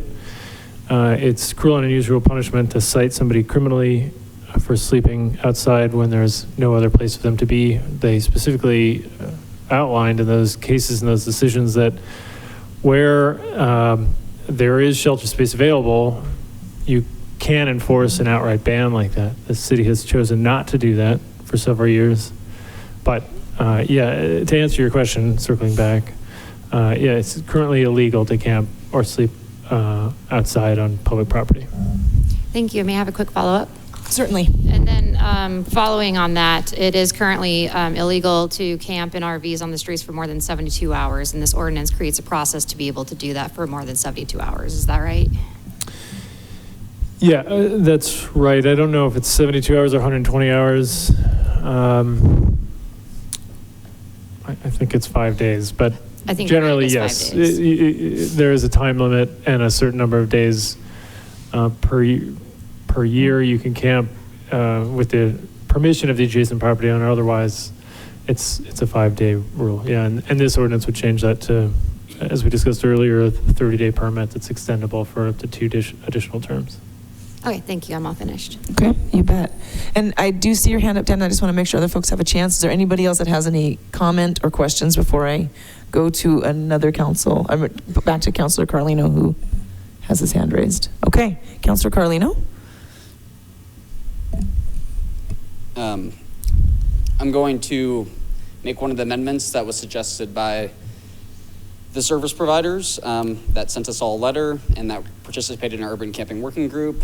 I move to amend that we strike 12.60.30 C1, the time. So I want to strike out the ban between 8 p.m. or the ban between 8 a.m. and 8 p.m. And I'll speak to that. The way this ordinance is written, without having any safe places where people can go, we're just going to be chasing people in circles. You're going to be making people homeless longer by making them gather all their belongings and not knowing where to go during the day. I understand that we have rules. We've got plenty of state and federal laws, and I understand the manner, and I even understand the place, that people can't just be camping anywhere and camping, in any manner. But we can figure out a place where people can go in a way that they can do it that works for everybody in the community, but they need somewhere to go. And currently, as written, without the authorized campsites, we're just going to be moving people in circles. They're going to have nowhere to go during the day. They're not going to be able to go to work. They're not going to be able to get basic needs done. The service providers had made it very clear to us that they're not going to be able to service their clients because of this ordinance. And I definitely can't say it as well as they have, but if you all could just listen to the people that are directly working on this issue every day in Missoula, I think this ordinance would look completely different. But this is one suggestion that came from all these service providers, so that's the amendment that I'd like to start with. Okay, there is an amendment on the floor. And Councillor Jordan, wait, hold on, sorry. I need to get my I believe it opens it back up to parliamentary debate and questions. Okay, Councillor Jordan had her hand raised first, and then on to you, Councillor Nugent. So we're just asking questions? I think so, and I think also you could make comment, or is it just questions on amendments? Okay, thank you. Except for when it doesn't. Well, I do believe we've been following process. Councillor Nugent, please go right ahead. I was just going to ask a procedural question. If please, it's okay to request everybody who has amendments put them out, so that we can thank you discuss them and solicit public comment. Yeah, we've done that previously, so I don't know if that's okay or not, but I was just asking. No, I appreciate you actually reminding me of that. I did see that we had handled that in similar fashion in the committee of the whole. It did allow all amendments to be placed basically in front of council for consideration, but it allows the public to comment on all the amendments rather than one at a time. And but then those votes would be taken separately on each amendment. So, Ms. Trimble, the way we handled this during our committee of the whole meeting was that Ms. Brown had the opportunity to kind of show it on screen or track those amendments. And I'll go around the horseshoe for each person and see that we email, that those amendments are emailed to you. So we can have a consolidation of all the amendments, and then it's also visible for people watching on MCAT here in the audience and for council members. Is that okay? Okay. Sure, we can try that. Okay, great. Councillor Carlino, do you have that amendment written in? The amendment is to strike 12.60.30 C1. So I can. Striking the whole section? Yeah, 12.60.30 C1. It's one sentence. C1. Or, yeah. Yeah, and so you're time. Striking the time. Yes, people provision. Need somewhere to go all times of the day. Okay. Great. And do you have any other amendments to put forward? Yes. Okay. My other amendment is the one about, I emailed this to council earlier today. In situations where an unsheltered individual has an expired vehicle camping permit and is subject to being towed, but apart from the expired permit is otherwise in compliance with applicable rules, the city shall have the vehicle towed to a location that would allow the unsheltered individual to obtain a new camping permit rather than having it towed to an impoundment lot. So essentially, we shouldn't be towing people's vehicles and impounding them. People are living in those vehicles. And if the city's taking people's cars and charging them hundreds of dollars before they can have it back, I think that's a form of stealing from the people that are need their vehicle in the home the most. And I think if we as a city are using our resources and time and staff time to steal people's vehicles / homes and make them pay hundreds of dollars until they can get it back and have somewhere to sleep at night, I think it's just a horrible policy and morally bankrupt. And I think if the city's the one taking people's things, I think the people that are proposing that policy are the real criminals, not the people that are just trying to survive.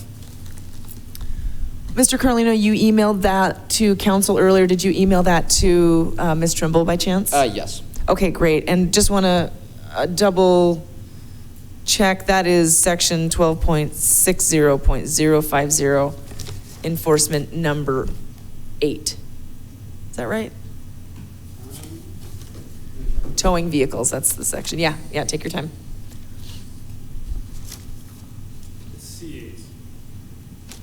C8.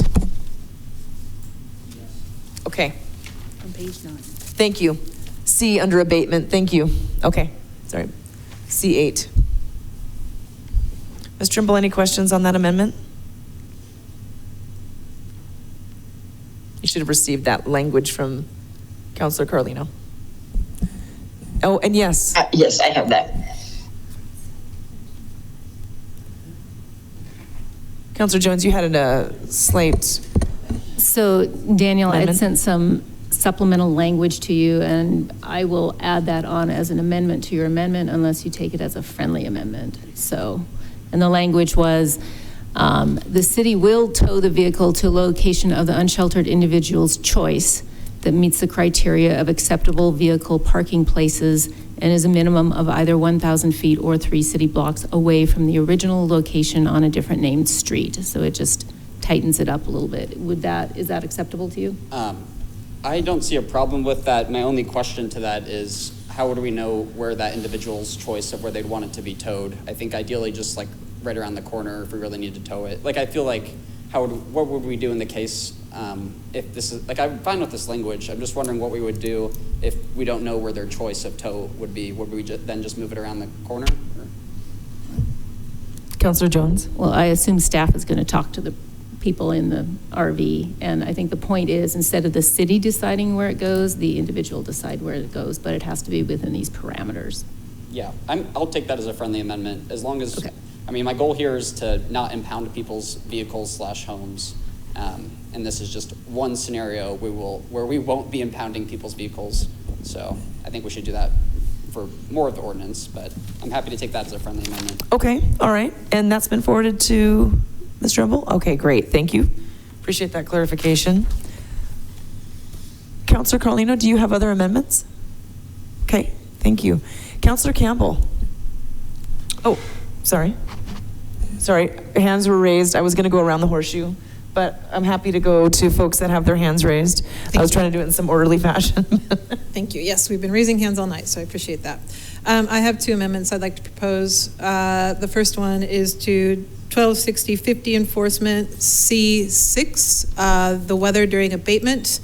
Following up on the referral that I tried to bring forward a couple months ago that was deemed disingenuous by Aaron Pehan, I would like to see this be changed and be more robust and follow what I was trying to accomplish with my original referral, which is that no sweep shall be done if the temperature is above 90 degrees Fahrenheit or below 40 degrees Fahrenheit, or if the air quality is moderate or has a values index above 51, or if it is raining or snowing within 8 hours of either side of the planned sweep. So, and I did email this loosely to everyone and then just emailed it to Claire as well. Okay, great. Thank you, Councilor Jordan. Do you have other amendments you'd like to request? I do. The other one I have is for the same enforcement section, but number C9. I do believe that it's for rescheduled abatements. And in this one, it states that the city would not have to repost if an abatement is delayed. Sorry, I'll just read it. If an abatement is delayed or rescheduled, the city may conduct abatement within 10 days of the posted notice of a cleanup without reposting a new notice of cleanup. If abatement is delayed longer, the city shall repost a notice of cleanup with a new date. I do believe that with this particular population, they have got a lot going on in their lives and need and deserve to have these rescheduled abatements posted regardless of whether or not it's within 10 days and just following the initial protocol for city streets or city property abatements. And I guess I didn't speak to my weather abatement either, which I'd like to really quickly, in that we did have several people bring data forward that shows that we put our unhoused neighbors at significant risk of their own health and safety when we require them to pack and move their belongings in inclement weather. And same with the rescheduled abatement. We can do better, and we will be allowing them an opportunity to comply, which I can't believe I just said that, if we repost the abatement if it needs to be rescheduled. So those are my 2 amendments.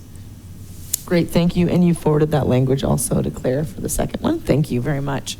All right, Councillor Campbell. Thank you, Madam Mayor.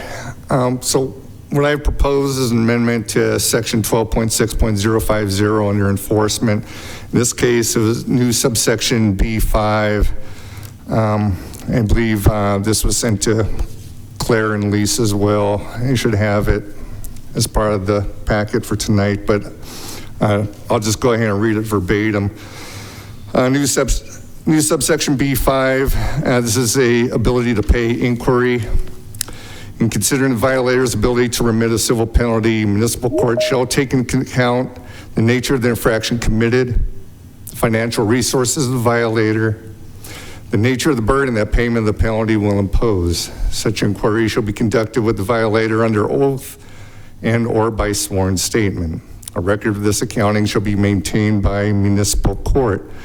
And so my intention with this stems from, quite frankly, what I believe to be some misleading information from municipal court as far as what they can and can't do over there. And that's based on conversations I've had with the city attorney's office. That's based on conversation I've had with the county attorney last week. And I have some concerns about, this is just my own opinion, a certain social agenda that they've had since they've taken office. These are 3 public defenders and want to continue a public defender type policy with the municipal court, and have had reign to do so for the past 2.5 years. And I think there's a mechanism that we have, and there's a role that we have as a city council to address matters as such. I don't subscribe to the idea that in an absolute sense there has to be a complete separation between what would be us as a legislature body and the court and the justice system. I think there is a role that can be put into place for this. I think that you look at examples in municipal ordinance now. I could give you an example of minimum fines that are imposed. I could give an example of impositions of not deferring sentences or suspending sentences. Those are in municipal code right now in different sections. So there is the ability to do those things from a municipal or from a city council standpoint. Having said all that, I do believe in this particular instance for this particular ordinance, having discussed the matter with the city attorney and seeing tonight that we have in fact settled on municipal infraction being the mechanism by which any sort of monetary payment would be levied or judged upon within this ordinance. I think I am satisfied in this particular case that that system in this particular case will suffice. So as such, I'm going to go ahead and withdraw my amendment for this ordinance for tonight. But this is definitely a discussion that I want to continue to have through the budget season and other discussions to discuss municipal ordinance in general and our role in ensuring that, at least from a criminal standpoint, that, matters like this are properly adjudicated. So thank you. Thank you for your comments, Councillor Campbell. And next, Councillor Vasecka. I was just going to ask Ms. Jordan to re-email her amendments. I can't find them in my email, and I would like to read the language. Thank you. Great, thank you for doing that. And anything else? Councillor Vasecka, did you have anything else? Okay. Nope, no amendments for me tonight. Okay, all right. Councillor Jones? Yeah, I also, Kirsten, if you could email those to me also so I could see them. I sent them all out earlier today at 2:22 p.m., but I will send them again. Okay. Thank you. All right. Are there any other amendments from council members?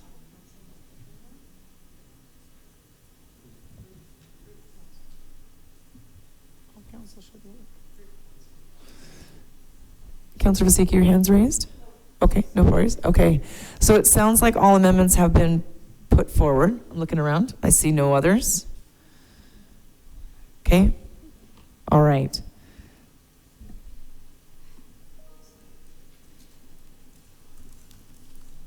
So Claire, we had the opportunity, which I think it helped for everybody, but I think in particular the public, they could comment on the full set of amendments at one time, each amendment, however they want to comment, but it does give the entire slate of amendments at once, and helps folks, I think, be able to just make sure we get through all the public comments with all the amendments. So if you're ready to share that on screen.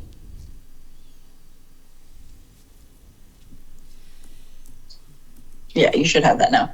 Yep, I see that up there. Thank you very much. All right. So we're going to go ahead and we're going to take each amendment vote one by one. Council members, oh no, public comment, sorry, thank you. I know, sorry, long night.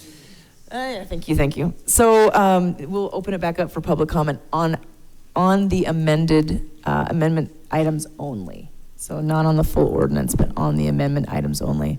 Again, public comment, 3 minutes. Please introduce yourself for the record. Come on up for anybody that wishes to make public comment on the amendments.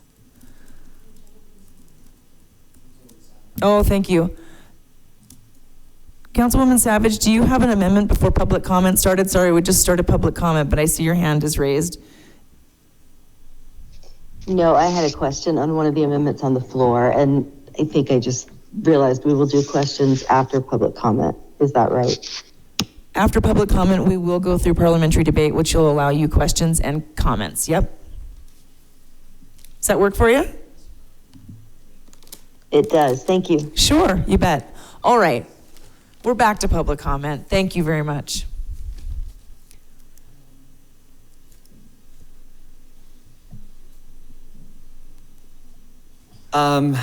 I would just like to say for the record that the no votes from the 4 councilors are very much appreciated. And I would also like to echo that I agree with Councilmember Jordan's assertion that this is not the situation that we want to find ourselves in.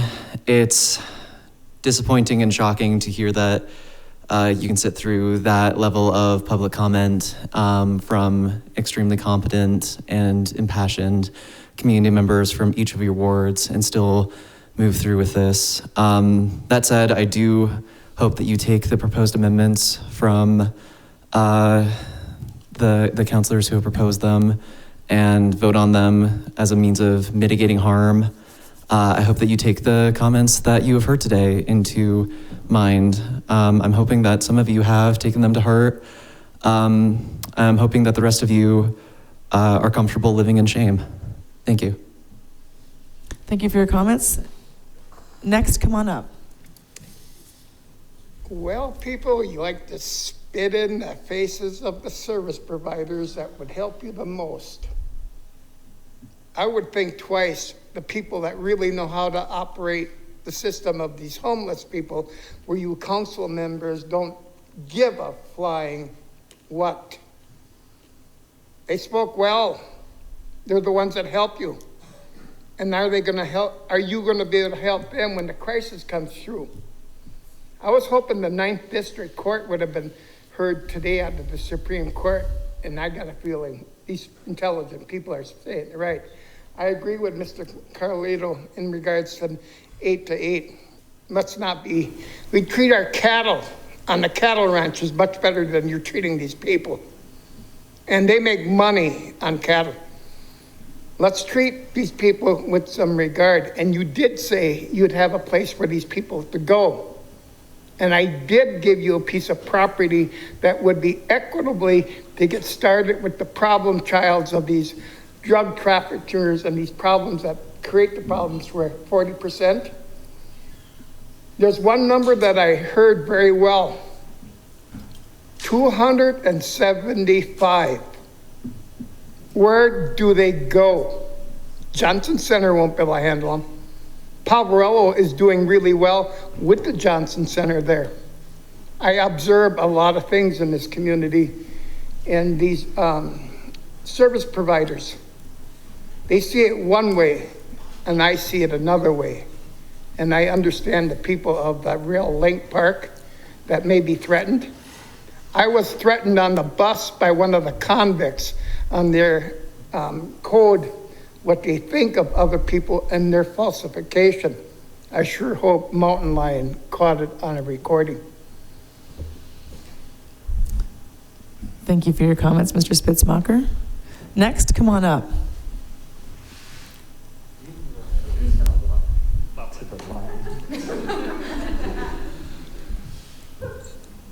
Liam Seymour, Seymour's S-E-Y-M-O-U-R, Ward 3.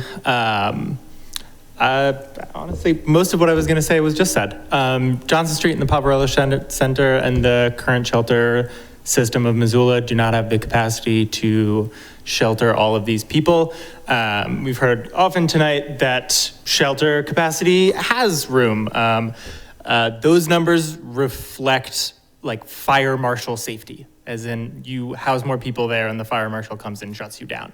That is not a measure of comfort. That is not a measure of security or any kind of ability to stay sane in a place that has 200 people packed into it. There are very valid reasons why somebody wouldn't go to the shelter system in any city. We're talking about Missoula. So in this shelter system. We keep hearing about how there's room at the shelters, and again, comfortably room for sure not. And also there are valid reasons, whether it's issues of crowds triggering mental health, substance use, any kind of stuff. I don't know if I would go to our shelter system. It's full of people who are overworked. It's full of people who are down on their luck. And it could use some help for sure. Everyone's trying their best. But to say that everyone can go to the shelter system is simply not true. And that's not a solution that's going to work for people. Thank you for your comments. Next, come on up. Hello, my name is Devin Jacaruso. That is DEVIN-JACARUSO. I'm a resident of Ward 5. And I'd just like to say, first of all, all of the amendments that I heard that were offered seem great, especially, from Councilmember Carlino and Councilmember Jordan. The one that I didn't agree with was already revoked, so that's great. I think really it's just all of the amendments that Councilmember Jordan and Carlino put forward are really, really critical because I'm sure a lot of y'all remember my comment. I think that all of those amendments are really key to turning this from an ordinance that is really cruel and kills people to an ordinance that is really cruel and only might kill people. I think, by accepting all of these amendments, you all would be drastically reducing the odds of, killing some of the most vulnerable, marginalized members of our community who are disproportionately Black, Indigenous, people of color, queer, trans, veterans have attempted suicide, like Luke Santorano mentioned earlier. I just really think that all of these amendments are super critical to protecting the people that you all have been elected to protect, the most vulnerable, first and foremost. If you all as council members are interested in not killing your constituents, I really urge you to accept all of the amendments offered by Councilmember Jordan and Councilmember Carlino. Thank you. Thank you for your comments. Come on up. Hi, my name is Sage Bennett, Bennett.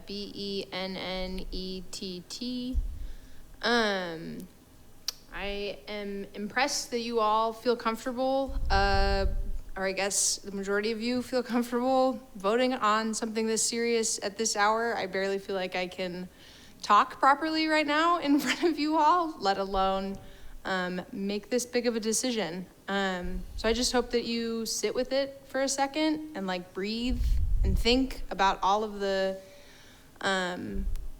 really intense and profound comment that people have given this evening, and the variety of different life experiences that folks have had, the variety of different jobs that folks have had, that have come forward and spoken to all of you and pleaded with all of you. I definitely would urge you all to consider the amendments that Jordan and Carlino put forward.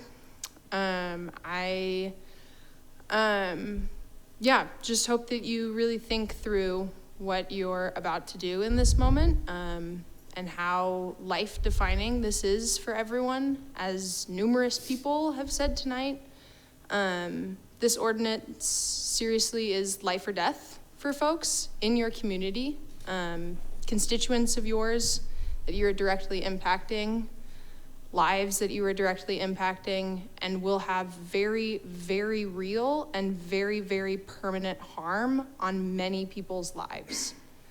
So I just hope you think about that. And I'm not saying this to be condescending or to make a dramatic point. I think you've heard from a variety of different people with way more experience than I have, talk to you about the serious harm and lives that this will impact, and the ways that it will impact those lives, and that it will lead to ending those lives of constituents of yours that you are supposed to be representing in these seats that you now sit in.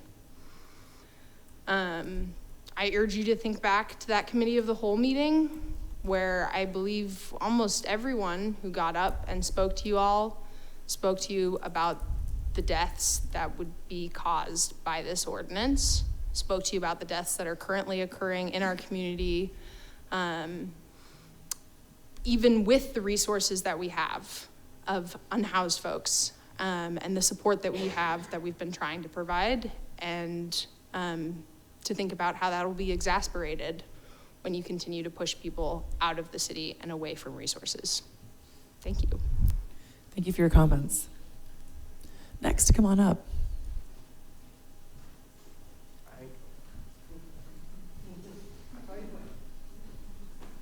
Hello again, my name is John Rhodes, that's RHOADES, over in Ward 6. So I just want to, before I get started on the amendments, I just wanted to flag that vote you all just took, the 8-4 vote. You all probably get around 5 votes in your career on city council that really, truly matter. And it's always interesting to see how you choose to make that vote. 4 of you, I think, really did a great thing there and really went on a limb to try and do something right.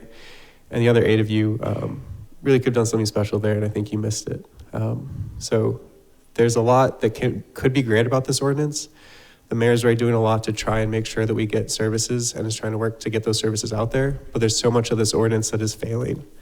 And I think the amendments that Councilor Carlino and Jordan have put forward are trying to make the best out of a bad situation. So I hope you all consider the votes you make tonight and consider the good that we might be able to do tonight as compared to all the harm that we also might do. Thanks. Thank you for your comments. Anybody else in the room wish to make public comment on the amendments tonight? Not seeing any in the room. Is there any online that wish to make comments on the amendments? Ruth Treader, please. I'll go ahead and when you're ready to go, I'll start the timer and then just indicate when we're getting close to 3 minutes. So I'm sorry to have to interrupt you, but it's likely. Can you hear me? Yes. Okay. So I wanted to speak in support of both of these amendments, and I think that these amendments will increase stability a bit for people who are unsheltered. And, you know, as other people have said, maybe enhance their chances of survival. So to support this, I just wanted to let the committee know that recurrent displacement has consistently been shown to increase ER visits and increase days in hospitals and increase the risk of premature death for people who are unhoused. So it's not an alarmist or an exaggerated stance. It's just reality. And so anything, you know, if people feel compelled to pass this ordinance, then anything that we can do to, you know, make help people survive would be best. I am also concerned for those who may not be swayed by the risk of mortality and morbidity caused by this ordinance. Might want to consider the enormous costs that will be incurred through increased ER visits and days in the hospital that are usually absorbed by local healthcare facilities and public health insurance programs, such as Medicaid and Medicare. And everyone, all of us, we're really just an illness away from homelessness in this country. So I just encourage you, you know, before voting, to consider what you'll do when it happens to you, and how will you cope with this kind of discrimination. Thank you for your comments, Ruth. All right. Darcy Smith, you are up. I just unmuted you, I think. Hi, thanks again. I want to speak in favor of these amendments. Thank you, Daniel, Councilmember Carlino, and Johnson for these amendments that are, at least like someone said earlier, trying to make the best out of a bad hand of cards, which you all have the power to deal a little bit better here. I think that's pretty sad that the people of this community are pleading to the council right now, you know, kind of setting aside this plea of, you know, thinking about the consideration of people's lives that are proven to be at risk here, and are now turning to thinking about the cost that it will cost taxpayers. I find that atrocious that we have to resort to such measures just to find some sort of reason that will speak to you all, that will temper your judgment against such a hasty ordinance such as this. So I really hope that something in these late hours is stirred in you to consider otherwise, to consider all of the many diverse proposed arguments that have been made against this amendment. Against this ordinance. Thank you. Thank you, Darcy. I'm not seeing anybody else online that wishes to make public comment. All right. So that wraps up public comment on the amendments. We are back to parliamentary debate, so opportunities for council members to ask questions or to provide comment. And I see that Councillor Vasecka, you have your hand up? Yeah, I had a clarifying question for Ms. Jordan for the weather abatement amendment. In the latest email is if it is raining or snowing, within 8 hours either side of the planned sweep time. Are you talking about the forecasted weather? When you say on either side, are you talking about before this plan sweep or potentially after the plan sweep? Yeah, before and after the time that the sweep has been set to occur. So if it's raining 8 hours before, if the sweep's set for 10 a.m. and it's raining at 2 a.m., then we need to postpone. If it is forecasted to be raining 8 hours after 10 a.m., then we need to postpone. So it is a little, some of it is going to be something that we know right off the bat because it'll be raining at 2 a.m. in the morning and we will cancel it. And some of it will have to be based on weather predictions and probabilities. So, because the reason behind that is that people are going to have to find another place to camp. And the longer that we can keep them from having to unset and set back up in inclement weather will be more beneficial for their health and well-being. Okay. I don't know if I'm going to propose an amendment to your amendment. I'll wait and see what other people are discussing on this. He had me at the beginning of the weather abatement amendment, but kind of at the end, I'm not too much in favor of that. So I'll if you'll vote for it without the 8 hours on either side, then I will nix that. Okay, so I propose to amend that. Mike's saying something. Just in the interest of everything wonderful, 2 a.m, would you just ask her if she'll take your amendment? Will you take my amendment? Yes. Thank you. Thank you, Councillor Nugent. And then, so would you clarify, please, what the amendment is? I just think for all of us. So, Ms. Trimble, Councillor Jordan will read aloud the revised amendment.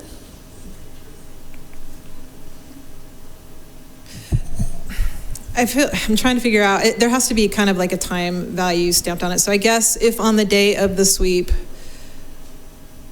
if the temperature is going to be above 90 or below 40, or if the air quality is moderate, having a value index above 51, or if it is raining or snowing, then the abatement must be rescheduled. I can type that out. I'm cool with that, thank you. Would that work for you? Okay, thank you. I have folks in order, and I will make sure I come back to you. But so, are you wanting to speak on this particular amendment? Councillor Becerra, go right ahead. And I think Councillor Savage, you had a question on something else. I'll come right back to you. Yeah. I just want to make sure that to run this by staff, since they will be the ones having to implement this, if this is doable. Ms. Gockler, would you mind speaking to your current practices and things that you take? Typically what we use today is the NOAA weather systems for extreme weather. I am concerned about 40 degrees. We could go months in the winter with an unsafe, unsanitary camp. I think our employees have, on a number of occasions, canceled or postponed a camp cleanup.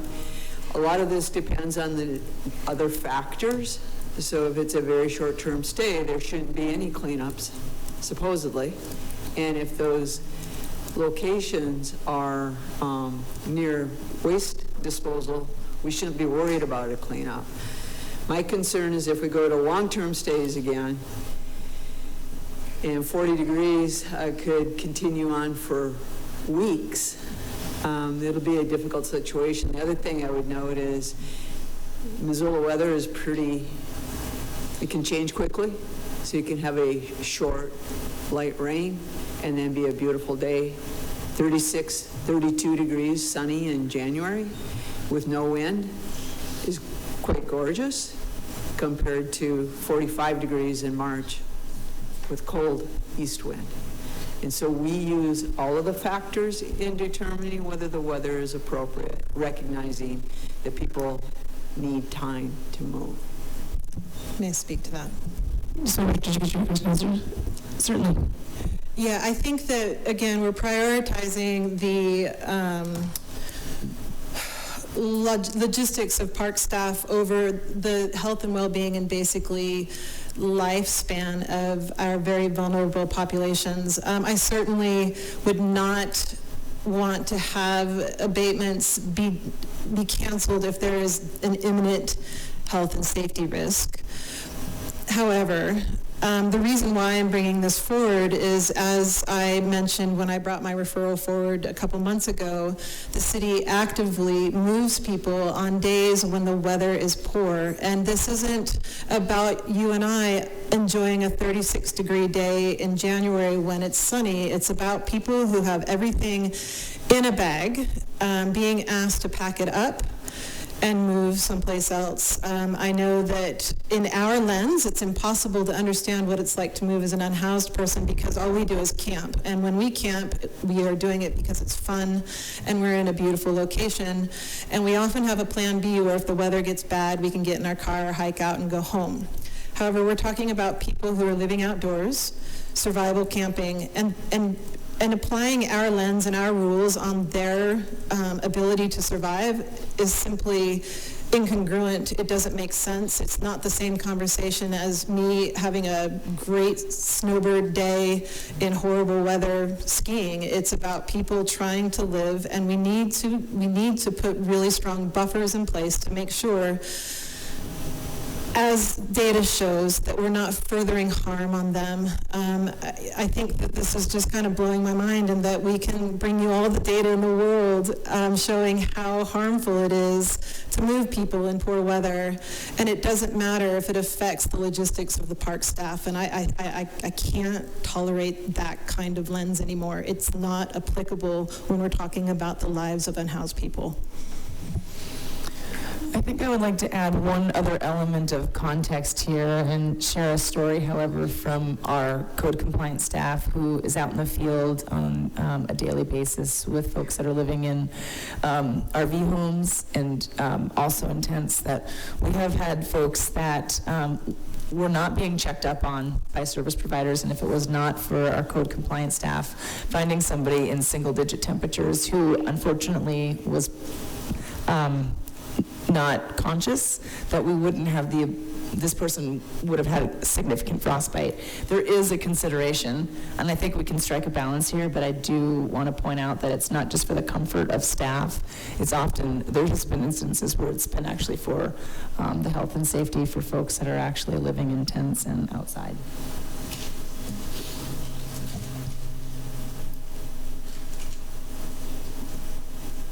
Okay. So we'll move on to Councillor Savage.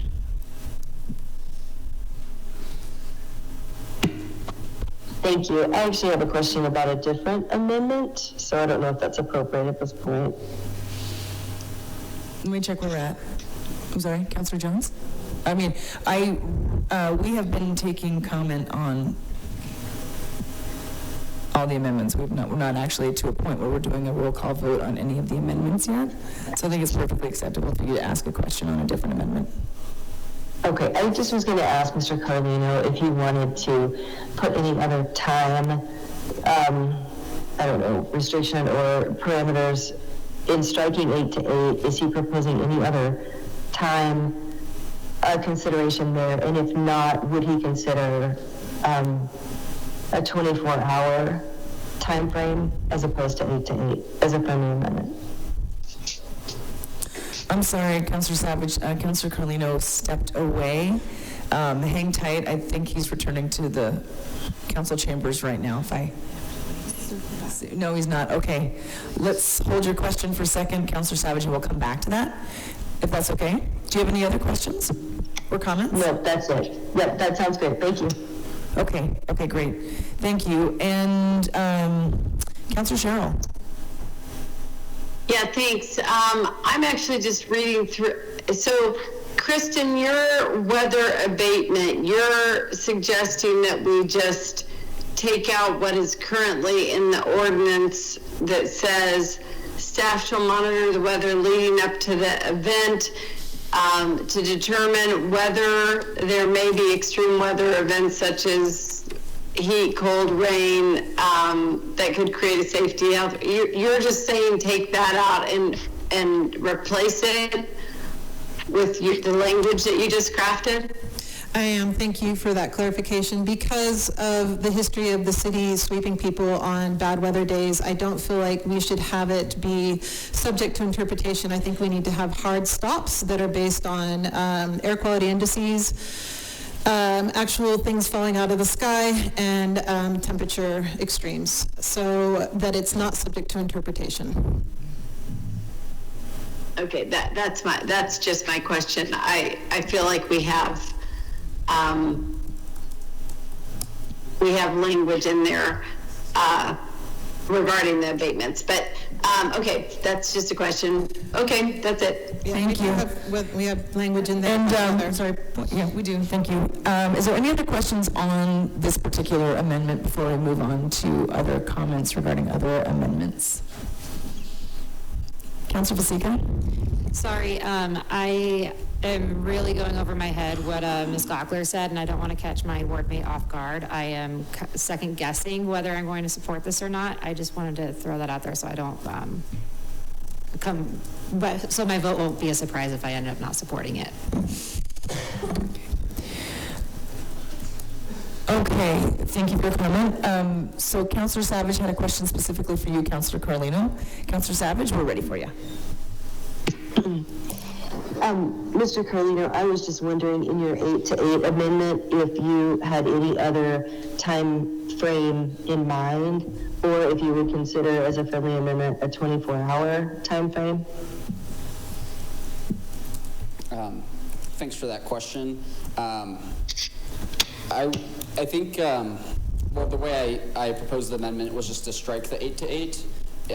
I would take the 24.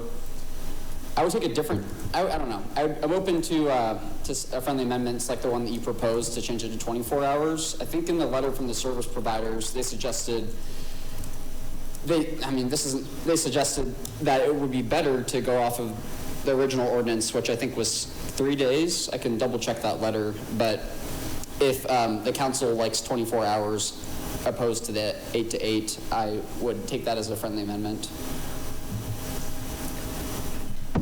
Okay, so that friendly amendment's been accepted then, Councilor Carlino? I'll say yes. Yeah. Okay. So instead of 8 to 8, we'll do the 24 hours, like Councilwoman Savage suggested, for the sake of this amendment.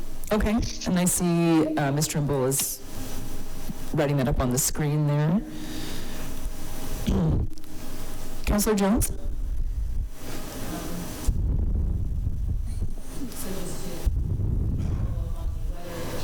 Oops, sorry, to just follow up on the weather abatement, I will just say that I would really like to have staff crack that because I think there's a lot of nuances there. But I did have a question for Ms. Jordan regarding the, oops, I can't see it on my screen, but the one at the bottom regarding providing notice for rescheduled abatements. What does rescheduled abatement mean? Do we have a definition of that? I'm just trying to be a little bit more specific with what do you mean by that? Yeah, if you read C9, which I need to pull back up. Rescheduled abatements. If an abatement is delayed or rescheduled, the city may conduct abatement within 10 days of the posted notice of cleanup without reposting a notice of cleanup. If abatement is delayed longer, the city shall repost a notice of cleanup with a new date. So basically, the way I read this, if it gets rescheduled, then the city has some time within that 10-day period to come without reposting, so it will be a surprise to the folks. And I think that it would be easy to change this to make sure that folks don't get a surprise cleanup. So all I'm asking is that rescheduled abatements get posted the same way original abatements are posted, so that there isn't a 10-day period where folks don't know when the abatement is going to occur.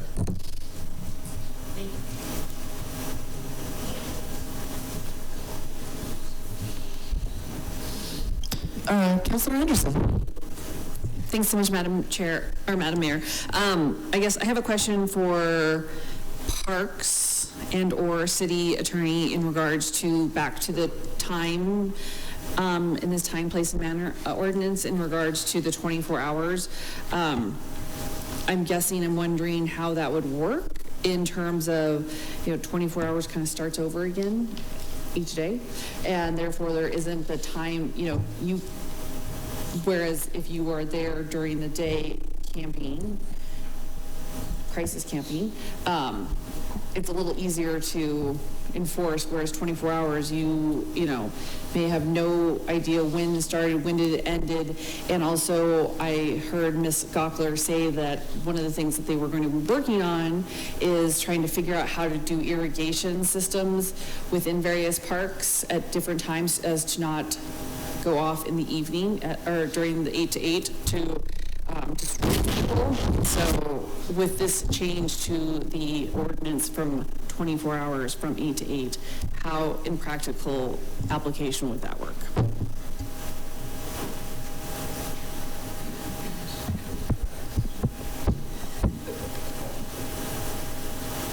I think if council wants to extend the time frame, we have to look at the place. So what we try to do is make it work for everybody. And yes, kind of irrigation mowing. I'm so sorry to interrupt, but I can't hear Ms. Gockler. I'm sorry, our Thank you for that. on our mic, so I can't always tell when I'm on.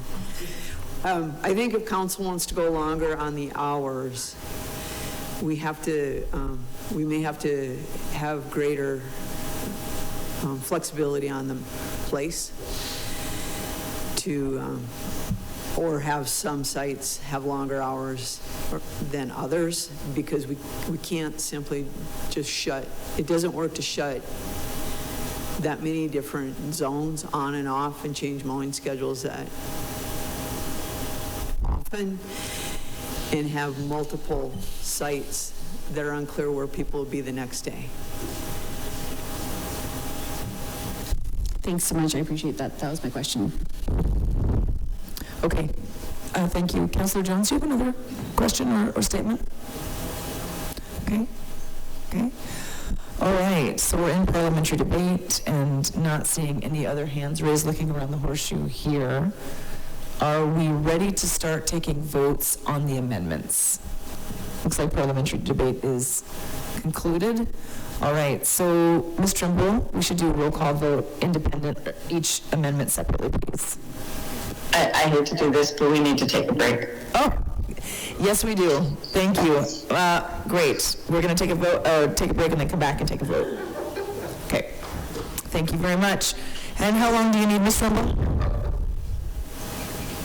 It could be shorter. It could be 3 or 5 minutes. Okay, let's do 5 minutes, folks. 2:27.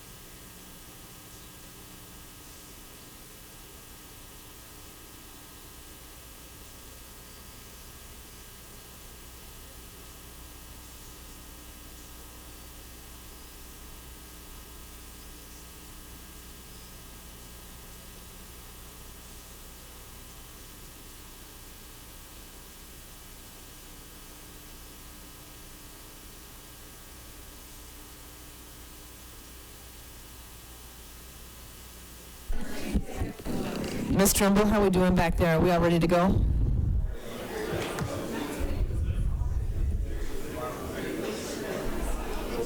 Oh, she slipped away? 1 second. Are we good to go? Okay.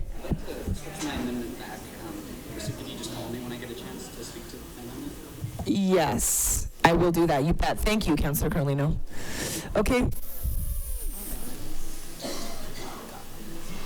A friendly amendment? Okay.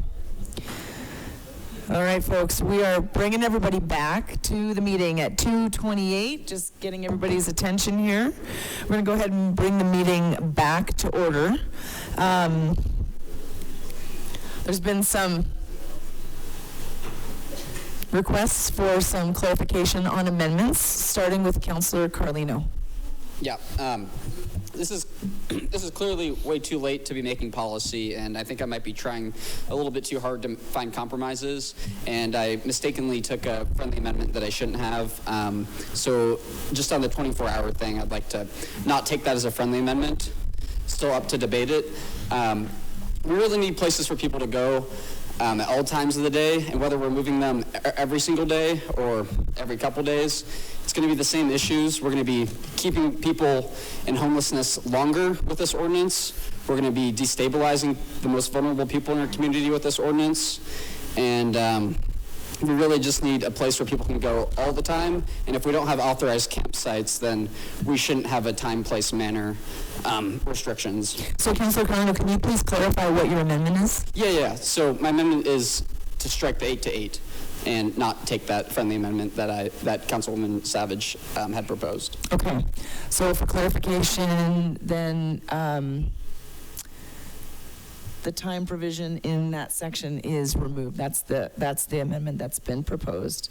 Okay, and then Councilor Jones, you had a clarifying or a friendly amendment to an amendment?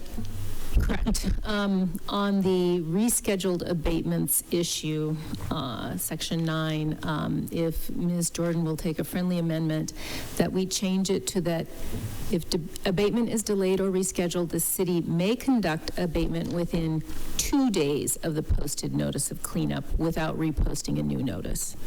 If it doesn't happen within 2 days, then they go through the process again. So if that's an acceptable friendly amendment. I'll take that as a friendly amendment. Okay, Claire, did you follow that? I'm just watching the screen here. I got it.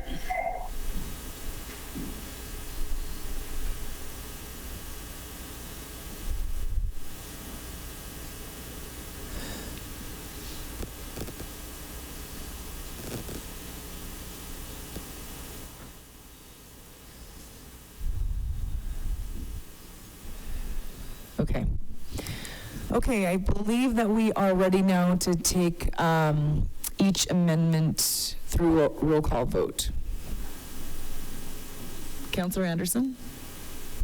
I have a clarifying question around the amendment that Ms. Jones just did. What is now the language of that final as friendly amended and proposed? Okay. Thank you for asking clarification. It's important to do. So I think what it does is with section 9, it changes it to city may conduct abatement within 2 days of the posted notice of cleanup without reposting a new notice of cleanup. If abatement is delayed longer than 2 days, the city shall repost. And I think that was your intent.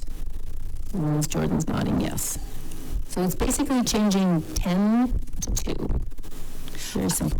I understand that, but I do believe that all of the other things that Ms. Jordan brought up is still in the amendment in regards to air quality, temperature.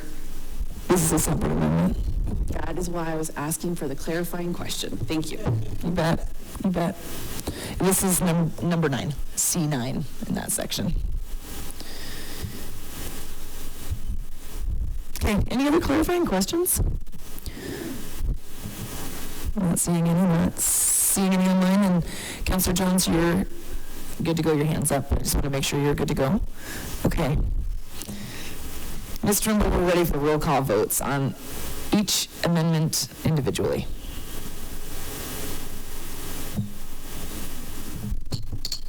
Give me 1 second. No problem.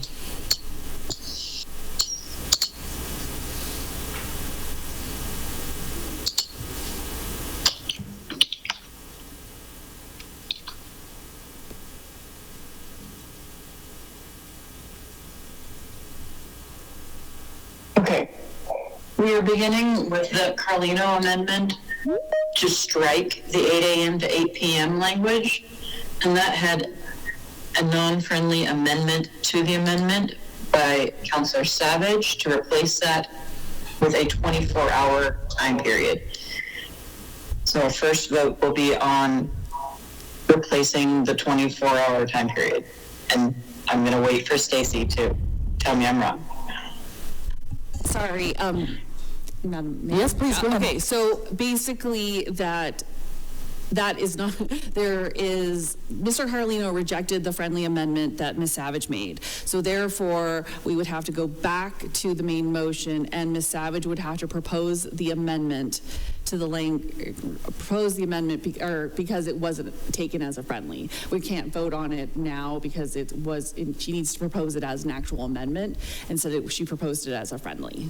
Right. And he took it and then now has decided not to take it. And so we're basically back to his motion, his amendment, which is to strike 8 to 8. And if Ms. Savage wants to bring that amendment, she would need to do so right now. And then we would have, it wasn't in the original package. And I would certainly offer that, Councilor Savage, if you want to make your own amendment in regards to this section.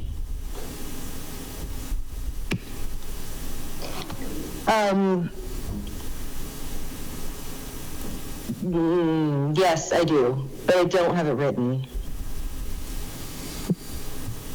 We have time.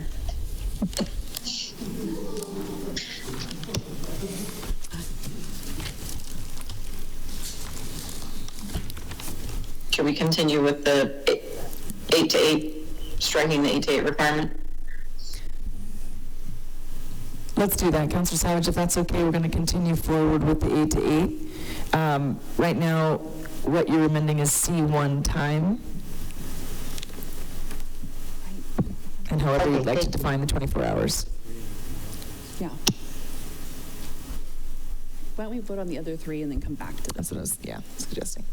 All right, let's go ahead and move forward with the other votes, which is starting with Councilor Carlino's original time amendment, C1 amendment. All right.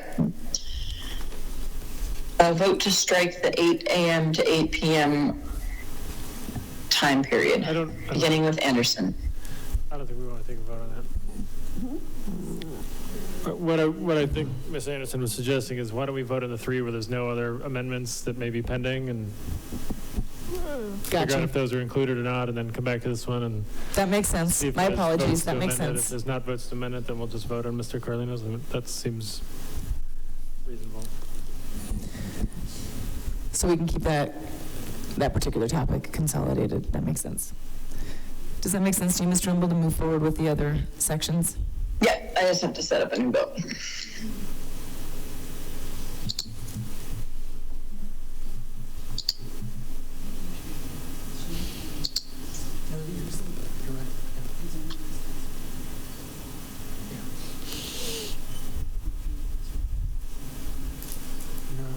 Whether it be one way, it could just be a new amendment. I vote to amend C1 to do this other thing. That's a separate amendment. But if she wants to, she's not really amending his. It's like kind of doing something totally different at this point. Yeah. Okay. No, I see. That makes sense. The next item up was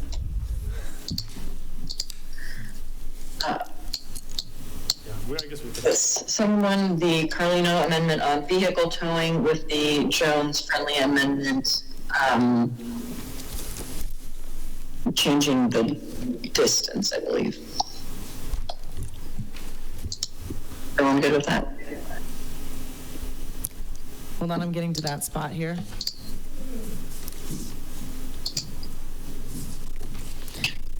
This is 12.6050C6.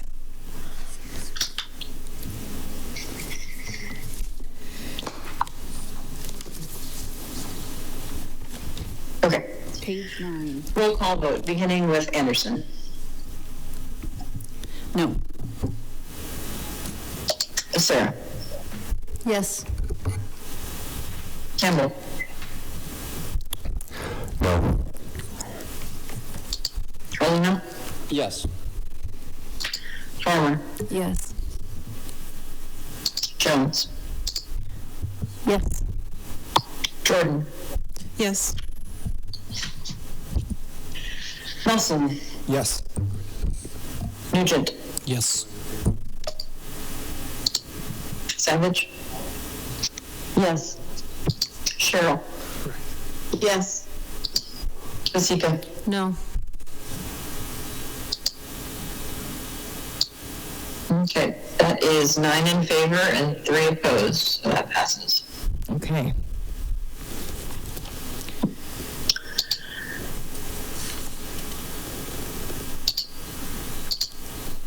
Next up, we have the Jordan amendment regarding the weather. No sweep shall be done if the temperature is above 90 degrees Fahrenheit, below 40 degrees Fahrenheit, if air quality is moderate or has a value above 51. If it is raining, snowing on the day of the abatement, then the abatement shall be rescheduled.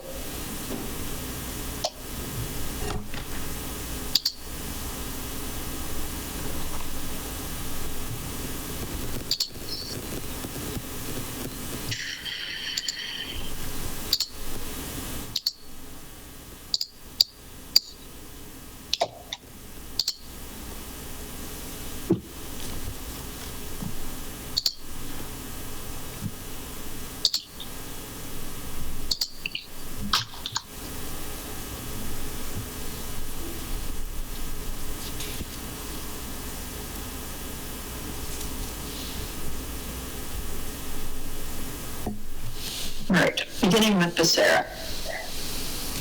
No. Campbell.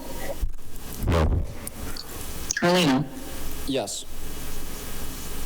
Farmer. No. Jones. No. Jordan. Yes. Melson. No. Nugent. Yes. Savage. Yes. Sherrill. No. Vasecka. Yes. And Anderson. No.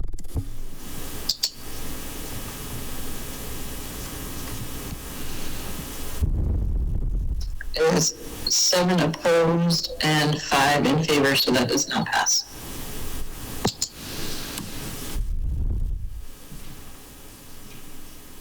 Okay. Thank you, Ms. Trumbull. I believe that brings us to Councilor Jordan's second amendment.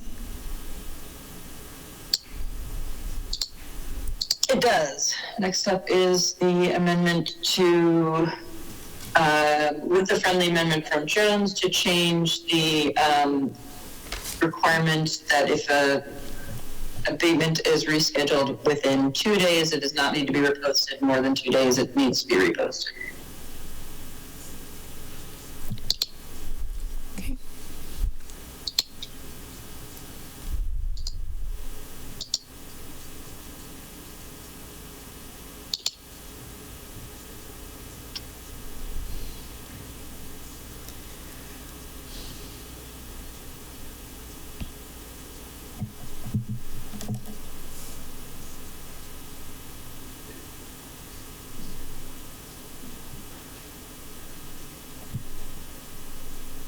Okay, beginning with Campbell.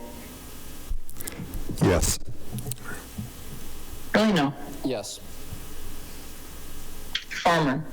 Yes. Jones. Yes. Jordan. Yes. Melson. Yes. Nugent.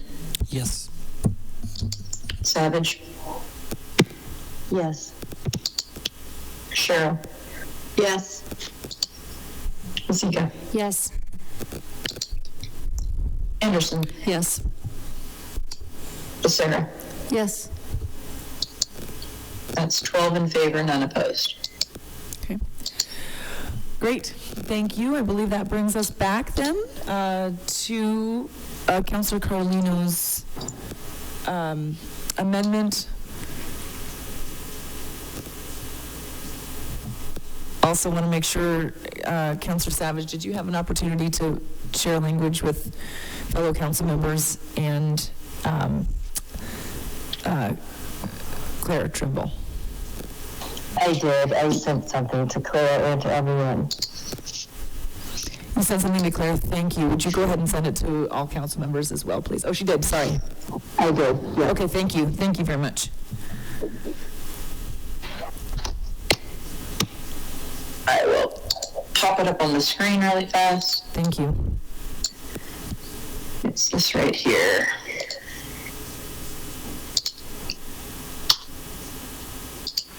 An unsheltered individual camping on city property must comply with the following time, place, and manner regulations. 1 time, an unsheltered individual may camp for 24 hours. After 24 hours, an unsheltered individual must dismantle the camp structure and remove all personal property and camp structures from the campsite.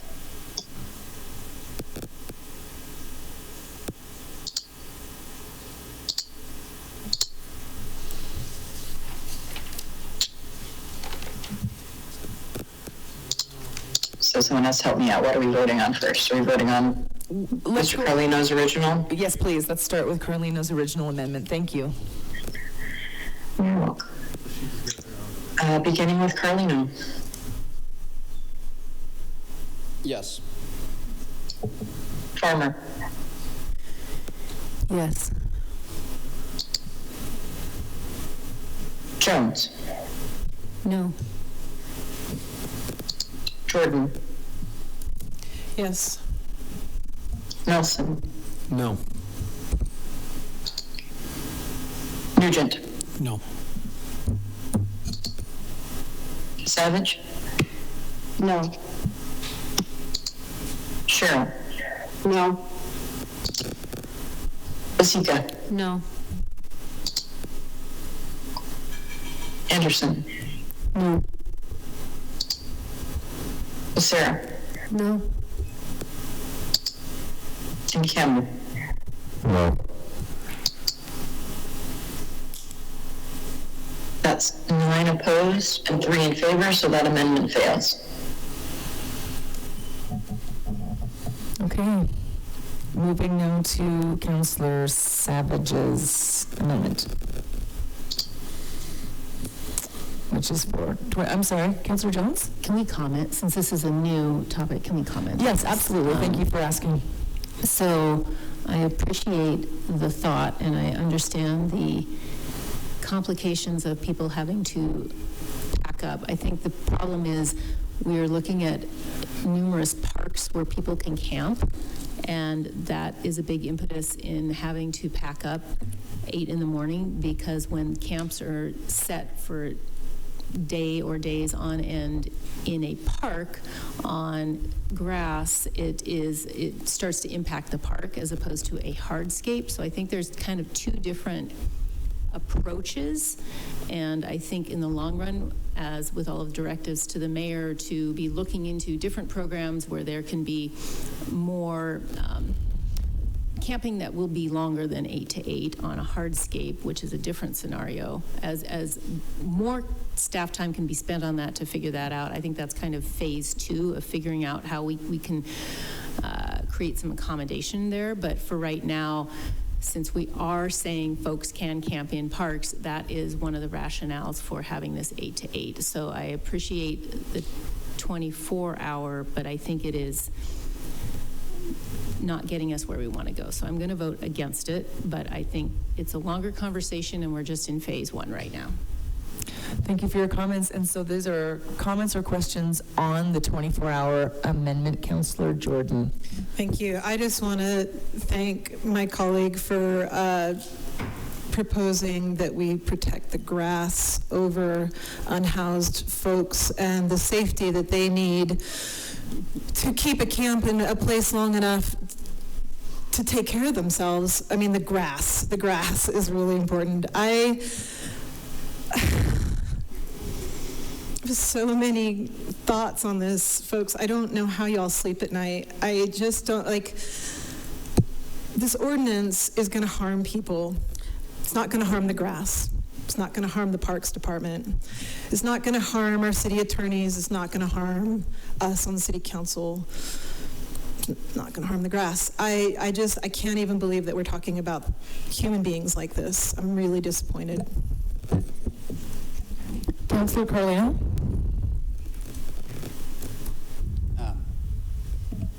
Yeah, it looks like you all are trying to move on with this ordinance without having a place where people can camp in peace, and moving people every 24 hours. While I plan to vote for this amendment, I don't think it'll be too much better than the 8 to 8, but at least people will be able to, sleep in the daytime without us using all of our resources and city staff time to move them along.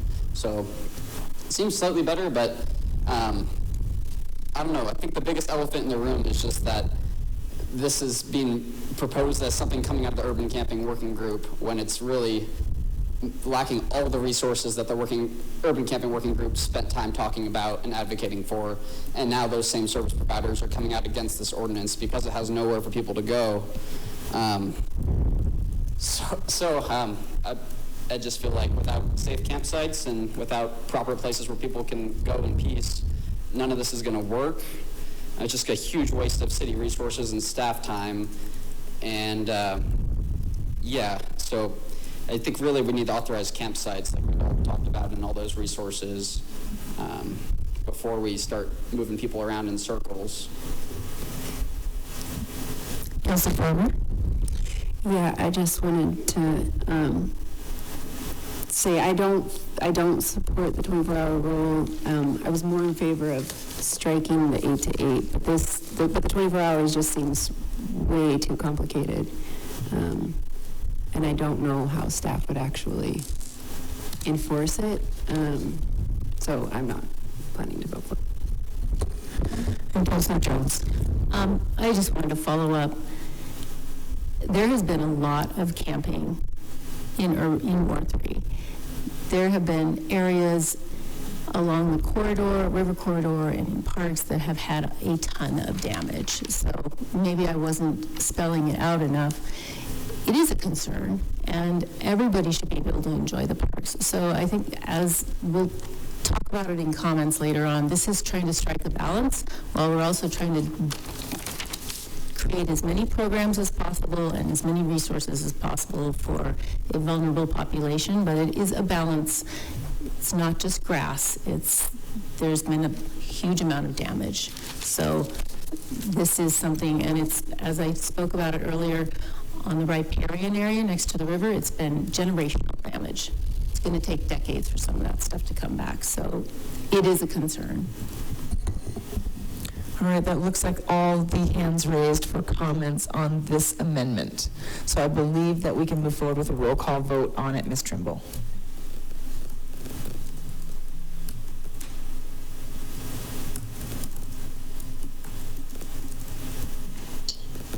Okay, roll call vote on the Savage amendment for the 24-hour campsite limit. Beginning with Farmer. No. Jones. No. Jordan. No. Melson. No. Nugent. No. I didn't catch that. Councilor Nugent, I think you need it one more time. No. Savage. Yes. Sherrill. No. Vasecka. No. Anderson. No. Becerra. No. Campbell. No. Carlino. Yes. That's 10 opposed and 2 in favor. That fails. Okay, I believe that got us through all of the amendments. Is that right?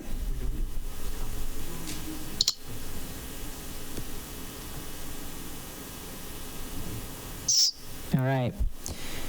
So we have an amended ordinance, and we have had parliamentary debate, and we can now move forward with a roll call vote on the full ordinance. Oh, sorry, after comment, sorry. I was like, have we had all comment? So after council comment or after pub comment? Yeah, exactly, council comment. Okay, so Councilor Carlino. I don't have too much more to say besides just that you all should listen to the people that work directly with people that are experiencing homelessness every day in Missoula. I think they've spoken loud and clear against this ordinance. Common Good Missoula, many environmental groups, all the service providers, all of our unhoused neighbors, and many, many members of our community have all spoken strongly against this ordinance. You all that are proposing this ordinance don't even speak strongly in favor of this ordinance. You even say yourself that it's actually not even a real fix and that it's not going to accomplish the things that we'd like to see.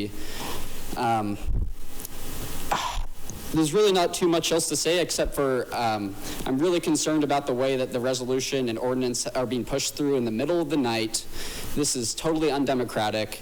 The ways council members have cut off public comment during this process, cut off amendments, and forced us to make policy in the middle of the night is absolutely ridiculous, undemocratic, and really not a good way to make policy at all. I think you all should not do this in the future. This is really bad practice, and it's cutting people out of the conversation and is harming the community, trying to make policy like this, shoving it down our throats at 3 a.m. It's ridiculous.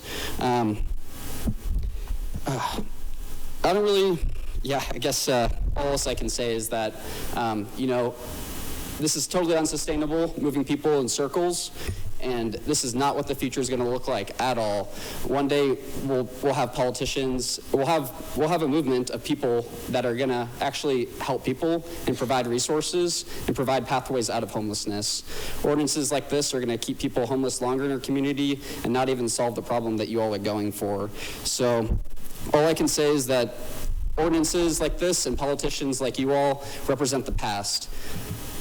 And I know that history over time always will arc towards, what's morally right and morally just in the long run. And what's in front of us today is so far from that. It's barbaric, it's not going to work, super expensive, and just terrible policy and inhumane.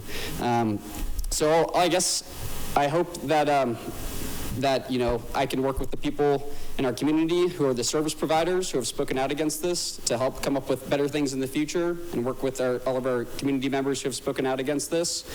I hope that you all as a city can still work with them because they know what's best, but it feels like you've probably lost all their trust in this process. If you all aren't going to help, provide people in our community with pathways out of homelessness and just want to move people in circles, I think you need to step aside and let people who are going to actually help solve this problem step up and let the future help guide this, because you all are keeping us decades and decades in the past. Councilor Jordan? Sorry, folks, I realize that you're impassioned about this, but please, I'm asking you not to clap. I'm asking folks to. I want to thank all of you who came tonight and provided public comment. I appreciate all of you who are still here. I noticed who left early, those in support of the ordinance because they knew their interests would be protected.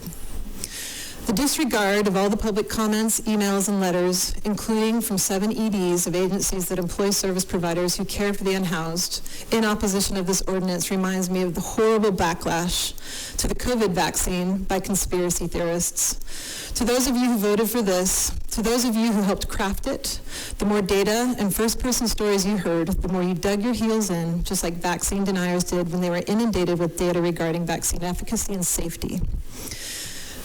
It is so disappointing that we spent all this time going through the motions only to get slightly closer to a humane direction from where we were last fall when Ms. Jones proposed her urban camping ordinance.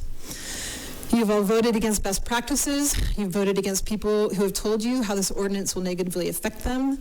You've voted against the recommendation of key service providers and executive directors. You've voted against the advice of a national homeless expert. You've voted against the ACLU. You've voted against people with lived experience. You've voted to cause harm and go against best practices. And I just wonder, I've always wondered if karma works. Are there other council members that wish to comment this evening? Councilor Vasecka? Yeah, I just wanted to say I wanted to thank everybody for commenting, whether they're for or against it. I'm really glad that I started reading the emails as they came in, because if I waited until the work day on Monday to read them all, I would still be reading them, because there were a lot of very passionate emails. I did want to comment about some, I guess, accusations that a lot of the sponsors are not fully in support of this. We're passing it in the middle of the night. Yes, it is the middle of the night, but I am happy with this ordinance. I know a lot of my constituents are unhappy, but a lot of them are happy with it. A lot of people have reached out to me personally, and they are happy that there are going to be some rules and regulations regarding urban camping. And as many of you I saw did not like a lot of the answers during the questions, I did want to reiterate that right now it is illegal to camp on city parks, and this ordinance does allow sometimes when it is allowed. So I just wanted to point that out. I know a lot of folks are probably mad at me for pointing that out, but I am happy with this ordinance. I'm not uncomfortable voting yes on it, and it's late, so I guess I'm uncomfortable because it's late, but I hope that maybe we can come together in a year when we go over this again, or throughout a year. We can change ordinances in the middle beforehand if we do come up with new solutions. But I just wanted to say that I am proud of this ordinance. I'm happy with it, and I'm going to be supporting it. Councilor Anderson. Thanks so much, Madam Mayor. I appreciate all of the conversation, discussion, comments, emails. Like Ms. Vasecka, I have been trying to keep up with them as they've been coming in as well. And just a couple things to point out. You know, I know not everyone on this council likes to do things by the books and use rules, but we have them for a reason. And hey, guys, it's against the rules. Anyways, so I think that there's a difference between stifling debate and following the rules, and that's all I'm going to say about that. I also don't have a problem with the fact that we're here at 3 a.m. making these important decisions, because this is not the first time we've had this discussion. This ordinance just come before us. And I will remind that several council members kept us here till 3 a.m. making budget amendments and spending taxpayers' money at 3 a.m. And so if we can do that, then we can do this now. And I think that, you know, these are hard decisions to make. I understand that people are not happy. There are people who have reached out who are not here at 3 o'clock in the morning who are supportive of this. And we know that there will be work to continue to do, and we will continue to engage with the homeless advocates. One of the big things that came out of the urban camping working group was the recommendation to find and start back up an authorized campsite. And I think that a lot of folks who weren't involved with that process, I think a year and a half ago, I'm looking to Ms. Pehan to correct me, didn't really understand the challenges. And the mayor started off the session today acknowledging that, because she, on her campaign for election, talked a lot about that, but then was able to come in and see a lot of the challenges that starting and running an authorized campsite produce. I also want to point out the fact that we have been asking service providers to partner with us on an authorized campsite since we had to shut down the last one, and not a single service provider has come up and said, yes, we will partner with you and we will run it. So it is not the lack of us not trying to find out and reach out to them, it's the fact that none of them have stepped up. And if they want to, the door is open. I'm sure the mayor would love to have a serious conversation with them. I don't want to speak for her, but I know I would be encouraging of that conversation to be had. But to my knowledge, as of this date, that has not happened. And so we are stuck making tough decisions with what we have to try to do the best for the most amount of people. And it is not an individualized approach, but given where we are at the municipal government level and the lack of partnership we have at the federal and state level in funding more Medicaid expansion, more caseworkers, more housing vouchers for people in the Housing Authority, we would love them to continue to expand those programs so more people can get into those programs. But that we do not have control over, and this is what we do have control over. And so I am in support of this ordinance and look forward to continued conversations about how we can iterate this as we learn more. Councillor Jones? Thanks. It has been a long night. I've been reading all of the emails as they've come in. I've listened to all of the public comment. I appreciate everyone's passion and their concern and their worry, because this is a huge issue that we have been grappling with in local government for years and years and years, but frankly, ever since the pandemic, it's just exploded, and it's been a very, very challenging issue to deal with. I did want to talk a little bit about what the city of Missoula has done, because I feel like a lot of the emails that came in said, you have no plan, you guys aren't doing anything, this is terrible, you're banning camping. We have put significant monies and resources towards this issue of the unhoused here in Missoula for the last few years. So I want to go through some of that. The Johnson Street shelter we tipped up when the pandemic was a few months in. We were asked to do that by providers. It was necessary. We had a location. It's been there for several years now. It has been really hard to run. It's been very hard on the surrounding neighborhood. It is not perfect, but compared to most other communities in Montana, we did a lot more in that category. We were a part of the funding for the temporary safe outdoor shelter, which has been a very successful program. And we have had a provider. We've had the Poverello as a provider on the Johnson Street shelter, Hope Rescue Mission for the temporary safe outdoor shelter. These have been successful programs that have made a huge difference. We have provided funding for the community care team, which has been the connection to providing care from Partnership Health Center to folks out on the ground. The city created, built, operated, and funded the authorized camping site. We did not have a provider who would come in with that on us because of the way it was set up, and I think it was a failed experiment that we learned a lot of lessons from. Missoula has been the lead agency in the Missoula Coordinated Entry System, which is what connects folks with the best available resources out there. Missoula is now working on the next 10-year homeless strategy because we just wrapped up the last 10-year homeless strategy. So we're figuring out how to be the most efficient and the most impactful and spending some time thinking that through in a really thoughtful way. We led the city of Missoula led the initiative to collaborate with community partners for the Built for Zero Coalition and obtain grant funding to fund that for several years, and that is focusing on veteran housing here in Missoula. That's a great program that hopefully will help a lot with that category of those folks who are unhoused. Annually, we dedicate as part of the community benefit organization dollars to the Poverello to help with their budget. The city of Missoula partnered and has helped fund with United Way the Housing Solutions Fund, which keeps people in housing so that they can stay where they are at instead of losing their housing. And we have worked really hard on creating affordable housing for the last few years. We passed a housing policy. We created an affordable housing trust fund.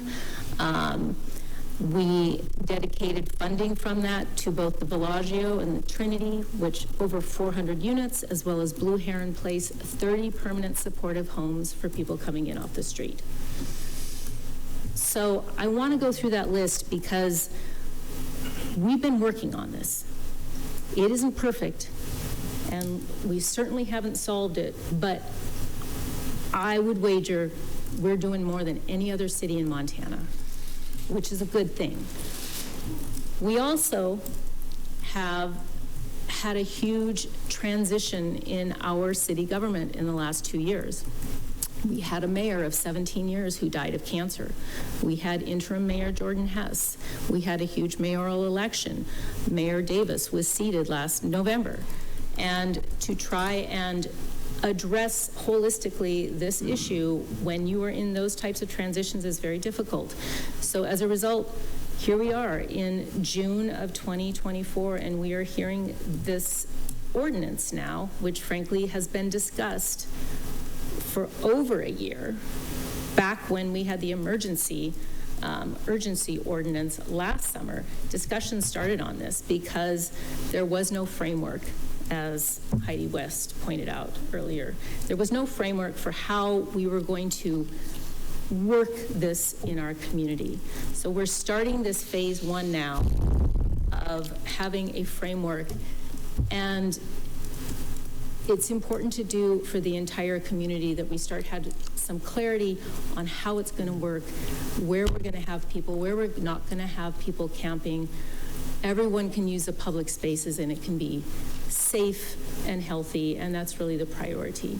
And we have lots of examples of very unsafe behavior by schools, by preschools, by in the parks, impacting the river.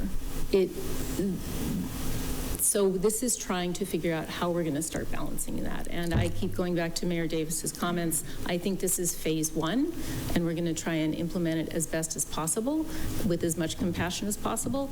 And I'm excited about the components of the ordinance which call for taking a deeper dive into how we can create some better programs. And frankly, this is a shout out to the rest of the community, because the city has limited money and limited capacity. We have community partners who are providers in this town. And if they are tapped out, I understand that.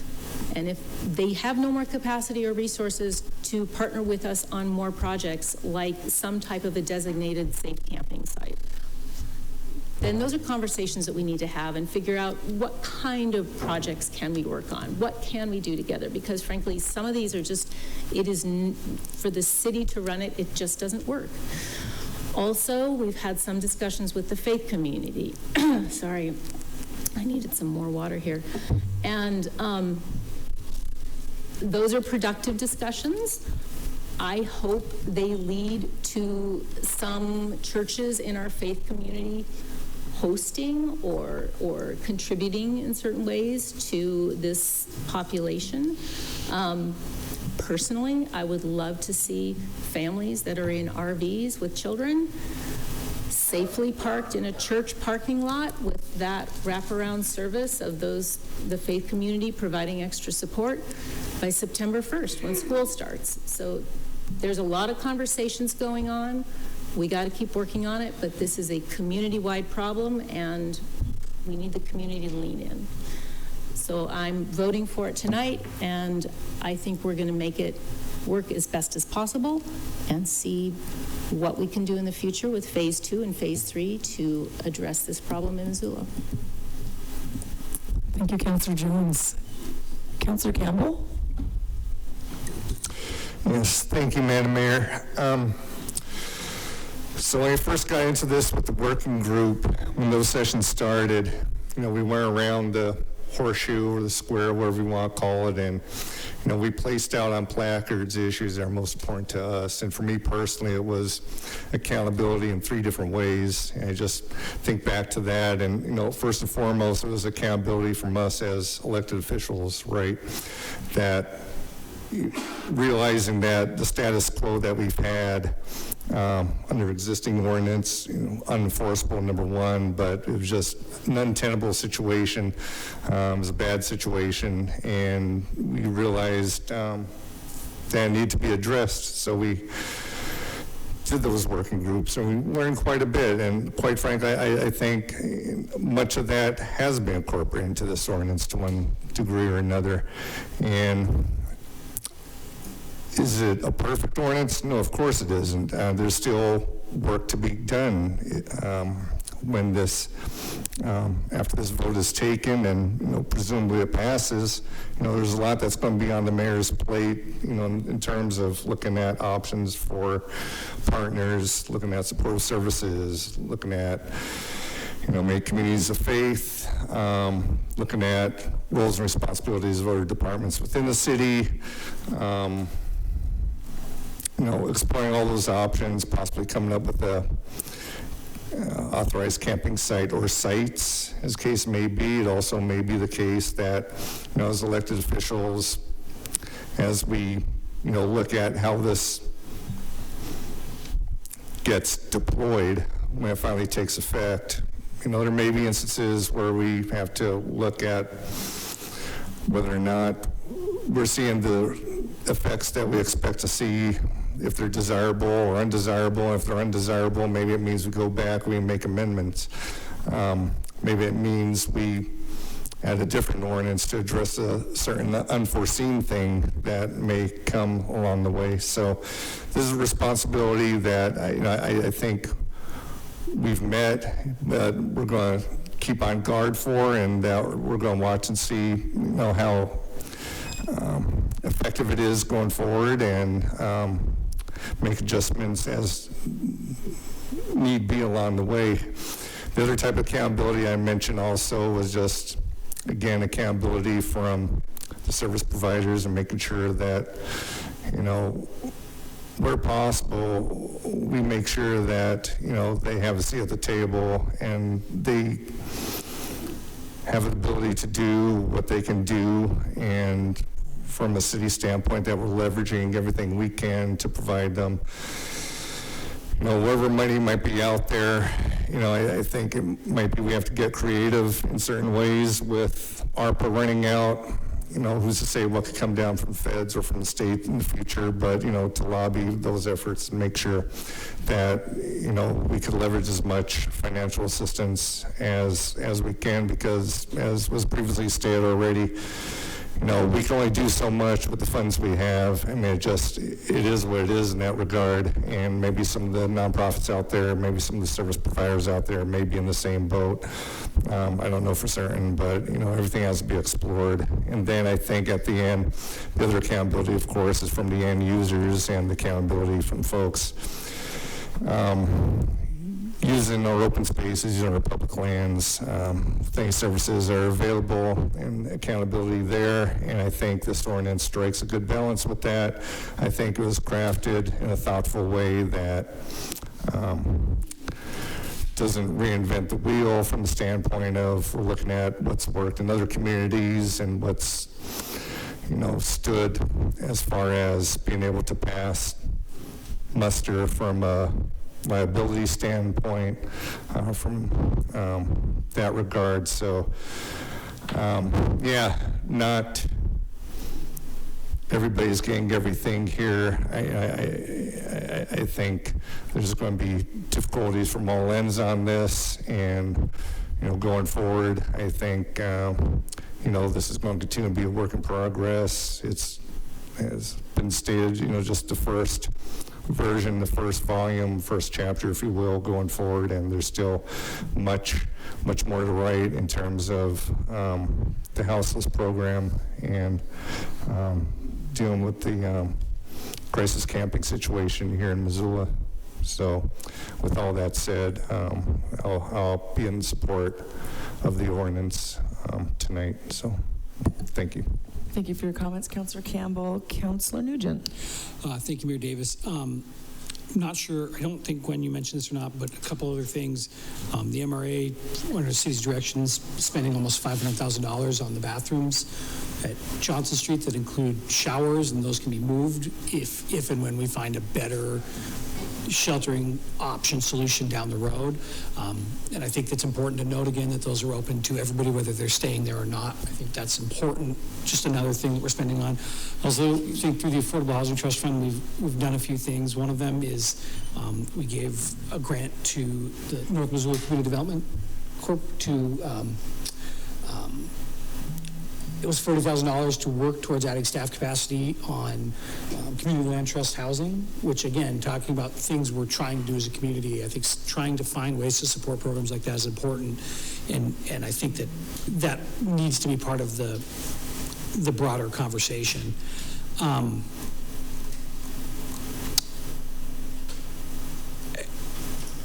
thing that's come up over and over again, and in all the emails and all the things that we've heard, is so many of the solutions are not things that local governments are capable of doing. Things like substance abuse counseling, things like that really are state and federal functions.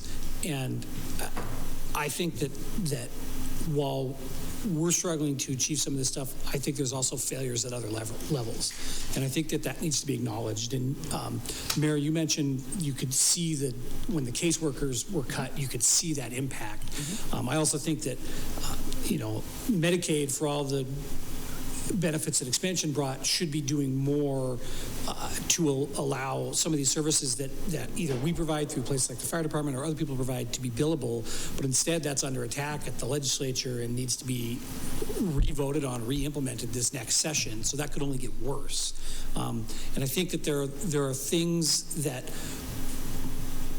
are getting pushed down from the federal and state level because it's easy for them to say, out of sight, out of mind, and some of those things fall down to local communities who do not have the capability of solving them. And so I think that when we're talking about advocacy, I appreciate everybody showing up, and I know there's a lot of strong feelings tonight. I also think you need to make sure and have the same passion of advocacy for the state legislature, because I think there's some real failures at that level that are causing some of these broader issues. There are so many different things we could touch on tonight, and I think that this isn't perfect, and I don't think anyone's happy, but it is a place for us to start. And I've said this to you personally, but I will say it out loud, that I am committed to working on all of the solutions that we have talked about to try and find ways to do that, whether that's trying to be creative in the budget, but also trying to find ways to build public-private partnerships, work with nonprofits. Perhaps the nonprofit we need doesn't exist.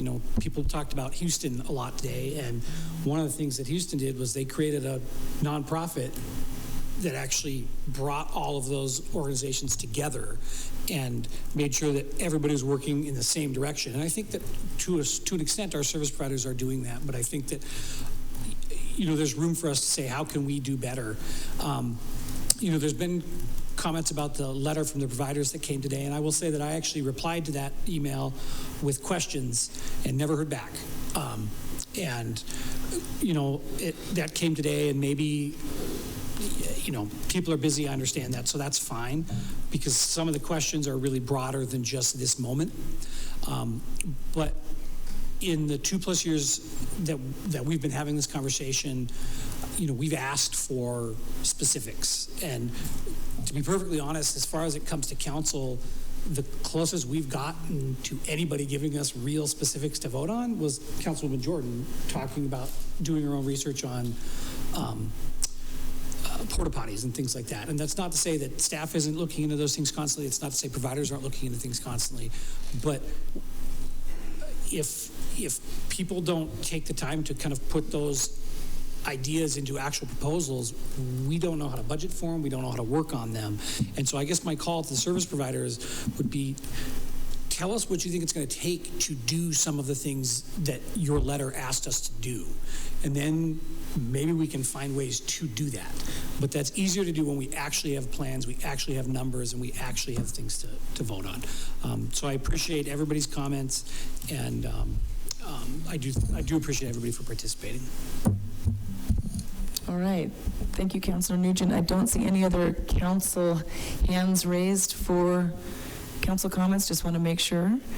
I'll take a brief moment here to say that I just want to thank everybody as well for being here, for staying here, for folks that are online, folks that have emailed us and reached out, people that are watching online that are not actually in the meeting. There's a bunch of people streaming this meeting. There will be a bunch of people that watch it later.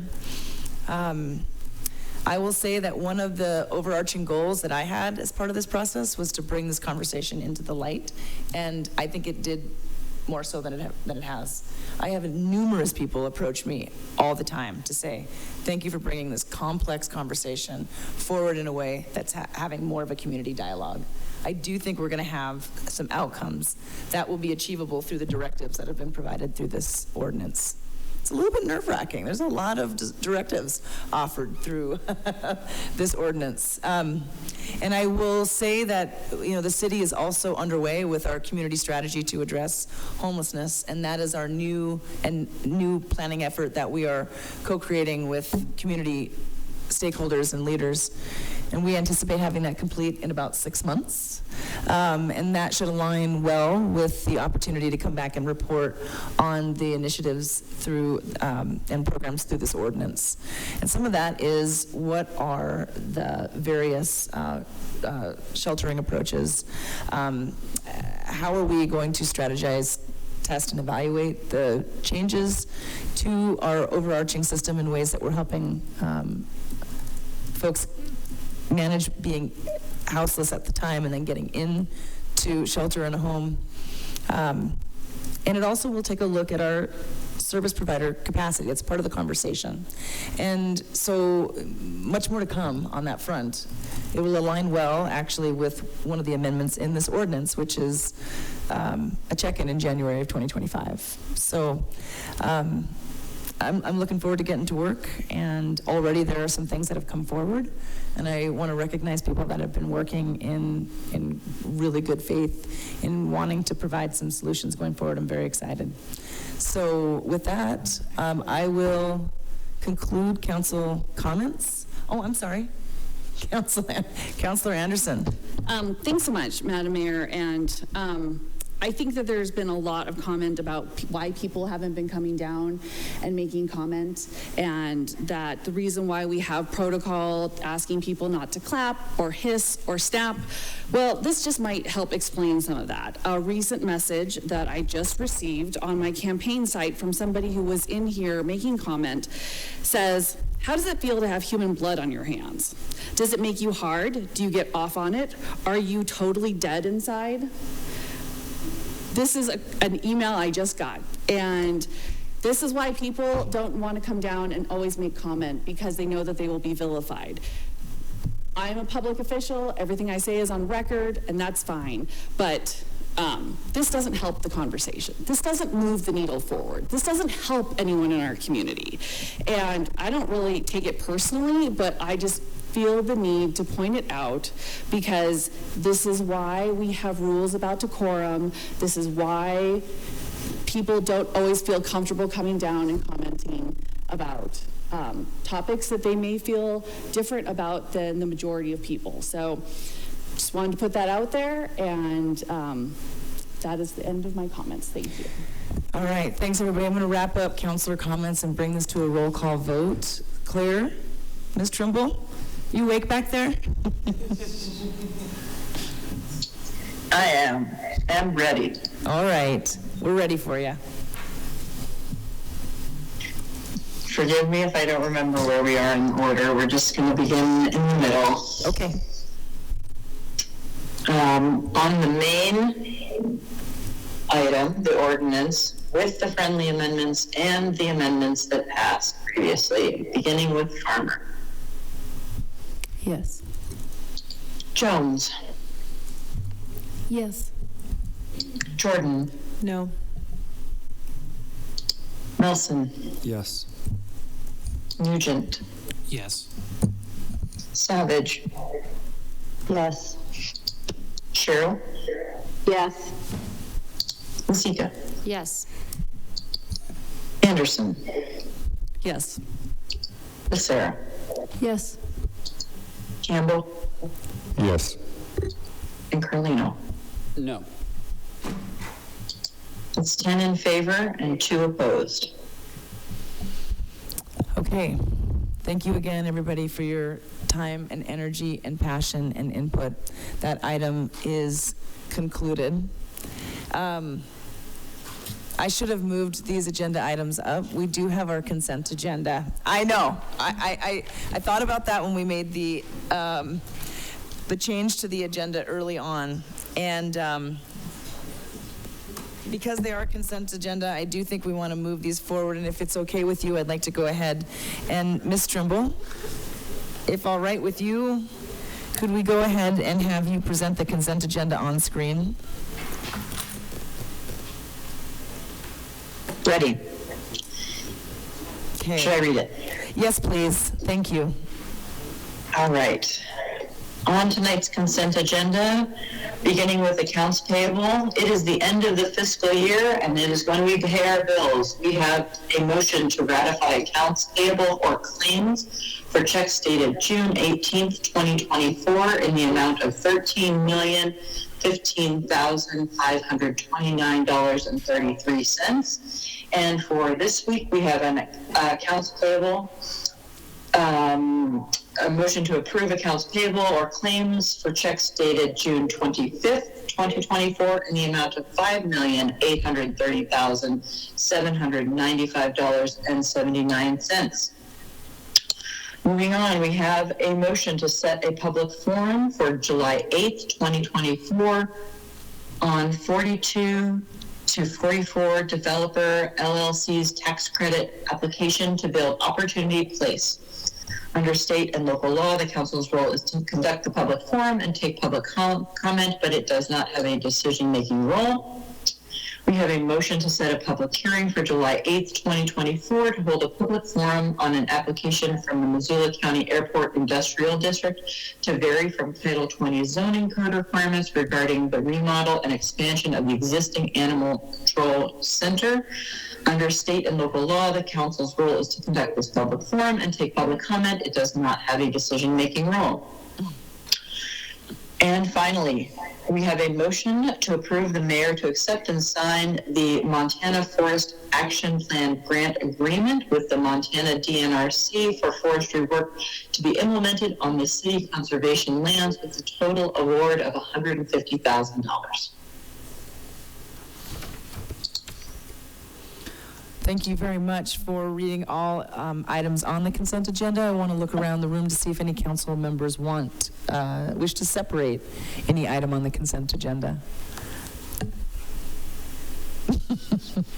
All right, not seeing any. Then I'll go ahead and ask for public comment. There's a couple members of the public here still. Do anybody wish to speak on the consent agenda? Okay. All right. Is there anybody online that wishes to speak on the consent agenda tonight? Okay, not seeing any. Then we'll go ahead and do a voice vote for the consent agenda, please. All right, voting on the consent agenda. All in favor say aye. Aye. Any opposed say nay. And that passes unanimously. Okay, thank you very much. I know folks want to get out of here. There is public comment on non-agenda items, so if there's anything that you wanted to talk about that's not been on the agenda tonight, you're welcome to do that now. Okay. All right, and public comment, communications from the mayor. I'm going to go ahead and skip that and bring it over to the motion council. to adjourn without any objection. Look around the room here, see if anybody wishes. Okay, no objection. All right. Great. Meeting is adjourned, 3:31 a.m.